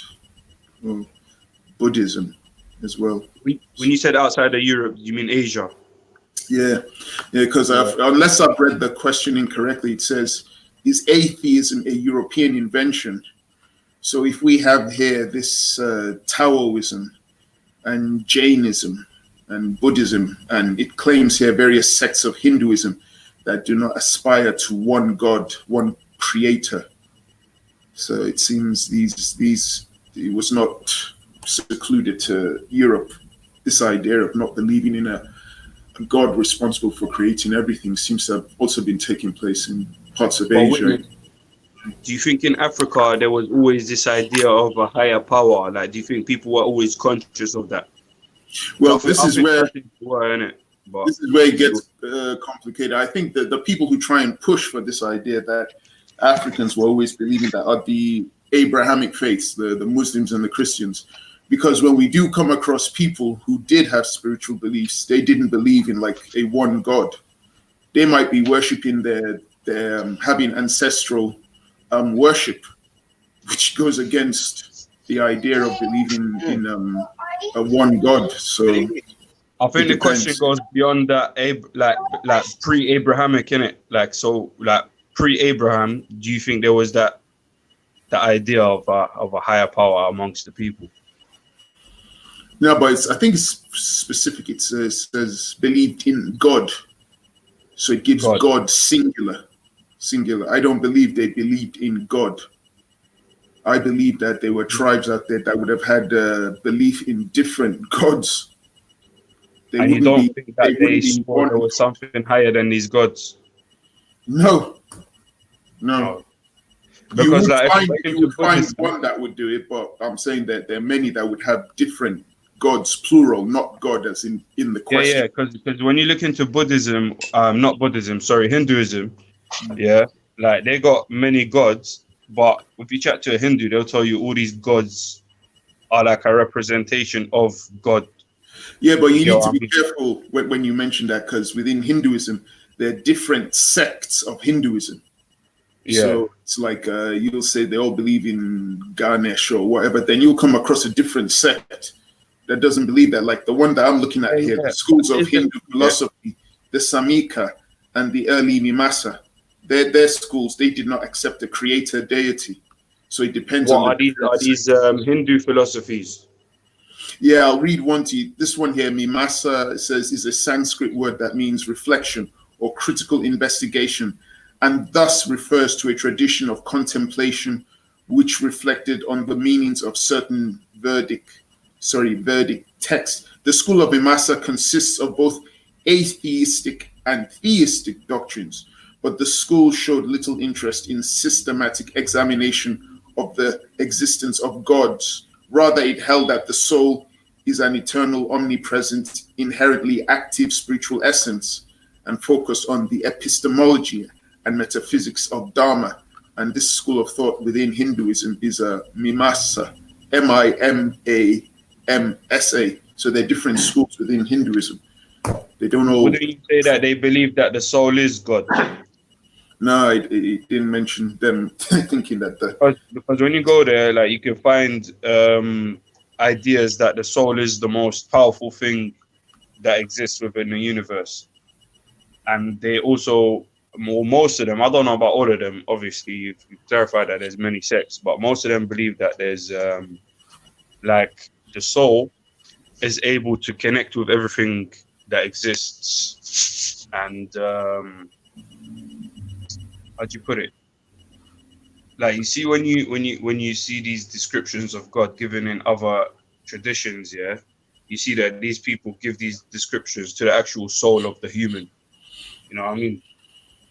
Yeah, probably, but they don't worship a god or believe in a god. That's like in Buddhism, Taoism, Jainism. So I don't think atheism is a European invention. Say everyone is God. So like the person you see is God. You know what I mean? Sorry, they believe that what? Who believes everyone is God? Sorry, I didn't hear you. In Buddhism, yes, there's this idea that everyone is God, innit? So like your actual higher self of you, there's a lower self and there's a higher self, innit? The Buddha. Like, Buddha is a name. It's not a name of a person, innit? It's a description of a state of mind, a state of consciousness. Yeah. Like, anyone can, say again? Yeah, I'm listening to what you're saying. Yeah, like anyone who reaches that state of enlightenment would be referred to as a Buddha.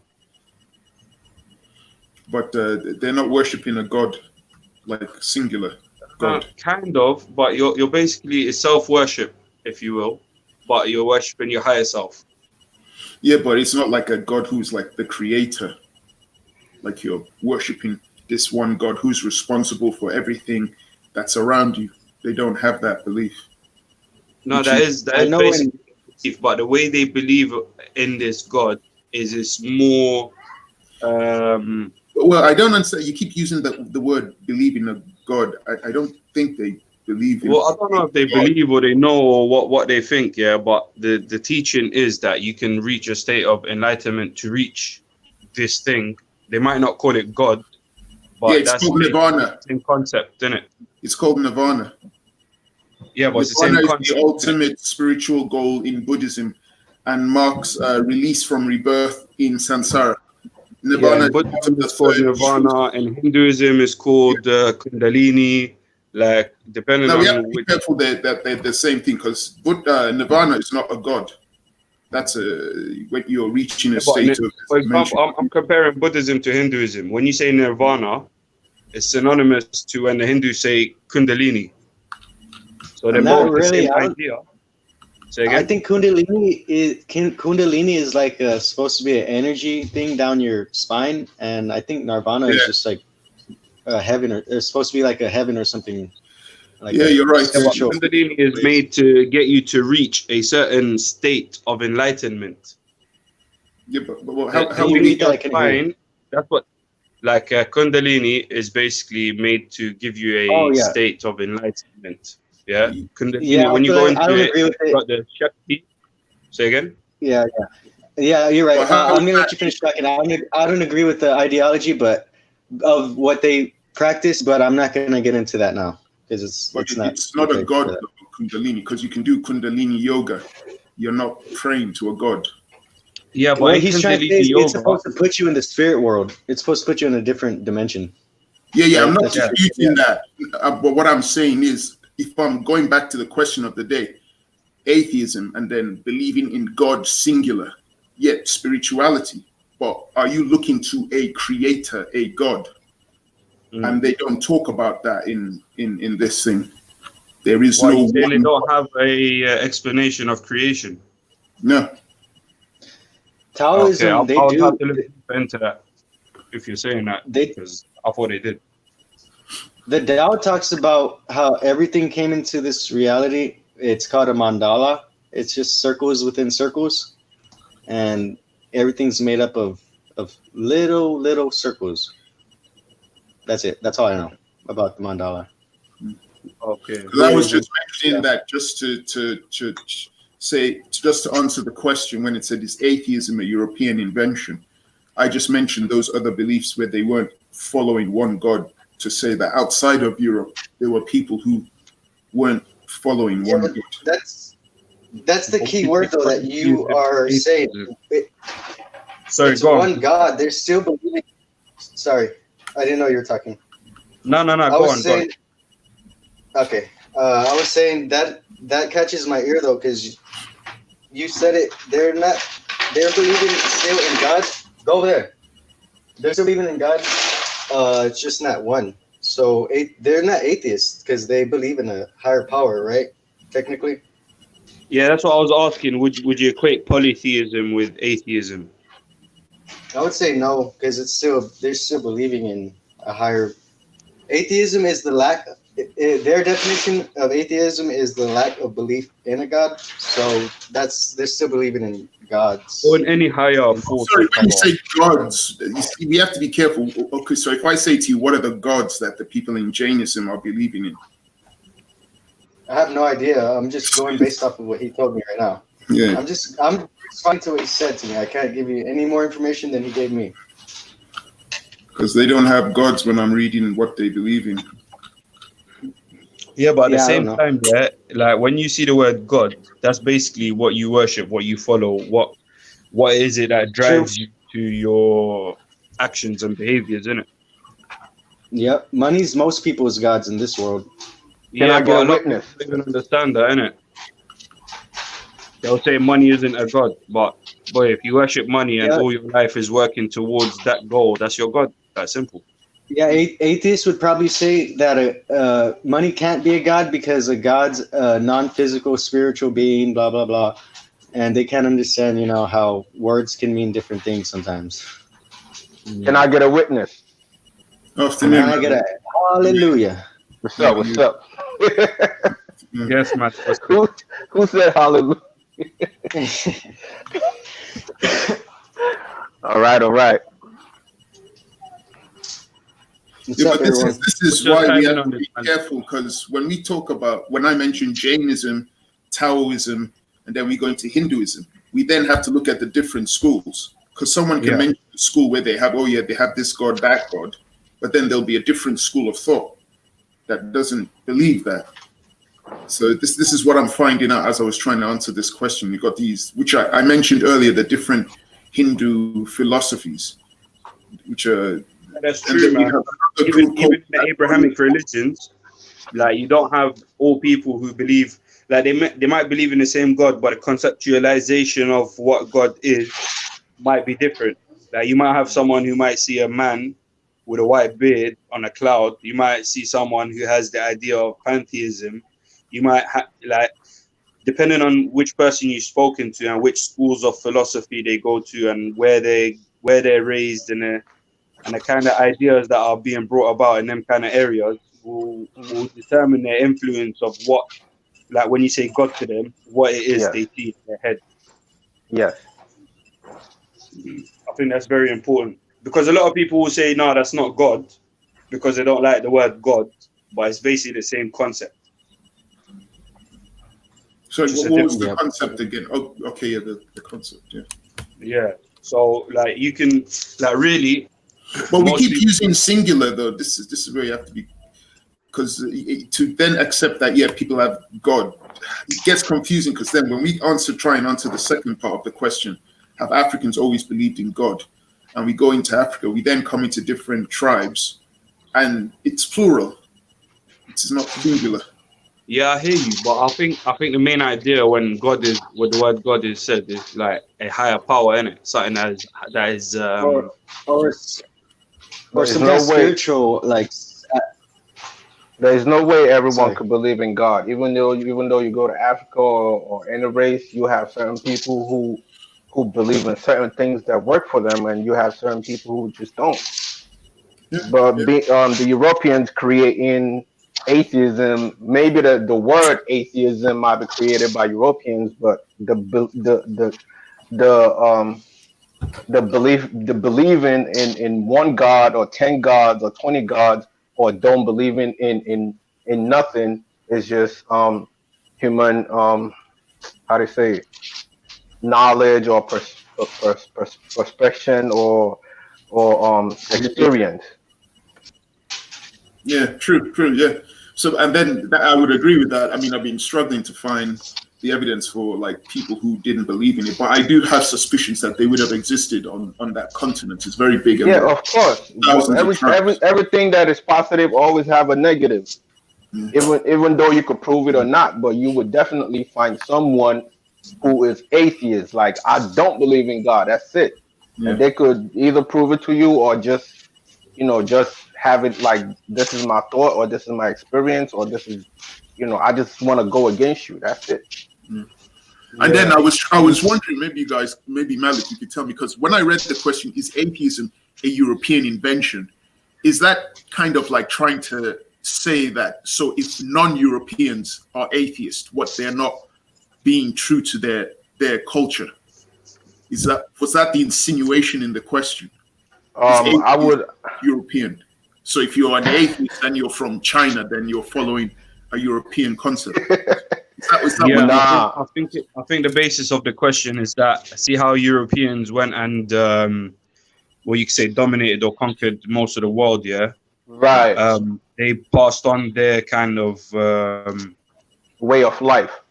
Yeah, ideology and their methodology, their mind frame. Because look, if you have people who believe in God, yeah, like most people who believe in God, they'll say like God will tell you not to harm people, yeah. But when you see people who are coming in and just harming everyone willy-nilly here and there, whatever, ain't done nothing, like you can see that this person's God is different to your God, innit?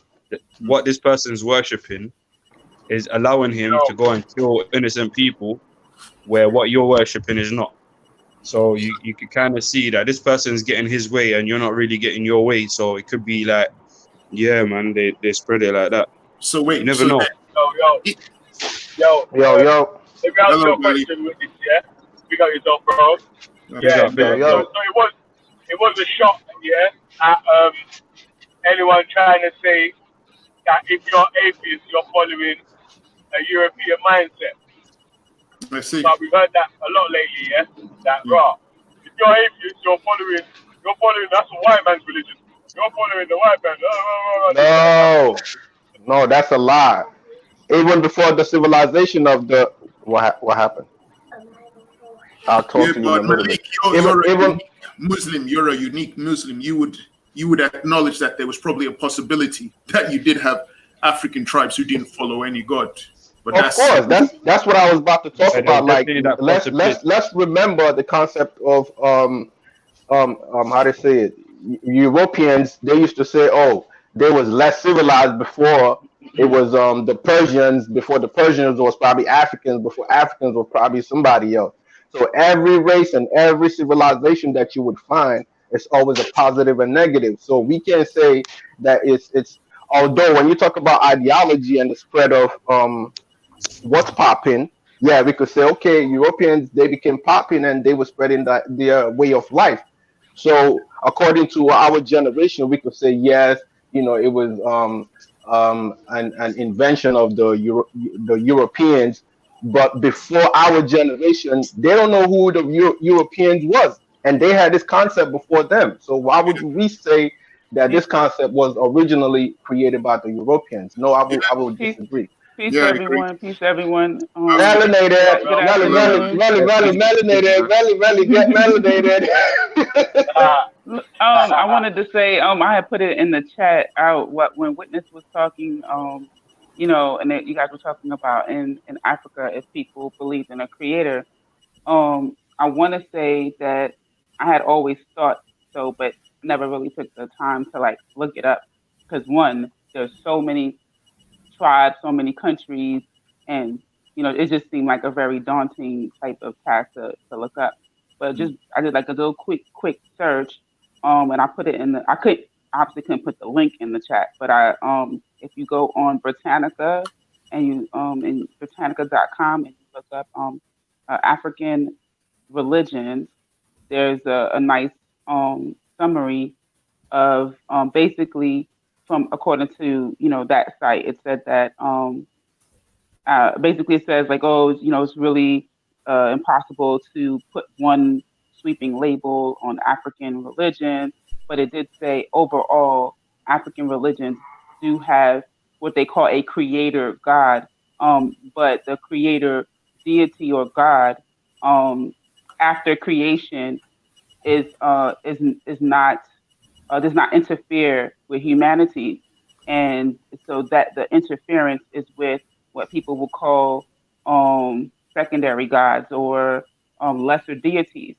So Right. that is so because from the outside looking in, they see people interacting with multiple gods. They say, "Oh, you're polytheist," when it's really it's not really a polytheist, so to speak. If there is this one creator God, but that one creator God, like the reason why I don't like the term God is because in those systems, the way in which they interact with God or view God or address God, like everything is so different, right? Right. So when you use the term God and somebody from an Abrahamic perspective, they're going to say, oh, and they put that your God in their bubble and say, oh, so that means you pray, that means you worship, that means you fast, that means you all of Yeah, these different things. melanated, Like man. That's what I was trying to say, isn't it? yeah, like does your God tell you to do this? Does your God command? What are the rules? What are the and it's like, bruh, I ain't telling you all of that. Like, where you getting all like no. Like Yeah, they'll get their own idea of the word you're so using, and they'll that's use why that. I just let them put me in the atheist bubble, even though I'm not an atheist. But the atheist bubble is way more comfortable because when for me, you could a believer could just put me in the atheist bubble because I don't want to be in the same bubble with how they practice, how they like all of their rules and all this stuff. They say, "What's your commandment?" What? Before, I don't know if you heard this show from the beginning, yeah? But right at No. the start, I was talking with Isa, yeah? And I was trying to tell him about, because a lot of the times when we're talking about beliefs in God, yeah, original beliefs in God, everyone always goes back to, Kevin, well, the Bulls and Kevin had this, that, and the other on it, yeah? And I was saying that, yeah, there was a time when people was just developing a language. So all those thousands of years, they didn't have a belief in God or a concept of we all have to believe in this God. And I'm saying that it was literally they were surviving and forming a language. So all that's me, yeah, the religion sort of come with the civilization in it. So without having an understanding on whatever you can't understand, they've made it like, wow, we'll attribute that to the unseen deity. You know what I'm saying? True. I think it's a difference. I think it's a difference. I was going Go to ahead. ask if I was going to then say that if people then go down the road of saying atheism is a European invention, this ties in a bit with what Malik said. There are good things and there are bad things which have come. So if you're going to say atheism is bad and it's European, because then there's a whole bunch of things we can say are bad. Are we going to say automobiles are bad? They came from Europeans. They created Europeans. Are we going to say aeroplanes are bad as well? Are we going to say medicine, the use of penicillin, all this is that bad as well? You know what I mean? It's like. But you got to remember, Witness, yeah? that a lot of these stuff were stolen from the places that these Yeah, Europeans yeah, went to. They weren't really their yeah. I was gonna inventions to say that. begin with. No, Well, no, but not what but I'm not saying everything. We is, can't just say that white people didn't do anything. I mean, that's Oh the yeah, danger we're not in. saying that. No one's saying that, Oh, dude, okay. but what I want to say to the guy who responded to the guy who was just talking, it's so confusing.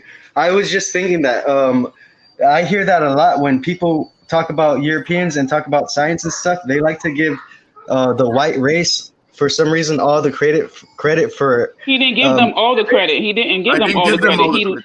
He I literally know, but said that they do some things though. No, he just literally said that they did do some he things. starts. So Yeah, that's he all he started said. naming the car. He started naming the airplane, and he started naming some other stuff. I was thinking like half of that stuff wasn't even created by white people. Like most of this But let's just stuff that say we. it. But let's just say it was, any white invention, right? Let's just say whatever it is. Let's just say white people invented the screen to prevent bugs from coming in the house. I value that screen. Thank goodness for whoever that did that. I Right, like that right. screen. You see what I'm saying? The thing I that don't want to have a window without it. the It's thing gonna that help y'all are in forgetting. humanity. I'm sorry. Go The ahead. thing.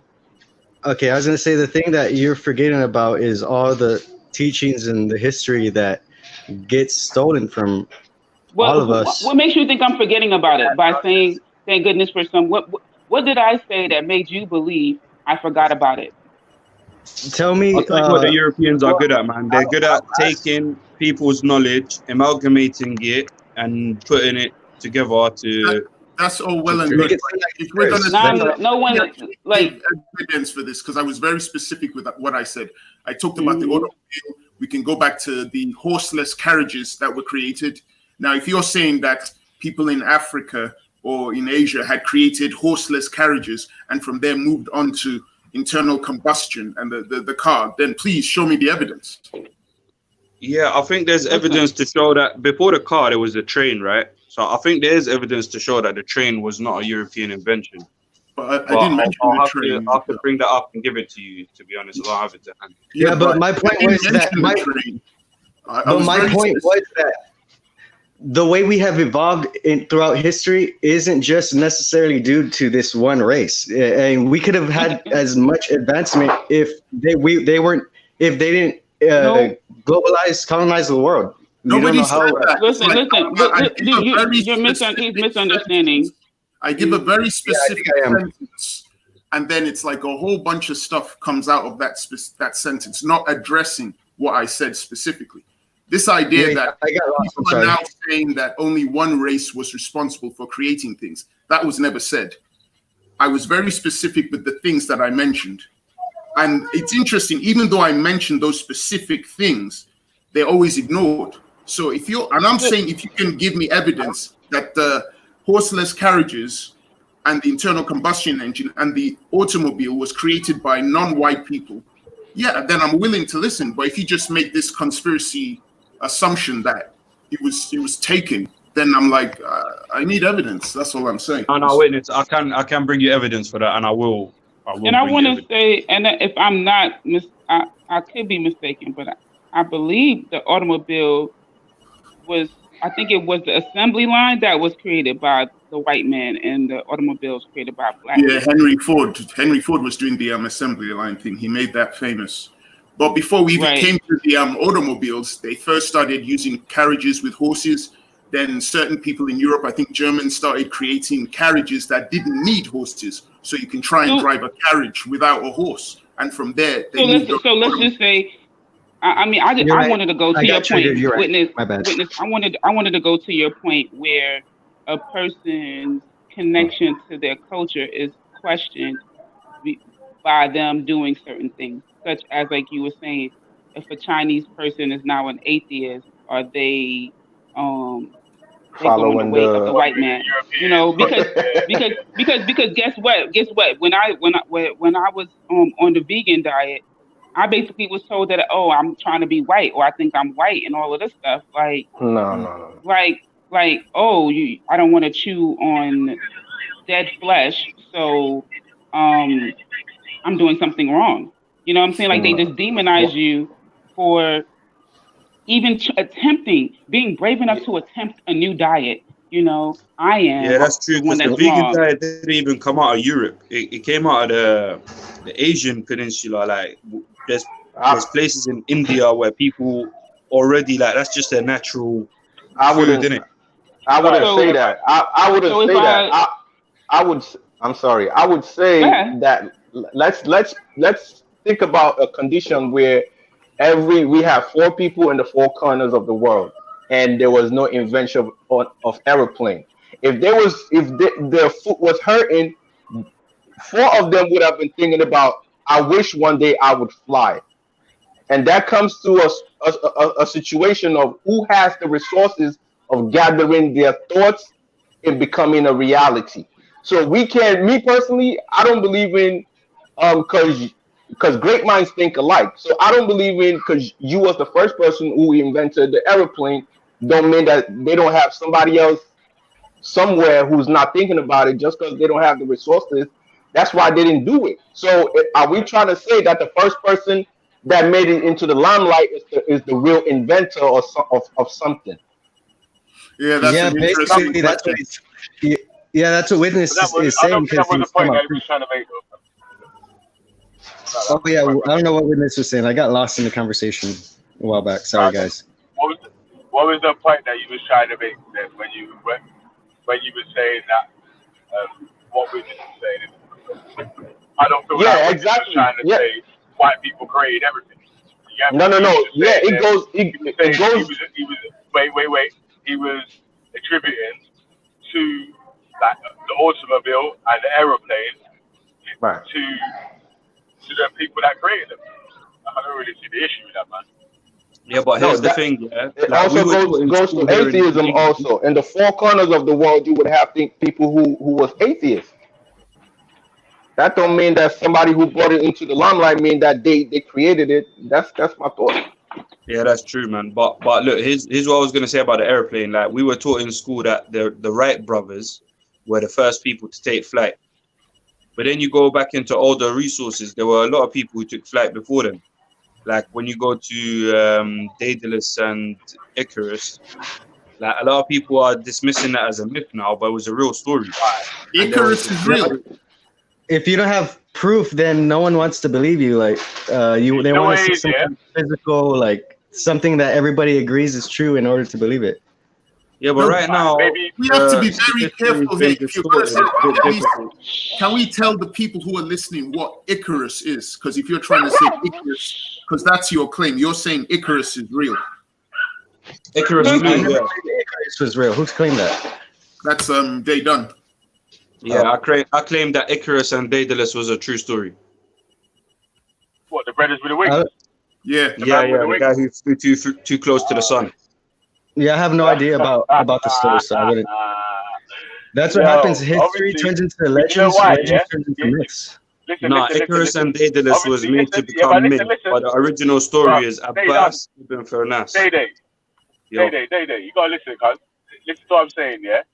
If right now, yeah, when you go to if they fly to the moon or to whatever, to the International Space Station, yeah, they've got to wear special suits and their oxygen is different, yeah. Obviously, no one could have flown past that sort of atmosphere in them times unless they have constructed something to cover them to get there. So but really, no one's like Icarus and Daedalus did not fly out into space.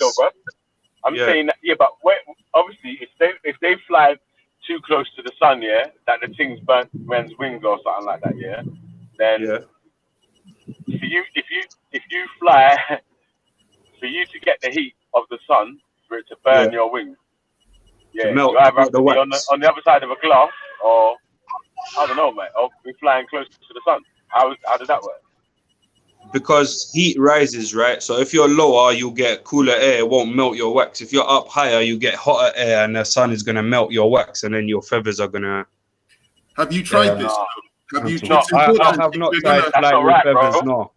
If it's important that if we're going to support this, then we need to show proof, either videos or someone doing it. I'm telling you, if you write in Google, look, I wrote it in the chat. I wrote the guy's name in the chat, yeah? that's the actual real person on which this myth was created. So if you read, that's his name, Abbas ibn Firnas. Yeah. So if you check out this guy, listen, who's a yo. If the guy's wings burnt, bro, near to when he got close to the sun. It never burned. The melt wax, the wax melted, didn't it? Okay, the wax melted, yeah. But for him to get that close to the sun, that his wings melted in the wax, yeah, he's gonna go past planets and shit, bro.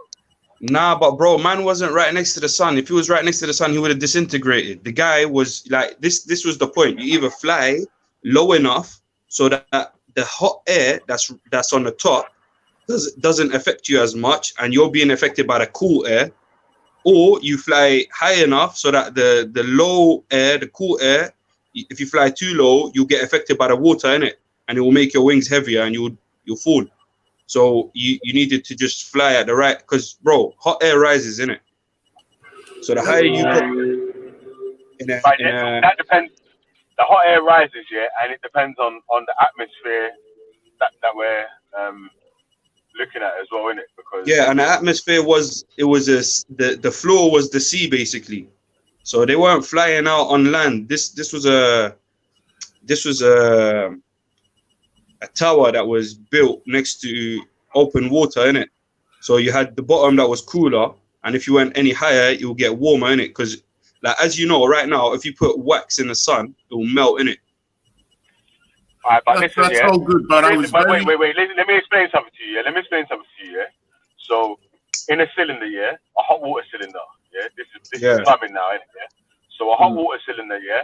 What you're talking about happens, innit? The heat rises in a hot water cylinder, but that's because in all situations the heat rises. Listen. No. But listen to what I'm saying, man. This is what I'm saying. Though. When you're talking about the sun heat, how that it reflects off the ground. Do you know what I'm saying? Like, so you can say that, yeah. That's what I'm trying to say. So that means it's not contained. Yeah, it's not a contained heat. Yeah, so it's not the heat. So the heat dissipates as it rises. Do you know what I mean? Does that make sense to you now?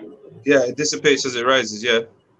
Right. So that means the further up my man's gonna go, it's not. When he gets close to the clouds, it's gonna be cold and shit.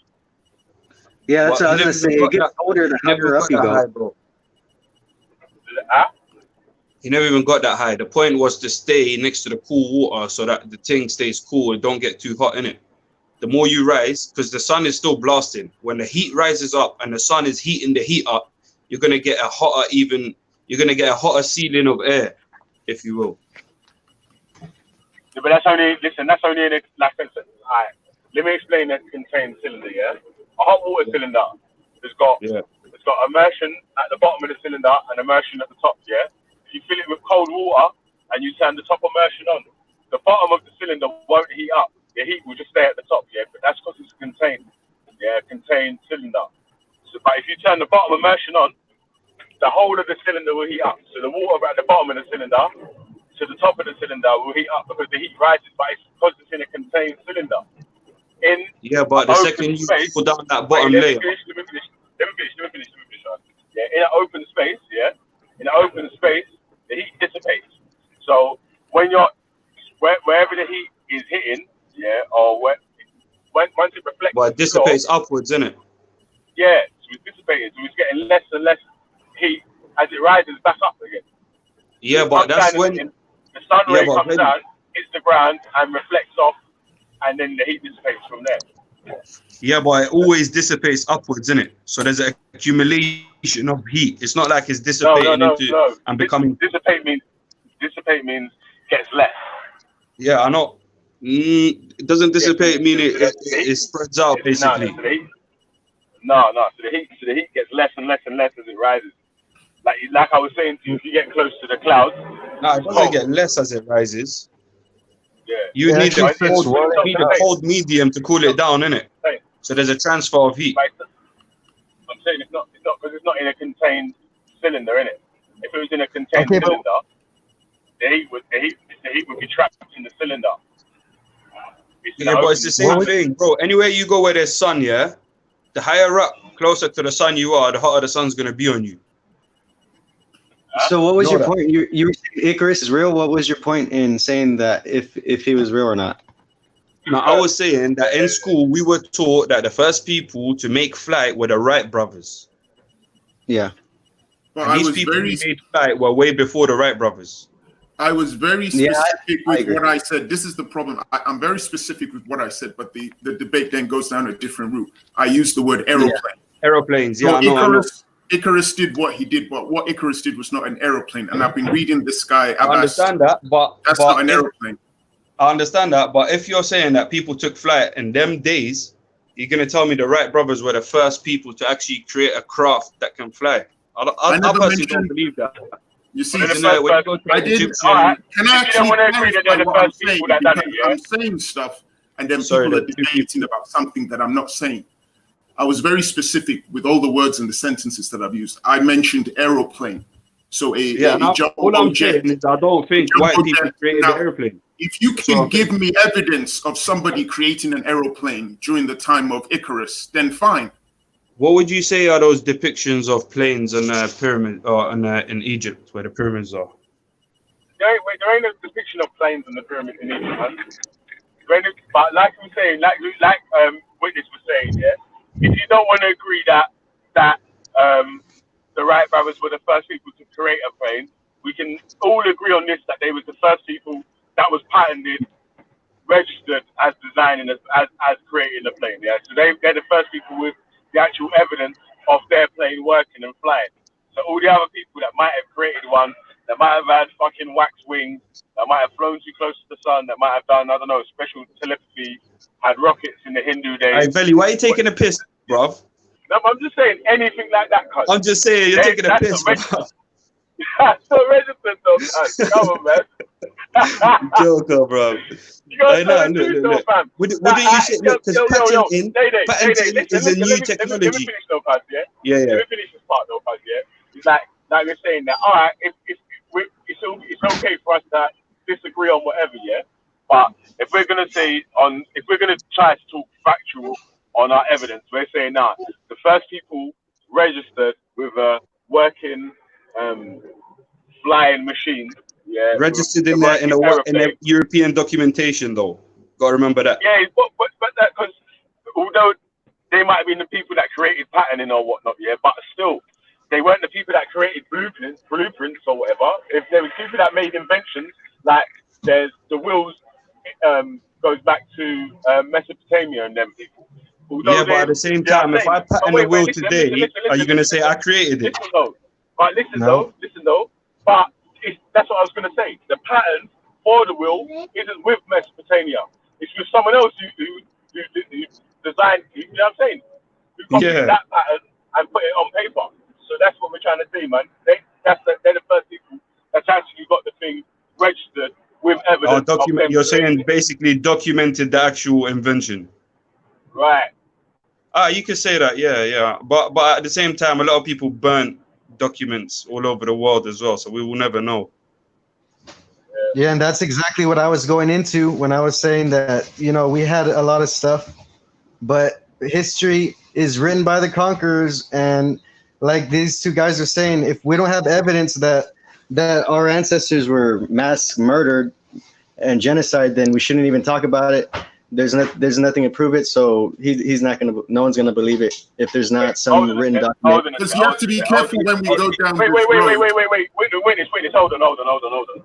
What? Because, alright, so in what the fuck, yeah, of any of the sentences that I just said, did we even talk about anyone getting massacred or mass murdered?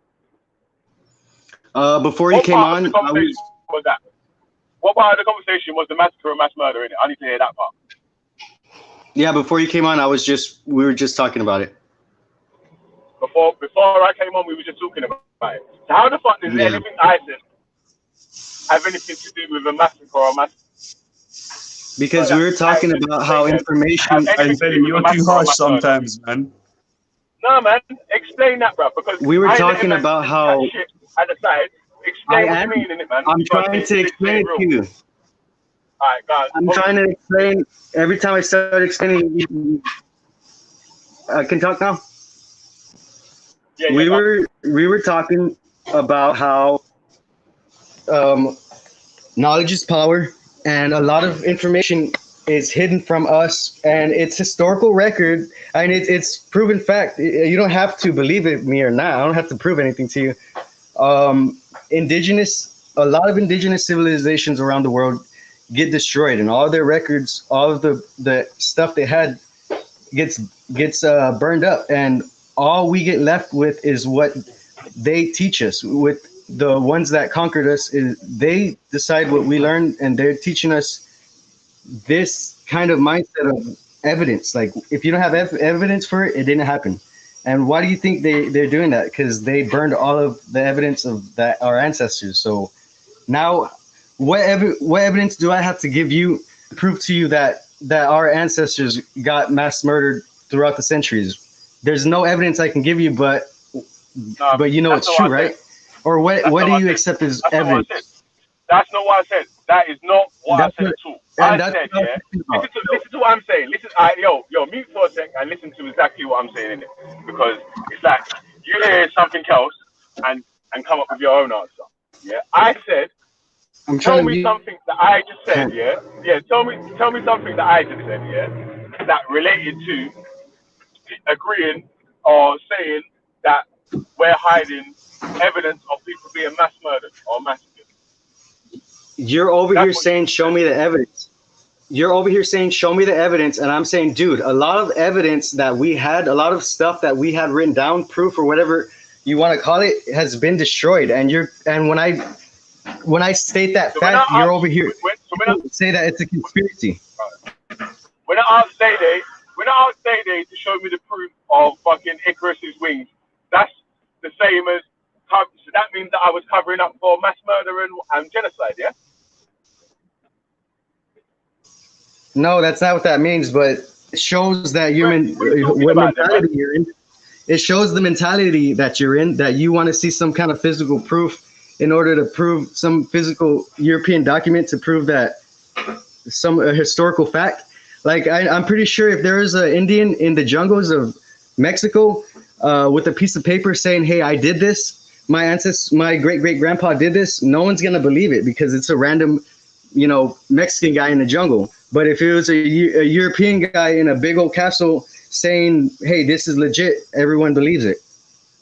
That's all I'm saying. I don't know if that's too crazy to take in. Yeah, but how did what you just say there? Bruv, listen, it's like, this is what I'm trying to say. We're having about two different conversations. It's like I'm speaking to fucking James and Witness, and you're speaking to, I don't know who you're speaking to, because it's like you're not saying anything that I said. I'm speaking to your subconscious, because your consciousness right now isn't listening. Subconscious, bro. Speak to me in it. I'm actually on the panel right now, asking you. I'm trying to, bro. Wait, listen. Every time I ask you to give me the evidence that confirms the stuff that you're talking about, like I said, or I'm agreeing that, or I'm hiding genocide and murder, yeah, and then you talked about some other shit. I'm saying, bruv, what the fuck are you talking about, cuz? We're talking about that someone actually flew. We're talking about Icarus and his flight, yeah, if that's even real or not. How heat works and hot water in a cylinder. How the hell is that covering up a fucking genocide and murder? You got to explain that to me, bruv, because that's where I'm at. Dude, I never said that you were hiding genocide and murder. That's what you just said. That is what you just said, bro. I said before we went off on this, because this is like a long exercise now, isn't it? Yeah, because obviously this is long, isn't it? Yeah. But before we got to this long thing here where we're at now, yeah, you said, this is why used to like hiding genocide and murder or something like that, yeah. And Witness was about to go off, yeah, and I said, wait, hold on, let me ask the question in it, because I want to see what you're talking about. Because I'm like, I can't understand how talking about attributing invention to the people that's registered the invention is hiding genocide and murder. Dude, because first of all, I'm not saying the fact that they're hiding inventions is directly contributing to hiding mass genocide. I've never said that. If anything, you're putting that in my mouth, and that's not what I'm trying to What I'm saying is, historically speaking, information gets destroyed, and he's saying all that I'm saying was he's pretty damn sure that there was some flying machine before these European people patented the thing and said, hey, we're the first ones to make a flying machine. I'm saying, yeah, I agree. I know that there's stuff that happens in history that gets erased. It turns into people pass it down. It becomes a, what's it called? It becomes not history, but first it's history, then it becomes a myth, then it becomes like just like a fairy tale. Yeah, I know that happens. Guys, I really don't believe in history. Wait, listen. He's trying to ask me of the scientific explanation of how it happens, innit? Because he's trying to reason with it in his head and trying to see, can this actually work? If I tell you something, if I tell you something, if I tell you something, that you've never seen before, and it happens, what are you gonna ask me? What's the next question that you're gonna ask me after? Well, I'm gonna ask you. So if I tell you that I know about a flying pig, fucking golden egg. I'll ask, where was it? Yeah, only I know where it is. Yeah. What would you want? You want to know where it is? Yeah. How does it work? Exactly. You want to know some information about it? Where I it can is? see it in You're not front just of me. gonna take my word. Are you just gonna take my word for it and just say, yeah, I believe you because you said it? We're talking about history. It's true what you're saying, bro. Because I don't. You know what I'm saying? Like, That analogy doesn't apply because we're talking about history. You just believe fucking anything, yeah? You believe in anything that anyone says just because you want to believe it. I'm like, bruv, I don't believe things just because I just want to believe it. I'm like, at least show some evidence for it, first of all. Let's get some evidence. Yo, Veli, would you take the critic of the prayer as evidence? Aye? Say that again? The guy's actual critic writes about his flight. About his flight. Well, he's saying that there could have been a flying invention made, yeah, and the evidence could have been destroyed before there was such thing as patenting or registering evidence, yeah, and it could have been attributed to other people. Of course, that could have happened. I never said that couldn't have happened. I've never even. But what I'm saying is that the evidence you're looking for, I can only present it in. Huh? Yeah, man, we've never disagreed with that. I'm not saying that's not what happened.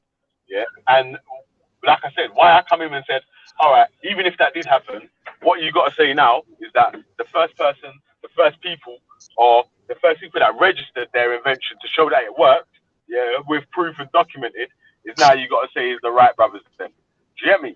So it wasn't even like, right, man was dismissing, even though I don't fucking believe that Icarus flew or Icarus even existed. Yeah, I didn't even. Did you check the link? Did you Google the thing I put in the chat? I didn't click the link, bro. I've literally just got off the motorway.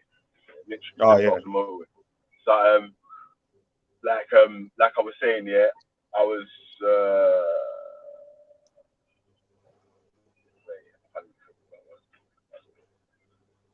yeah, but anyway, man, this fucking proof for Icarus, yeah, I gave man half a blind on that, yeah, without believing, man, and said, right, boom, whether that's true or not, the first people that's registered their flying machine, the aeroplane or the aeroplane that actually works, yeah, with proof, and the thing that works is the Wright brothers that like witness have brought up about aeroplanes and the automobiles. And then obviously man was just it's just gone into another long thing anyway, yeah, but forget that anyway. Let's just get on to another Yes, but you know Tesla had patents for flying machines as well, right? A patent doesn't mean he actually invented it, though. That just means I'm going to copyright an idea. A patent doesn't mean that you've actually invented something that worked. I agree, James. I agree. Hello, James. You are a good friend of mine. Wait, cool guy. 1 second, cool guy. Yo, James. Yeah. Yo, I need a rematch. One in chess. Yes. Okay, if I beat you this time, you need to stop believing in Icarus and Daedalus flying with, wings attached to their arms. Why don't you research it before telling me to stop believing in it? Well, I mean, because I told know you, research. that I'll write it impossible. again in the chat. I'll write the guy's name again in the chat. Abbas ibn Firnas. Okay, let me ask something about this Abbas ibn Firnas guy.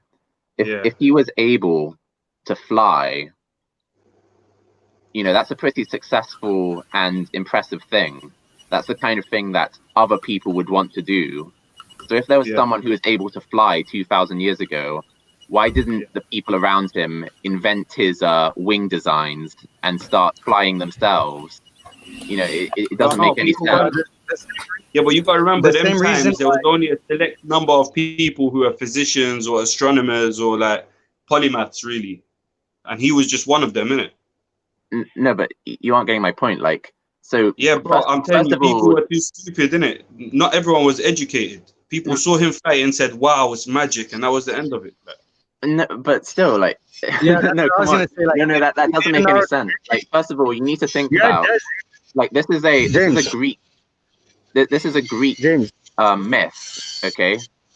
Icarus and Daedalus, that's a Greek myth, okay? This is part of European mythology, so you can't claim that kind of the Europeans kind of went to some indigenous culture and destroyed all the records. This is Greek myth and Greek thought and Greek inventions are some of the most well-preserved ancient history in the world.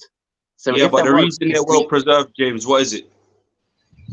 Because it's European. Because it's European, so there's no importance in this information at all, and it's not based on reality. Myths. Was Zeus a real person, or was he actually always been a god? Was he actually a real person at one point? He might have been a real person. We don't really know. But even if he was a real person, that doesn't give us any reason to believe that he was actually able to fly. For one thing, let's define what flying means. Kind of flying isn't simply gliding. I'd be able to believe that someone kind of invented a kite, for example. Yeah, but if you went to someone back in the days and you just showed them someone gliding, they're just gonna be like, "Yo, this guy is not falling like a normal human should fall." They're gonna say he's flying like a bird is flying. Yeah, they might well think that, but this person who's, let's say he's got a bunch of cloth together and wove it around a frame so that he can create kind of a very large kite, and let's say he jumps off a hill and he kind of glides for some distance. That person hasn't invented or achieved flight. He hasn't kind of developed a sustainable way to sort of float off the ground like the Wright brothers did. That person won't have invented flight. Yeah, but I was just pointing out that this thing was available from day dot. So right now, if you're telling me the same thing you're saying, you're telling me people saw this and never thought, "Yo, let me make something like that." I'm pretty sure people before the Wright brothers thought about it, and then that's where the Wright brothers got it from. People before them who put that into action. But what I'm pointing out is that kind of simply developing a big kite and gliding some distance is not achieving flight. So even if someone like Daedalus, okay, so it's a do you agree that the Wright brothers? James. Yo, guys, hold on one sec. I hope it's not this guy. It's this American guy who's just a loudmouth. He's gonna disrupt the conversation. If it's the guy I think it is. Well, thank you for inviting me in. Yeah, it is him. Yeah. For goodness sake. Yeah. So you asked in the title of the YouTube broadcast, "The Origin of Atheism." Yeah, we're not doing what you're doing. There's a discussion going on. James and Day Dunn. Let them finish their discussion. I'd just like to make a brief comment.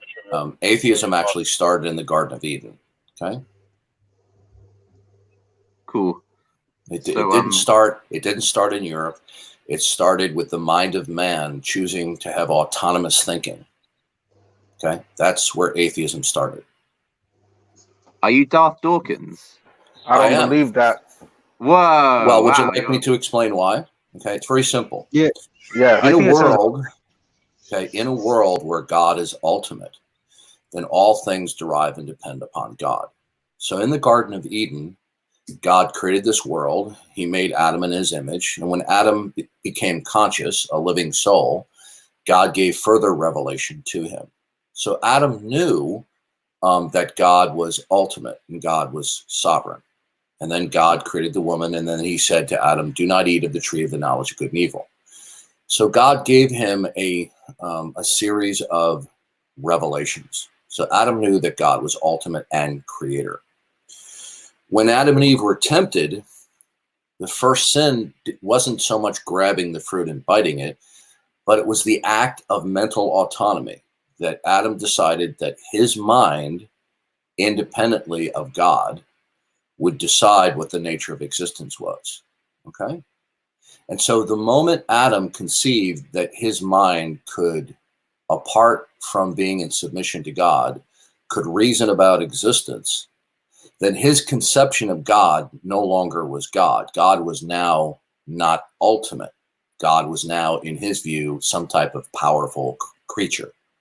And so in atheism, you can believe in power, you can believe in powerful creatures greater than yourselves, but the mind of man is still ultimate to determine the nature of reality. So at that moment, Adam did not cease to believe in God as an entity, but he ceased to believe in God as being completely ultimate, omniscient, and sovereign.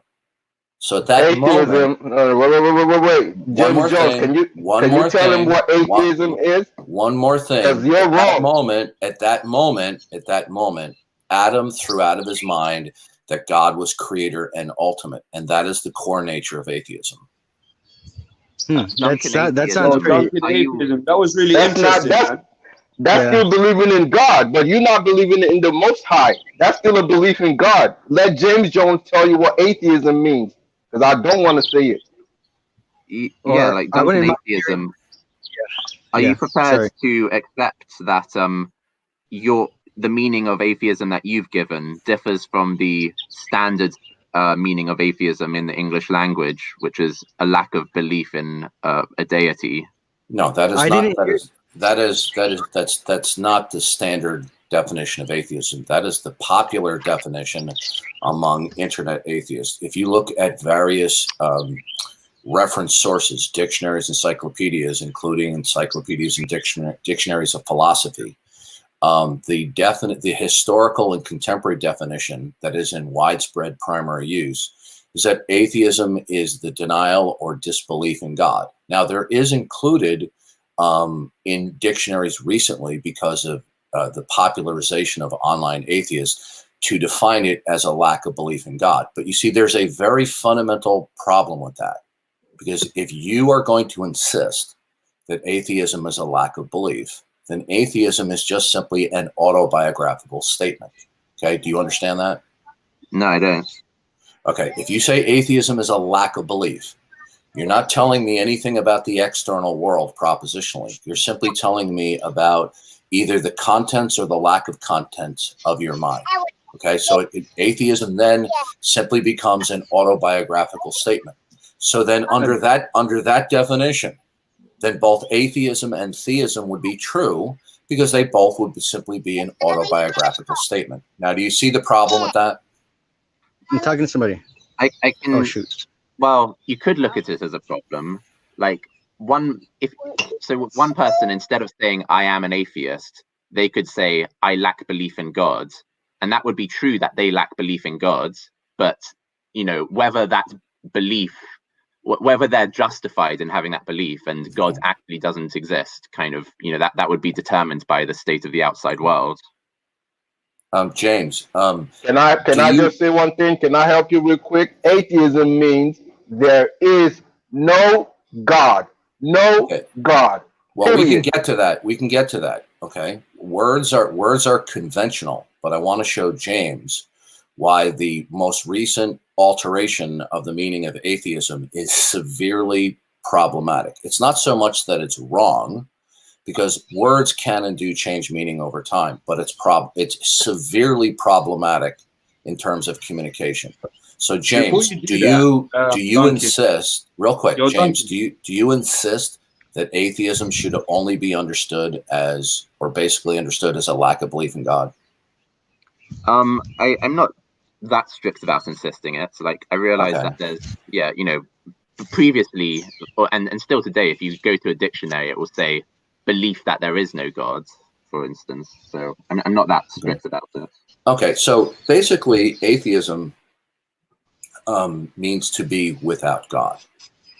Okay, now the reason why popular and internet atheists want to define it that way, as an autobiographical statement, because then it insulates them from having to defend what they really believe. For example, I over the last 10 years, I've talked with thousands of atheists. And I'll say to them, they'll say, oh, well, atheism is simply a lack of belief. And I'll say, and I will humor them. And I'll say, okay, fine. If atheism is simply the lack of belief, that's how we should define it, can you give me a singular word that either is in existence that can be used widespread so we don't have ambiguity and equivocation? What singular word denotes the non-existence of God? And when I ask that question, I usually get dead silence. And then after they think for a while, they say something silly like non-theism. But you see, then that's just an umbrella term. Okay. What's the problem with there not being a single word for it? Well, because the reason why we have words is so that we can avoid ambiguity and we can be precise. So there is a word that designates the proposition that the existence of God is true. That's called theism. There is a word historically that has been used for hundreds and hundreds of years, okay, in Western speaking English and now to denote the denial of the existence of God. It's atheism. But in the last two generations, anti-theism for us, please. Anti-theism would be somebody who has some type of agenda or hostility toward the practice or promotion of theism. Anti-theism would not necessitate the denial of God, simply the hostility of the promotion of God. The problem here. Okay, well, hold on a second. In the literature, in the philosophical literature, even among philosophers who are atheists themselves, they do not generally adopt the lack of beliefism. But if one wants to do so, then if they say atheism is a lack of belief, then that would mean both atheism and theism were true at the same time, because they both simply designate a mental state. Okay? So this is why this is severely problematic. But it doesn't matter if somebody says, well, I lack a belief in God, because I can show by a careful examination that it is an indirect denial of God. It may not be an explicit denial of God, but it's an indirect denial of God. Yeah, but right? Duncan, when you spoke about Adam earlier, yeah, would you say that is an atheistic stance he took or an anti-theistic one, since he already acknowledges existence? When we talk about theism, okay, when we talk about God, we have to be careful of what we're talking about. God isn't just simply designated some super being that has unimaginable powers, may be disembodied, or in some way have rule or superintendence over the universe. When we talk about God for the purposes of clarity, we're talking about that which is ultimate, absolute, unconditionally non-dependent, and is the creator and sustainer of all things. So when Adam and Eve sinned, right before they sinned, God had given a series of revelations to Adam, where Adam knew that God was creator and that God himself and his mind was ultimate. And so Adam had a very basic understanding that his behavior and his thinking had to be in conformity to the creator's mind. But when Adam and Eve were tempted, what he decided was that it was his mind which will now adopt ultimacy. In other words, Adam will decide for himself, using his senses and his experiences, what the nature of reality is, and then exercise decisions as a result of his newly adopted autonomous reasoning. So Adam went from recognizing the autonomy of God's mind to adopting the autonomy of his mind. And the moment that he did that, from his point of view, God was no longer ultimate. God was just simply now a creature who is very powerful.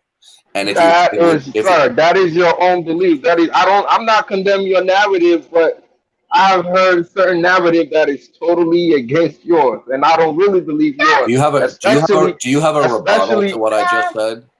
Especially when you're saying it came to a point where Adam was no longer. What made him no longer felt that there was a Most High? You're not understanding, okay? Adam Adam stopped conceiving of God as ultimate, but he switched his view of God, where God was. What made him feel so? I'm trying to answer you. I'm telling you, it's a mental process. Okay, what I'm trying to explain to you is that when a human being adopts, consciously or unconsciously, autonomous reasoning, in other words, my mind now will determine what the nature of reality is and therefore be the first and prime interpreter. When Adam decided to eat the fruit, he decided that he was going to use his reason, not in submission to God, and he no longer considered God's mind as ultimate. He may have considered God's mind as unimaginably intelligent and God being unimaginably powerful. But the moment Adam adopted autonomous thinking, then in his view, God ceased to be ultimate. The central characteristic of what makes God God is that he is ultimate. If one then conceives of God as being less than ultimate, then they cease believing in that thing as God, but they now conceive of that entity as simply some type of powerful creature. Okay? Are you saying that made him an atheist? He became an atheist in the sense, he became an atheist in the sense that he was not denying that, quote, this God exists, but the God who exists as ultimate in his view did not exist. Okay. So that is a form of atheism. Atheism is not simply the disbelief in some gods. It is the disbelief in all gods, and especially a God who is ultimate. Okay. And if you disbelieve it, listen, let me just finish. If you disbelieve that there is an entity that is ultimate, meaning that it is eternal, non-dependent, absolute, and creator and sustainer of all things. Okay. That's what we could call ultimate. The moment Adam decided to eat the fruit, he was going to use his own reason and his own experience to determine life, right? At that moment, he became an atheist because he stopped believing in God as being ultimate. He now changed his thinking that God was not, from God being ultimate to now God was some type of a creature who was depriving him of something that was good. Are you saying that he saw himself as are atheists? You see, one could believe that there are entities greater than themselves in the past or the present that have what appear to us supernatural capabilities, right? But you can still be an atheist. For example, you can believe in pagan deities, but if you don't have a belief that there is a creator who is ultimate and eternal and the basis of why anything at all exists, then you are an atheist. It doesn't matter that you believe in these little junior deities out there, because those little junior, man, let me finish. I'll be done in 10 seconds. Go on. Even if you do not hold that there is an ultimate creator creature distinction, but you then believe in that there are these junior deities, they are now just simply creatures. They are not an ultimate creator. Yo, Donkey, would you say that people who, like Muslims and Jews and Christians, would you say that those who don't follow the Bible would be considered as atheists then?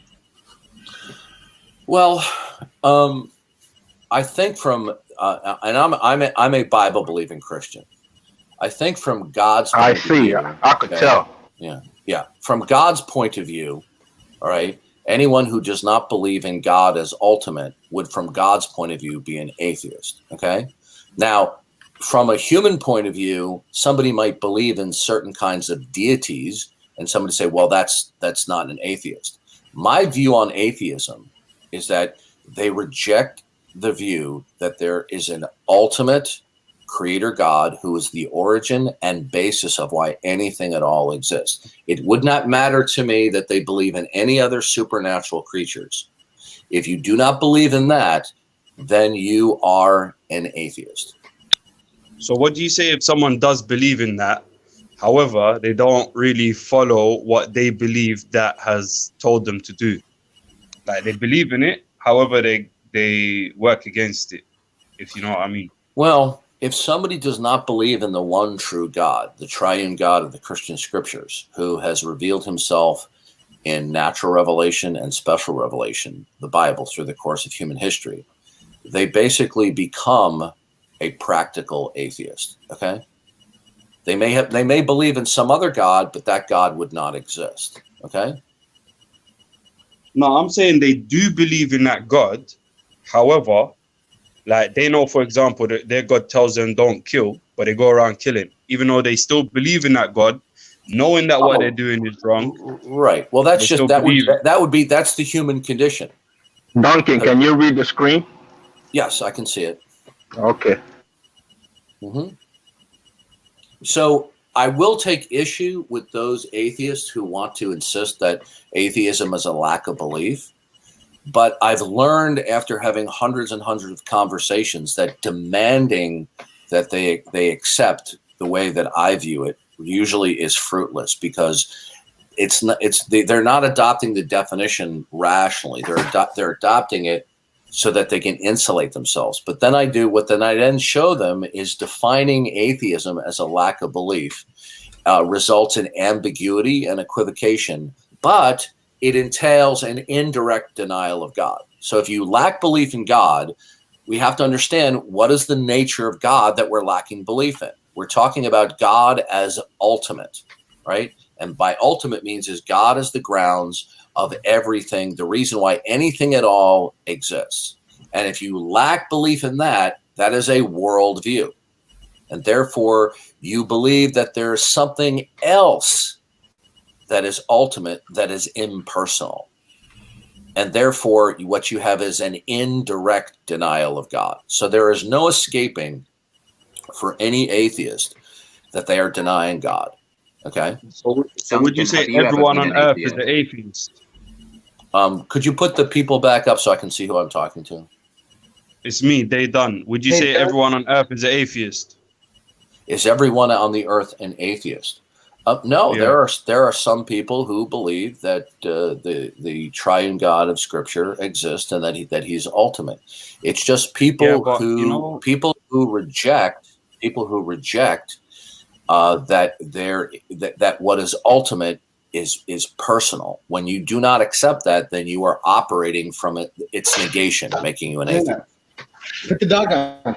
But wouldn't that mean that your God is yourself, basically, because whatever you say goes? Well, it comes down to whose reason is ultimate. Okay, so for an atheist, since they assert that God is ultimate, doesn't exist, or they lack belief in God, then the ultimate reasoning relies in that person or in conjunction with other human minds. So they are now positing that the human mind is the ultimate final court of appeal to determine what the nature of reality is and thereby interpret facts. But that is disastrous philosophically, because the mind of man by itself cannot make a determination of what the nature of reality is. It is impossible. But that's all we really Duncan, atheist, I want to ask you a question. Sure, go ahead. I wanted to ask if the Bible was... Put that dog down. If the Bible was not a real thing, how do you just use the Bible? Like, you rely 100% on the Bible? If it wasn't a thing, would you still know right from wrong? Or you rely on the Bible in order to... Like, you get all your truths from the Bible and nowhere else? Well, the Bible is a package deal. You either accept the Christian world that is presented from Genesis to Revelation, or you don't. Either one will accept that the Christian worldview presented from Genesis to Revelation, either you accept that it is true, and therefore God, the God of the Bible, is the grounds of all existence and creation, and that we're made like God, or you reject that. If one rejects that scenario, that worldview, the Christian worldview, then they're going to be. Let me just finish. If one does not accept the biblical worldview, then you are going to be left in a situation where there is no worldview that can be verified that you can stand on. What about other religions? They would be incoherent upon examination. Malik, what was your opinion? You were trying to ask something, Malik. Yeah, I wanted to ask him: Is Jesus God? Jesus is the second person of the triune God. Is Jesus God? Jesus is qualitatively God. He is one of three persons within the absolute unity of God. Did Jesus create Adam? Doesn't it say? Yeah, the Bible, if you go to Colossians chapter 1, it goes into great detail that there was not anything that was made without Jesus Christ. And so, did Jesus create Adam? Yes. Duncan Atheist, you never answered my question, my first question. Well, there's multiple people talking. I asked you, the first thing I asked you, and it's going to be the only question, which is, if you didn't have the Bible, would you know right from wrong? It would be even worse than that. There would be no intelligibility. Right and wrong would be meaningless. Without the Christian worldview, I'm trying to answer you. If we dismiss the biblical worldview, that what it says is ontologically true, all right, then there would be no metaphysical grounds for right or wrong. Everything would be ultimately unintelligible. So what about before the Bible? Wait. I asked you if the Bible didn't exist, would you be able to tell the difference between right and wrong? And you said all of that. It wasn't really. The Bible. What we have to understand is, if the Bible did not exist, I'm trying to answer your question. If you say the Bible does not exist, what we would be saying then is, if the creator of the universe did not give revelation of his actions in human history and plan of salvation, if the creator did not give revelation, all right, then the point is there wouldn't be. I'm trying to answer you. May I finish, please? Yeah, you're taking it off into a whole nother scenario. I'm trying to be clear. Okay. Now, the Bible exists. You're just unaware of it. Do you want an answer, or do you just want to start over talking me when I'm trying to answer you? You're answering a question that I never asked you. Good. The Bible Since you don't, I am answering your question, but you will not let me finish. Either you want me to answer you, or you don't. I do. I'm Good. Then trying let me answer you. Then please be patient and let me give you my answer. And then, if you disagree with it, you can attempt to rebut it. Now, if the Bible did not exist, which would include that it is the revelation of the triune God, if there was no revelation from God, i.e. the Bible, then there would be no way for us to know what the foundational nature of reality is. And if we don't know what the foundational nature of reality is, there wouldn't be grounds for truth, falsity, or reason or evidence for anything. Okay, I appreciate your response. Let me reiterate, because I feel like you took like one word I said and just went to left field with it. Okay, the Bible exists. You're just unaware of it. You don't know nothing about the Bible. God did everything still the same way. You're just not aware of the facts. Okay, so before I answer, could you just tell me briefly, what is your worldview? What is my worldview? Yeah, I want to know from what frame of reference you're asking me these questions. What do you believe is ultimate? I agree with a lot of what you were saying, which is like God, God's. No. What do you? Here's the question. It's very simple. It's trying to say, what's your religion? What do you? No. Listen carefully. What do you believe is ultimate? What do I believe is ultimate? Infinity. That's the ultimate. Okay. Infinity is nowhere to be found in nature. Okay, that's a direct quote from the 20th century's greatest mathematician, David Hilbert. He wrote a paper called On It. May I finish, please? David Hilbert was one of the greatest mathematicians of the 20th century, and he wrote a paper called On Infinities. And he stated that infinities are nowhere to be found in nature. Okay? Now, what I want to know is, What is it that is ultimate, that is eternal, non-dependent, absolute, and is the basis of why anything is possible or impossible? Yeah, it's God. I agree. I'm not disagreeing with it. So you believe that God is will. ultimate then? So your answer is God is ultimate? Yeah, I mean, it's the question's real broad. Like, what are you trying to get out of me? No, Right I now? simply ask you, what is ultimate? God, it's not broad. It's very specific. But what is that? I already said infinity. Infinite. Infinity is the No, ultimate. infinity. Okay. Listen, I'm not trying to be rude. That's a non-informative statement. Okay. That doesn't tell me what. Okay. Listen. Infinities are nowhere to be found. You cannot use your sense perception in any way to justify that something is infinite. Okay. Okay. Now, How do you James, do you believe that atheism was created by the Europeans, James? No, atheism started in the garden. Atheism started in the Garden of Eden. James, I'm not asking you. This is not the okay. talking show. James, in regards to the question that was posed, is atheism a European invention? Do you believe in any way that atheism came from the Europeans? No, I believe that's not true. That atheism spontaneously arises in humanity. Skepticism in superstition and religion arises spontaneously, and it's arisen in many different cultures. And you can find quotes of medieval people living in scholars living in kind of Muslim times who expressed similar kind of disbelief and skepticism as people living today. No, but they're not skeptics because they're starting from some ultimate. Otherwise, their reasoning wouldn't be coherent. Nobody can be free of some conception of what is ultimate, okay? Because what is ultimate will prescribe what is possible and impossible. Without such a conception of the ultimate, whether it's personal or impersonal, then anything would go, okay? In other words, then you wouldn't be able to make intelligible statements because you could say the dog is running in the backyard, and somebody could come along and say the dog is not running in the backyard, and nobody could object to anything. Okay, so there has to be something that is ultimate that prescribes what is possible and impossible. And so one might be skeptic that the ultimate is personal, or one might be skeptic that the ultimate is impersonal. But either way, you're going to have to be operating from a conception that something is ultimate, being either personal or impersonal.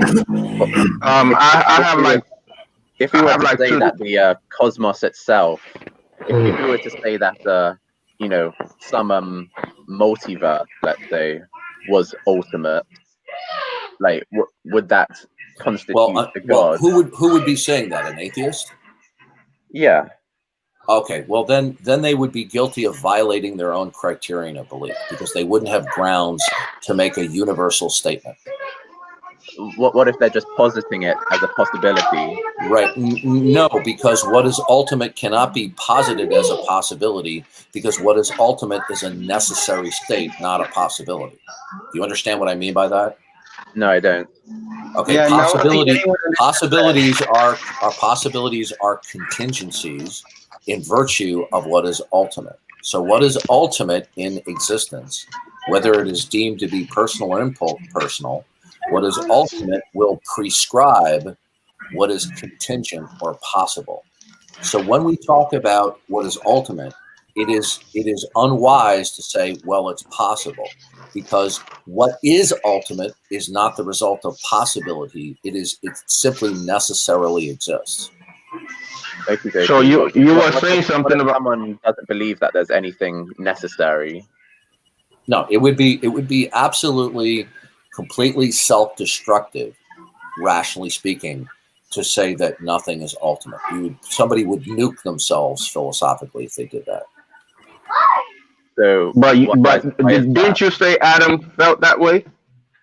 No, Adam believed that he adopted that his reasoning was now ultimate rather than God's. Adam was not rejecting the notion that anything was ultimate. Once we stop believing in God being ultimate, then what we then now have is conceptually a chance world, right? So the point is this: is nobody is neutral. Everybody will be operating from some conception that something is ultimate. But when an atheist rejects the revelation of God through human history, right, then what will be for him is ultimate is a chance world. Okay, and in a chance world, you couldn't even have intelligibility. Okay, I have to go very soon, but I have like 2-3 questions to ask you. First, I wanted to ask you about Adam. You said that at a certain point he understood that God wasn't important, or God wasn't ultimate, or he wasn't the most high or something, and then he had to use his own reasoning. Yeah, was there a question there? Yeah, I was asking at what point did he felt? Yeah. Well, when Satan manipulating the serpent to trick Adam and Eve, Adam thought about it, and the Bible says it was Adam was not deceived. Eve was deceived by the words of the serpent, but Adam was not deceived. At that moment, Adam made a decision to abandon the mind of God as being ultimate, God's revelation as ultimate, and that his mind had to be in submission to that. And so what that meant at that moment, Adam decided that his reasoning was ultimate. So he didn't have a need for God no more, right? But his reason, he had to reason ultimately by himself. He felt that since he could reason independently of God, he didn't need to be in submission to God. And at that moment, he stopped believing in God as the ultimate creator. That didn't mean, is that not atheism? May I finish, please? It didn't mean that he stopped believing in God as an entity, but he stopped believing in God as the ultimate creator. Cool. So let's go back to Jesus Christ before I leave. You said, I was asking, did Jesus create God or did God create Jesus? No, the Bible reveals that there's one God, one being, one essence. But within that absolute unity, there is a plurality of persons, the Father, the Son, and the Holy Spirit. And they are all co-equal and co-eternal. So that means God definitely will forever and ever will be dependent on Jesus Christ and the Holy Spirit. He can't exist by himself. No, God from eternity past is one being in three persons, period. And that's what I'm saying. One being in three persons. Can he depend by himself without the 2 or 3 or 4?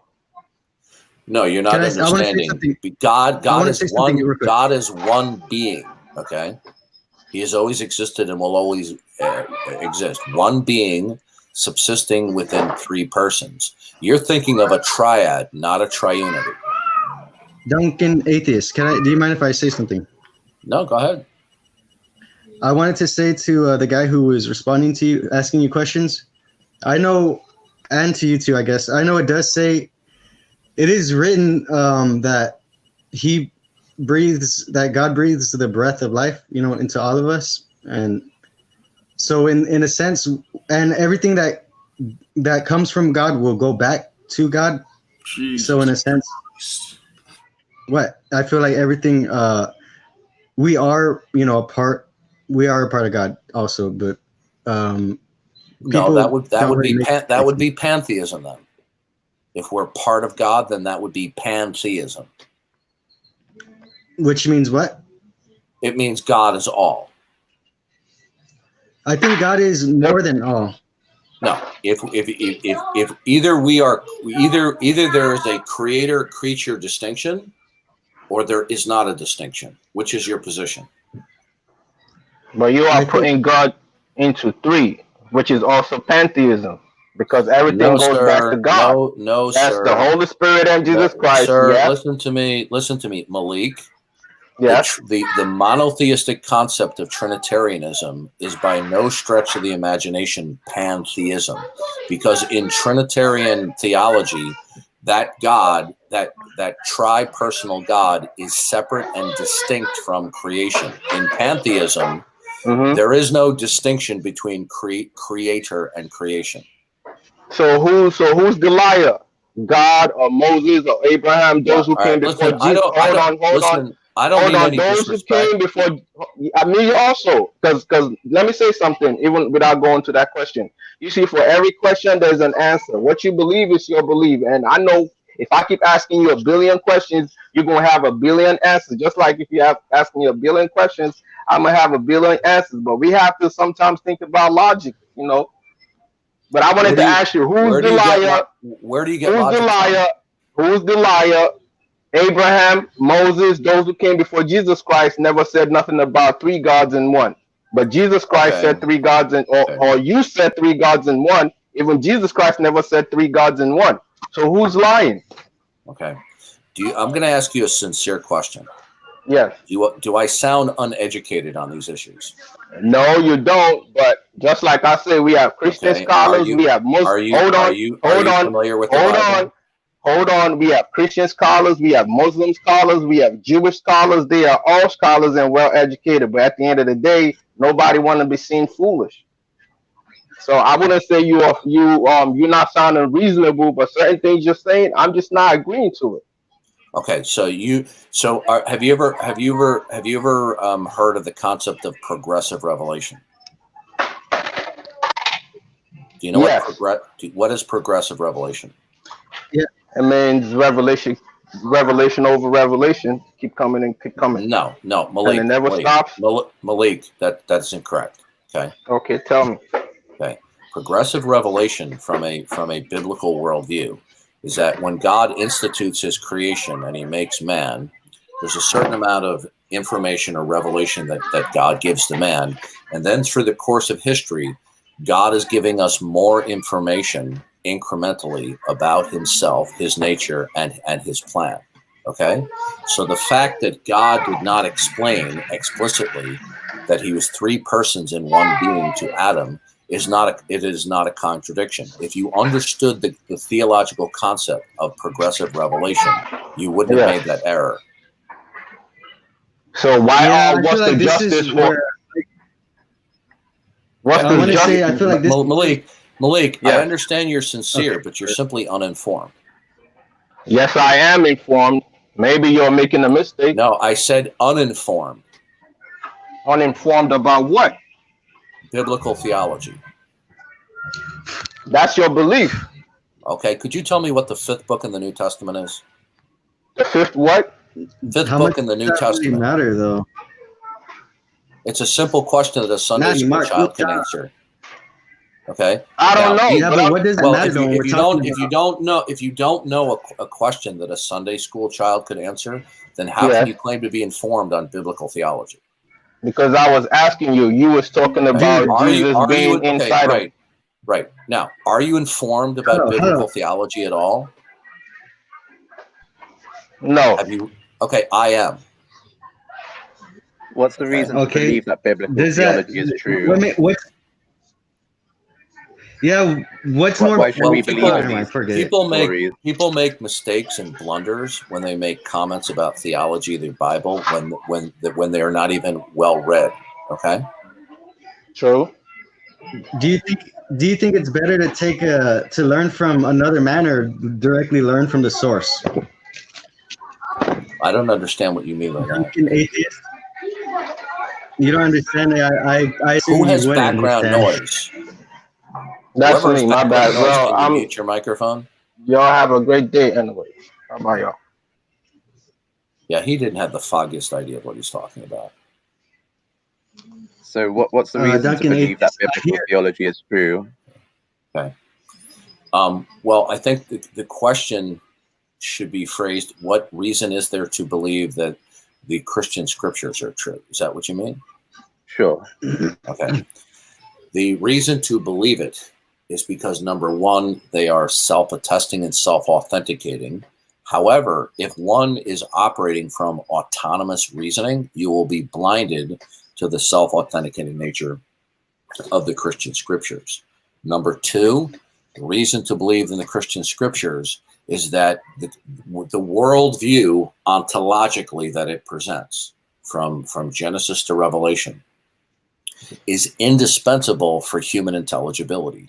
If you dismiss the biblical worldview as presented in the Bible, then you will have no worldview to account for and to attest to as a framework to place and interpret facts. So the good reason to believe in Christianity is that to not believe in it as true means you won't have grounds to believe in anything else. Okay, what if what if there was just a different religion that's true and it's not Christianity, but it's also a monotheistic religion? Well, I could not accept that. I could not accept that because that's my foundational belief that I'm reasoning out from, is the actuality of the Christian worldview in its totality. So I could not accept that hypothetical. If you said to me, in your worldview, in your Christian worldview, what if you were sent to Mars? Do you think that you could hypothetically find a chunk of gold? And I said, yeah, I could find a chunk of gold. That would not be inconsistent with what my foundational or ultimate commitment is. But you're giving me a hypothetical, which if I were to consider it, I would have to throw out Christianity as false. But if I throw out Christianity as false, there wouldn't be any other worldview. And the reason why is that the God of Christianity has a property set. He has a group of attributes, all of which are unique to himself and are necessary for human intelligibility. If you remove any one of these basic property sets, you will destroy ontologically human intelligibility. Okay. So James, let me just finish. This is a common objection that people make because they don't want to accept the Christian worldview as indispensable to human intelligibility. So they start to posit other hypothetical worldviews. You cannot offer hypothetical other worldviews out of your own worldview, because whatever worldview you present, if it's not your own, it would contradict your worldview. So if you don't accept the Christian worldview, you're going to have to offer only your worldview as an alternative. Okay. Can I ask you on a couple of the things that you've said? Because you kind of mentioned a few things. First of all, did I hear something along the lines of, I know you saying that your starting foundation is that Christianity is true. Does that mean that you are a presuppositionalist? Yeah, everybody's a presuppositionalist. Okay, specifically, are you a presuppositionalist that Christianity is true? Yes. Okay, so for the audience who might not have heard of this before, this means that your axiom, we could say, or your it's not an axiom. It's not an axiom. Okay, how does it differ from an axiom? An axiom would be a starting point that's simply arbitrary. Okay. My starting point, my ontological starting point, is the God of creation and his self-disclosure. Now, that wouldn't be my proximate starting point, but it will be my ontological starting point. Now, before we go on, James, are you an atheist? I am not sure whether or not there is a God. Okay. So so you lack belief in God? Yeah. Okay. Well, here's the problem. Here's the problem with that. Okay. Okay. The problem with that is that you believe that one or more facts exist and are intelligible without reference to God as the necessary precondition, right? Is there one or more facts in your world that are intelligible without referencing the necessity of God? I think so. Good. Then you don't merely lack belief. Your position entails the denial of God. Okay. So you deny the existence of God. We can see whether or not that's the case, but I know. No, I just demonstrated that it is. Do you have a rebuttal? Yeah, I do have a rebuttal, but I was asking you some I'd like to hear that. Before we go on, could you give that to me, please? Hold on. Why is it that, I was asking you some questions about your belief, and now you've suddenly kind of made it about my belief. I asked you what you are, what your worldview is, because I want to know, is it the propositions that you invoke actually have grounding? Okay, so I want to know the same thing about your propositions. That's correct. Okay, so we're clear before. So now that we move on, hold on a second. I'll be brief. So we're clear. I affirm the existence of God, and you deny the existence of God. I'm not. I don't agree to that. I'm not sure Okay, that follows. then okay, you didn't understand what I said to you then. I'll ask you a simple question. Does one or more facts in your worldview exist and have intelligibility without the necessity of referencing God? Yeah, I think so. Okay, that statement right there, what you just affirmed, it constitutes an indirect denial of God. No, I don't believe so. No, I will explain to you why, okay? In a world where God is, let me just explain this to him because this is an important point. In a world where God exists, all facts by necessity would reference God in that scenario. Do you understand that scenario? No, I don't. No, I didn't have that scenario. Okay.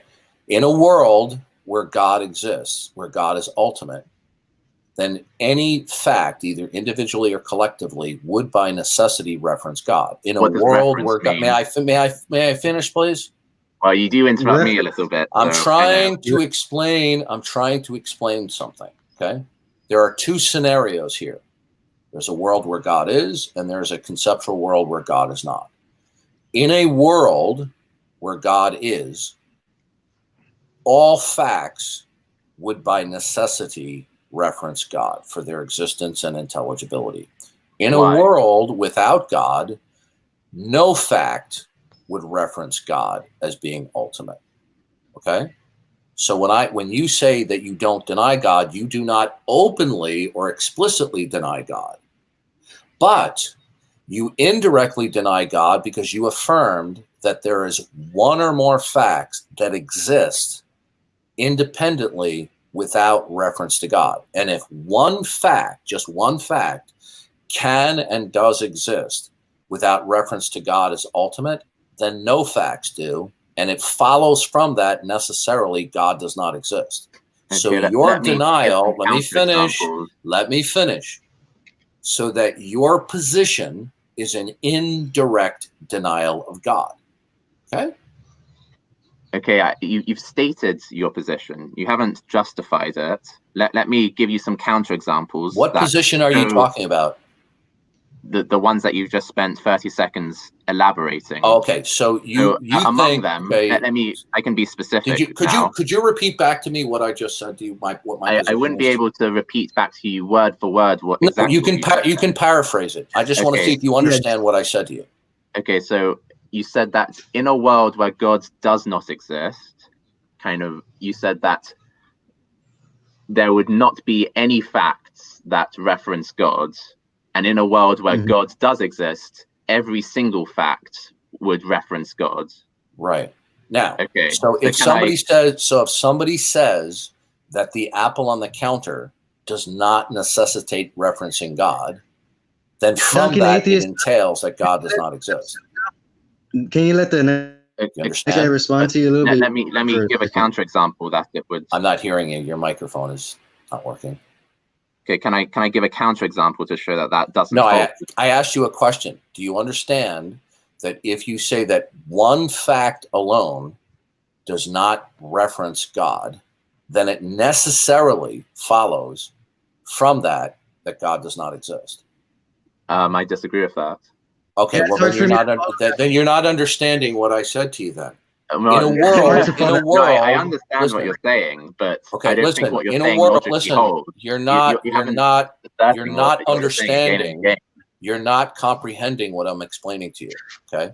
Well, I can say that what you're saying is wrong. In a world, if one fact necessitates referencing God as the ultimate starting point, then all facts would. Do you understand that scenario? I understand what you're saying, but what you're saying is wrong. No. Do you understand that when we define God, we're defining God as the ultimate basis and source of all facts. So if one fact has its origin and basis in God, then it would necessarily follow that all facts would in that world. You understand? Okay, I understand in that now I do. But that's the converse. Okay. Of that, do you accept that? I accept that one. I don't accept the other one. Now the converse. The converse, it would also be true. Okay, in a world where one fact does not reference God, then it necessarily follows that no facts do. Okay, well, let me give a counterexample of that. You can't. Well, I'll give it, and then you'll explain why it's wrong. So in this world where God does not exist, someone says, "I believe in God." They're stating a fact about their belief which references God. No, you're not understanding when I say referencing God. I'm not talking about a mere intellectual assent. I'm talking about that a fact in question references God by necessity, that there's a necessary relationship. Okay. So when I say referencing God, the definition of reference, but okay. No, I didn't. I made it clear the first time. I've had this discussion hundreds and hundreds of times, and I go to great lengths and pains to be clear. I said, in a world where one fact, if it will reference God necessarily. Do you recall when I first introduced this to you? I used the statement necessarily, referencing necessarily. Okay? I don't remember you saying that. Okay, well, I did say that. So I remember you saying necessarily, but not necessarily. So if one fact necessarily references God, meaning it stands in causal relations to God as what is ultimate, the ground of all being. If one fact references God necessarily, then all facts do. If one fact does not necessarily reference God, then no facts do. Both of those statements could not be rejected. Okay. It does. I'll accept that. If you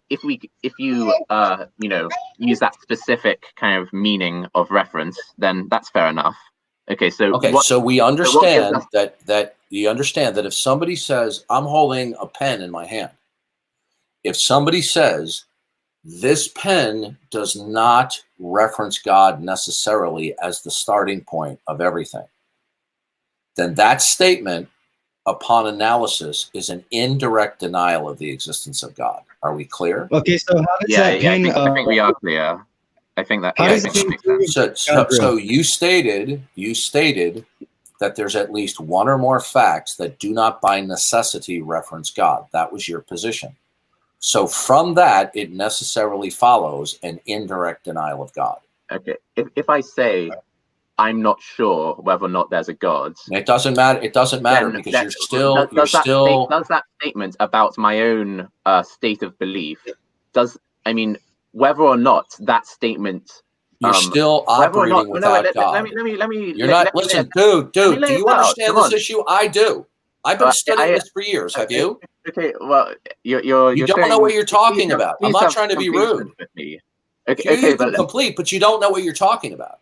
That's wonderful. You can assert that. You can show everyone how little I'm talking about if you let me. I already have. Okay, great. So the question is, if I say I'm not sure whether or not God exists, whether or not that statement necessarily references God depends on whether or not God itself exists. You're not understanding your own position. What you are conceiving of your position and you're attempting to articulate is that you're in a position of neutrality. Are we clear that that is your view? Yes, I said at the beginning. I'm not sure. Okay, that is categorically false, and I will explain to you why. Okay.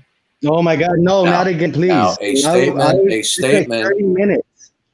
Well, this is a very important point that we nail down. Now, when you say I'm not sure, you've already made a decision. Okay. An agnostic is somebody who says, I will not make a sweeping universal negative that God either does or does not exist. Okay. Right. So agnosticism is the position. I do not and will not make a universal negative one way or the other, either God or does not exist. But in fact, you are relying on yourself and your reason that it exists without reference to God. That How am I that- relying? No, your reason right now would exist independently of God. Okay? But so what you're saying is, what do you mean by reason? Do you mean my rationality? whatever your discursive thought processes are, okay, you are operating God free. You cannot. Let me explain something to you. Here's why you're James, wrong. let me explain something to you. I'm trying to explain to you. Whether or not I am, let's be. James, can you be neutral if you're dead about your being dead? Can you let someone else talk now? Because, dude, you've been talking for too long already. Yeah. Well, wait. James, can you be neutral about whether something exists? Oh my God, you Duncan. can, in a sense, James, you can say, I don't know whether something exists. No, I didn't ask you that question. So what does your question The very mean? fact of saying I don't know is an indirect claim that something exists. Hey, Duncan Atheist. No, come on now. Duncan Atheist. No, the issue, I didn't ask you if you knew. Hey, Duncan Atheist, can you hear me? Yeah, are you the host? Okay, can you let me talk? Are you the host? No, I'm just wondering, are you the host? No, I'm not the host. Can you let And other people talk, please? if you're not the moderator, then you're not in a position to tell me what to do. Okay. Well, who in here is the moderator? Stand up. I'm standing up, so I'm moderating. Can you let other people talk? I am letting people talk. I'm having a conversation. I'm trying to explain to James. Someone else, witness is trying to talk right now. You're talking over him. You guys is trying to talk right now. You didn't have to talk to him. There were other people on this panel, but you chose to talk to that jerk off. So you can't now complain when he starts behaving the way he is. You didn't have to talk to him, but you chose. So you can't complain. You opened the Pandora's box, so deal with it. It's a. I don't want this to necessarily monopolize things if other people want to talk about other things, but that's fine. But you're still uninformed, James. I'm trying to jump in the conversation, and every time I start speaking, I get cut off by Duncan Atheist. That's why I'm trying to speak over here. Witness, if you have a problem, please let me know. Okay, what were you gonna say, cool guy? I was saying you're like straight up ignoring, dodging the questions I'm asking you, and trying to like push your Catholic Christian beliefs on everybody over here. Are you speaking to me? Yeah, I'm talking to Duncan Atheist. Where did you get the idea that I'm Catholic? Well, whatever, Christian Catholic, it's basically the same thing. No, it is not. That is false. Okay, well, all right. Well, what I was asking you that you kept on ignoring was I was saying, dude, in the Bible, in the book that you say you believe in so much, it says that God breathes life into all things. Is that true? Am I lying here, or do you agree with me on that?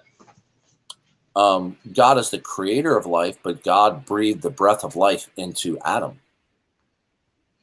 Okay, and how this life in us? What is that called? The spirit that's keeping us alive. What is that called?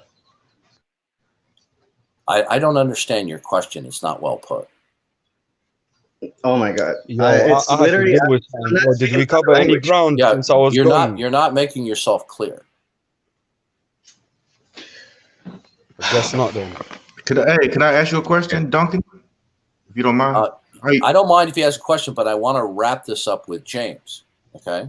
Okay, I want to continue as well. People adopt a position like this, and I'm not impugning you, but they're desperate to maintain a position of neutrality. But it is impossible to be neutral toward all things. You can be neutral toward many things, but there are some things that you cannot be neutral about.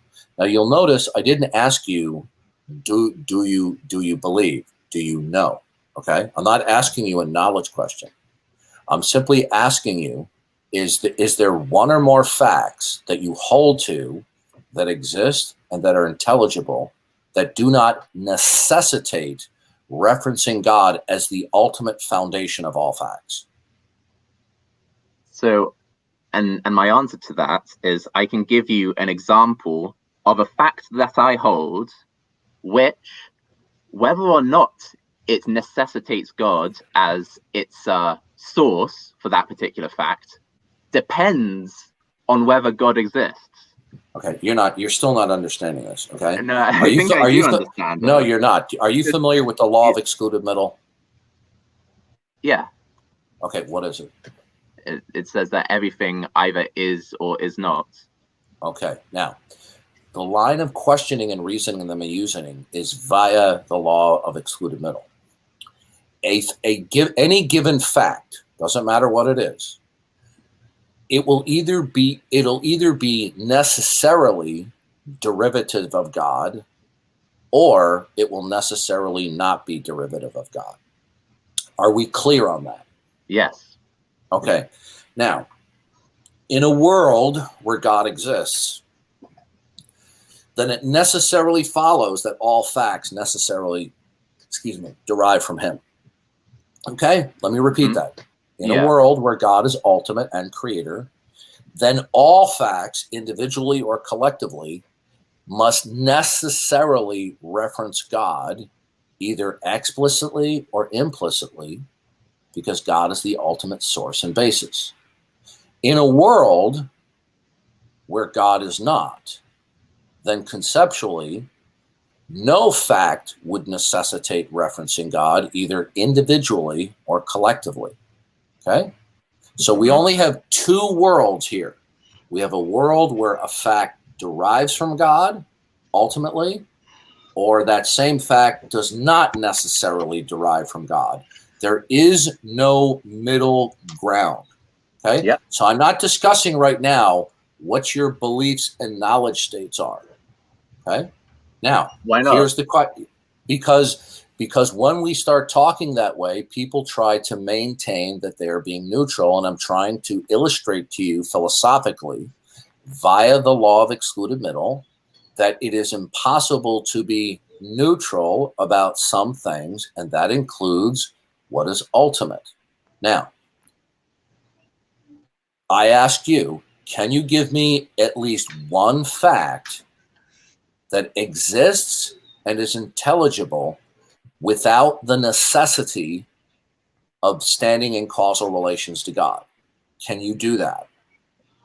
I believe so the answer is that a moment ago, you said that in a world where God exists, every fact.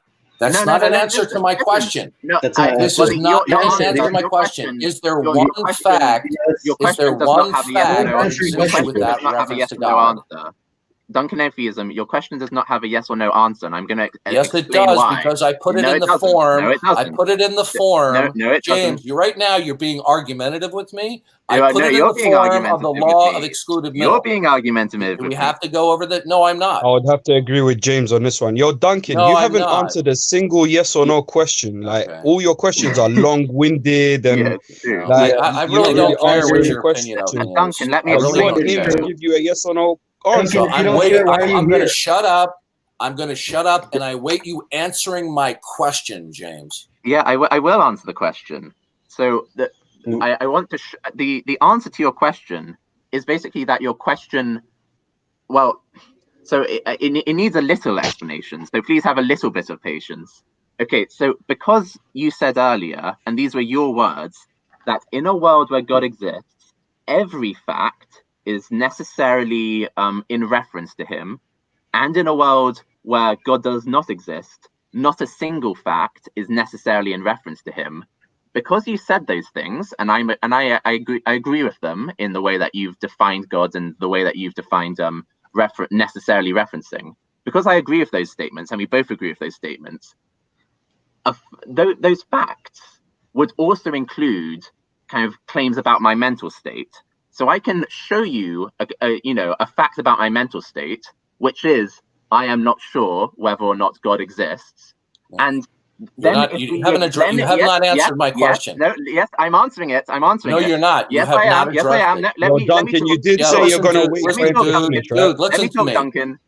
I did. You've been talking for 2 minutes. And you're Duncan, he has not talked longer than you've been talking. Okay, you didn't answer the question. I asked you for a singular all your fact. answers are longer than what James Could you said. give me a fact? It will be a slam Yo, dunk of Duncan, theism. You could all even your say. answers are longer than the amount of time you gave James to answer the question. You said you'll be quiet until he finishes. You haven't. No, I Man. didn't say. I didn't say I would be quiet till he finishes. I said I will be quiet until he answers, but he's not answering my question. So let him answer, man. Let him finish. Say I'm what your going to answers shut are up. 10 I'm going to minutes. shut You up. haven't given him If I 1 don't minute. hear an answer, if I don't hear an answer to my question, then I will simply repeat the question again. So far, you haven't Just addressed wait my till question. James says, Like I'm finished. Duncan, man, you go Listen, dude, I don't need, and listen to me. I don't, no, Duncan. You I'm gonna not have to going to shut pay any the attention fuck to up, man. You're anybody not else but running James. shit up here, bro. You're Okay, not and running. neither You're are not you. running shit up here. And neither are you. Here's the point. James, I'm going to shut up, answer the question. No, you gonna shut the fuck up, Duncan, or duck up out of here, man. Like, hey, just start a new conversation without this donut head ass nigga. I really don't care about what you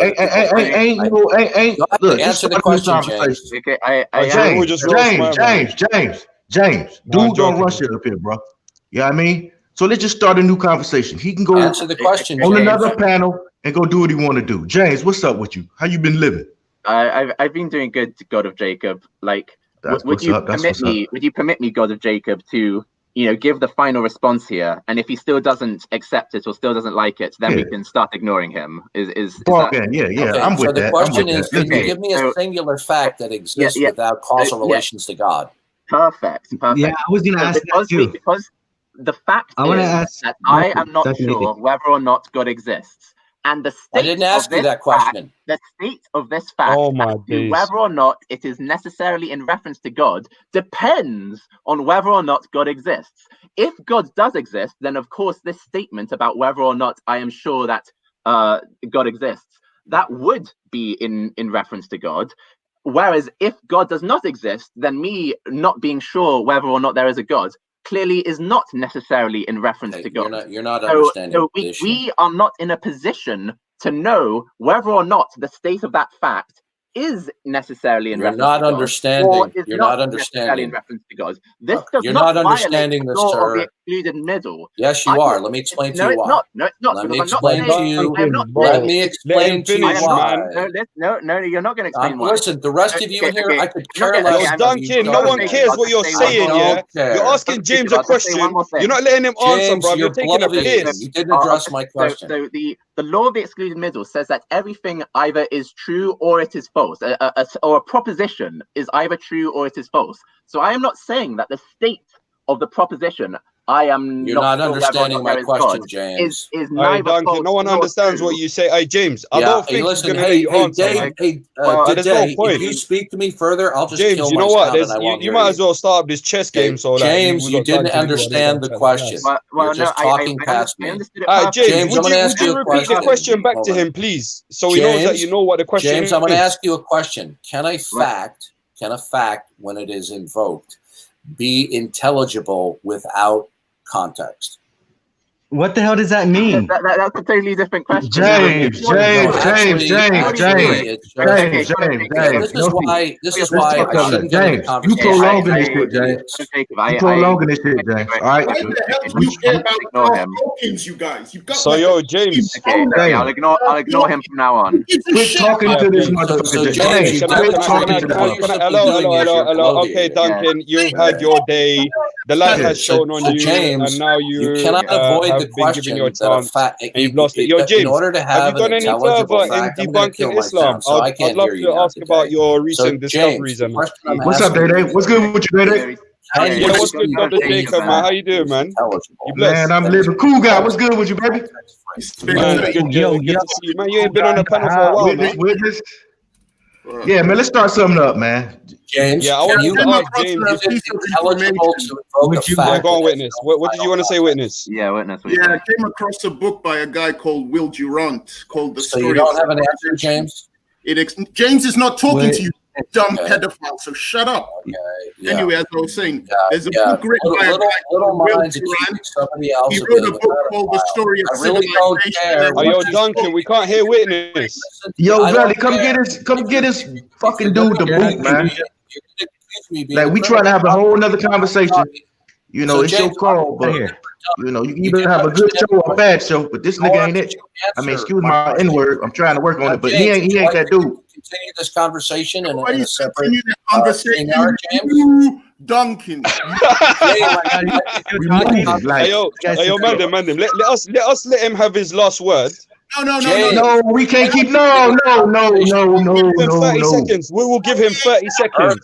Bro, ain't no white privilege up here, man. Ain't no white privilege going on up in here, That's man. it. All right, Duncan. The panel has spoken. Democracy, majority rules. Safe. Move on. I had to keep quiet. You're a racist. You guys wanted to talk to him. Yeah, I am for my people first. Yes, I am for black people first. That is a racist, and I am one. James, do you want to continue? No, James is not responding to you. What part of that are you incapable of? I'm sorry. I don't. Okay. Duncan, we good. We go. Black. Go somewhere else. Yes, you. Yo, Duncan, just stop being racist, man. Just. So I'll be done. No, I'm not the one being racist. He was the one who interjected. I know you're a racist cunt. Fuck you. Bro, everyone here sees your racism, man. I love it. So I'll take your I know that you're the racist. Maybe you're not racist, but bro, you're taking a piss, innit? I know that's what you are, but they want to keep talking to you. I know the piece of that you are. Yeah. That's why I never wanted to speak to you, but they for some reason had a hard on for you. Yeah, you sound like a really angry dude. Right from the beginning, really you know. angry Witness dude. said in the beginning, yo, is that guy that don't stop Have your talking. mother ever been fucked up the ass by a pedophile? Yeah, listen to you talk. Have you ever been arrested? You sound like a very violent person. You sound like a KKK Christian. Now what? Well, actually, no. I've said nothing that's racist. I don't care. I wasn't the one who interjected race into I this. don't You give did. a damn about your opinion. Yeah, you don't care, give a damn about being civil. Yo, Duncan, Yeah, all you're I'm just saying, a trash we ignorant talking too, man. Duncan, get the fuck out of here, Duncan. You punk ass nigga. Fuck out of here, man. Hey, anyway, Belly, This is why drop I this should crown, avoid. man. God damn. This is why I should avoid talking with adults of the mindset. Jerry. And I've done my job. Shut your ass up. You ain't did nothing. Thank you, Veli. Thank you, Veli. Because I know he didn't leave by himself. Thank you, Veli. Yeah. I didn't want to talk to this guy, but for 40 minutes, you had a whole bunch Damn, I got a mute. Got a phone call. Hold on. to him. I was like, what the fuck? I tried to direct the conversation to something else relating to Belly's question, but then people want to go back to talking to this guy. Fuck's sake. Bro, you know what, yeah? Witness, I was here, I was hearing Cool Guy. That's what I last was here from, yeah? When Cool Guy was asking him questions, like simple questions, and the guy was giving some long-winded answers, not really answering the questions. I had something to do, but bro, from when I came back, I saw he's just doing the same thing. He's not answering nothing. He's chatting bad gas. I thought, rah, is this what was going on for the past half an hour, man? Like, this guy should have been kicked a long time ago, man. Dude, You know that what I mean? guy is exactly what I'm talking about when I talk about controlled opposition. There's people like him who probably don't even believe in anything he's talking about, but he intellectually can throw it back at people and then be like, your religion's wrong, and then just to on top of that, just to make religion in general just look all bad because he's over here, you know, being a representative, acting like he knows. You mean like regulated book, ego massage techniques? Yeah, exactly. It's still indoctrination. You can be indoctrinated if it's religion or science. Either way, it's possible. I don't. What was his purpose here? The majority of people on this panel are not even atheists. So what form of atheism was he refuting? You had a Muslim on the panel who's gone. You had people. You're not an atheist, Cool Guy. God of Jacob isn't an atheist. Daydun has beliefs. So who the hell was he refuting? The only person I can think of who might have been an atheist might have been James. So it's like, what the fuck was his purpose here? Like he started asking some weird questions as well that you can't really make much sense of, and he's expecting like you to give a one-word answer. Like, what? Yeah, I didn't mind when he was prepared to listen to the answers, but when he started just kind of interrupting and saying, no, you don't understand the question, then it just kind of became long. That's exactly what it is, James. I was like, cool, he can ask his stupid questions. Let James at least, like you just said, you're gonna let him answer it. Let him finish what he's saying, innit? Like, bro, I don't know what. Like, some people don't have the patience, or like Cool Guy was saying, he's there to push what he's on pushing.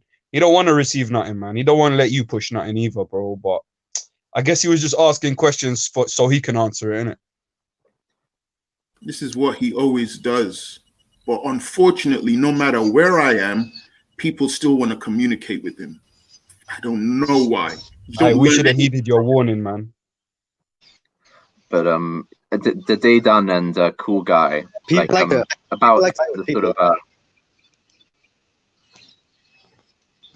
I mean, to what extent the Day Done and Cool Guy?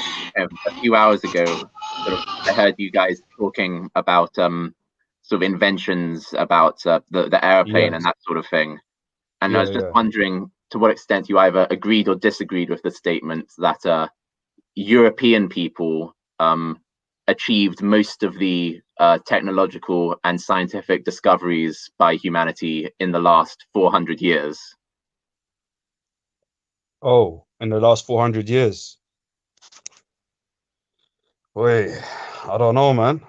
I personally, I couldn't say Europeans. Say, go on. No. Go ahead. I'll go afterwards. Yeah, I was gonna say I wouldn't say Europeans were the source behind. Like, even when you go to the building blocks, right? So they needed a foundation in order to build this whole technologically advanced system or state or whatever, yeah. And I think it was accumulation of everything they found in other lands. Yeah, and putting all that knowledge together to make something new. What do you think, Cool Guy? Well, if you're talking about the past 400 years, that's really not too long ago. I would have to say I feel like, you know, our civilizations, the pyramids, dude, are way older than 4,000 years old. I feel like we had pretty advanced technology thousands of years ago. We're just I like I said, 400s, only 400. Yeah, I know. That's what I said. I feel like yeah, I think the technology was already out a long time ago. They didn't have to get it this century or this 400 years. They could have did it like 1,000 years ago, you know. But I think everything that we have now has already been built or made. They're just slowly giving us technology. So, Cool Guy. Yeah, that's it. Do you believe that, for example, thousands of years ago, humans had cell phones and TVs and that sort of thing?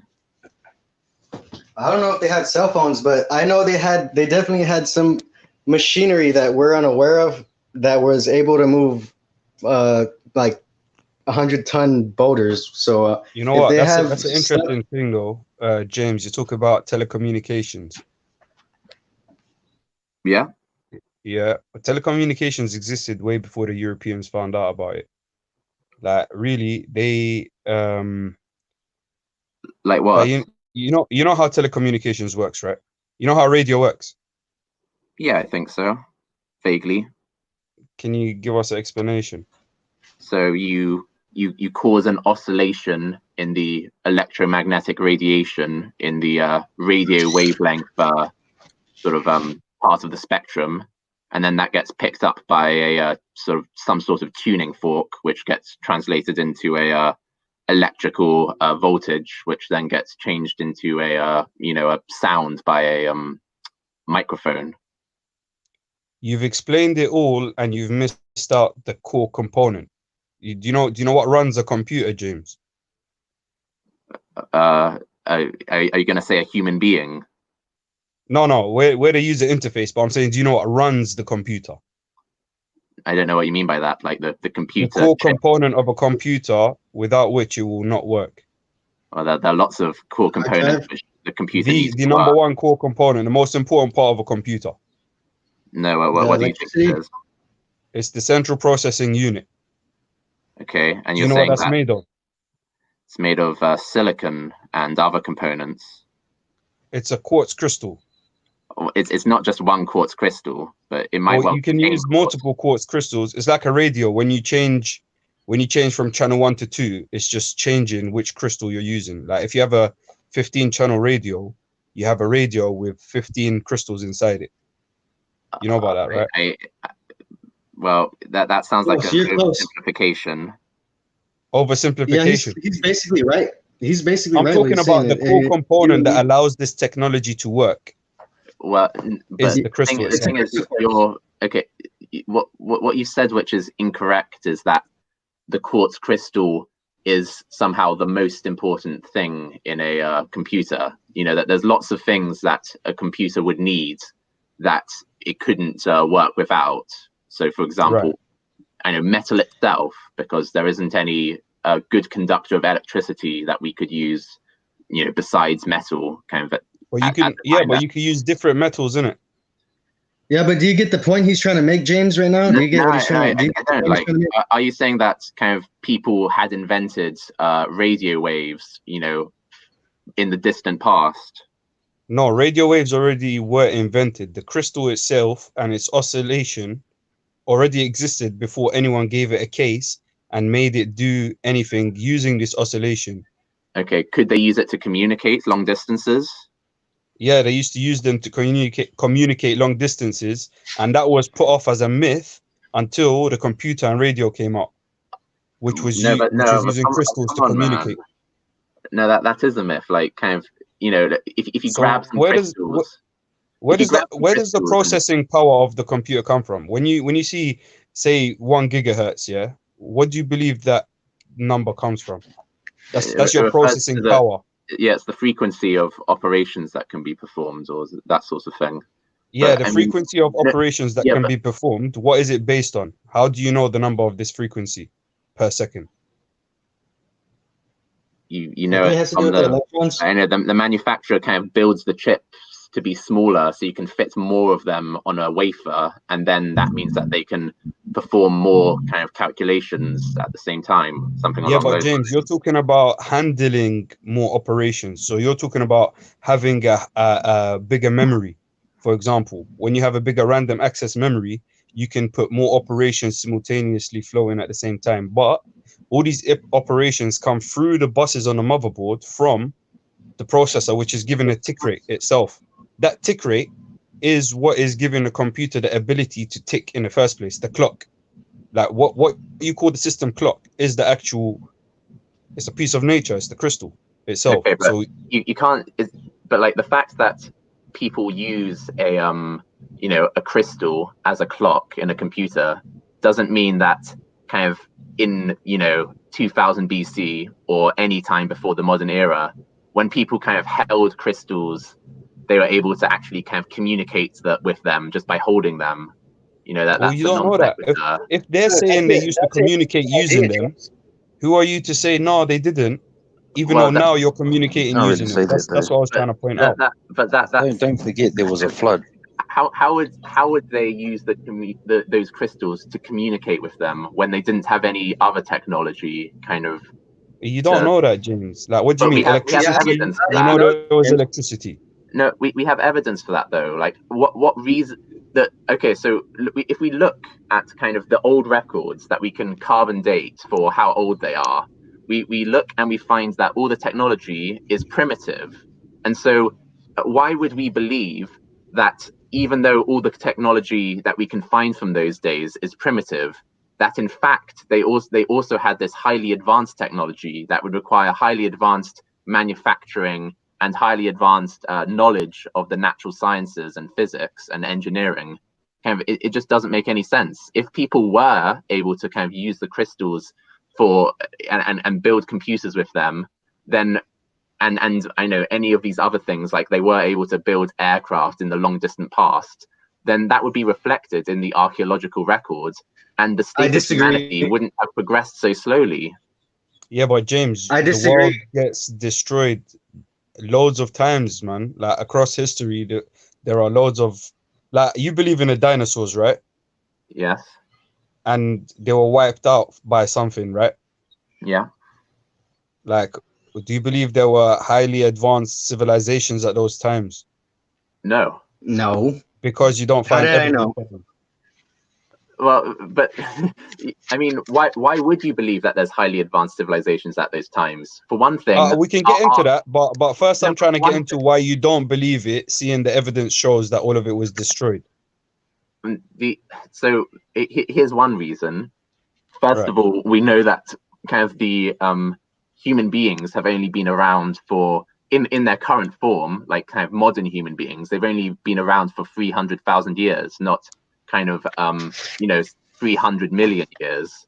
Yeah, but according to what at the time of the information? dinosaurs, there weren't even any apes, and the only mammals were these kind of rat-like things. But how can you even say that, man? If the meteorite destroyed one spot where all the civilization were and disintegrated it into dust, you can't even see any evidence to begin with, let alone saying there definitely wasn't. We can say that because we can look at the DNA of people who live today, and from that DNA you can tell how old the species is, because you can tell how long that species has been isolated from its nearest species, because you look at how much it has mutated and diverged. Because but you still have to go to a certain point though, James. Sorry? You know what I mean? You still have to go to a certain point. Like DNA can't show you infinitely far back how far you can go. It only shows you to a certain time frame, and after that we can't really get that. But within that time frame, we can say that the human species, as in humans with their modern anatomy, kind of that has only existed for a short amount of time in comparison to the dinosaur age.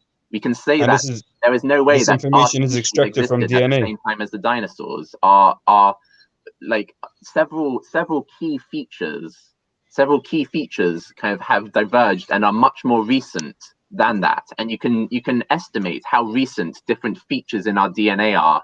Like I said, from the mutation rate, which is kind of been steady over the generations. It's hard to really qualify that.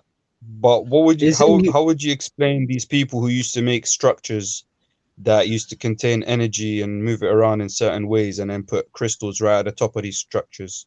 Like, what do you think they were doing? How do you know that the buildings can? You have to be careful with that's their explanation. Because if you say that these people who were building these things with these crystals, then I could use the same argument you're using and say, well, they probably got it from another group of people. They didn't create it. Right, yeah. So we can keep going down this rabbit hole of second guessing every single thing. I could then say, well, the pyramids in Egypt weren't created by the Egyptians. They stole the idea. There was some guy in Australia, an Aborigine, who had the idea of creating a pyramid. We can go down this rabbit hole of just saying. Yeah, we can. But the thing is, for you to say it was invented by Europeans, and if it existed thousands of years, I think that would be a false statement.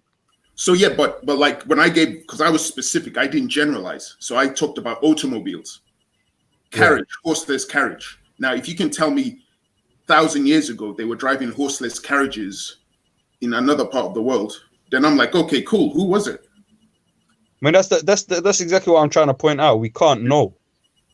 Then you have no reason to believe, since you don't actually have any evidence or any records or any examples. But I have no reason to disbelieve also, because it hasn't been proven otherwise. Why you have evidence. You have evidence against it. Why wouldn't we know they done? Why wouldn't we know? Like I was saying earlier, civilizations get destroyed. Things get destroyed, man. Natural. I mean, when you look at the Sahara, the scientists and geologists are telling you that this was actually a place that had people in it, and it got destroyed by some sort of natural disaster. Yeah, exactly. So we have no idea we haven't dug up the Sahara Desert. We have no idea what's under there. There might be computers way more advanced than ours, but we just don't know. That goes against what you said. You said scientists. So you know about geologists, yeah. You know about those civilizations no longer existing because people have documented what was around. That's how you know about it. So this idea that wait, witness. The only thing we know is that there was a natural disaster that happened here that wiped out this whole thing and made it all desert. Where? The Sahara Desert. So you're saying there was a natural disaster that made it a desert? It's not. No, I'm not saying that. Apparently, the geologists are saying that. So it happened in 24 hours? There was a major disaster and then it turned into desert within 24 hours. I don't know the time frame of how long it took to turn into a desert. Unfortunately, probably a few months. You have to be specific with what he's saying. Well, they found they probably know. they found seashells in the mountains, in the snowy mountains of I can't remember the place. They found trees that are buried while standing up. They've found whale bones in the desert. They've found things from the ocean halfway across the world. Right, so we don't know what could have went down and how things used to be. No, that's not true. There's geological evidence. We're just basing this on speculations. We're saying, well, this was. Yeah. I'm simply. Witness, that's exactly my point. It's all speculation. Yeah, but this is the thing. You're going into your idea of speculation is like, I could then say, well, the people in Mexico, they didn't create those temples. They weren't the first ones to come up with that design. You could, if you got proof of something being there before as well. Like you can say that for a fact. You see what you've done. You've just said you could if you have proof. But then a couple of seconds ago, you were saying, well, you don't always need to rely on proof because we can never know. But now no. Wait. I think you must understand me. I won't say you don't need to rely on proof. I'm saying you can't affirm that something didn't exist just because you don't know. So if you can't find proof for something, it doesn't mean that it 100% is true that it did not exist. So you're saying that the carriages and the automobiles existed 1,000 years ago? No, what I'm saying is I do not know. Okay, you don't know. You should also say you do not know since you don't know also. I can say that I do know from the historical things that I've looked at relating to civilizations in Africa, Central America, and Europe. I can confidently say that during the time of Socrates, they weren't driving around in automobiles. But during the time and place of Socrates, according to what he documented. According to what he documented and other historians, they weren't. And according to the battles that they had when they were fighting against the Persians never spoke about the Athenians driving around in automobiles. Right. Do you think I could try to jump in here, add to this conversation about proof and experience and how, like, and religion? I feel like these three things plays a role. They go hand in hand: belief, proof, and religion. Because I feel like there's proof places, and people take see the trees, and they come to the conclusion that I lost myself. I heard y'all talking. Sorry, cool guy, you got cut off a bit. Come to the conclusion that what? I'm gonna just let y'all talk a little bit. I fucking lost my train of thought. I was listening to y'all speak. I'm sorry, and I was gonna say something. I lost my train of thought. The other thing because many people have created stuff, black, brown, white, and stuff. So if we talk about white people, if we talk about Nikola Tesla, and we talk about alternating current, electricity, and the machine that he created, and how alternating current has been used internationally to provide electricity through homes. If somebody says that, well, before this was done, that they had electricity 1,000 years ago in Australia, the Aborigines, then I'm like, okay, or not the Aborigines, any group of people who were there, then I'm like, cool. What information do you have? But if you just say, well, we don't know, but we can still assume that they probably had electricity 1,000 years ago, I can't accept that. I'm like, I need to have some form of evidence to prove that. That's where I'm coming from. I remember. But look at it this way. Okay, go for it. When you see the, go on, go first, so you don't forget. Okay, I remember what I was gonna say now.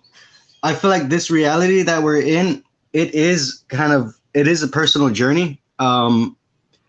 Because I've said it earlier, there's things that happen in this world that are not explainable. And that's one thing that scientists don't like to even get around or talk about, is the unexplainable, things that they can't even comprehend or explain.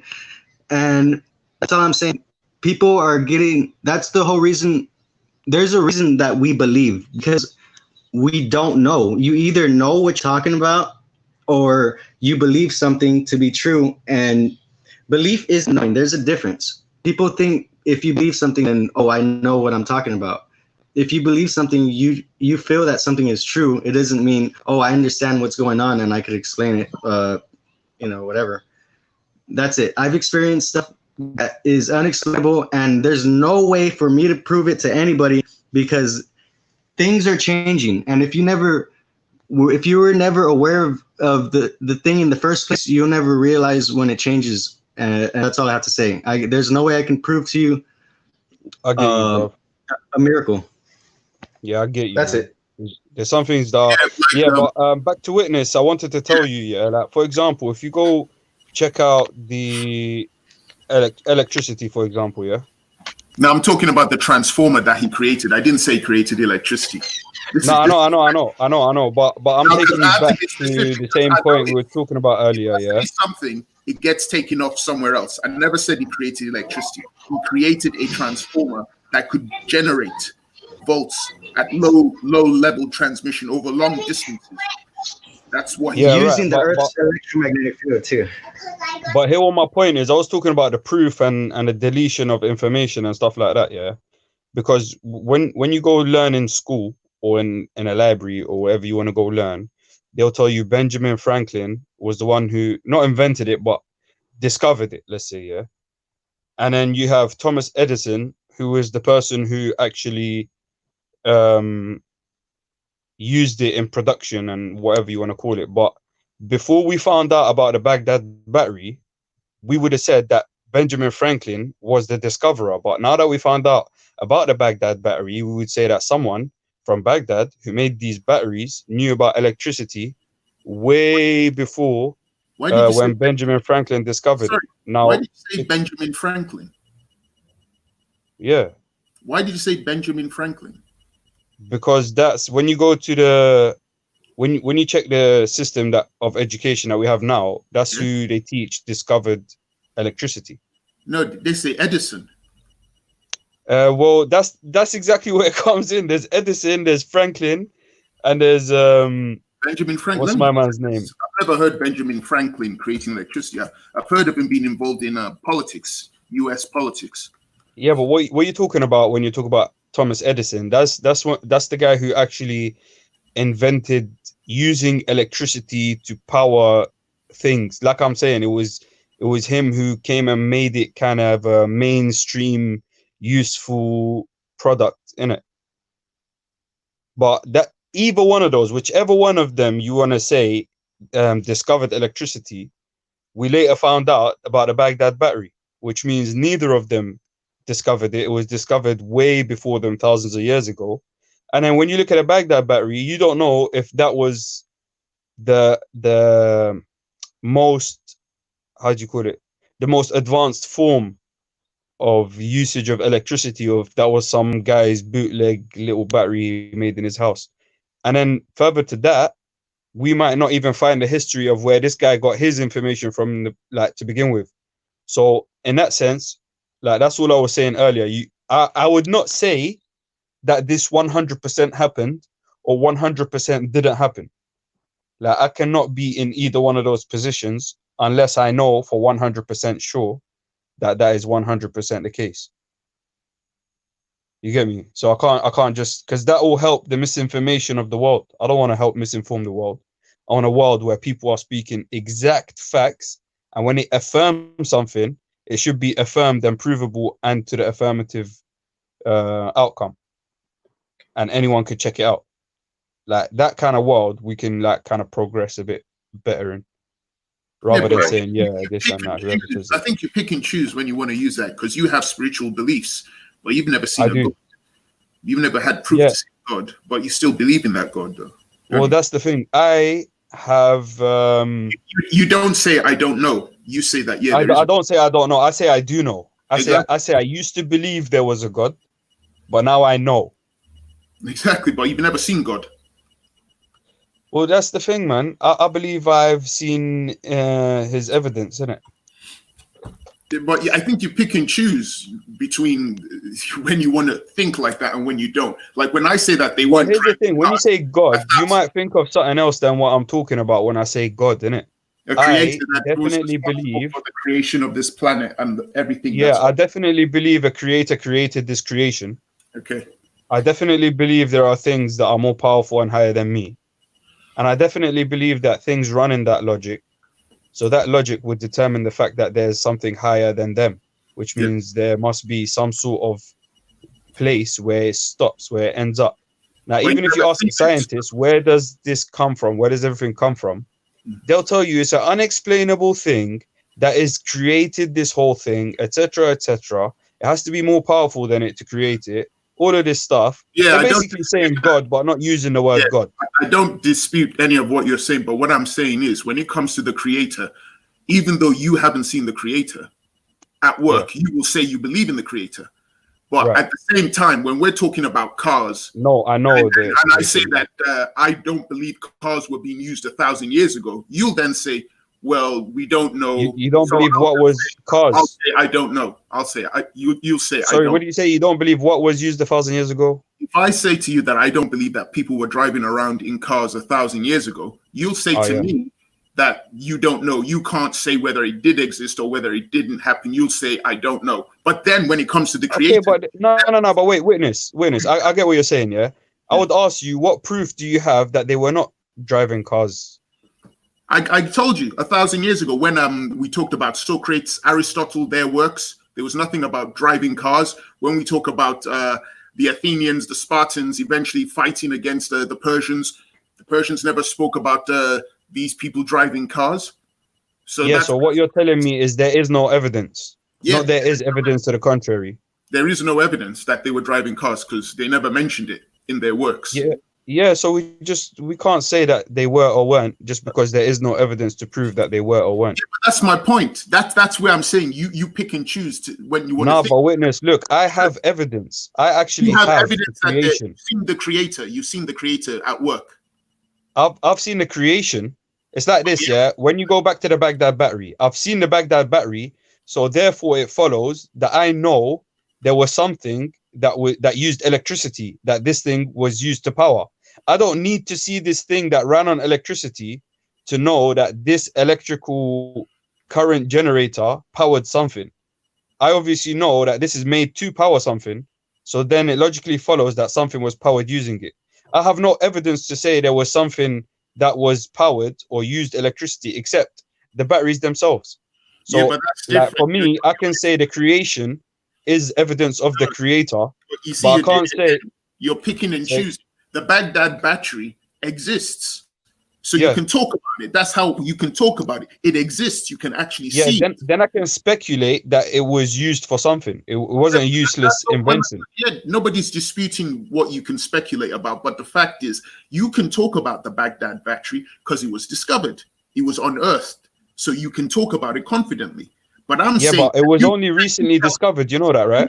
Yeah, that's fine. But it was discovered. What I'm saying is, can you tell me 1,000 years ago that they were driving cars? Have they unearthed a car that's over 1,000 years old? Or I told you, I can't tell you yes or no. I can't. But can you, if we were 100 years back, and we haven't seen the Baghdad battery yet, can you confidently tell me that no one knew about electricity before Thomas Edison?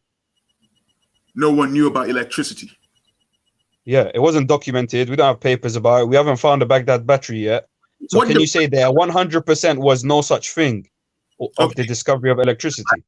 The battery is what it is. It's a battery. It's not generating electricity. It's not like... No, it did generate electricity. It's not lighting up houses. The battery... We don't know what it was used for, but what I'm asking you, witness, is 100 years ago, we didn't know about the Baghdad battery, So if we were having this conversation 100 years ago, would you confidently say to me there definitely was no one using batteries or electricity or anything before Thomas Edison? Can you actually say that with your chest? Because I would confidently say that I believe that they weren't using electricity. They weren't lighting up their houses with electricity. I would say that. Even reading up on the Baghdad battery, I would see that's the difference. I would say that I don't know. Okay, but here's the thing though, so yeah, I've just started reading about the Baghdad battery as well, and what it says is that it looks as though it was used for plating objects in silver, not for trying to do work like light up houses or that sort of thing. So but plating things in silver, you're still utilizing the electricity for your work, isn't it? Well, you're still using the electricity for something. Well, but it's debatable about whether there would be. It's not even debatable. The fact is that we can use reasoning about how the world would look if people at that time had this knowledge. So if people of Iraq knew that, oh, by constructing these things, we can light all our houses, we can kind of and we're doing that, we're lighting up all our houses, we're building all this great technology. If that really did happen in Iraq, kind of 1,800 years ago, because this is dated to like around at earliest 200, around the 200 AD mark. If that was really the case, then you'd find that in history it would record, there'd be historians writing about the lighted cities in Iraq, and more than that, kind of this technology. Yeah, but James, you're forgetting that the invention of the light bulb is a completely different. There's one more point. Sorry. Go on, sorry. This technology, if they really were using electricity to kind of light houses and to do other kind of modern applications of electricity, like power motors, that sort of thing. If that was really going on in this city, that would be such useful technology that it would spread around the world. It wouldn't just like suddenly wipe out kind of. Nah, James, see, look, I'll cover a couple points that you made. Yeah, first of all, the light bulb wasn't invented until way later. Like they might have been using it, like you said, for plating, innit? You might have been using it for something else, not about lighting. If you know about electricity and you don't know about using it to create a ball of gas with the wire going through made of a certain metal, that's a whole different invention, yeah. But what I'm saying as well, I was gonna respond to what was the last point you made? Yeah. So right now, yeah, if we go back then, you bring out, just say atoms, people will think you're a witch and burn you. You can't go and spread simple knowledge about physics, let alone electricity, and this wire plus this liquid will create this energy, and people will just think, wow, this is some sorcery and whatnot, yeah. But also on the other side, like I told you, a lot of things get destroyed in it. So all right, let's take, like, we are the most advanced civilization right now, yeah, since history. No one's ever come close to this. So right now, everyone wants to nuke everyone, and if everyone does decide to nuke everyone, or the coronavirus gets us, or however the whole thing gets destroyed, yeah, thousands of years later, when you have the new evolution of humanity and they reach back to a pinnacle, it might not be the pinnacle that we reached. It might be a whole totally different pinnacle. However, they're going to look at our technology, and if they discover it and be like, yeah, well, people knew about this and that and that and that, they're not going to find everything. They might say, we knew about safes, since a safe is probably going to withstand a lot of pressure, or we knew about war bunkers, like we had the technology to, and then they'll be like, what were they protecting themselves from? Must have been a meteorite. You know what I mean? But yeah, the reality is we only have a limited information based on what is left. That's all we got. Yeah, but I think that's a good thought experiment you're imagining. Like, let's imagine there was a disaster that hit some kind of, let's say, Western civilization. Kind of, yeah. Surely just thinking about the kind of art of, I mean, it's impossible to destroy everything, absolutely everything, to dust with our current level of technology. Things like metal doesn't like biodegrade like parchment, you know. So you'd be left with so many artifacts that kind of the later kind of humans would find, and they'd be able to tell, like, you know, what level of technology the people must have had. And so this would also be true even if there was like Atlantis or something like that. It's if there was a really kind of prosperous sort of technologically advanced society which manufactures things out of metal and produces all sorts of vehicles, kind of, it would, the artifacts left behind from that civilization would be found, and they'd be found more numerously than what the actual sort of digs and archaeology suggests. It depends, because a lot of people say the population was low, so there were smaller, like there were fewer locations in which to find these kind of things. But you got things like the pyramids and all the artifacts in Egypt, and but why would just the population them under be lower? the rug. Say again. Hold on, like this is another kind of slight contradiction that you brought up. Like, if you said the population was lower back then, but the reason why, according to the view you're proposing, right? Well, sure, but I mean, like, but you need to realize that human populations are low when the society doesn't have good enough technology to produce enough food for people to have lots of kids and provide for them and that sort of thing. So if there was a really prosperous society kind of thousands and thousands of years ago with really great technology, then it would have a very high population, and so it would produce lots and lots of artifacts that would be kind of found wherever. There's no reason why there'd be a society that was really technologically advanced and yet it wouldn't be found all over the world. That's kind of like, it doesn't make sense. I'm not sure about that, man. Because look, when TVs came out, they were only in 5 people's houses. Like, that was it. Now they're in everyone's house, innit? Yeah, but and that was like some right? serious technology. But also, you don't need to be technologically advanced to be able to, like, the technology of society isn't the same as Earth's technology. Someone could put a seed and they get their food, get their crops. Everyone who crops will make sure that everyone gets food. I don't think that's like a critical factor. Wait, can you explain that a bit more? Because you said, if I understood your point correctly, you were saying that because there would have to be more people only if a advanced society can maintain it, right?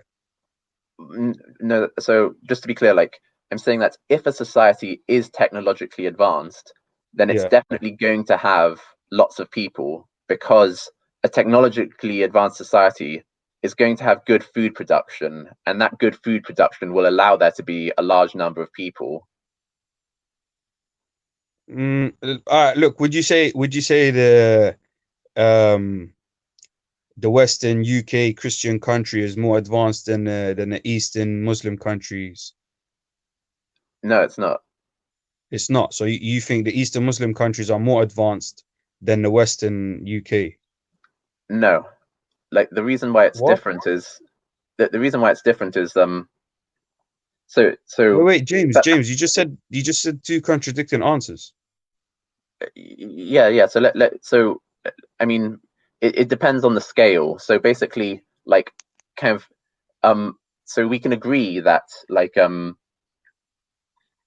we can agree that like, kind of when human society isn't very advanced at all, like how they lived 1,000 years ago, kind of the limiting factor on the size of that population is going to be kind of how good the farming is and how much food you can produce. And so because of that, kind of Earth's population over time kind of grew very slowly for most of human history.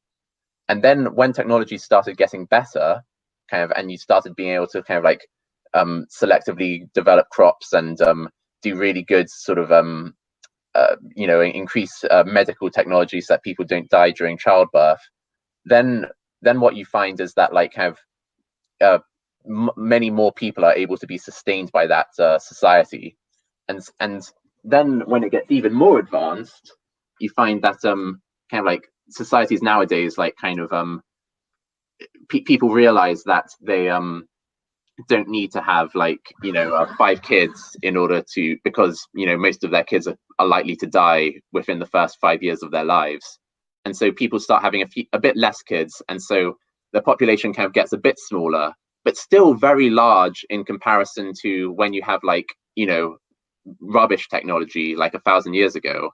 So even if we posit that kind of even if, like, within the 20th century, kind of slightly less technologically advanced societies are having kind of somewhat more kids than kind of Western societies. Kind of that both of those, all societies that exist today are far more advanced than societies that were 1,000 years ago, and they also all have far higher population because they're no longer kind of limited by food production.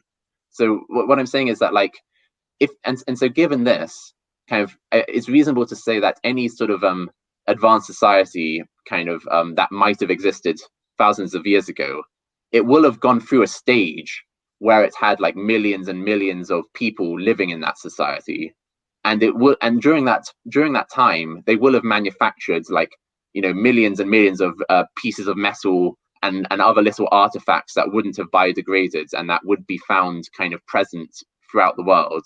So yeah, that's what I'd suggest. Oh no, you're still here. Good, cool. Yeah, I'm here. I was just listening to what you're saying. Like Streamlabs, I think keep saying, I'm just taking a minute to let it sink in. Yeah, like it's the kind of thing that, like, I know it would be worth like talking with a archaeologist or an ancient historian. Like, what kinds of things do different societies leave behind in their archaeological trail? Because, if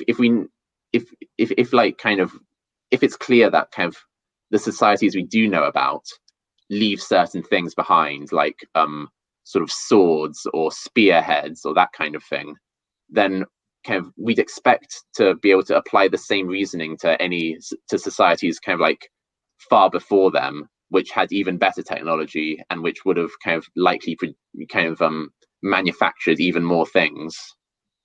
Yeah, well, it depends on who they interacted with as well. Because if you have a society where what they're actually preserving are their swords and spears, you could kind of tell what kind of mentality these kind of societies are coming from, which means you could kind of tell what kind of effect they would have had on the societies around them. Obviously, it seems like a destructive force and not really a constructive force, if you will. Well, you need swords to protect yourself as well. Yeah, but at the same time, what I'm saying, is that there are constructive societies and destructive societies. And when you bring these destructive societies to the constructive ones, you're bound to have information destroyed. I mean, we know libraries used to get burnt down, and those were the sources of gathering as much information as we can in the smallest document possible, so that as much information can be passed on as quick as that's what humans have been doing anyway. Like right now, obviously our method of doing that is videography. So we're containing as much information as we can in the smallest medium possible, which is a video. It used to be a book, now it's a video. So right now, if someone destroys the whole, well, it's pretty difficult to do, but if someone destroys, let's just say destroys the internet, everything we've documented after the 20th century that hasn't been written in books is not going to be unearthed. Mm-hmm. So, like, for example, if an electromagnetic wave pulses through our whole solar system and destroys all our technology and destroys all the information that we have stored on these electrical devices, if we all died from coronavirus, let's say, like some people survived, they're going to see the remnants and they're going to just see certain things, and there's certain other things they're not going to see. Fair and most enough. of our say again? Yeah, I agree with that, and like it's a good sort of I mean, but like what's different from the internet or books, which are like sort of information or libraries, is things made out of metal. Because if every human died of coronavirus tomorrow, and a big electromagnetic wave kind of sort of zapped all our hard drives and tore down the internet, that you'd still be left with all these hard pieces of metal which would last for thousands and thousands and thousands of years. Exactly, but no one would know what they do. That's like the pyramids. Everyone knows the pyramids does something, but no one knows what it does. Right, but there aren't any kind of hard pieces of metal that are like sort of showing in the pyramid. Well, that's a showing kind of advanced manufacturing skills, or sort of showing like factory production, or are showing. I get what you're saying. Yeah, but there's always things we're discovering about the pyramids that well, what they're telling us is humanity as we know it to this peak has not really reached these heights of education about these matters. And there are also other things, like a lot of people say that the pyramids was an electrical device itself. I mean, when they drilled in recently through this little canal cavity that was not big enough for a human to reach. They found they were met with a stone, and then they drilled through this stone, and inside it they found what looked like metal, and it was connected through the walls like it was wiring. So a lot of people are theorizing that this pyramid will be filled with water, and that was the copper medium, if you will, used to, well, I wouldn't say copper, what's the word for it? The conductive medium used in order to power this plant. And since no one since then has filled it up with water to see if it runs any program, no one's ever going to find out. So like, if our children find the computer and they haven't discovered how to harness and use electricity yet, and say it never got mashed, we will never be able to plug it in to see it turn on. And if we do, we won't even realize the fact that we need to get a monitor and hook it up to it, and some sort of user interface like a mouse and keyboard.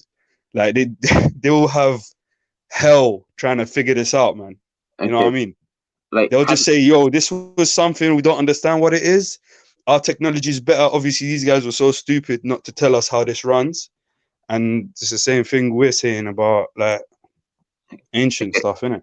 I mean, when you read an article that says sort of new facts found out about the pyramids, sort of experts say that you know, they drilled through a hole and they found a kind of passageway that could have been used for conducting electricity, like something along those lines. Like, how do you decide personally whether what you're reading is sort of trustworthy, or whether it might just be kind of sort of, I know, some sort of fake news kind of silliness nonsense about like Bigfoot or other kind of sort of, like, is it, I mean, I'd suggest like kind of, would you, there aren't, I'm extremely confident that there aren't any sort of actual archaeologists or kind of professors of Egyptian history attached to like kind of the authoritative you know, journals about these kinds of studies, which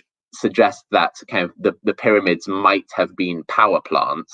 So how do you decide whether something you're reading about, you know, the pyramids is actually trustworthy and reliable? All right, so it's not that I've read that these were power plants, is that I saw the actual video footage of them going through this cavity, and actually, like, you can find the images right now online of the cavity and what is behind it and in front of it. Now, that was my conclusion, yeah, based on different theories. And well, if that conclusion turns out to be wrong, then that turns out to be wrong, but I still need an explanation for what these metal wires were that were just going through a stone into another stone. It seemed like it was a conductive element within insulation. That's what it seemed like to me, but I see the world through physics, so that might be why I might have that kind of outlook in it. It might be something chemical going on, it might be something, I don't know, in it. That's just my way of looking at it. But you can see what they have found. You can see imagery. They've taken photos. They sent in a drone to take shots. So based on that information, that's my what do you call it? I want to say conclusion, because it's not a strong conclusion. It's not a result really, but that's my conclusion, I'd say. Might be wrong. That's the thing. I'm still open to the fact that I might be wrong. I would never go up to someone and say, yo, 100% this is the case and you got to believe it, otherwise you're stupid. No. You know what I mean? They might know why it is. I might be wrong. That could happen. Alrighty. I'll drop this. Thanks for letting me cross-examine you. Thank you for cross-examining me. It's my pleasure. And oh yeah, that game of chess you wanted. Man. Say again? Said you wanted a game of chess, right? Yes, please. Okay, I'll set it up now. Yeah.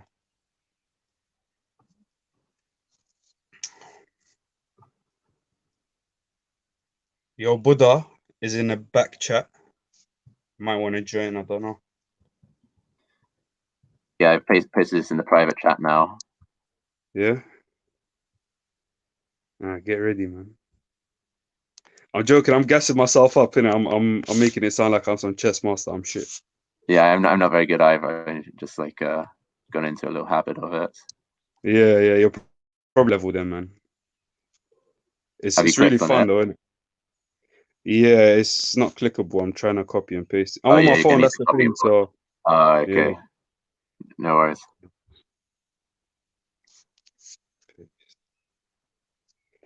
Because last time I came on, I saw you gave an offer of chess. I tried to jump it. Someone else already jumped. All right, listen, whoever that first person that played you was kind of shit, you know. Yeah. Did you notice that? Yeah. Okay. I think it's about. Okay. Let's do this. All right. Oh, you're white again. Yeah. Fine. I clicked random. Oh, okay. I clicked random. Like. Yeah, I'm sure. Yeah. Okay. Yeah, witness. I would take this. I would take the conversation if I were you, because. Yeah, our brains are going to be. Right. Okay. I mean, all I was going to say was that I came across a book by a guy called Will Durant, titled "The Story of Civilization," and apparently in this book it says he explains that certain pygmy tribes found in Africa were observed to have no identifiable cults or rites. There were no totems, no deities, and no spirits.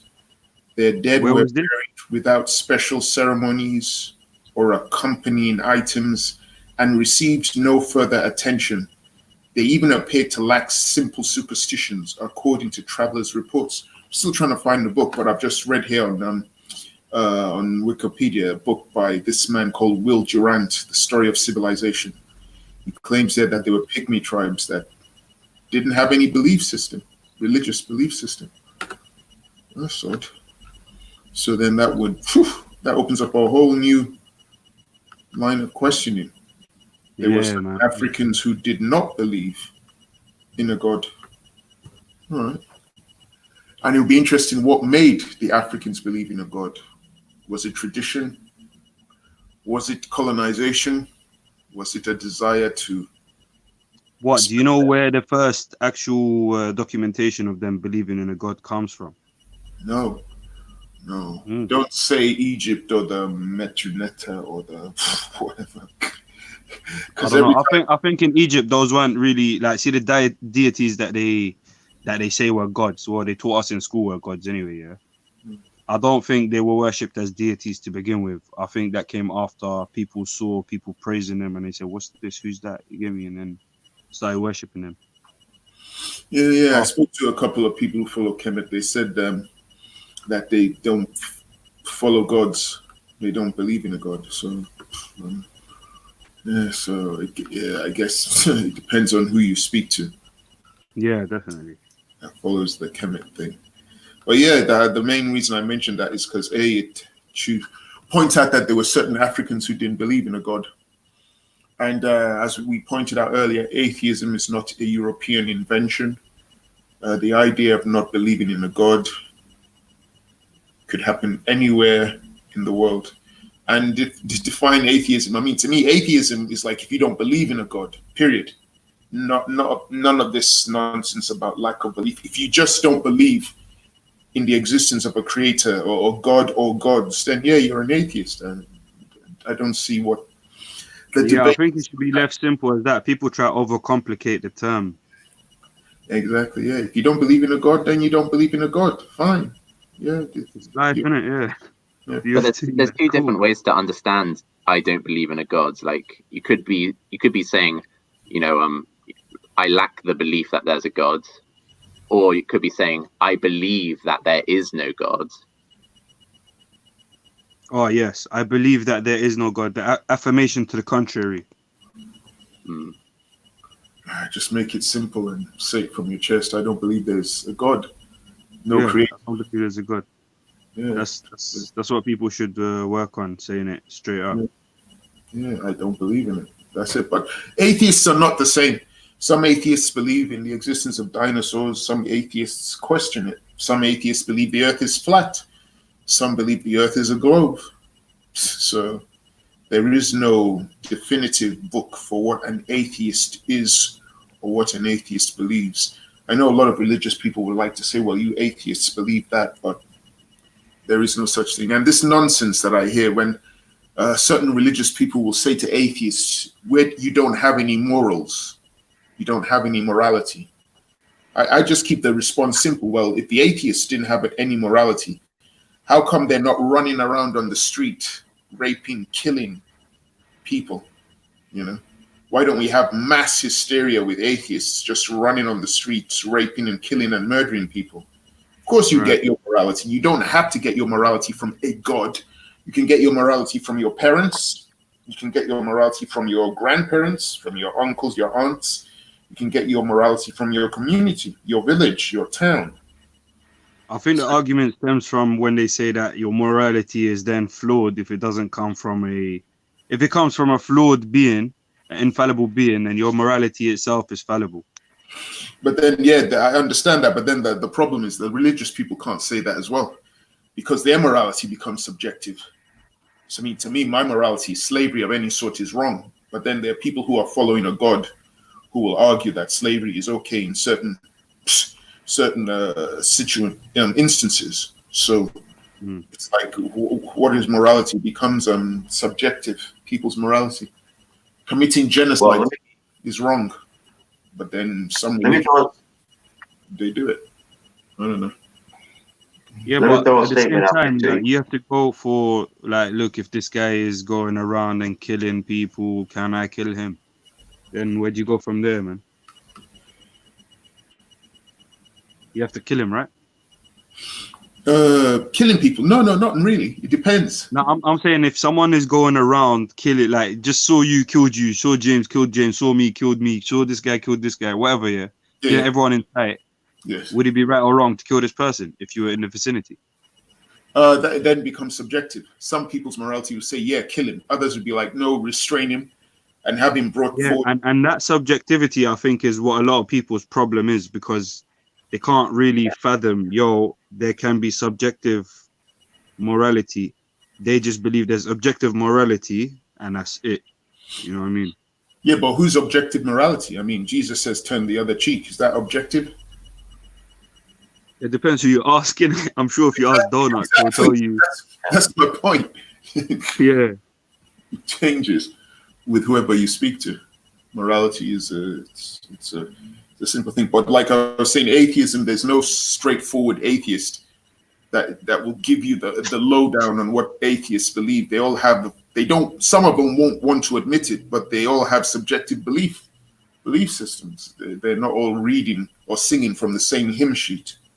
Yeah. So, I think, of course, I mean, they have their own subjective sensibilities as to what is rational, what is intelligent, all this type of stuff too, and the fact that they have there's no, how can I say, one definitive definition that every atheist by consensus can agree upon, tells me that their rational thought is in fact flawed. So would someone disagree with me on that? What, that rational thought is flawed, did you say? Yeah. No, rational thought is no. Rational thought is good. Always pushes humanity to a new level it's good, but it's not perfect, is it?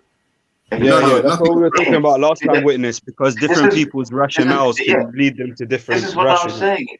Yeah. It's flawed. I'm not saying, no, listen, I'm not saying it's irrelevant. Okay?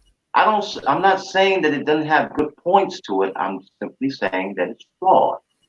Meaning that it's not perfect. It's not, it's how can I say it?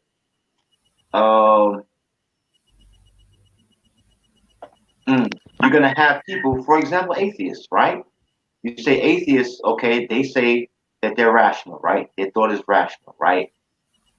Because it's not, as opposed to religious people, okay? But it's still flawed because they debate and argue with themselves, or have not come to a consensus as to what atheism is. That's flawed. That's flawed reasoning, isn't it?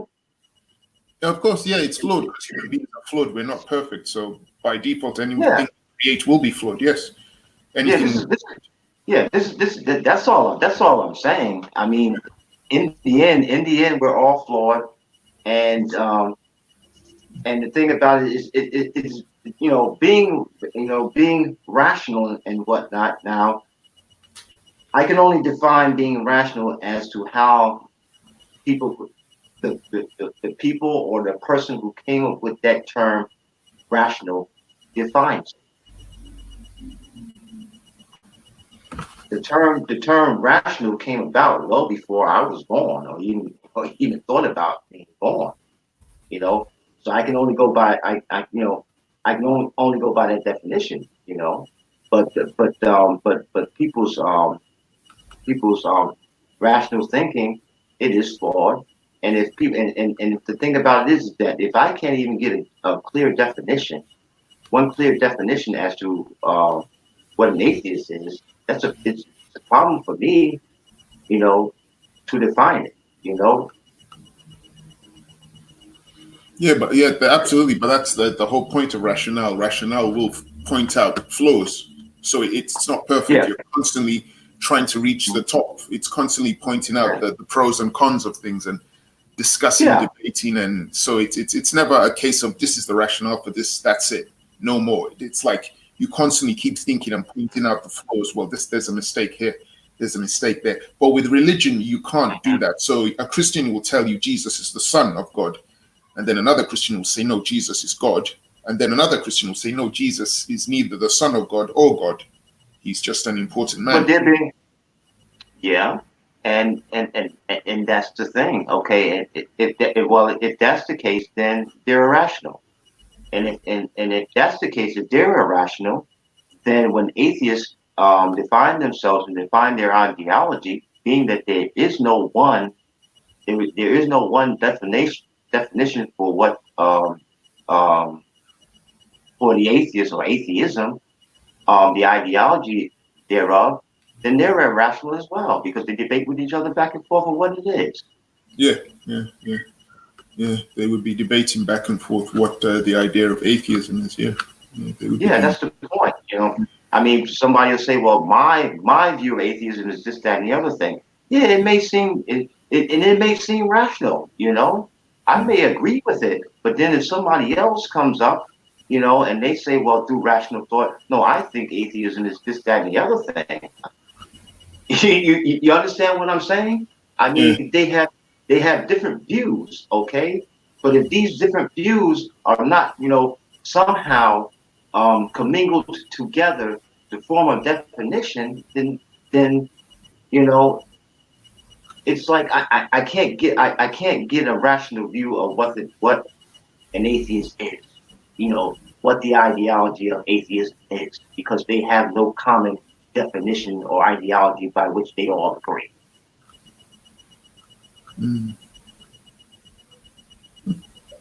I mean, because me myself, I have no problem. Actually, I have no problem with an atheist. Okay, I don't hate somebody because they're an atheist.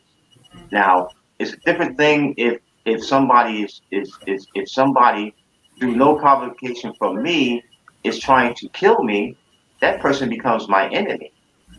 All right, not necessarily because I have this profound dislike or hate for that person, but because that person is putting my life at risk. So I see that person, I would say rationally, as my enemy, and I'm going to take him out. That's my thing,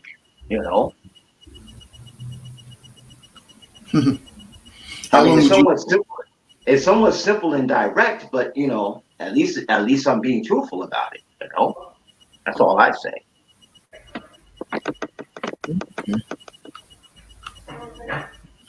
Is that? Yeah, it's chess.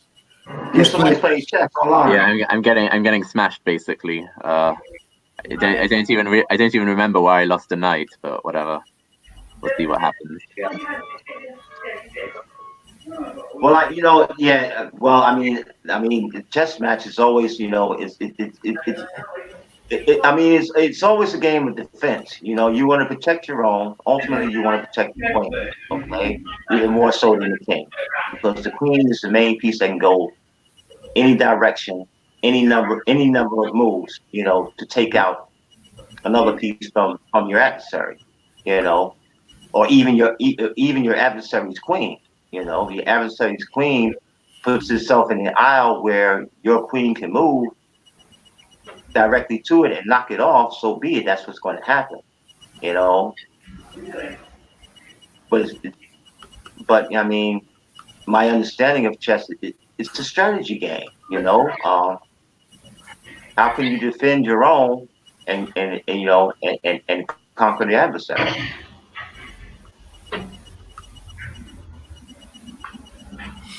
Sorry, I'm still doing research trying to find that pygmy tribe that are atheists, trying to get more info on them in Africa. Yeah. Is there documentation saying that there was a pygmy tribe in Africa that was atheist? Yeah, apparently there's this book by Will Durant, The Story of Civilization. In there it claims there were pygmy tribes found in Africa that did not worship any god. So still doing more research to find out if we have the names, if we can get the names of them. Yeah. Because that's a big thing. Because I do believe that they were Africans who didn't follow a god. I just need tangible evidence of their existence. Because I don't necessarily believe atheism is a European thing. I believe various parts of the world they had atheistic beliefs. Like you look at certain belief systems. I think I mentioned earlier Taoism or Jainism. They didn't have a god that they believed was a creator or something. So, Did they have any type of symbolism? I mean, any type of how can I say? Any type of entity that they saw that, for example, guided them in the sense of morality and moral living, civilization building and that type of thing? Not that. I mean, they do have philosophies which would guide their morality. Like when I look at these different Hindu sects, they have philosophies there, and in Taoism as well. But is it coming from a god? I can't see anything as of yet to say that. No, I can't see anything. Yo, James, man. Hold on. Bro, I've been trying to control the center, and you're trying to dominate the file. Well, I know. We'll see what happens. I don't think, you definitely have the advantage at the moment. Most definitely. Yeah, I don't think I can let you take that file. I'm sorry.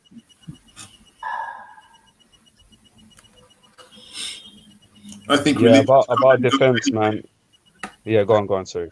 No, I was just saying, I just think religions come and go. You go back 1,000 years, you'll find different religions that existed. They exist with civilizations. When that civilization goes into a decline or disappears, then that religion disappears.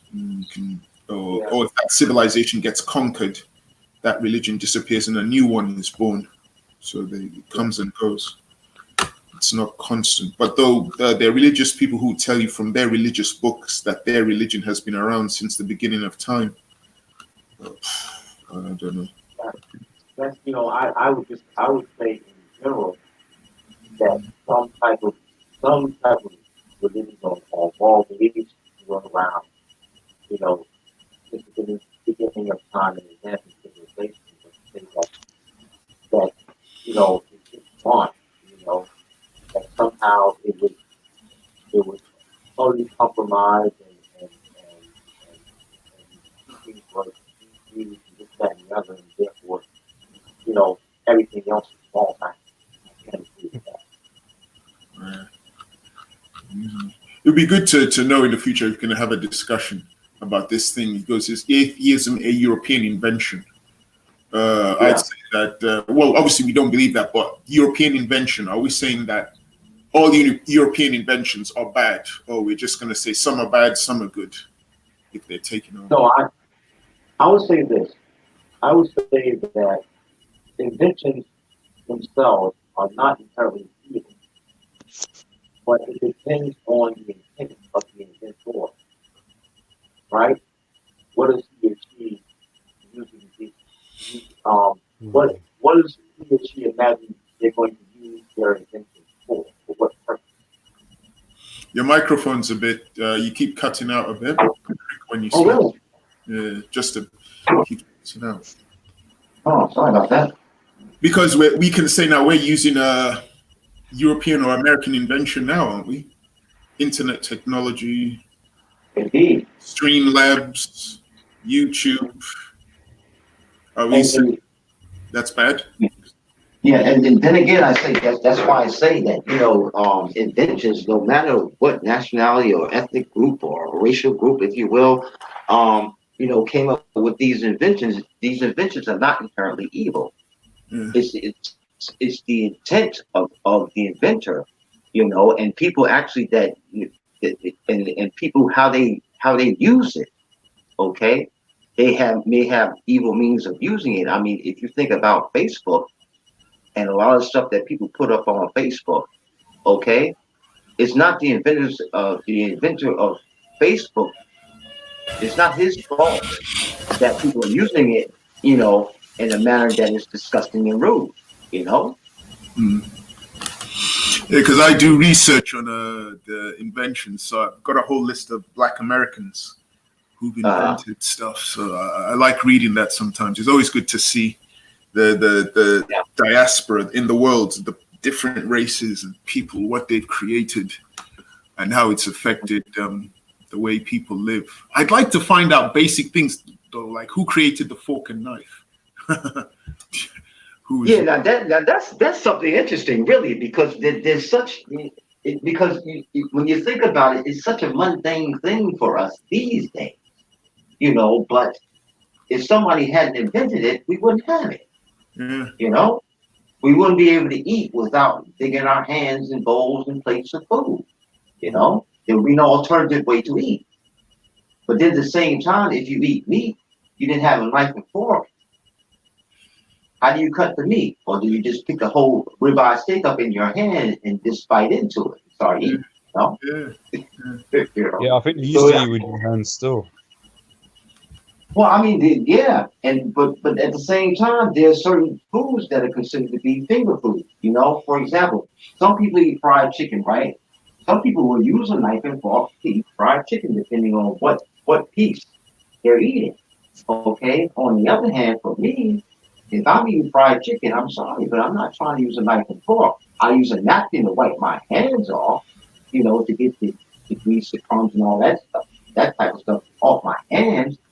But I'm not going to necessarily use my fork to eat, to eat a chicken leg or a chicken wing or even a chicken breast, if it's fried. Because it changes the way you eat. Because you'll be able to eat certain things with a fork and knife. If you don't use a fork and knife, it could affect your diet, what you eat. Strange, all these little things. Indeed. I mean, for example, if I'm eating a slice of pizza, I remember one time, and I don't know what I was thinking about. Maybe I was just experimenting and just trying to be cheeky with my mom. But we had pizza, right? And we just happened to have knives and forks, set out on the table, right? And I picked up a fork. I picked up a fork and knife and pretended I was eating the pizza with that, right? My mom looked at me. She said, Eric, put that knife and fork down. You don't eat no pizza with a knife and fork. No, I don't. I mean, it depends. If it's the so-called Sicilian type pizza where it's thick crust and and it's square like that, and it's a big piece. Yeah, I'll probably use a knife and fork with it, with no embarrassment, with no shame. But if I'm eating the pizza, the round pizza, right, and it's sliced, I'm going to fold that slice and I'm gonna eat it with my hand. It's like when He's such a coward.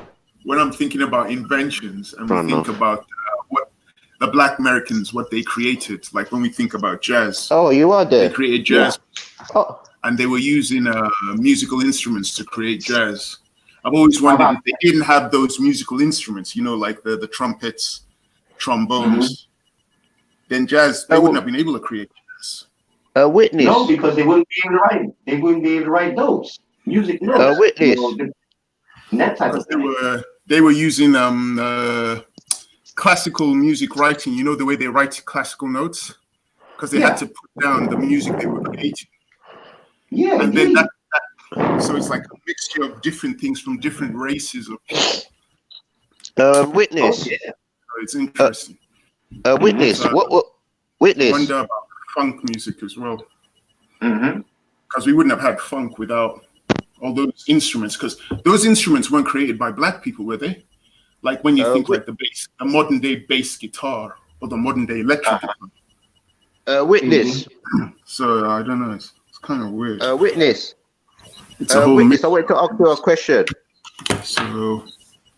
Witness. Interesting to know about that. Hear the guy that's trying to call you. So it's good that I don't know.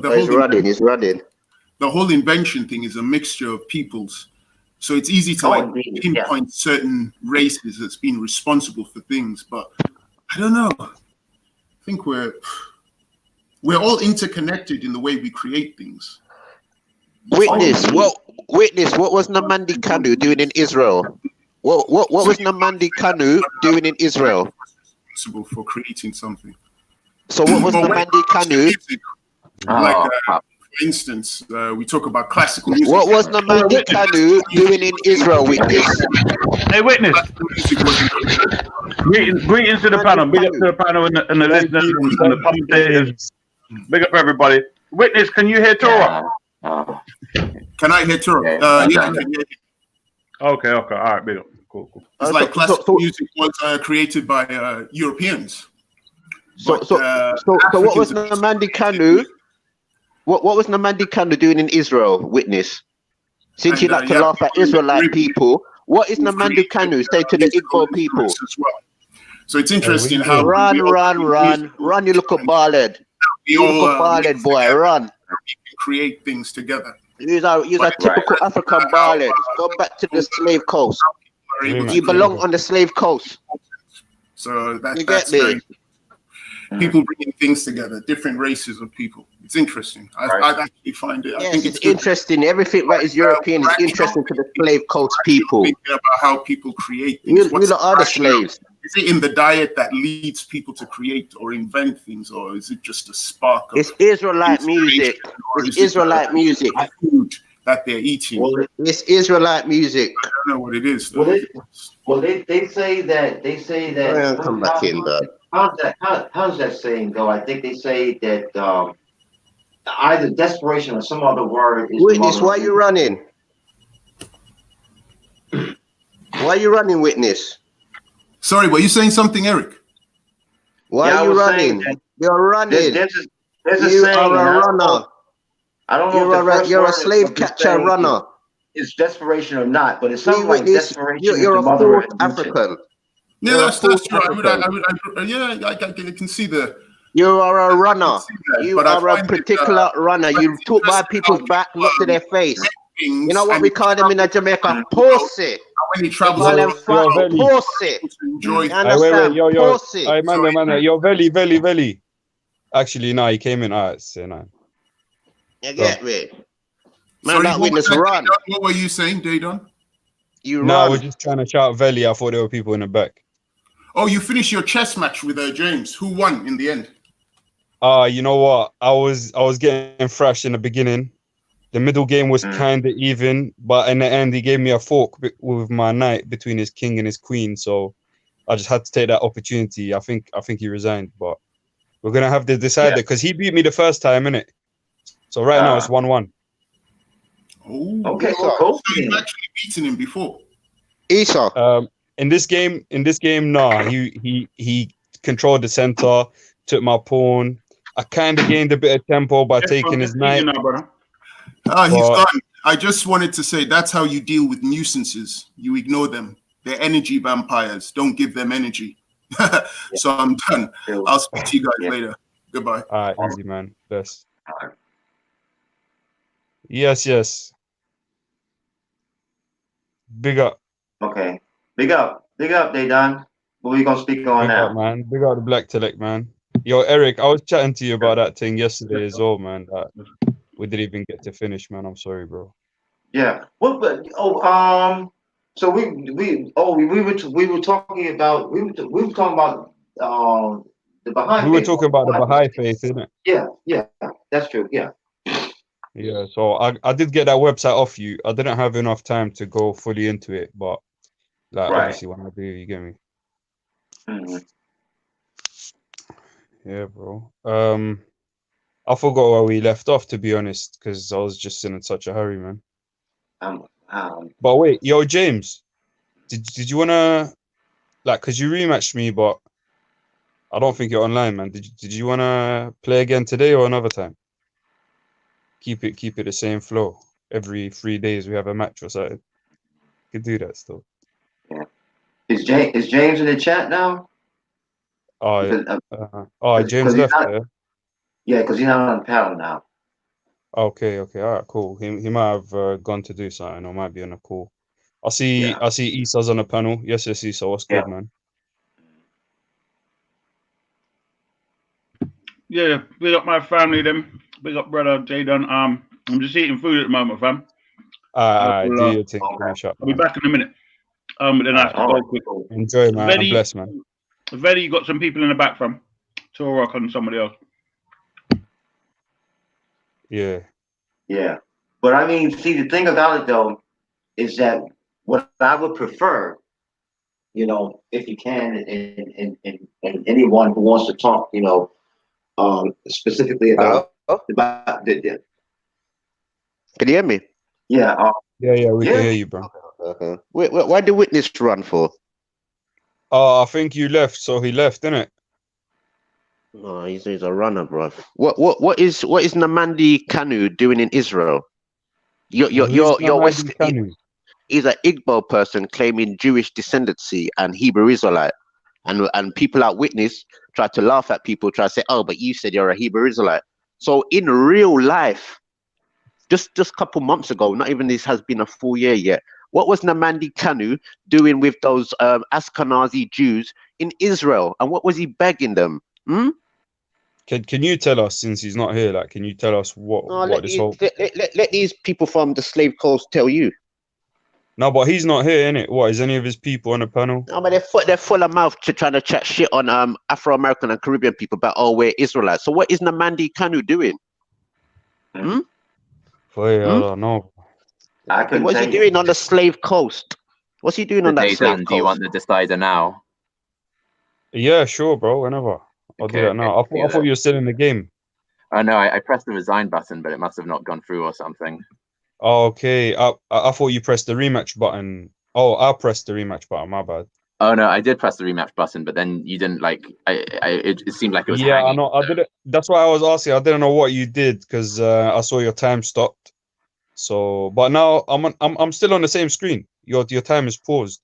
All right. So try can I refreshing leave or something. that? Or... Yeah.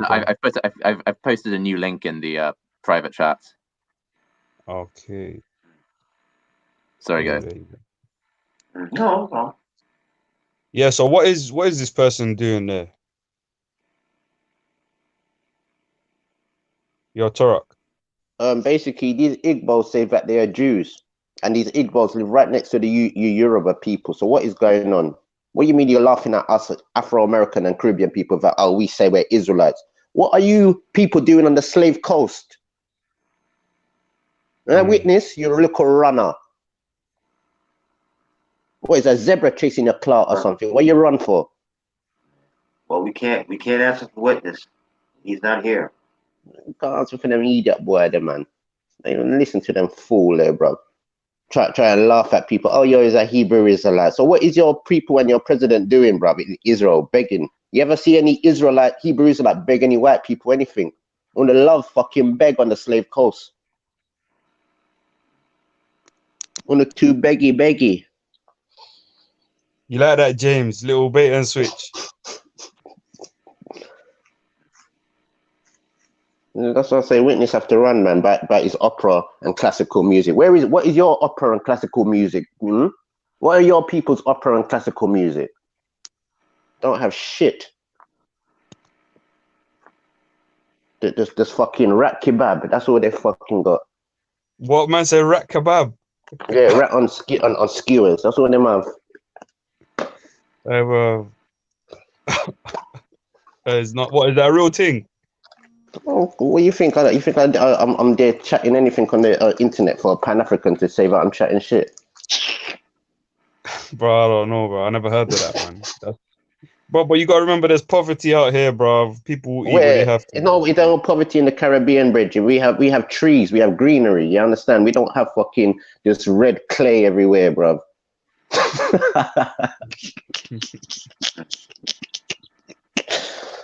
Oh, yo, I heard Corona went and hit the Caribbean as well, bro. We only got two, man, or two people in Jamaica because they have enough Chinese there. Are they black?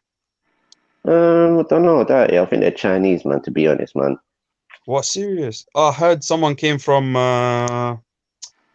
what do you call it? Sweden or something. That's what I'm saying. It's white people and Chinese and Asian people passing this shit around. It's not black people.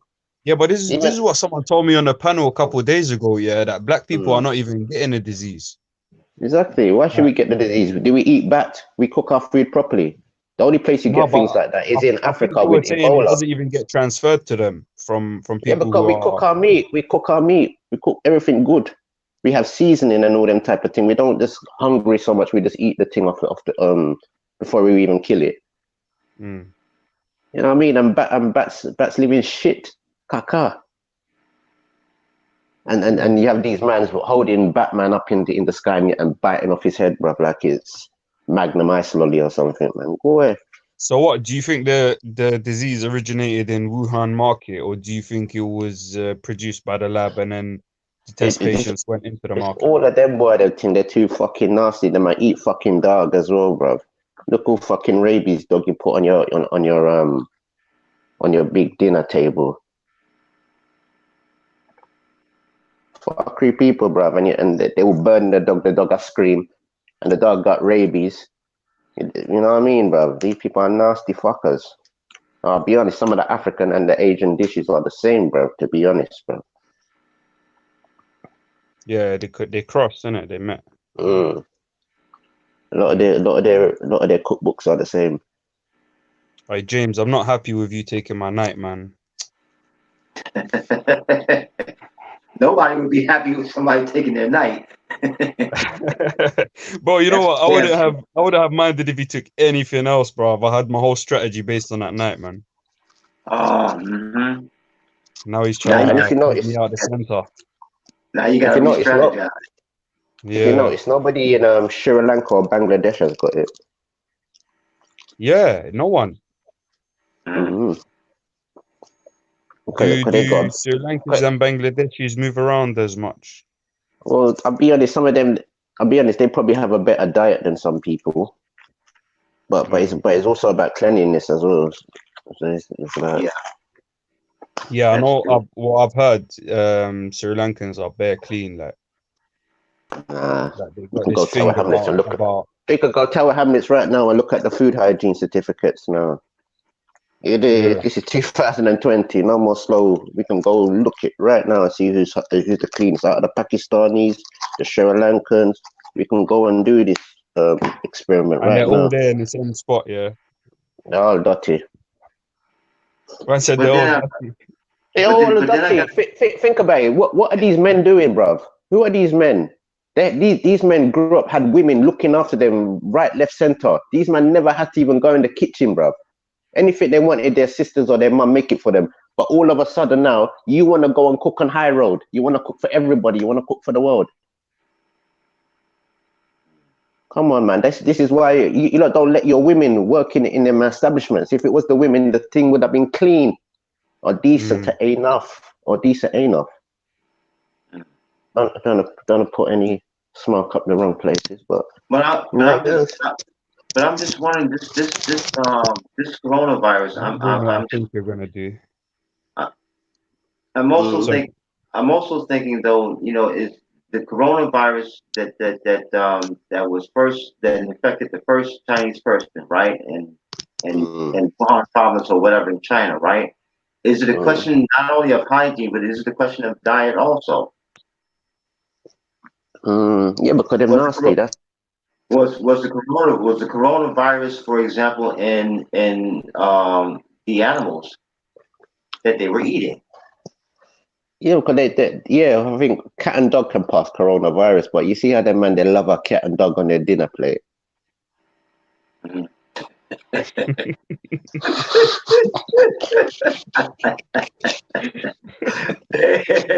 ain't gonna respond to that. It was a funny comment. I ain't gonna respond to that though. The way he dropped it as well. You know how they love it on their dinner plate, like. Yeah. Oh, days, very Man, they got enough recipes, man. They got the recipes. We don't know even where to start and finish. Yeah, bro. I suppose, man. They know how to make it right. But you know what though? You know what that's strange to me though is that when coronavirus hit Italy, it hit Italy especially hard. Italy people dirty. Them people dirty and nasty. The people that dirty, man. I mean, it hit Italy damn near as hard as it hit China. Yeah, because Italy people, they're nasty people, you know. They love drugs, they love ketamine, so they're probably all on ketamine and Ebola virus. I mean, not Ebola, coronaviruses are spread all around Italy. Oh, Got that's them on the thing, ketamine. yeah. They love a They're fucking taking on ketamine. this drug business. Yeah, because a lot of people have died in Italy, and I mean all at one time they died. Them nasty, bruv. They're very nasty how they live, bruv. Telling you, they're nasty, man. Them people, they're not clean at all, bruv. No, not clean at all, bruv. They have some style what they keep up, man. You know when people keep up style. People they keep up some style, boy. And go on like them nice afterwards, put on their Versace and Dolce & Gabbana, dog shit everywhere, and it's all the pervert places where them having all them sort of how can I say it? Them have all them dirty sex place. Italy, Holland, Germany, all them places where them have all them kinkiness. Because if you notice the coronavirus hit in the right, not say they hit the right places, but it's certain places that coronavirus wanted to go. Yeah, I mean because I'm just shocked at how Italy just became overcome, man. Like overcome. I'm not sure. Them people, they're nasty, man. Them people are nasty. Not like nasty, but it's just like, you know, when people with hygiene and them people don't care about hygiene at all. It's only the ones in America, them live amongst, see black people with stylists or keep up some things. Well, see now in America again, to my shame, the President Trump, what he did not do was by the time he declared that the coronavirus in the States was a national emergency, it was too damn late because you know a lot of people were infected. I think a couple people died stateside as well from coronavirus infection, but the thing about it was he didn't even have testing equipment, you know, to test people to see if they had, you know, coronavirus or not. So that way you can find out who you got to quarantine. You know, but this is the whole thing. It's mostly white Europeans and the Chinese. Because they love going over there. But when you say to a black person to go over them places, they're thinking, what am I doing over there? I might end up on somebody's menu or something. You never know about them place.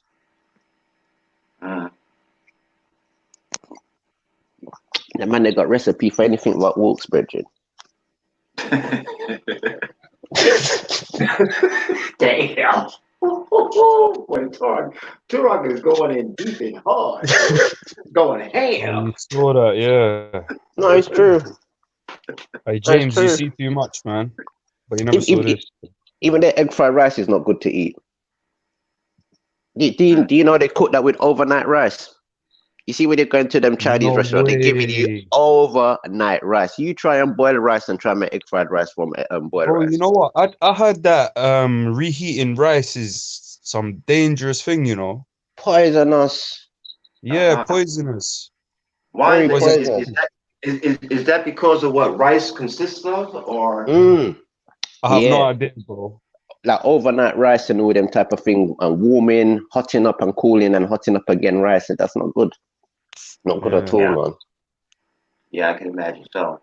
And I and that's mean, what they make. That's how they make all their rice dishes. That's why their rice dishes come out so fast, because it's like ready cooked rice, and all they do is to fry it in the fryer. Because once the rice is dry, it won't stick to the pan. If anything's wet, it will just stick to the fryer or the wok or whatnot. But when it's dry, the rice will just like go up and down, and round and round and all sorts. But what they do now, they put the MSG, and I'm not talking Metal Gear Solid. It's that Monsanto or something or the other, them put in it, and that's what's making everybody crave their food. Yeah, you know what MSG is? Something Monsanto, I forgot what they call it. It's like some salt, bro. My guy is Chinese, and he told me that in his dad's restaurant, that man's used MSGs on everything, and he's telling me he knows about Everything. he's telling me he knows about the whole Chinese business and this that, and he's telling man, bro, all these places that tell you, all these Chinese places that tell you they don't use MSG, they're gassing, bro. Why wouldn't they? They eat every fucking thing else. but I mean, but is MSG as its own substance, is it dangerous for the health in general? It's Basically, a seaweed, bro. No. Well, it comes from a seaweed. No. You see this MSG is like chemical base. It's like basically you could put MSG on shit and you think Ross. It tastes nice. Yo, that's banging. I'm telling you, you can put it on every fucking thing and it will fucking taste nice to the palate. So it's monosodium glutamate, also known as sodium glutamate, is the sodium salt of glutamic acid, one of the most abundant, naturally occurring, non-essential amino acids.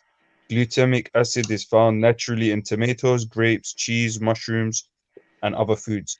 Oh, so they're actually making this monosodium glutamate. They're making this glutamic acid. Yeah, it's in a seasoning packet. No, it's in a seasoning packet. Yeah, but I'm saying, are you saying they get it from actual natural sources, or are you saying they make it synthetically? Basically, it's something to make your palate think that this is nice. That's all it is. You know, like salt. Salt's got that sort of taste to it where you think, all right, yeah, I like it a bit more now. It's got that sort of taste to it. That's all it is. Like salt is a sodium, if you know what I mean. Oh yeah, and it has no sort of nutritional benefit. No, it's just like they put fucking it's like they put drugs in your food basically to make you to crave it now. But what I'm saying, so basically they make MSG synthetically then, the Chinese do. Yeah. Oh, I think it's made in a lab mostly. But like, I don't think it was that popular in the olden days like that. Yeah, if it's synthetic, they're gonna have to make it in a lab, innit? I mean, because if you think about it, every fast food restaurant that you eat food out of, particularly burger joints like McDonald's, Burger King, these places like that, they do have chemical, how can I say, taste enhancing ingredients that they use when they make the burgers, the fries, and all that type of stuff. I remember watching one documentary where they were talking about that there's certain chemicals, taste enhancers that they use, you know, in the foods at these places, you know, to make them appetizing, make them taste good. Because think about it. If at McDonald's, right, or at Burger King, right, if you're eating pure chopped beef, which is minced beef, which is what actually hamburger is, okay? And you make hamburgers at home, why if you make hamburgers at home, let's say you put some salt or some seasoning salt and a little bit of pepper and what have you, why doesn't it taste like the burger at Burger King or McDonald's? Exactly. If it's supposed to be the same food, right? The same meat, right? Should be plastic. It's all plastic, mate. Yeah. Yeah, because I heard a McDonald's burger. So some man, I think he had it in one of his like suit pockets, and he hasn't seen this suit for over 20 years. And when he went and pull out the suit now, you see that he had like a little cheeseburger in his pocket. And when you see the cheeseburger, when you pull out the cheeseburger now, everything is there except for the lettuce. Really? The cheese is there, the burger's there, the bun is still there after how many God knows years. Wow. Yeah. That tells you right there that's dangerous. That's when they got the McDonald's burger and put it in one place for a time. That's what you're talking about. Yeah, like he had it in his suit, coat pocket or something like that. There was another one who put it in his drawer, like put a whole meal in his drawer with the fries. Yeah, there's so much preservatives in his foods, bro. Yeah. Yeah, the chemicals, the chemical preservatives, yeah. Yeah, bro, that's bad, man.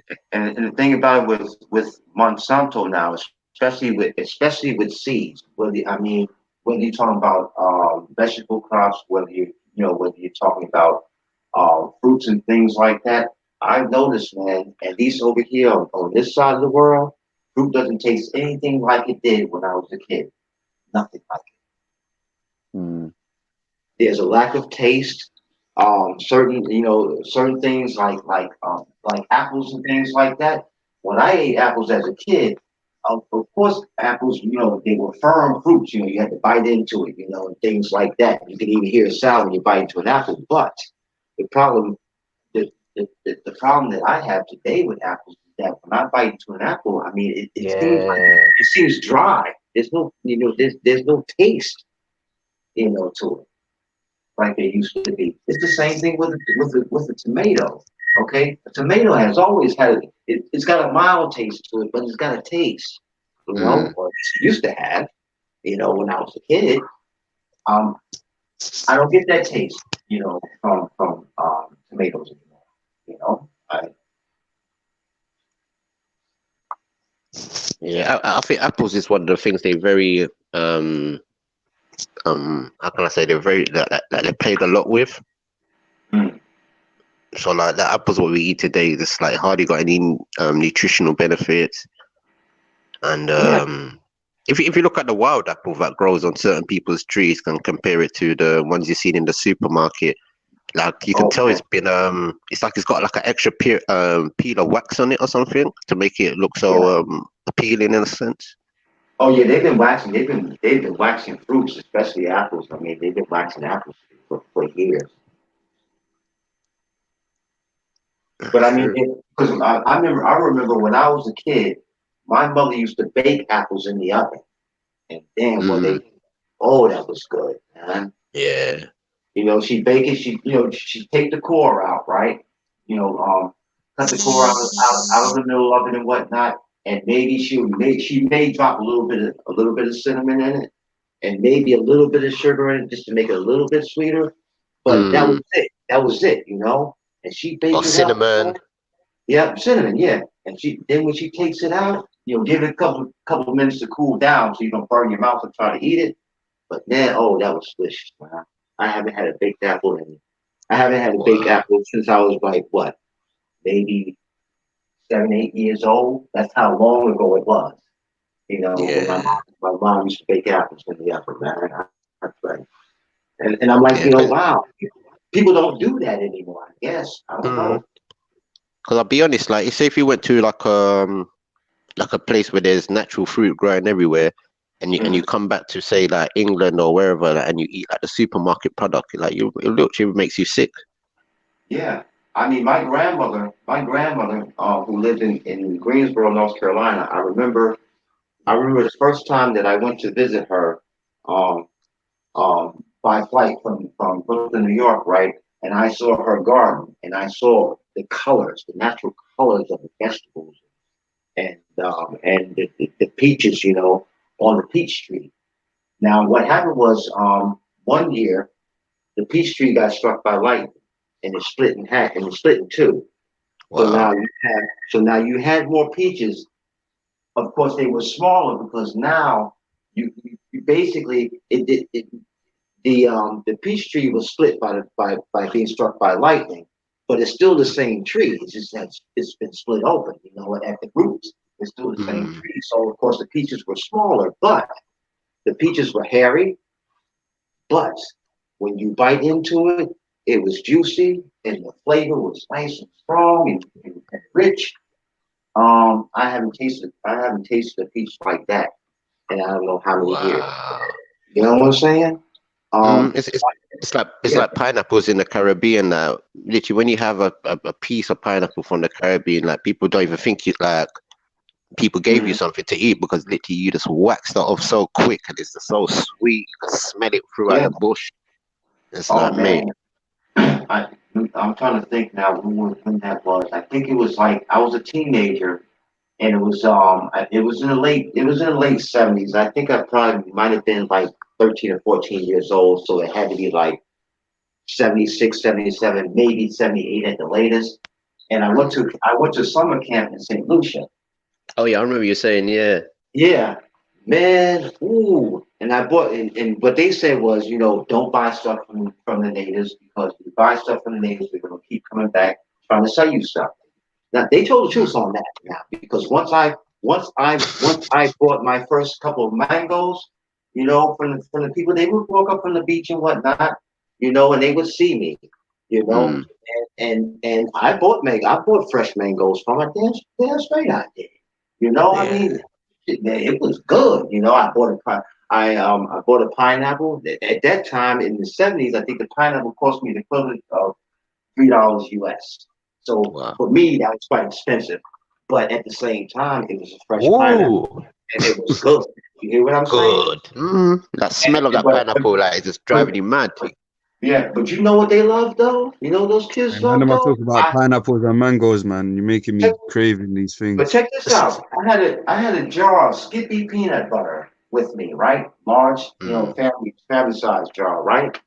Those kids love that peanut butter though, man. Wow. I used to be able to exchange peanut butter for the mangoes, you know, because they sold the mangoes pretty cheap at that time. I think the mangoes would cost me perhaps like a quarter, okay, US, okay, in that time.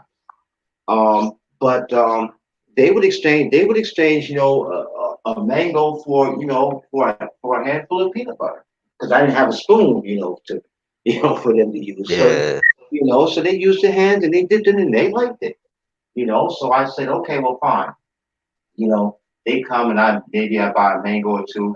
What would happen was, you know, one kid, you know, he would come, he'd get a nice big handful of peanut butter, and he says, in exchange for that, he would give me a mango, maybe two, because the mangoes were small. They weren't big.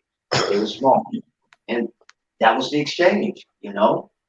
And they loved it. I think maybe it was because it was something new to them. They didn't eat it every day, but they liked the taste of it, you know. Can I just jump in really quickly? Yeah. Turok, are you an atheist, bro? Who? Turok, are you an atheist? No. What do you believe in? Nature and spirituality, and Israelite. Wait, so you believe in you're an Hebrew Israelite? Do you believe or know that you're in your mother country right now? Do I know that I'm in my mother country? Do you believe or know? No, this isn't my mother country. Liar. But are you an Israelite? Because you said you believe in nature, spirituality, and Israelite. So does that mean you're a Hebrew? What do you believe in, James? What do you believe in? Come and teach the world today. Instead of asking questions, come and teach the world today. Are you embarrassed by what you believe in or something? No, I think you are. What do you actually believe in, James? I know, I'm an atheist. I hear you. How was you an atheist? What are you? I'm an atheist, but I asked you a question, and I'm just asking for clarification on it. So what is nature to you in? So what is nature to you in atheism? It feels like you're scared to answer. Like, are you embarrassed? I think you are scared, like how you didn't want to tell people where your island is. I don't believe in. It's like you. Why not? Why don't you believe in anything?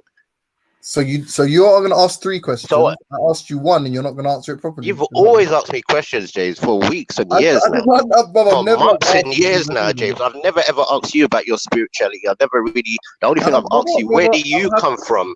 Where do you come from? I'm happy to answer it. Yeah, I'm very not have no. But can you just clarify yours? So are you saying you're a Hebrew Israelite? That's all I'm asking. I said I know of nature, spirituality, and Hebrew Israelite. Okay, you know of these things. So do I. Do you believe in them? I'm saying, what do you believe in? I know of them. What do I have to believe about?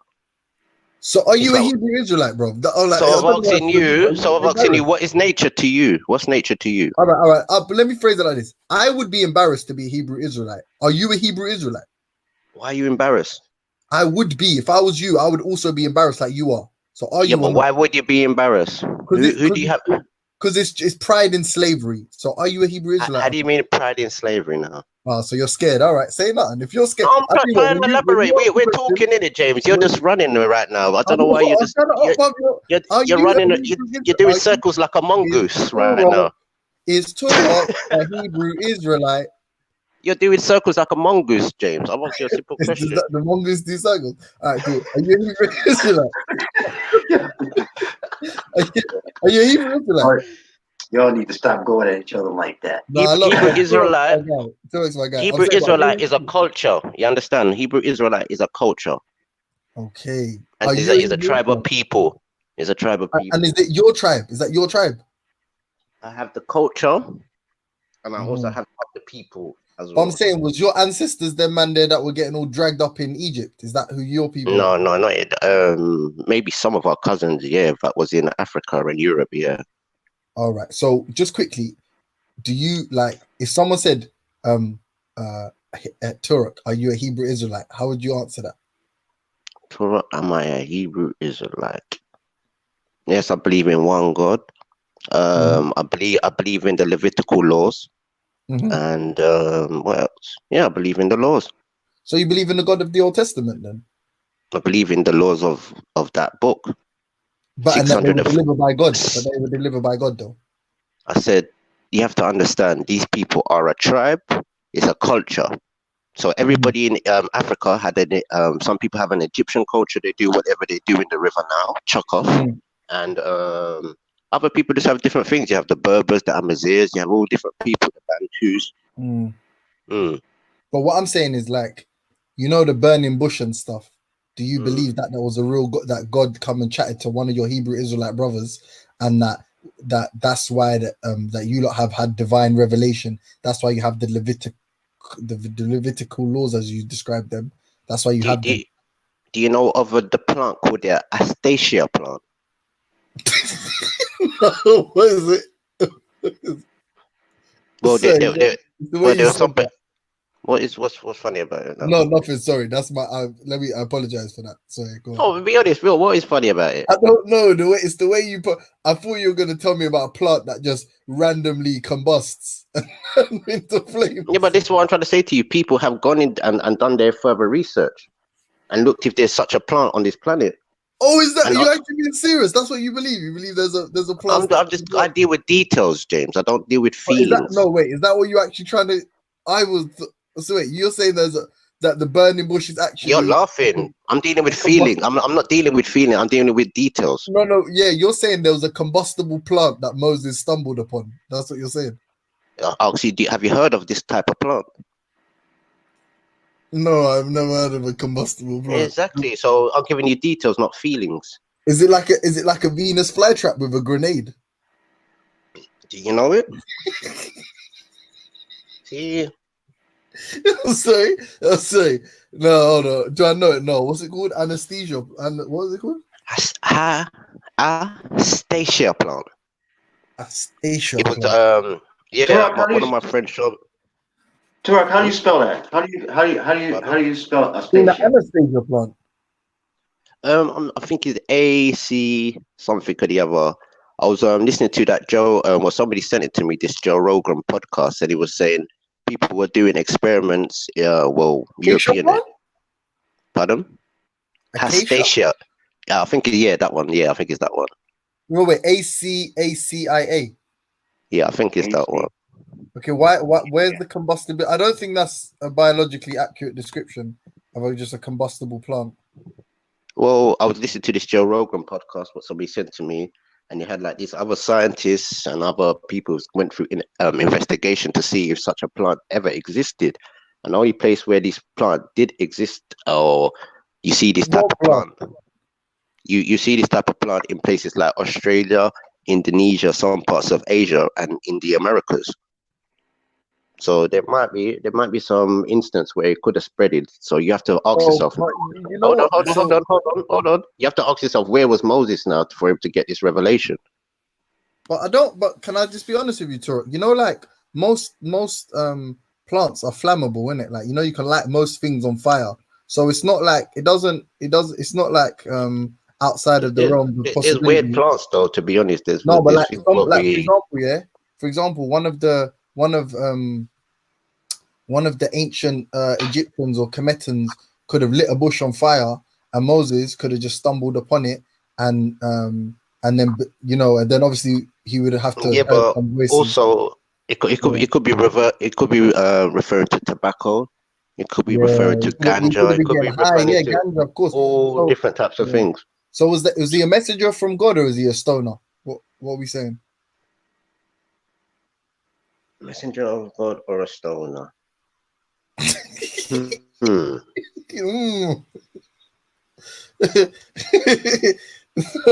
No seriousness though. Do you believe that the laws in the Ten Commandments are from a God, or do you reckon your Hebrew Israelite ancestors just wrote them because they were smart people? It's as I said again, it's a culture. If you understand African tribes, because it says the African storybook, right? So you have to look what's going on within Africa and the details, how people operate as nations of people, right? You're not from Africa. What are you talking about? So do I have to be from Africa to understand how nations of people work? No, but if they're your ancestors, they're Native American. They're the Native American dons, isn't it? So if they're your ancestors, the fuck has it got to do with Africa? Why are you talking to me about Africa? Because your book, what has been spread around the world, I believe it's an African storybook. Actually, I don't believe. I know it's an African storybook because it's talking about places in Africa. Some people could say it might be somewhere else. No, but can I ask you why are you Aztecs and that begging the thing? Like, that ain't got nothing to do with you. You man got your own Olmec and all that, all your castles in the caves and stuff. Why are you begging the African? Why are you trying to beg this Hebrew Israelite thing? You ain't from there, bro. So why have we got the oldest? Why have we got the second oldest 10 Commandments in Mexico? That's what I'm trying to say. That's your thing. Why are you talking about? So don't talk about Israelite. I'm saying it's written in Paleo. It's written in Paleo Hebrew, James. Talk about Mexicanites or something. It's written in Paleo Hebrew in Mexico. Are there any Mexicanites? Paleo Hebrew Mexicanites. Proto Mexicanites. Oh, yo, James, what's this, bro? Don't laugh with him. Don't laugh with him. Don't laugh with him. No, bro, it's just funny. bro, I don't know what he's saying. Listen. Let him sharp himself. Let him sharp himself. This is the white side of him coming out. Oh, let him sharp himself. Hey, James, what is it you're asking Turok anyway? I'm saying that. They say you could take the boy out the Indian Ocean, but you can't take the Indian Ocean out the boy.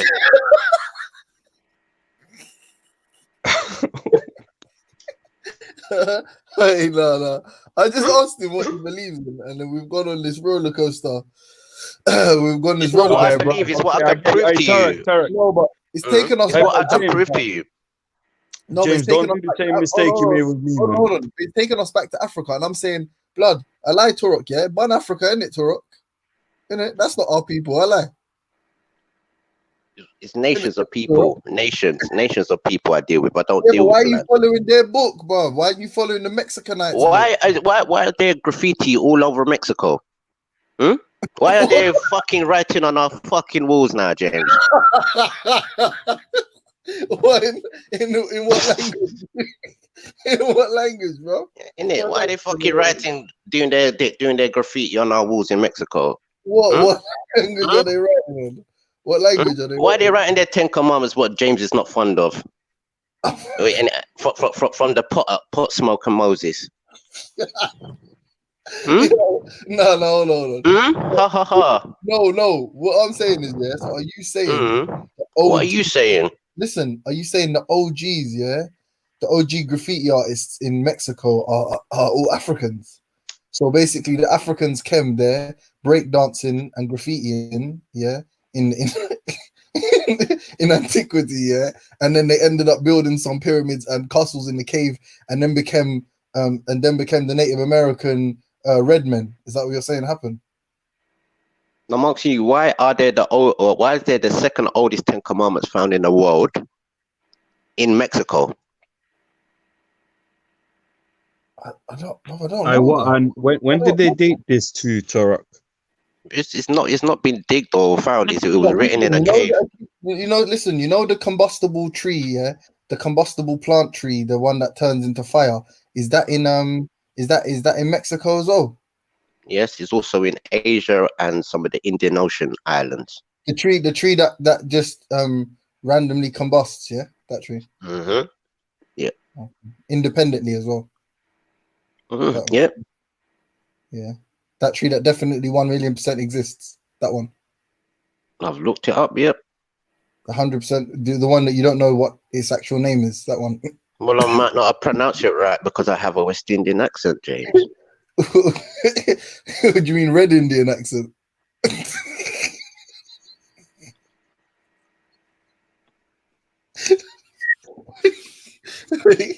I'm sorry. But hey, listen. Well, we can see you got your mother country's jokes. Yeah, carry on. What's mother country though? You keep saying mother country. What's that mean though? You know you're home. You know James know that he's home.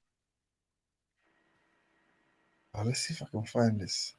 You know you're home. You know you're comfy at home. Wait.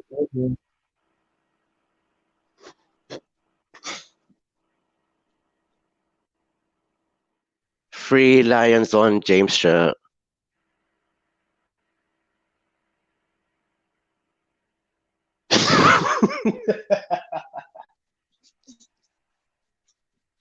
Go to the battle cruiser, James.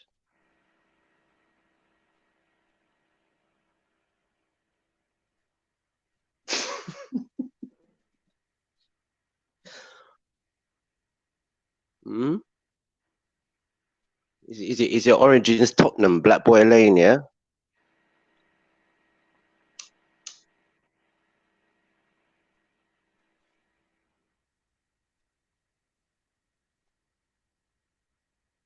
James, you're muted.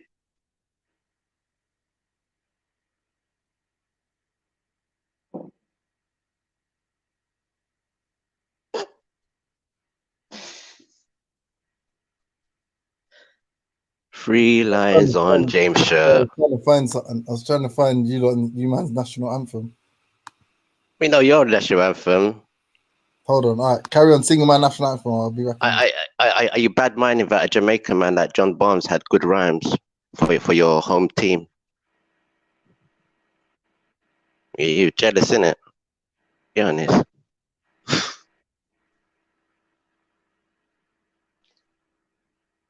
Three lions on James' shirt.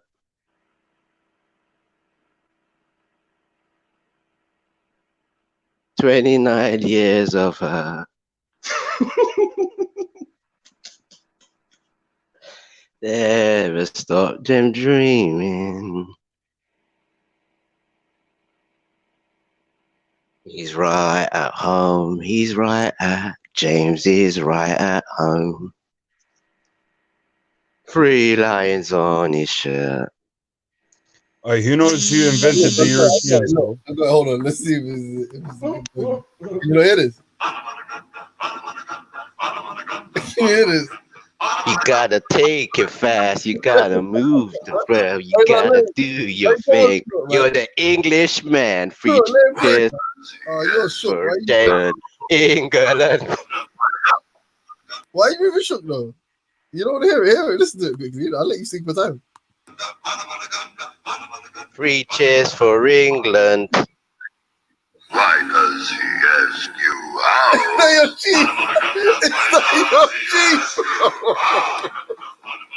It's on James' shirt. Three lions on James' shirt.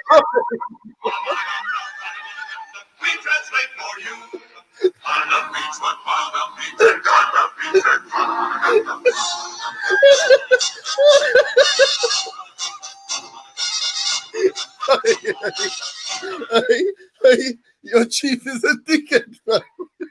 Three lions on James' shirt. Dickhead, bro. Three lions on your shirt. Why is he talking like he's got throat cancer from your chief? Three lions on your shirt. Hey. Oh, he's having a giraffe. He's having a giraffe, everyone. He's having a bubble bath. Yeah, bubble, mate. It's a bubble, mate. Back, you know. Three lions on James' shirt. Hallelujah, bum bum, hallelujah, bum bum. Three lions on James's shirt.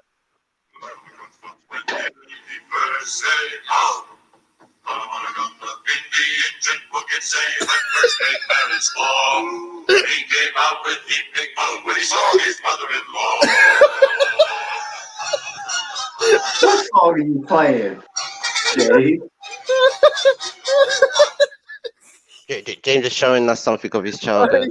Hey, you know how you man are dickheads, yeah? How can Peter Pan be like 12 years old and be That's the English. That's the English story, isn't it? From your home country.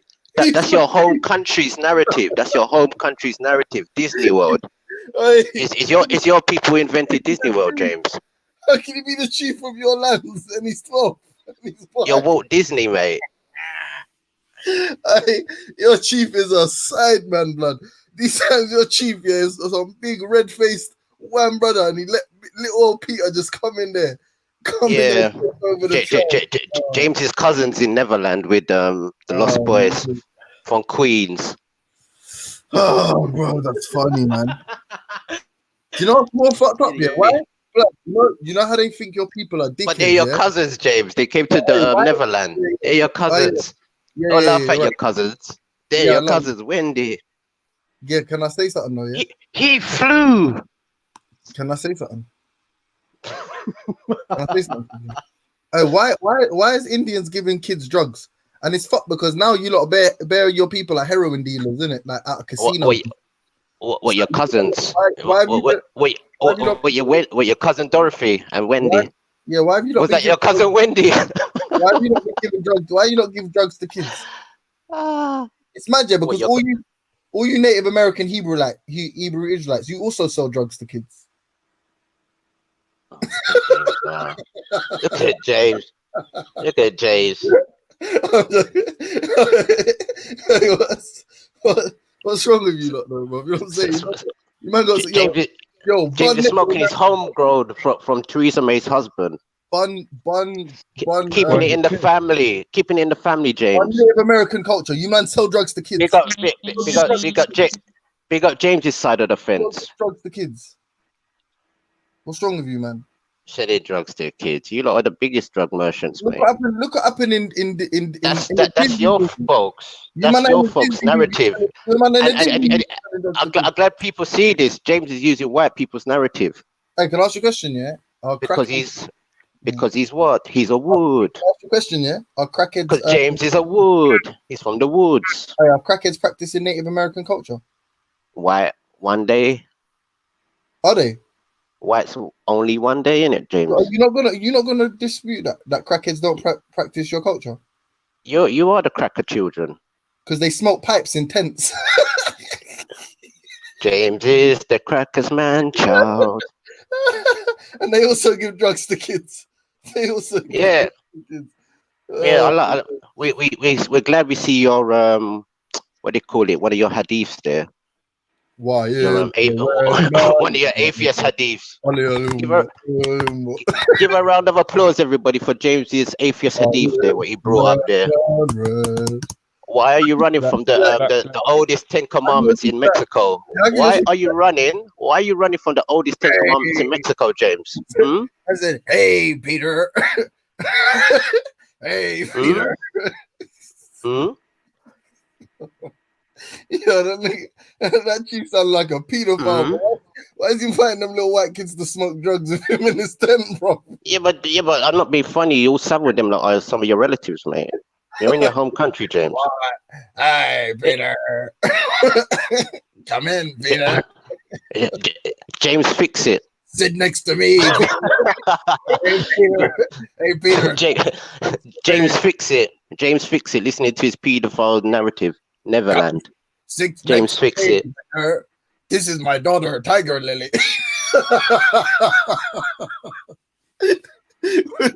Would you like to meet my daughter, Tiger Lily, Peter? Right, let me meet Tiger Lily though. That's why when Pocahontas saw John Smith, she was like, "Well, fuck all of this shit. These drug dealing pedophiles. I'm trying to get the fuck up out of here." Hey, bro, I saw this one Pocahontas thing yesterday, bro. I couldn't chat because of the coronavirus. You get me? Hey, no. Man said that bitch left on a slave ship just to get the fuck away from the Americans, bro. She was like, "Well, you don't got slaves there, fuck it." Oh, God. How did your people get here, James? By plane? Hmm?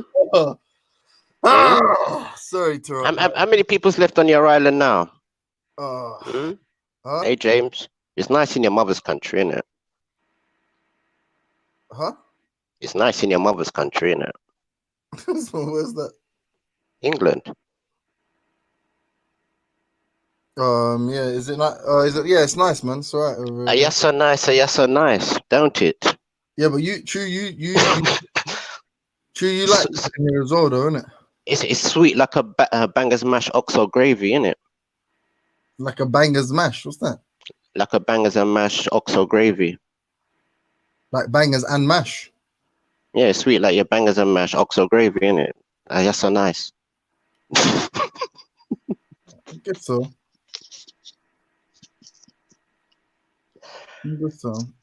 Yes, so nice. Yeah, I'm sorry about that little outburst talk. Do you know what it was though? What do you believe in? It's the white side of you. I don't blame you, James. Yeah, express yourself. Thanks, brother. But so express yourself, James, man. We finished that God doesn't exist. It was actually a combination of weed and a combustible acacia plant that led to Moses jotting down the 10 Commandments, then getting a ferry to Mexico, where he and his other group, his other hip hop band, started graffitiing and doing breakdancing and DJing and freestyling, and then all the Aztecs sort of crowded round and took the message on all throughout the Americas. That's pretty much your origin story. Yeah, it's sort of like Paul and you, the Roman citizen. I don't know what that means. It's like Paul. They called him the Roman citizen, or we tried to get citizen in Rome. So you're just like the Babylon citizen, James. We're still lost, but I'm just trying to get your story. So then, yeah, you've taken that. Then you went to the went through that stage and that. You went through obviously the getting, wearing the blankets and be like, "What's wrong with this blanket, mommy? It's making me itch." A lot of you died. Then you died in the other war, the wars with the Americans. They took your land. Yeah, James is the mascot of Babylon. Then you went to the Caribbean. Hold on. Then you went to the Caribbean, where you somehow became Africans overnight. You just became genetically Bantu in like a matter of weeks and months, and then you managed to make it to the UK. Just like some people, did I do it? Just like some people were conceived in the back of an African man taxi.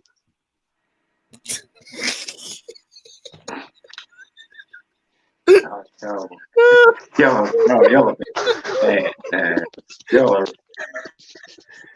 Oh, it's you're a sick guy, man. Got that. Boy, you just go straight ham at it, don't you? No. You see Turok, yeah? Turok has got the real anti-troll software. Like, You can't troll. You can't. His programming's deep still. His programming is a next level still. Yeah, built in America. Wait. But yeah, no. In all seriousness, though, would you consider yourself a Hebrew Israelite? All bullshit aside, like someone when these Hebrew Israelites are talking, do you consider yourself one of them as well? I'm asking you, James, why is the second oldest 10 Commandments found in Mexico? I don't know if that's even true, bro. I don't know. Well, go look it up. What do you mean the second? What does that mean? The second oldest 10 Commandments, though. What do you mean? How old is the first one? I don't know. It's like some. I don't know, bro. Exactly. 4,000. Is it 4,000 years BCE? Something like that. Mm-hmm. Is it right? That is a guess. That is a pure guess. I don't know.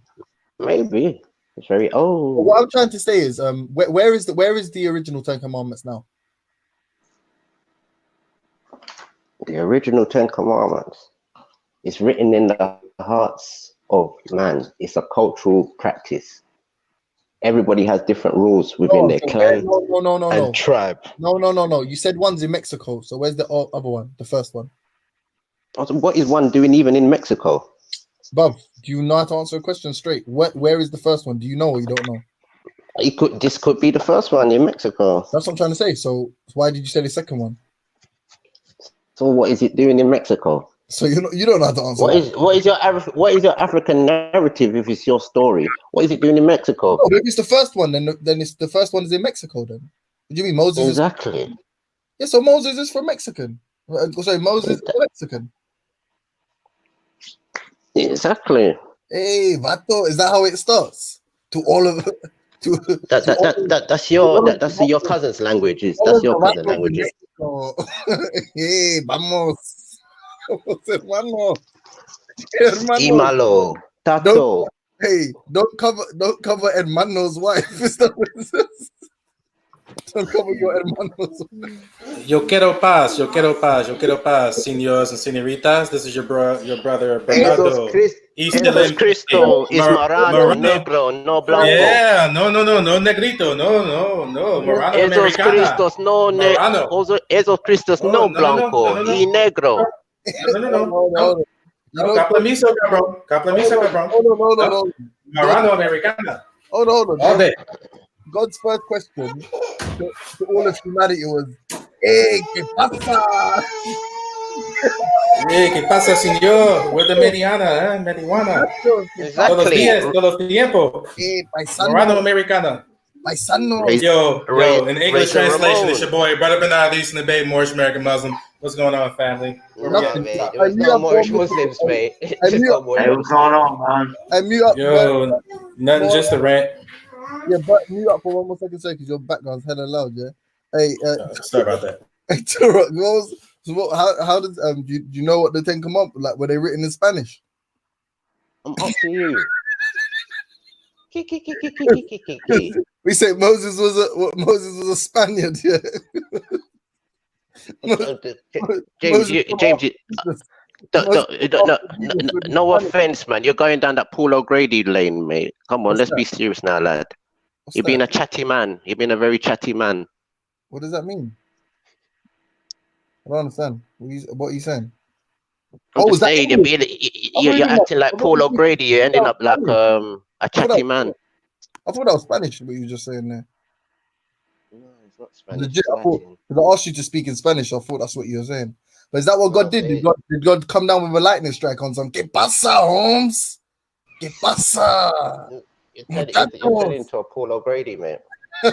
James, stop that now, okay? ¿Qué pasa? Come on now, man. Let him express himself, man. Let him express his Judy side. Let him express his Judy side. Vato, ¿quieres morir? ¿Quieres morir, paisanos? Hey, orale, muchachos. Is that how Moses got everybody across the water? Orale, hermanito. Trying to get man to hurry up across the, Ramesses was coming and orale, vato, muchachos. Agua. So wait, Turk, you actually believe Moses was Mexican? Moses was from the Hold on, hillside. hold on. What is the oldest 10 Commandments doing in Mexico, for one? I don't know, Just man. get over that point first. Get to that realization first. Then we can move on. You know what I mean? It's simple steps. Yeah, but bro, before Mexico, where was the oldest 10 Commandments known? Can you not go and do some research of on your own? If you want to ask me. I could tell you any part. Sorry, bro. I thought you had Like James that was brought up with the Wombles from Wimbledon. The bush is on fire. It's talking to I'm me. not James, bro. I was just asking. Like, God, did he wear Converse? Like, did he wear Chuck Taylors and pulled up socks? You know the knee-high socks. Yeah, the Dickies with the full Dickies suit and the blacked out Ray-Bans. Bald head Cuban links. Had hillside Tresse tattooed all over his body. Moses from Mexico. Blacks. You're a sick guy, bro. See, the devil is coming out of you. I'm doing an exorcism. I'm talking all types of things. James is exercising his Latin spirit. Hey, what would you exercise me though? Whoa.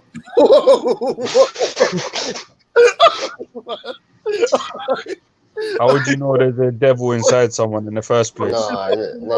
No Asians allowed. No, it's me. I'm saying with exercise me, bro.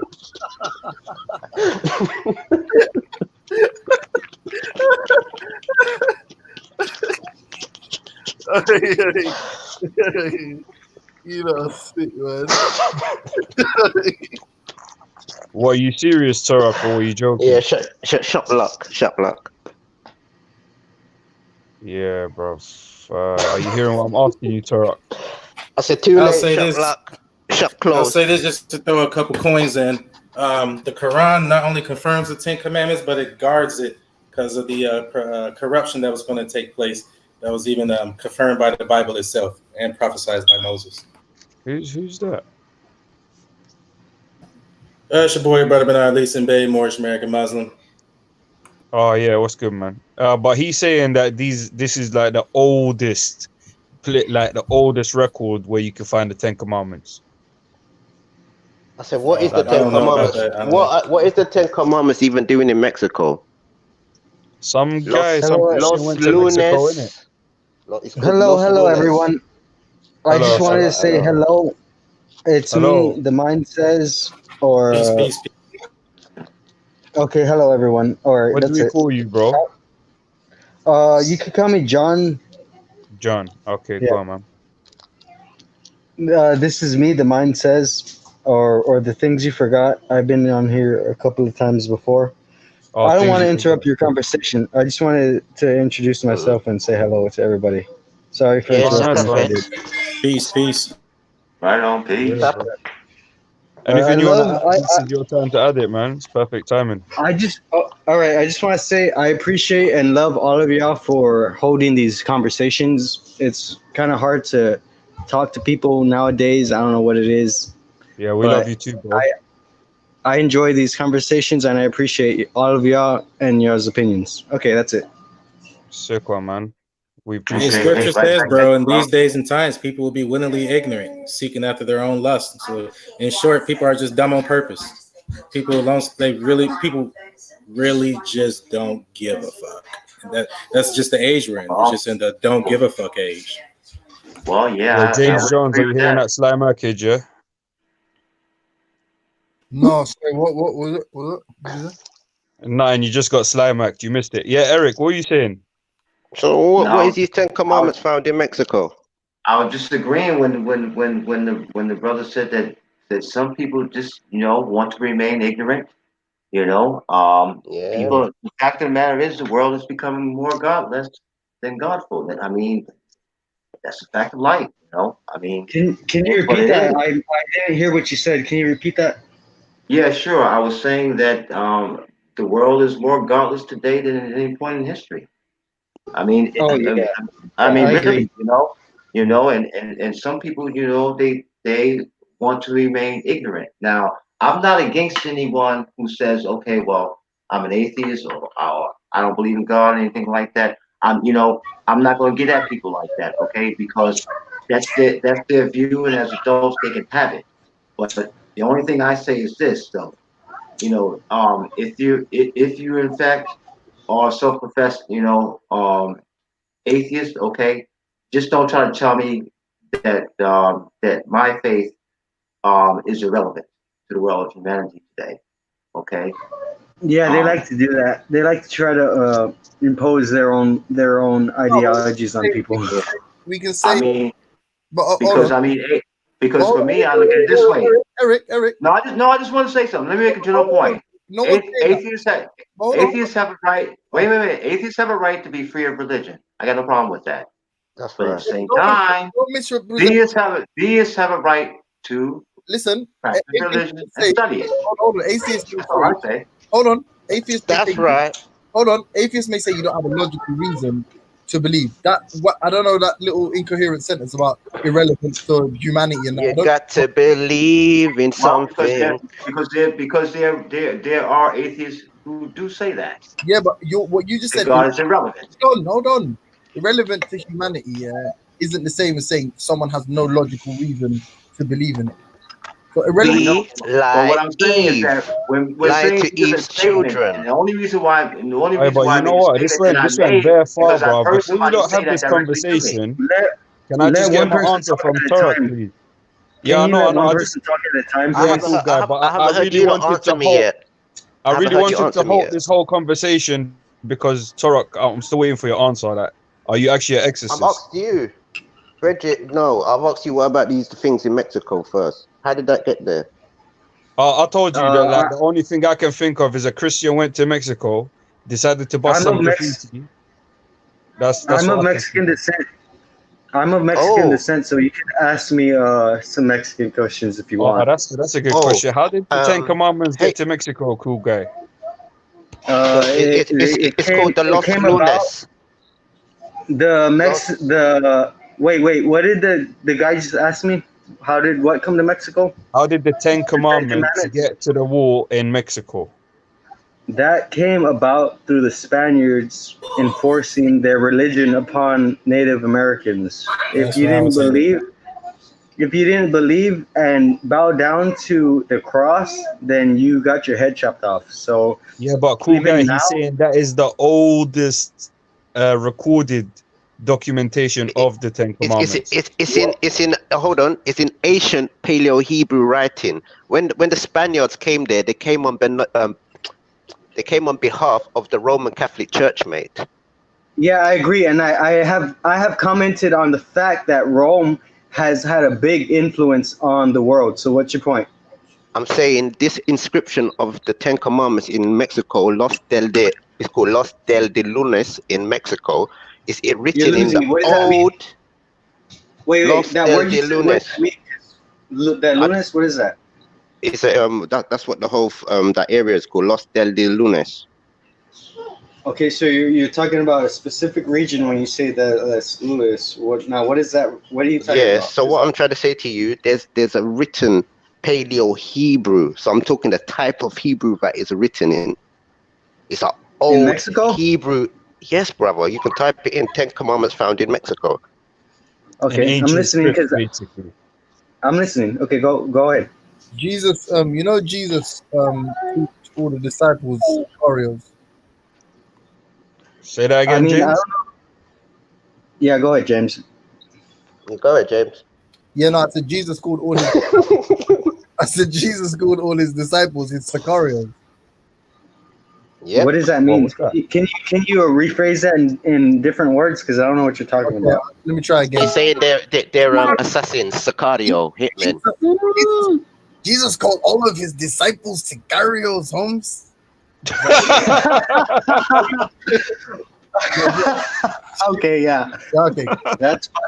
That sounds funnier. I still don't understand what the hell you're saying, but it sounded funny as shit. What is Sicario, James? Okay then, my brother. The geezer from Mexico now. Have you heard of Landinos? The Giza from Mexico. I'm not following. Nah, Giza in English means the guy from Mexico. He's talking to you. The guy from Mexico. Go ahead. I'm following now. Because I have cotton candy. I didn't know what you were referencing when you said geezer. I was like, what? Geezer? What is that? My English vocabulary kind of differs from your own, so I didn't know. It's British slang. It's British slang, man. Don't worry about it. Yeah, geezer. That means old person. Okay, I got you. Yo, Torok, what did you want to ask the geezer? I even forgot. Yeah, what were you asking me? I've even forgot now. Well, hey, that's a part of confusion, right? The geezer from Mexico, yeah. ... Anyone remember what Torok asked? I'm trying to follow y'all's train of thought here, and it's kind of everywhere right now. Sorry. I remember what I asked him now. Have you ever heard of people in the Central American region called Landinos? No, not that I can think of. No. Okay. Go ahead with what you're saying. What are you trying to get across? These people, what they call Landinos and certain things, they were called Sephardic Jews. Okay. Yeah, and some of these people were escorted there by the Spanish conquistador and also the Portuguese, i.e. places like in Jamaica in the 15th century, about 1534, certain Sephardic Jews communities set up places like Kingston and certain places like over Montego Bay. And there's other history where... Can I ask a question real quick before you continue? Are you referring to the fact that there were Native Americans who were in opposition to the native traditions, and is that what you're referring to, or no? Not really. I was just saying that there is... I think you're talking about the Spanish Armadas when they blew up and that. No, I'm talking about Jewish tribes of people. Like basically, I think there was a gentleman who's atheist who's trying to mock the Hebrew Israelite culture, and he looks at it in a different way. And I was trying to explain to him, yes, this book might perceive to you as an African storybook. I can agree to that. Certain other places they're talking about might be in Africa. But hold on, you know what? Certain things like that. But the thing, what I'm trying to get to, that people, we was bringing up people like Moses. We was talking about the burning bush. And I think there's a plant called the Hastacia plant. Joe Rogan has a podcast where he goes deep into different things, myths and legends, and different people, scientists and all that. They bring out whatever they've found in it, in a sense. It might not be right, might be wrong. And so basically, I was trying to get to why in Mexico do they even have the 10 Commandments in Paleo Hebrew if this is an African story? I was unaware of that fact. Can I just say, and this is the thing that confuses me. So you've got Moses, Moses in Mexico, yeah? So how did Native Americans go from being monotheists to sharing baths and having spiritual relationships with bison? I'm going to speak. Wait, real quick. I'm going to speak for the Native Americans on this part because I have a little oral history that has been passed down to me. Let me see. Can I just say one other thing as well? Moses and the instructions from the prophets of like most monotheists is, the kind of structure with priests and that. Like, how comes Native Americans went from the monotheists and having their leaders as human beings to their spiritual leaders becoming owls? I don't know specifically what you're into. If you want to elaborate, you can. Right now, if not, then I'll continue speaking. It's a well observed fact that the first 5 years of a Native American's education is taught to them by owls and other creatures of the night. Okay, yeah, okay. I think I see where you're coming from. You're referring to a specific belief in a certain tribe. Most tribes, from my understanding, don't believe that owls are even like a good thing. They consider owls to be an omen. Real quick, before you finish, I just want to finish saying my sentence real quick, please. There are other tribes that consider the owl to be like a sacred animal and and that gives wisdom to people. So it just varies on who you ask, because some people would say that I was evil. Some people would say that I was a person of wisdom. Okay, go ahead. Why do Native Americans have feathers on their cutlery? I can't tell you specifically why. Yeah. So yeah, I wouldn't be able to. I wouldn't be the person to ask because I don't know. Okay. And also another thing, why do they sew like wolves' teeth and different kinds of bones onto their shoes and boots? Okay, well, if you want to talk about animals, how they integrate animals into their culture or their what you want to call religion, every animal or every plant has a purpose in reality, and their stories are a way of telling or giving people, passing down information. That's it. It's just a. Don't you think it's a bit gay how they always wear leather waistcoats but don't have any shirts underneath? What do you mean by gay? I don't understand your definition. What does gay mean to you? Do you want to elaborate on the definition that you believe is gay? I'm saying like leather waistcoats without a shirt underneath is generally like But what does gay mean to you? That's what I'm asking you. Like you're talking about like wanting to have sex with other guys. That's what's gay. See, I'm telling you, you're going down the Paul O'Grady route. I'm just trying to understand what this guy's saying over here. He's a chatty man. Hey, no, can I just say, yeah? Go for it. The what do you call it is Native Americans, yeah? You know the Native American fighting style? I don't know. Are you excluding your ancestors from being native to this earth? Yeah. What? Yeah. I said, are you excluding your ancestors from being native to this earth? James's ancestors are in Wembley. Can I tell you something though? One reason I believe evolution exists. Okay. Because I'm listening. Yeah, because the sort of physiological similarities, yeah, of chimpanzee is similar to like a group of Native Americans when they find a rifle. Isn't that what they said about?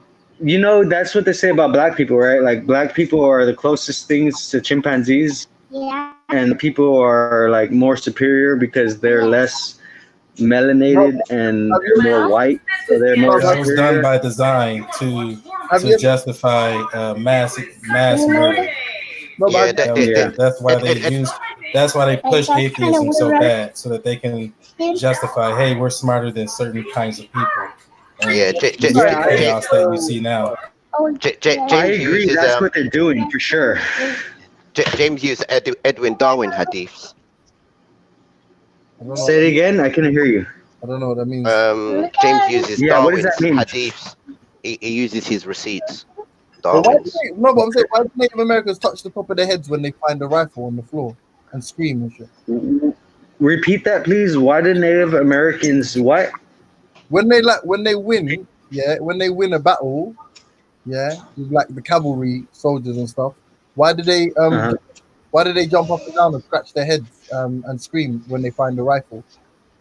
Why did they do what? I can't hear the last part. Jump up and down, tap their heads, and scream uncontrollably when they find rifles. Can you give me proof that they did that? In the movies.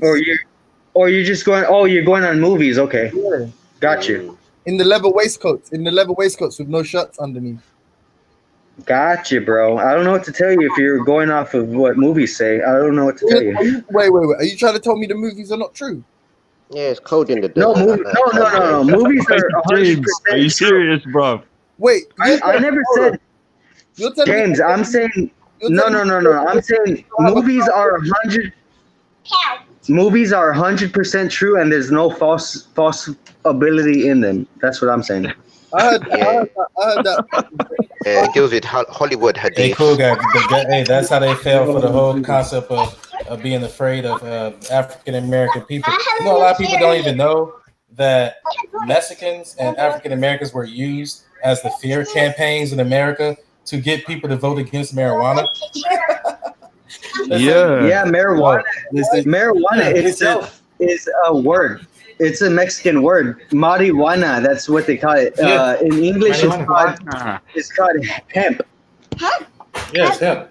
Yeah, they said Mexicans, if they smoke it, they will be strong, and they will be very strong. And if the African man smoke it, he will look at your wife twice. These are literally printed out newspapers, bro. That's true. From the 1940s, thanks to Henry Kissinger. Mexican marijuana. Yeah. Oh, Henry Kissinger hadith for James. Henry Kissinger hadith. That's why people drive out in front of Walmarts and pick up a truck full of Mexicans because they're really thin. Sí, entiendo muy bien lo que quiere decir. Sí. Why did that sound like I think I want to talk about race real quick. Now that we're getting on the subject of race, I want to speak on it a little bit. I don't think it's bad. I don't think it's bad that we are separated like racially, because literally I've said this before, there are things that one race, if you give one person or one culture, I want to say one race, you give one person certain things, we will make one person go crazy, you give it to another person, they will, become enlightened. And mainstream society tries to tell us like, yo, you smoke weed, you do any hallucinogens, you do any kind of drugs, then you're crazy. Then you're not logical. You know what? That's perfectly exemplified. Can I just say? You know what? That's perfectly exemplified. Like you give a white man a casino, he becomes a billionaire. You give a Native American a casino, he becomes a heroin addict. You know what I mean? It's like different races have different results. Yeah. Yeah, and that has to do with religion too. Like literally, we believe certain things because it benefits us as a race, and that's not a bad thing. Like we are literally physically affected chemically by different things than other races, and it's not bad to stick to your race. And also on the flip side, it's not bad to mingle with someone who's not your race. Like if you try to just separate yourself completely from a different race, then you're being racist. If you try to just completely abide by authority, then you're becoming like a dogmatic, indoctrinated person, just believing whatever society says. We have culture and we have history that it's not bad to follow it, but literally the culture we live in now, they try to tell us like, yo, you believing in that kind of mindset is crazy, and you should think like scientists think, or else you're not thinking logically. You should be in a mental hospital because you believe in invisible spirit. Like that's what they try to tell us, and in reality, we know it's a lot deeper than that. But people choose to believe whatever they want, and we can only speak so much. People need to experience reality for themselves. We can't give them that experience of God. They need it's a choice. You either accept it or you don't. If you don't want to see him, he's not going to reveal himself to you. Do you follow the God of your ancestors? That's well put. Do you follow them? The God of my ancestors. I've said this before. Like my history, the history of my people have been deliberately. They try to deliberately oppress it. So I don't really know what the fuck I am. I don't even know who my people are because, dude, the society we live in has set things up to a certain way. I don't even know who the hell I am. And that's, you could call that whatever you want to call it. But I call that like an intentional stripping away of our culture. They try to separate us from who we really are. And in reality, we are part of God. But they, cool guy. This goes back to, go ahead. There you go. You're Mexican, yeah? Yeah, I would say the majority of the population would consider me of Mexican descent. Oh, so you're like a Mexican in America or something? Are you a descendant of the tribes? The mixed I'm in Texas. Wait, let me just get something clear. Whoever's trying to talk, let me give me a minute, please. I just got a couple questions. Yeah, go on, cool guy. Okay, go for it. I try to practice, Native American teachings. I don't want to be part of this, colonial system. I'm growing food and stuff, and that's it. That's all I have to say. All right, and do you have like what's your belief system? Are you Christian? Are you like a spiritualist? Like what? I would have to, if I had to categorize myself and put myself in any kind of box, I would put myself in the box of spiritualism. Like I don't think religion is good. I believe that we all have a spirit, and if we connect to that spirit, then we can know whatever that needs to be known. But other than that, yeah, that's it. But where do you get your spirituality from? Do you have a sacred text? I've said this in the past. I've been on this panel multiple times. Sorry, I missed it, man. No, it's okay. I'm just reiterating. I've been on this panel many times, and I have said that I was raised Christian. I have the Native American belief system. I would have to say I believe more that every single atom, and even smaller than that, because there's things that make up the atom, individual energy sources that are smaller than the atom, like the proton, neutron, and electron. There's quarks that make up those things. We are the energy that makes up matter, and we are conscious of and that's it. Every single atom, even smaller than the atom, we have consciousness, and we are affecting reality, and that's what I believe. All right, cool. Did someone want to say something, or do you mind if I carry on cross-exing him? No, not really. I just wanted to point out you don't know which tribe you're a part of. So I guess maybe your ancestors might be European, or maybe your ancestors are part of the tribes, but you just don't know yet. I accept the fact that I am both white and Native American. If you try to exclude one part of yourself, then I don't think that's good at all, because you're not just one part of yourself. You're everything.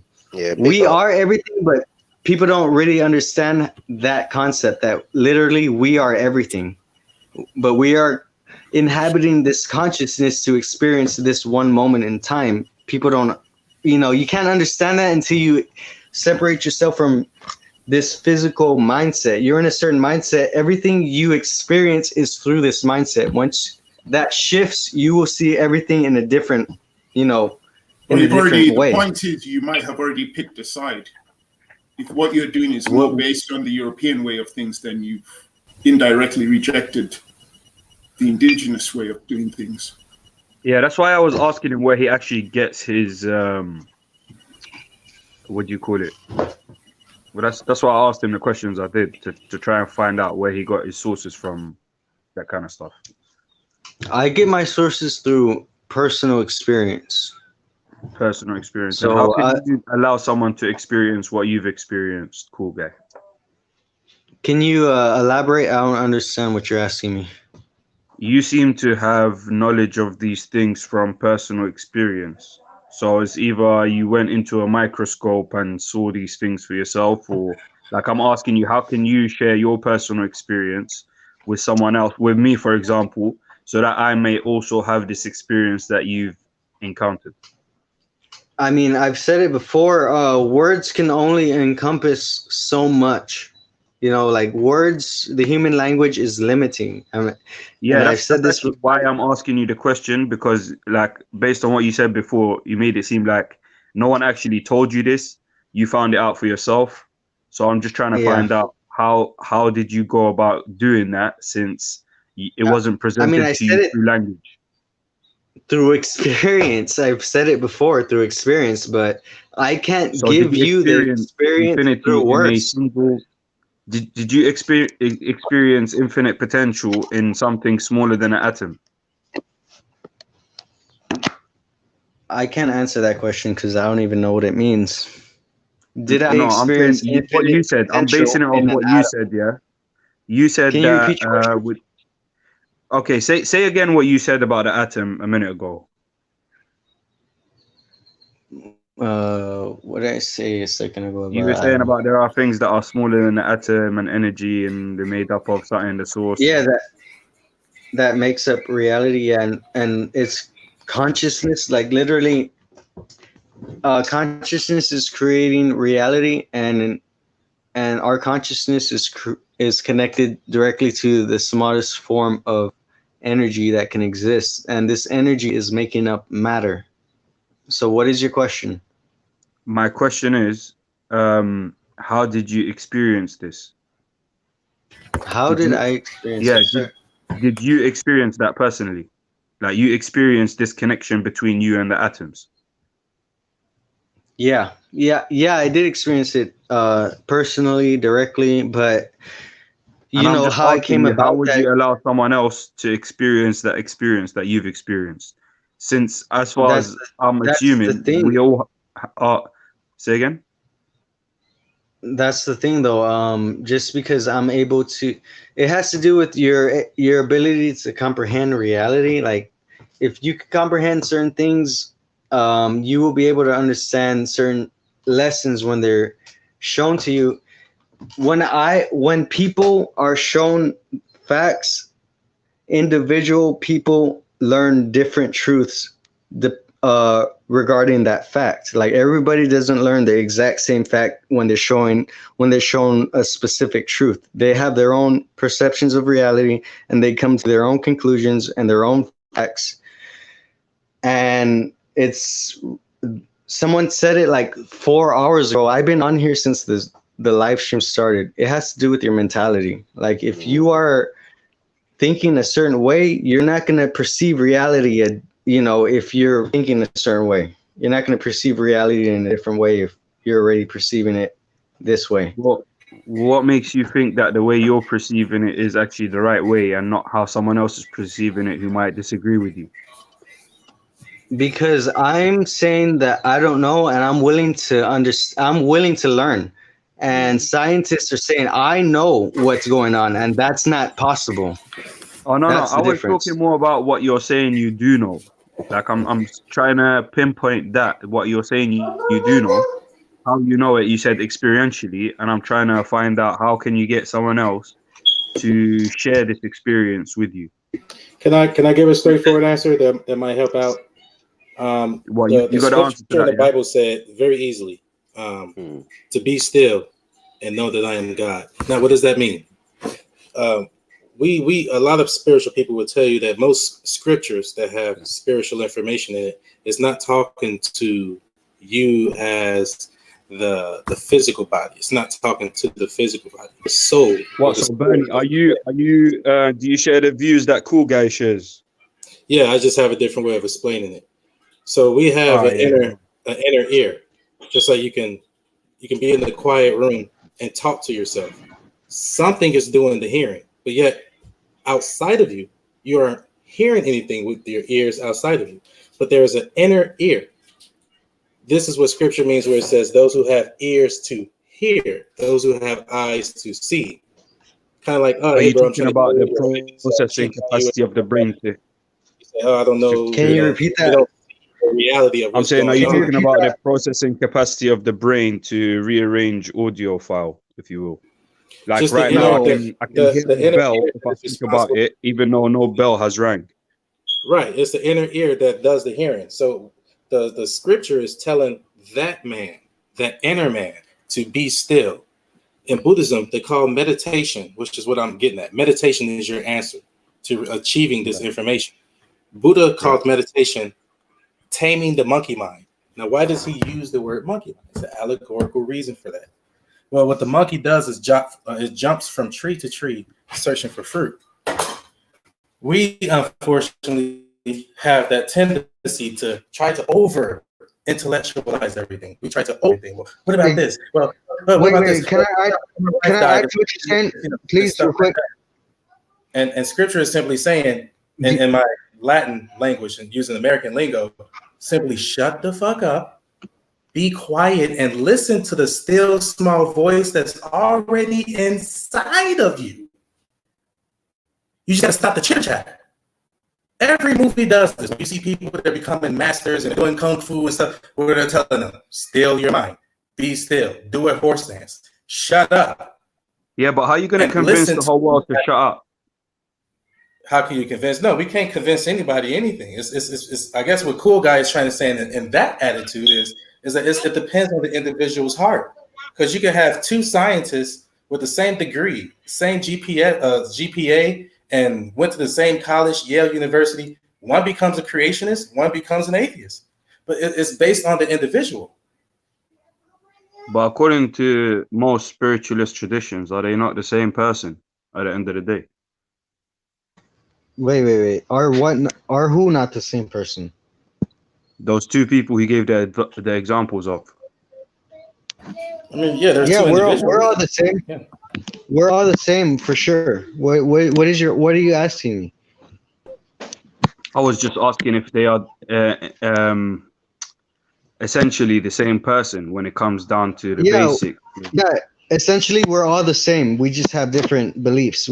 So does that answer your question or no? What makes me believe that you're some guy called Cool Guy on the internet and I'm some guy called They Done on the internet and we're not the same person?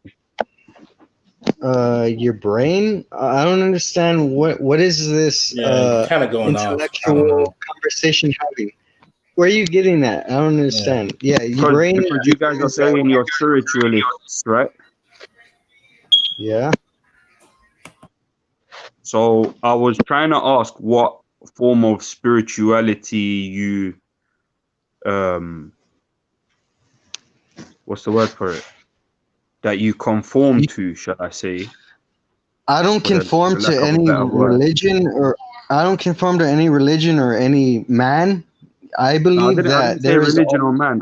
I'm saying the form of spirituality which you conform to. Or any ideology. Does that make you feel better? I don't really. So when you say spirituality, is that not an ideology? Well, I guess in some sense, spirituality is an ideology. Yeah, so what I'm saying is there are many different spiritual schools, if you will. Yeah, but what I've noticed with atheists, they pick and choose what they want to take out of other people's spiritualness and incorporate it with their own, i.e. people who are atheists doing yoga and all these type of things, then mock other people's other parts, how they develop yoga by smoking marijuana, doing other little bits and bobs. You know what I mean? Yeah, I hear you, man. That's exactly what it is. So I wanted to see, did they get amalgamation of different spiritual schools, or if there's a specific spiritual school where they would support the validity of that kind of perception, or what? Because most spiritual schools. Can you rephrase that question? So basically, Cool Guy, did you hear what Tarek just said? No, I'm trying to understand the questions that are being asked to me, and I'm kind of getting lost in conversation right now. Me too. All right, so basically, let me just ask you simply, what do you believe spirituality is? What is spirituality? Wow, that's kind of broad. That's the point I'm trying to get to. What is spirituality? Spirituality we can start from there and narrow it down. Is non-physical interactions with physical things. Non-physical interactions with physical things. Yeah, it sounds like a contradiction, but in reality, yeah, that's what this world is, a whole bunch of contradictions. I would say the issue is, if I may Camelback, the issue is when what most atheists fall into is that they have this divisive way of approaching it. They just have this, it's either this over here or is it that over there? What we're trying to say as spiritualists, whether heads or tails, it's the same coin. Yeah, it's one consciousness. Yeah. As soon as you try to this over here, but science over there. No. You missed it. You jumped out you just jumped out the window. You missed it. Yeah, I agree. Definitely. They try to, and I said this before, they try to separate like logical thinking from spiritual belief systems. And literally, spirit is science. Without the spirit, all of this reality wouldn't exist. And people don't want to, atheists don't want to accept that as a fact, but it's true. Okay, I'm going to mute myself. For example, things like ego, jealousy, lust, greed. These things are all talked about in life, but these things hold no color, hold no shape, hold no physical form. But you see the actions that are of these things. And that's what you call metaphysical.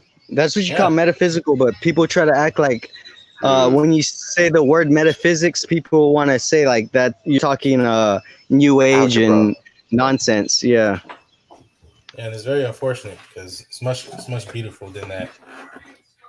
Most just want, shallow microwave type information.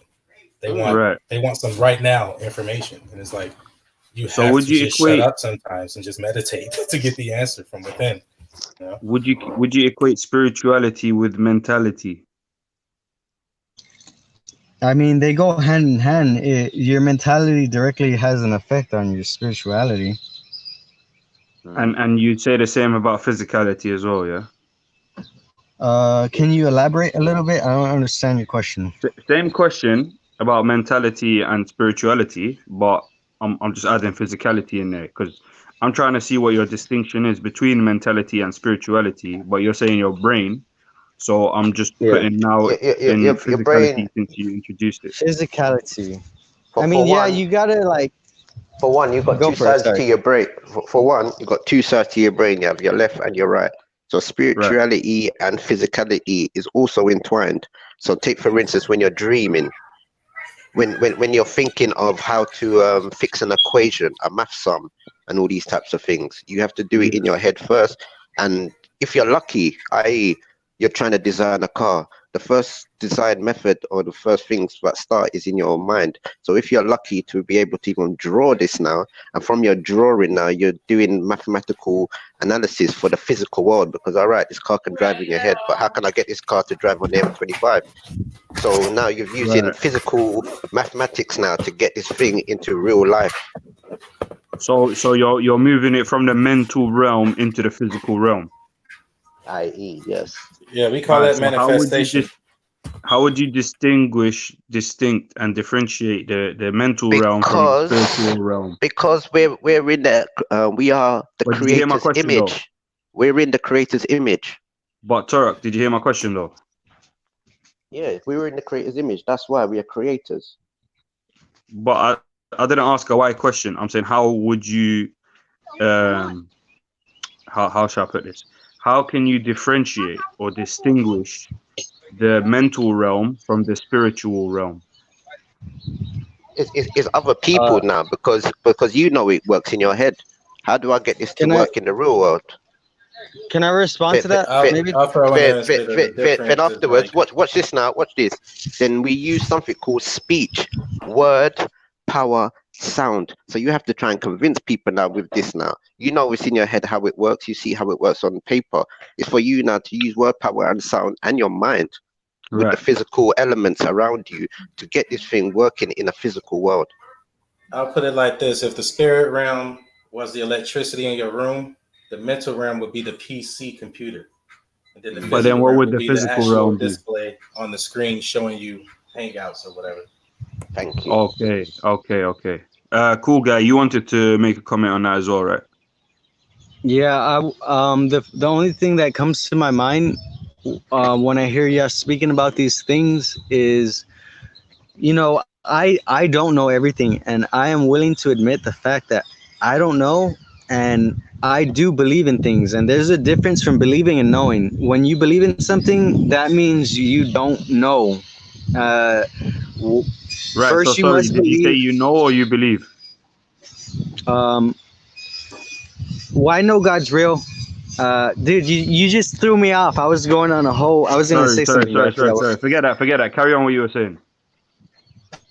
I forgot already. It's okay. Sorry, guys. I'm not the best. Let me I'm ask not you the good question again. You might remember your trailer 4. I was asking, how can you differentiate between spiritual and the mental realms? How can you distinguish them? Okay. Dude, I don't know. I'm gonna let y'all talk a little bit, and when I remember, I'll jump back in. I'm sorry, friends. Sure, man. I have a bad memory. I smoke a lot of marijuana. I'll be honest with you. I was about to say that, bro. man. It's all good. Okay. More like you drink too much tequila. Yeah, I just finished actually drinking some tequila. Now that you mention it. Okay, go for it. See, I know my brother Issachar. That's my brother Issachar. You know, it's interesting. A lot of people don't know that 1/5 of the anointing oil ingredients, according to Exodus 30, is marijuana. A lot of people don't know that. What? Say that again, bro. 1/5 of the anointing oil in the ingredients to the anointing oil mentioned in the Bible, Exodus 30. 1/5 of it, if you dig deep enough, is cannabis. Wait. Yo, it says that in the Bible. Yes, sir. Utilizes the word cannabis. Depends on which version of the Bible you go on. But, yeah, yep. and which also, version is that in? And also, it's the actions they're doing. I think there was one time there's a priest saying to close all the windows, close all the doors. They were hot bossing. Yeah, basically, that's what it sounds like, innit? But what version of the Bible was this in? Well, for me, I go to the King James, but you can find that in Exodus chapter 30, I believe. Wait 1 second. I'm gonna grab my King James now. 1 second. Yeah, and I'm gonna open up my BLB. Yeah, it was some guy. He was like a psychedelic guy. He was talking about how like these ancient scriptures and like some missions of psychedelics and stuff are mentioned in these scriptures. They just use different terms. Like, are you talking about the Joe Rogan show? No, not Joe Rogan. There's another. He was probably on the show, but you know, this guy had his own seminar talking about like these things. Are you referring? Is it called the Rig Would I find Vedas it and in the the New Hindu World scripts? Translation? New World Translation. I use KJV. Oh, the New World Translation is completely different. Yeah. Tell me it again. I'll look for the passage and see what it says here. Anyway, I'm going to it actually as we speak. Also, you got the numbers, yeah? Yo, you got the source numbers and that, yeah? Yeah, I'm almost there. Just a sec. Yeah, just tell me it again so I can look for it as well. Exodus 30. Exodus 30. What are you referencing right now? I forgot what the hell we're talking about. We're talking about movement of Jah people. Exodus. Oh, the weed thing, right? Okay. Yeah. So Exodus 30. The movement of Jah people. Okay, it starts at verse 22 and ends at verse 25. I can read it if you want. Yeah, go on, read it, bro. All right, starting at Exodus chapter 30, verse 22 to 25. Moreover, the Lord spake unto Moses, saying, take thou also unto thee principal spices of pure myrrh, 500 shekels, and of sweet cinnamon, half of that, even 250 shekels, and of sweet calamus, 250 shekels. I want to put a highlight on that word calamus, but I'll keep going. And of cassia, which is simply just Chinese cinnamon, cassia, 500 shekels, and after the shekel of the sanctuary, and of olive oil and hin. And thou shalt make it an oil of holy ointment, an ointment compound after the art of the apothecary. It shall be an holy anointing oil. So now I'm going to zoom in on this word calamus here. Go to the Hebrew.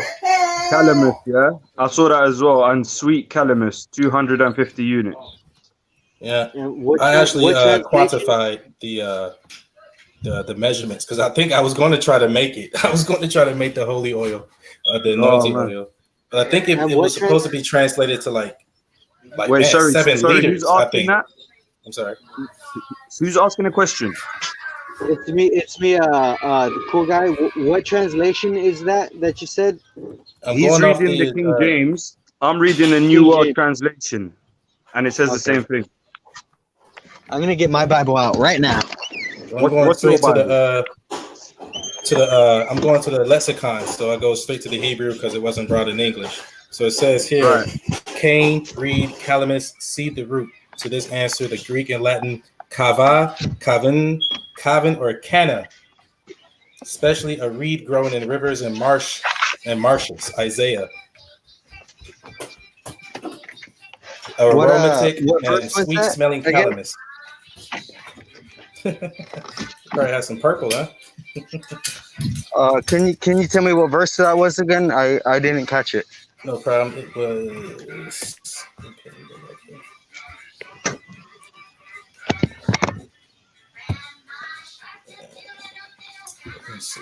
It was Exodus 30 and 22. I want to say just for the record. I want to say just for the record, if you don't have like one book of every religion, I feel like you are like not trying to understand the full truth. I would have to agree with that as well. So that would put you in that category. You're not looking for the real truth because you don't have the books for all the religions. Yeah, because look, the top 3 sellers in history, if you're a reader, should be in your library, right? And what are the top 3 sellers? That would be the Torah, the Gospel, and the Quran. Surprise, surprise, the Abrahamics. So they're the only ones if that you can find me a top seller that tops any one of these, like, please, I would love to buy that book too. No, the statement was that you should read all the books from all the religions, but then you've co-signed 3 religions. Yeah, I'm just saying that if you don't have the top 3 best sellers in history, then you're not really a reader, are you? Wouldn't you agree? I would say the Tao Te Ching, that's a pretty good book that people should read. That, you know, I don't know, it's pretty good. I don't know if you've read it. What's it called? The Tao Te Ching, or it's called the Tao. I don't know. Oh, the Tao. Okay, yeah. I would agree as well. Yeah, that's a good book.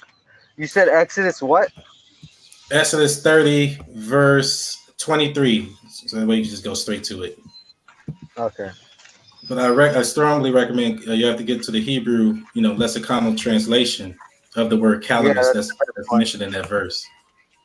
Yeah, I agree. Yeah, my Bible is referencing me to Numbers 31:50 from the word calamus. It's got a little footnote A, and it's taking me to Numbers 31:50. Has that got anything to do with it?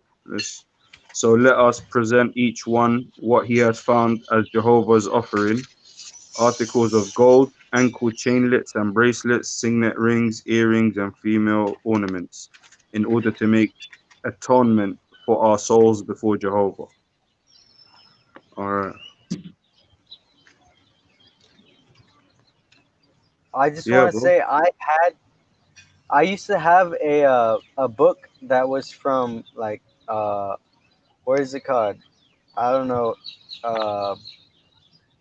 Damn it, I forgot what that book's called. I used to have a book that people here are like defending. What is the religion that everybody here is defending? Islam, right? What is the Islam book? What is the Islam book called? Oh, Quran, which is simply English for which is English for collection or investigation or study. So you can even say easily in English translation, the holy study or the holy collection. No, Quran means the recited, like what is read. That's true. Well, my point is, I used to have the Quran, but somebody stole it from me. So I would have still like had that, and I would have been reading it, but it got stolen from me. So I recommend the Arabic corpus. Stole it from you. That is joke. Yeah. Check out the ArabicCorpus.com or Maybe it was an owl. Maybe it was an owl. I have the Christian Holy Bible, and my friend gave me the Arabic Bible too, but yeah, like I said, it got stolen, so I can't really just. Well, that got stolen as well. Say it again. What, did all your holy books get stolen? No, just the Quran. Literally, I was reading it, and I had it at my friend's house. And I thought you said the Bible as well. No, the Bible I have like I said this before. I was raised as a Christian, so I have like 10 Bibles in my house. All right. But I did get Have you got the Bible on the dash? So I could read it. It's more like in the shed. Do you have the Bible in your car? No, it's in the shed. I roll with the Bible on the dash. Yeah, but you know what? You can find the Bible and the Quran. You can find them online anyway. You know what I mean? I try to look for the Quran online, and there's a lot of people who are like trying to like paint Iran in a bad light. So every time I try to look up information on it, it was pretty negative. And no, yo, yeah, just go online and just write Quran, and you'll find the first page of Quran. Wait, let me just see this before I give you this advice. Quran. Yeah, the first thing that comes up is Quran.com. I strongly recommend submission.org. It will filter out all of the confusion, and it'll even explain the cause of the confusion regarding Hadith and Sunnah, Sharia, all of that. Just what website is that? Sorry, say that again. Submission.org. Submission.org. Also, Quran-Islam.com is also very good, and it actually has a Quran from chapter 1 to chapter 114 inside of there also. Both websites has the Quran for you to read. Okay, and just for a side note for everybody who's listening to this conversation that we're having, I just want to say, yeah, I've said it already, the Tao Te Ching or the Tao, because people pronounce it differently depending on, I guess, what language you're speaking, is pretty damn good. I've read the whole thing multiple times and I try to memorize it, but the Tao Te Ching has some pretty good and some pretty deep truths in there as well. Yeah, that's it. I'm gonna look into the Quran more. Like I said, I started reading it. Somebody stole it from me. I'm gonna get more back into it.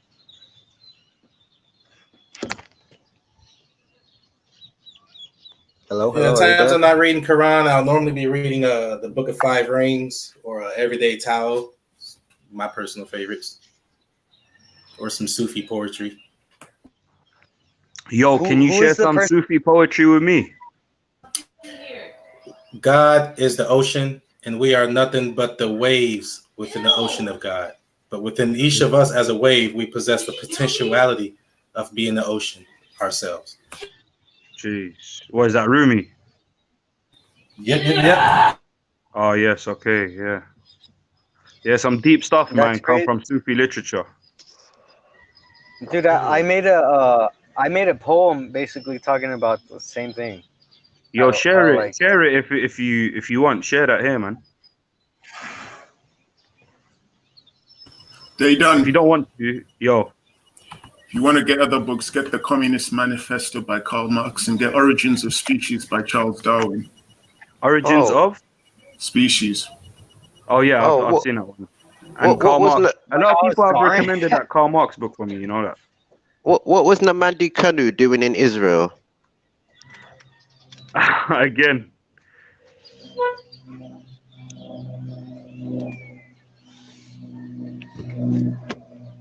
You shouldn't laugh at the Israelites. You know why?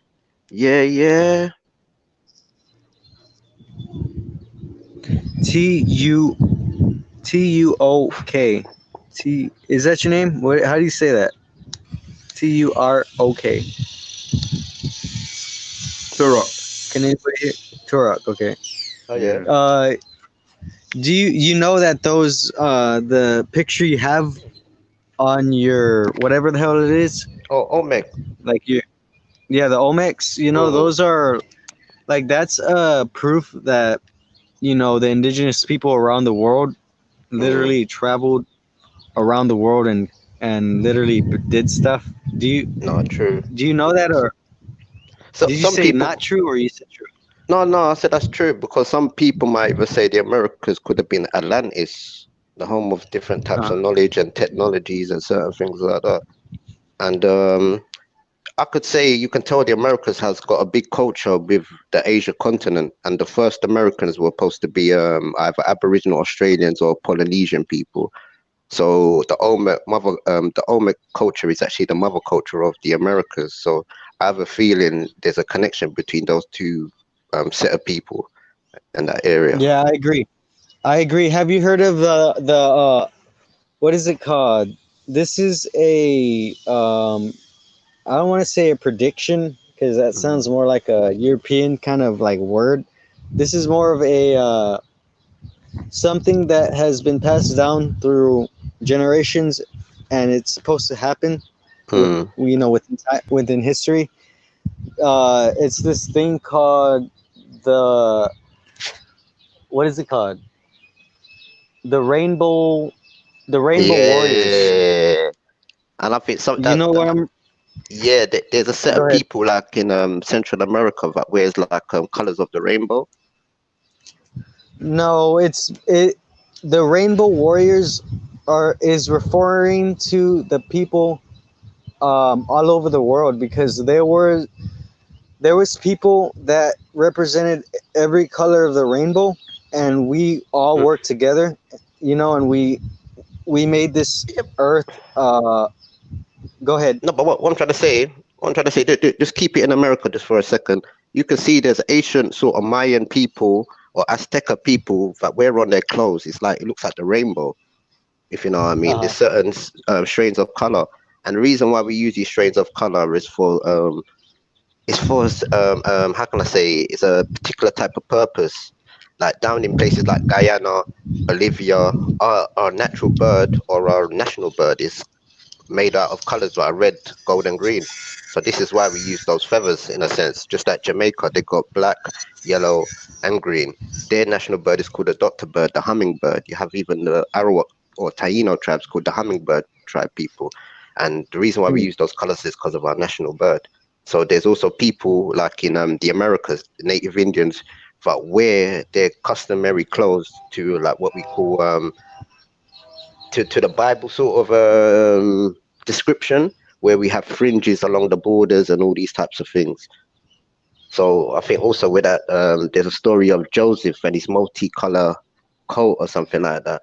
And when you look at some of the Native Americans that follow certain customs, you could see like in Central America, there's a tribe that wear like some colors like the rainbow. Yeah, no, what I was referring to was a prophecy. That's what I was trying to say. There's a prophecy that has been being passed down for generations orally, saying that there is a prophecy of the Rainbow Warriors, and we will come together. It's different races will unite the world, and literally that's what's keeping everything unbalanced right now. The fact that we are all fighting against each other, like every race is fighting against every race, even though they try to like make us, work together with the capitalist system, okay, I'm losing my train of thought right now, so I'm just gonna the reason why I say that, I think because a lot of the indigenous people of the Americas, just to our sort of nature and behavior, we've always sort of had a lot of wars with each other and certain things like that. And I find like right about now in the real quick, I want to ask you, are you specifically saying that hold on 2 seconds. Okay, sorry. I the Mayan calendar and the Ethiopian calendar, they both run on a 13-month cycle. And right now in Ethiopia is 2012. So it's also 2012 via the Mayan calendar now as well. But some people went ahead. But they say the Mayan calendar is the same as the Enoch calendar. So is the same as Ethiopia. And this Great Awakening is like when we go into this new age of Aquarius, where you could see like a person pouring down water. This water is supposed to be knowledge and certain things like that. And I find now people are getting to a greater awakening in this particular time that we're in. So I think it's where a lot of the indigenous people of the Americas are getting to actually awake now and sort of things, and their culture and understanding who they are as a nation of people. Because take for instance, there's something called the 7 sacred teachings up in like places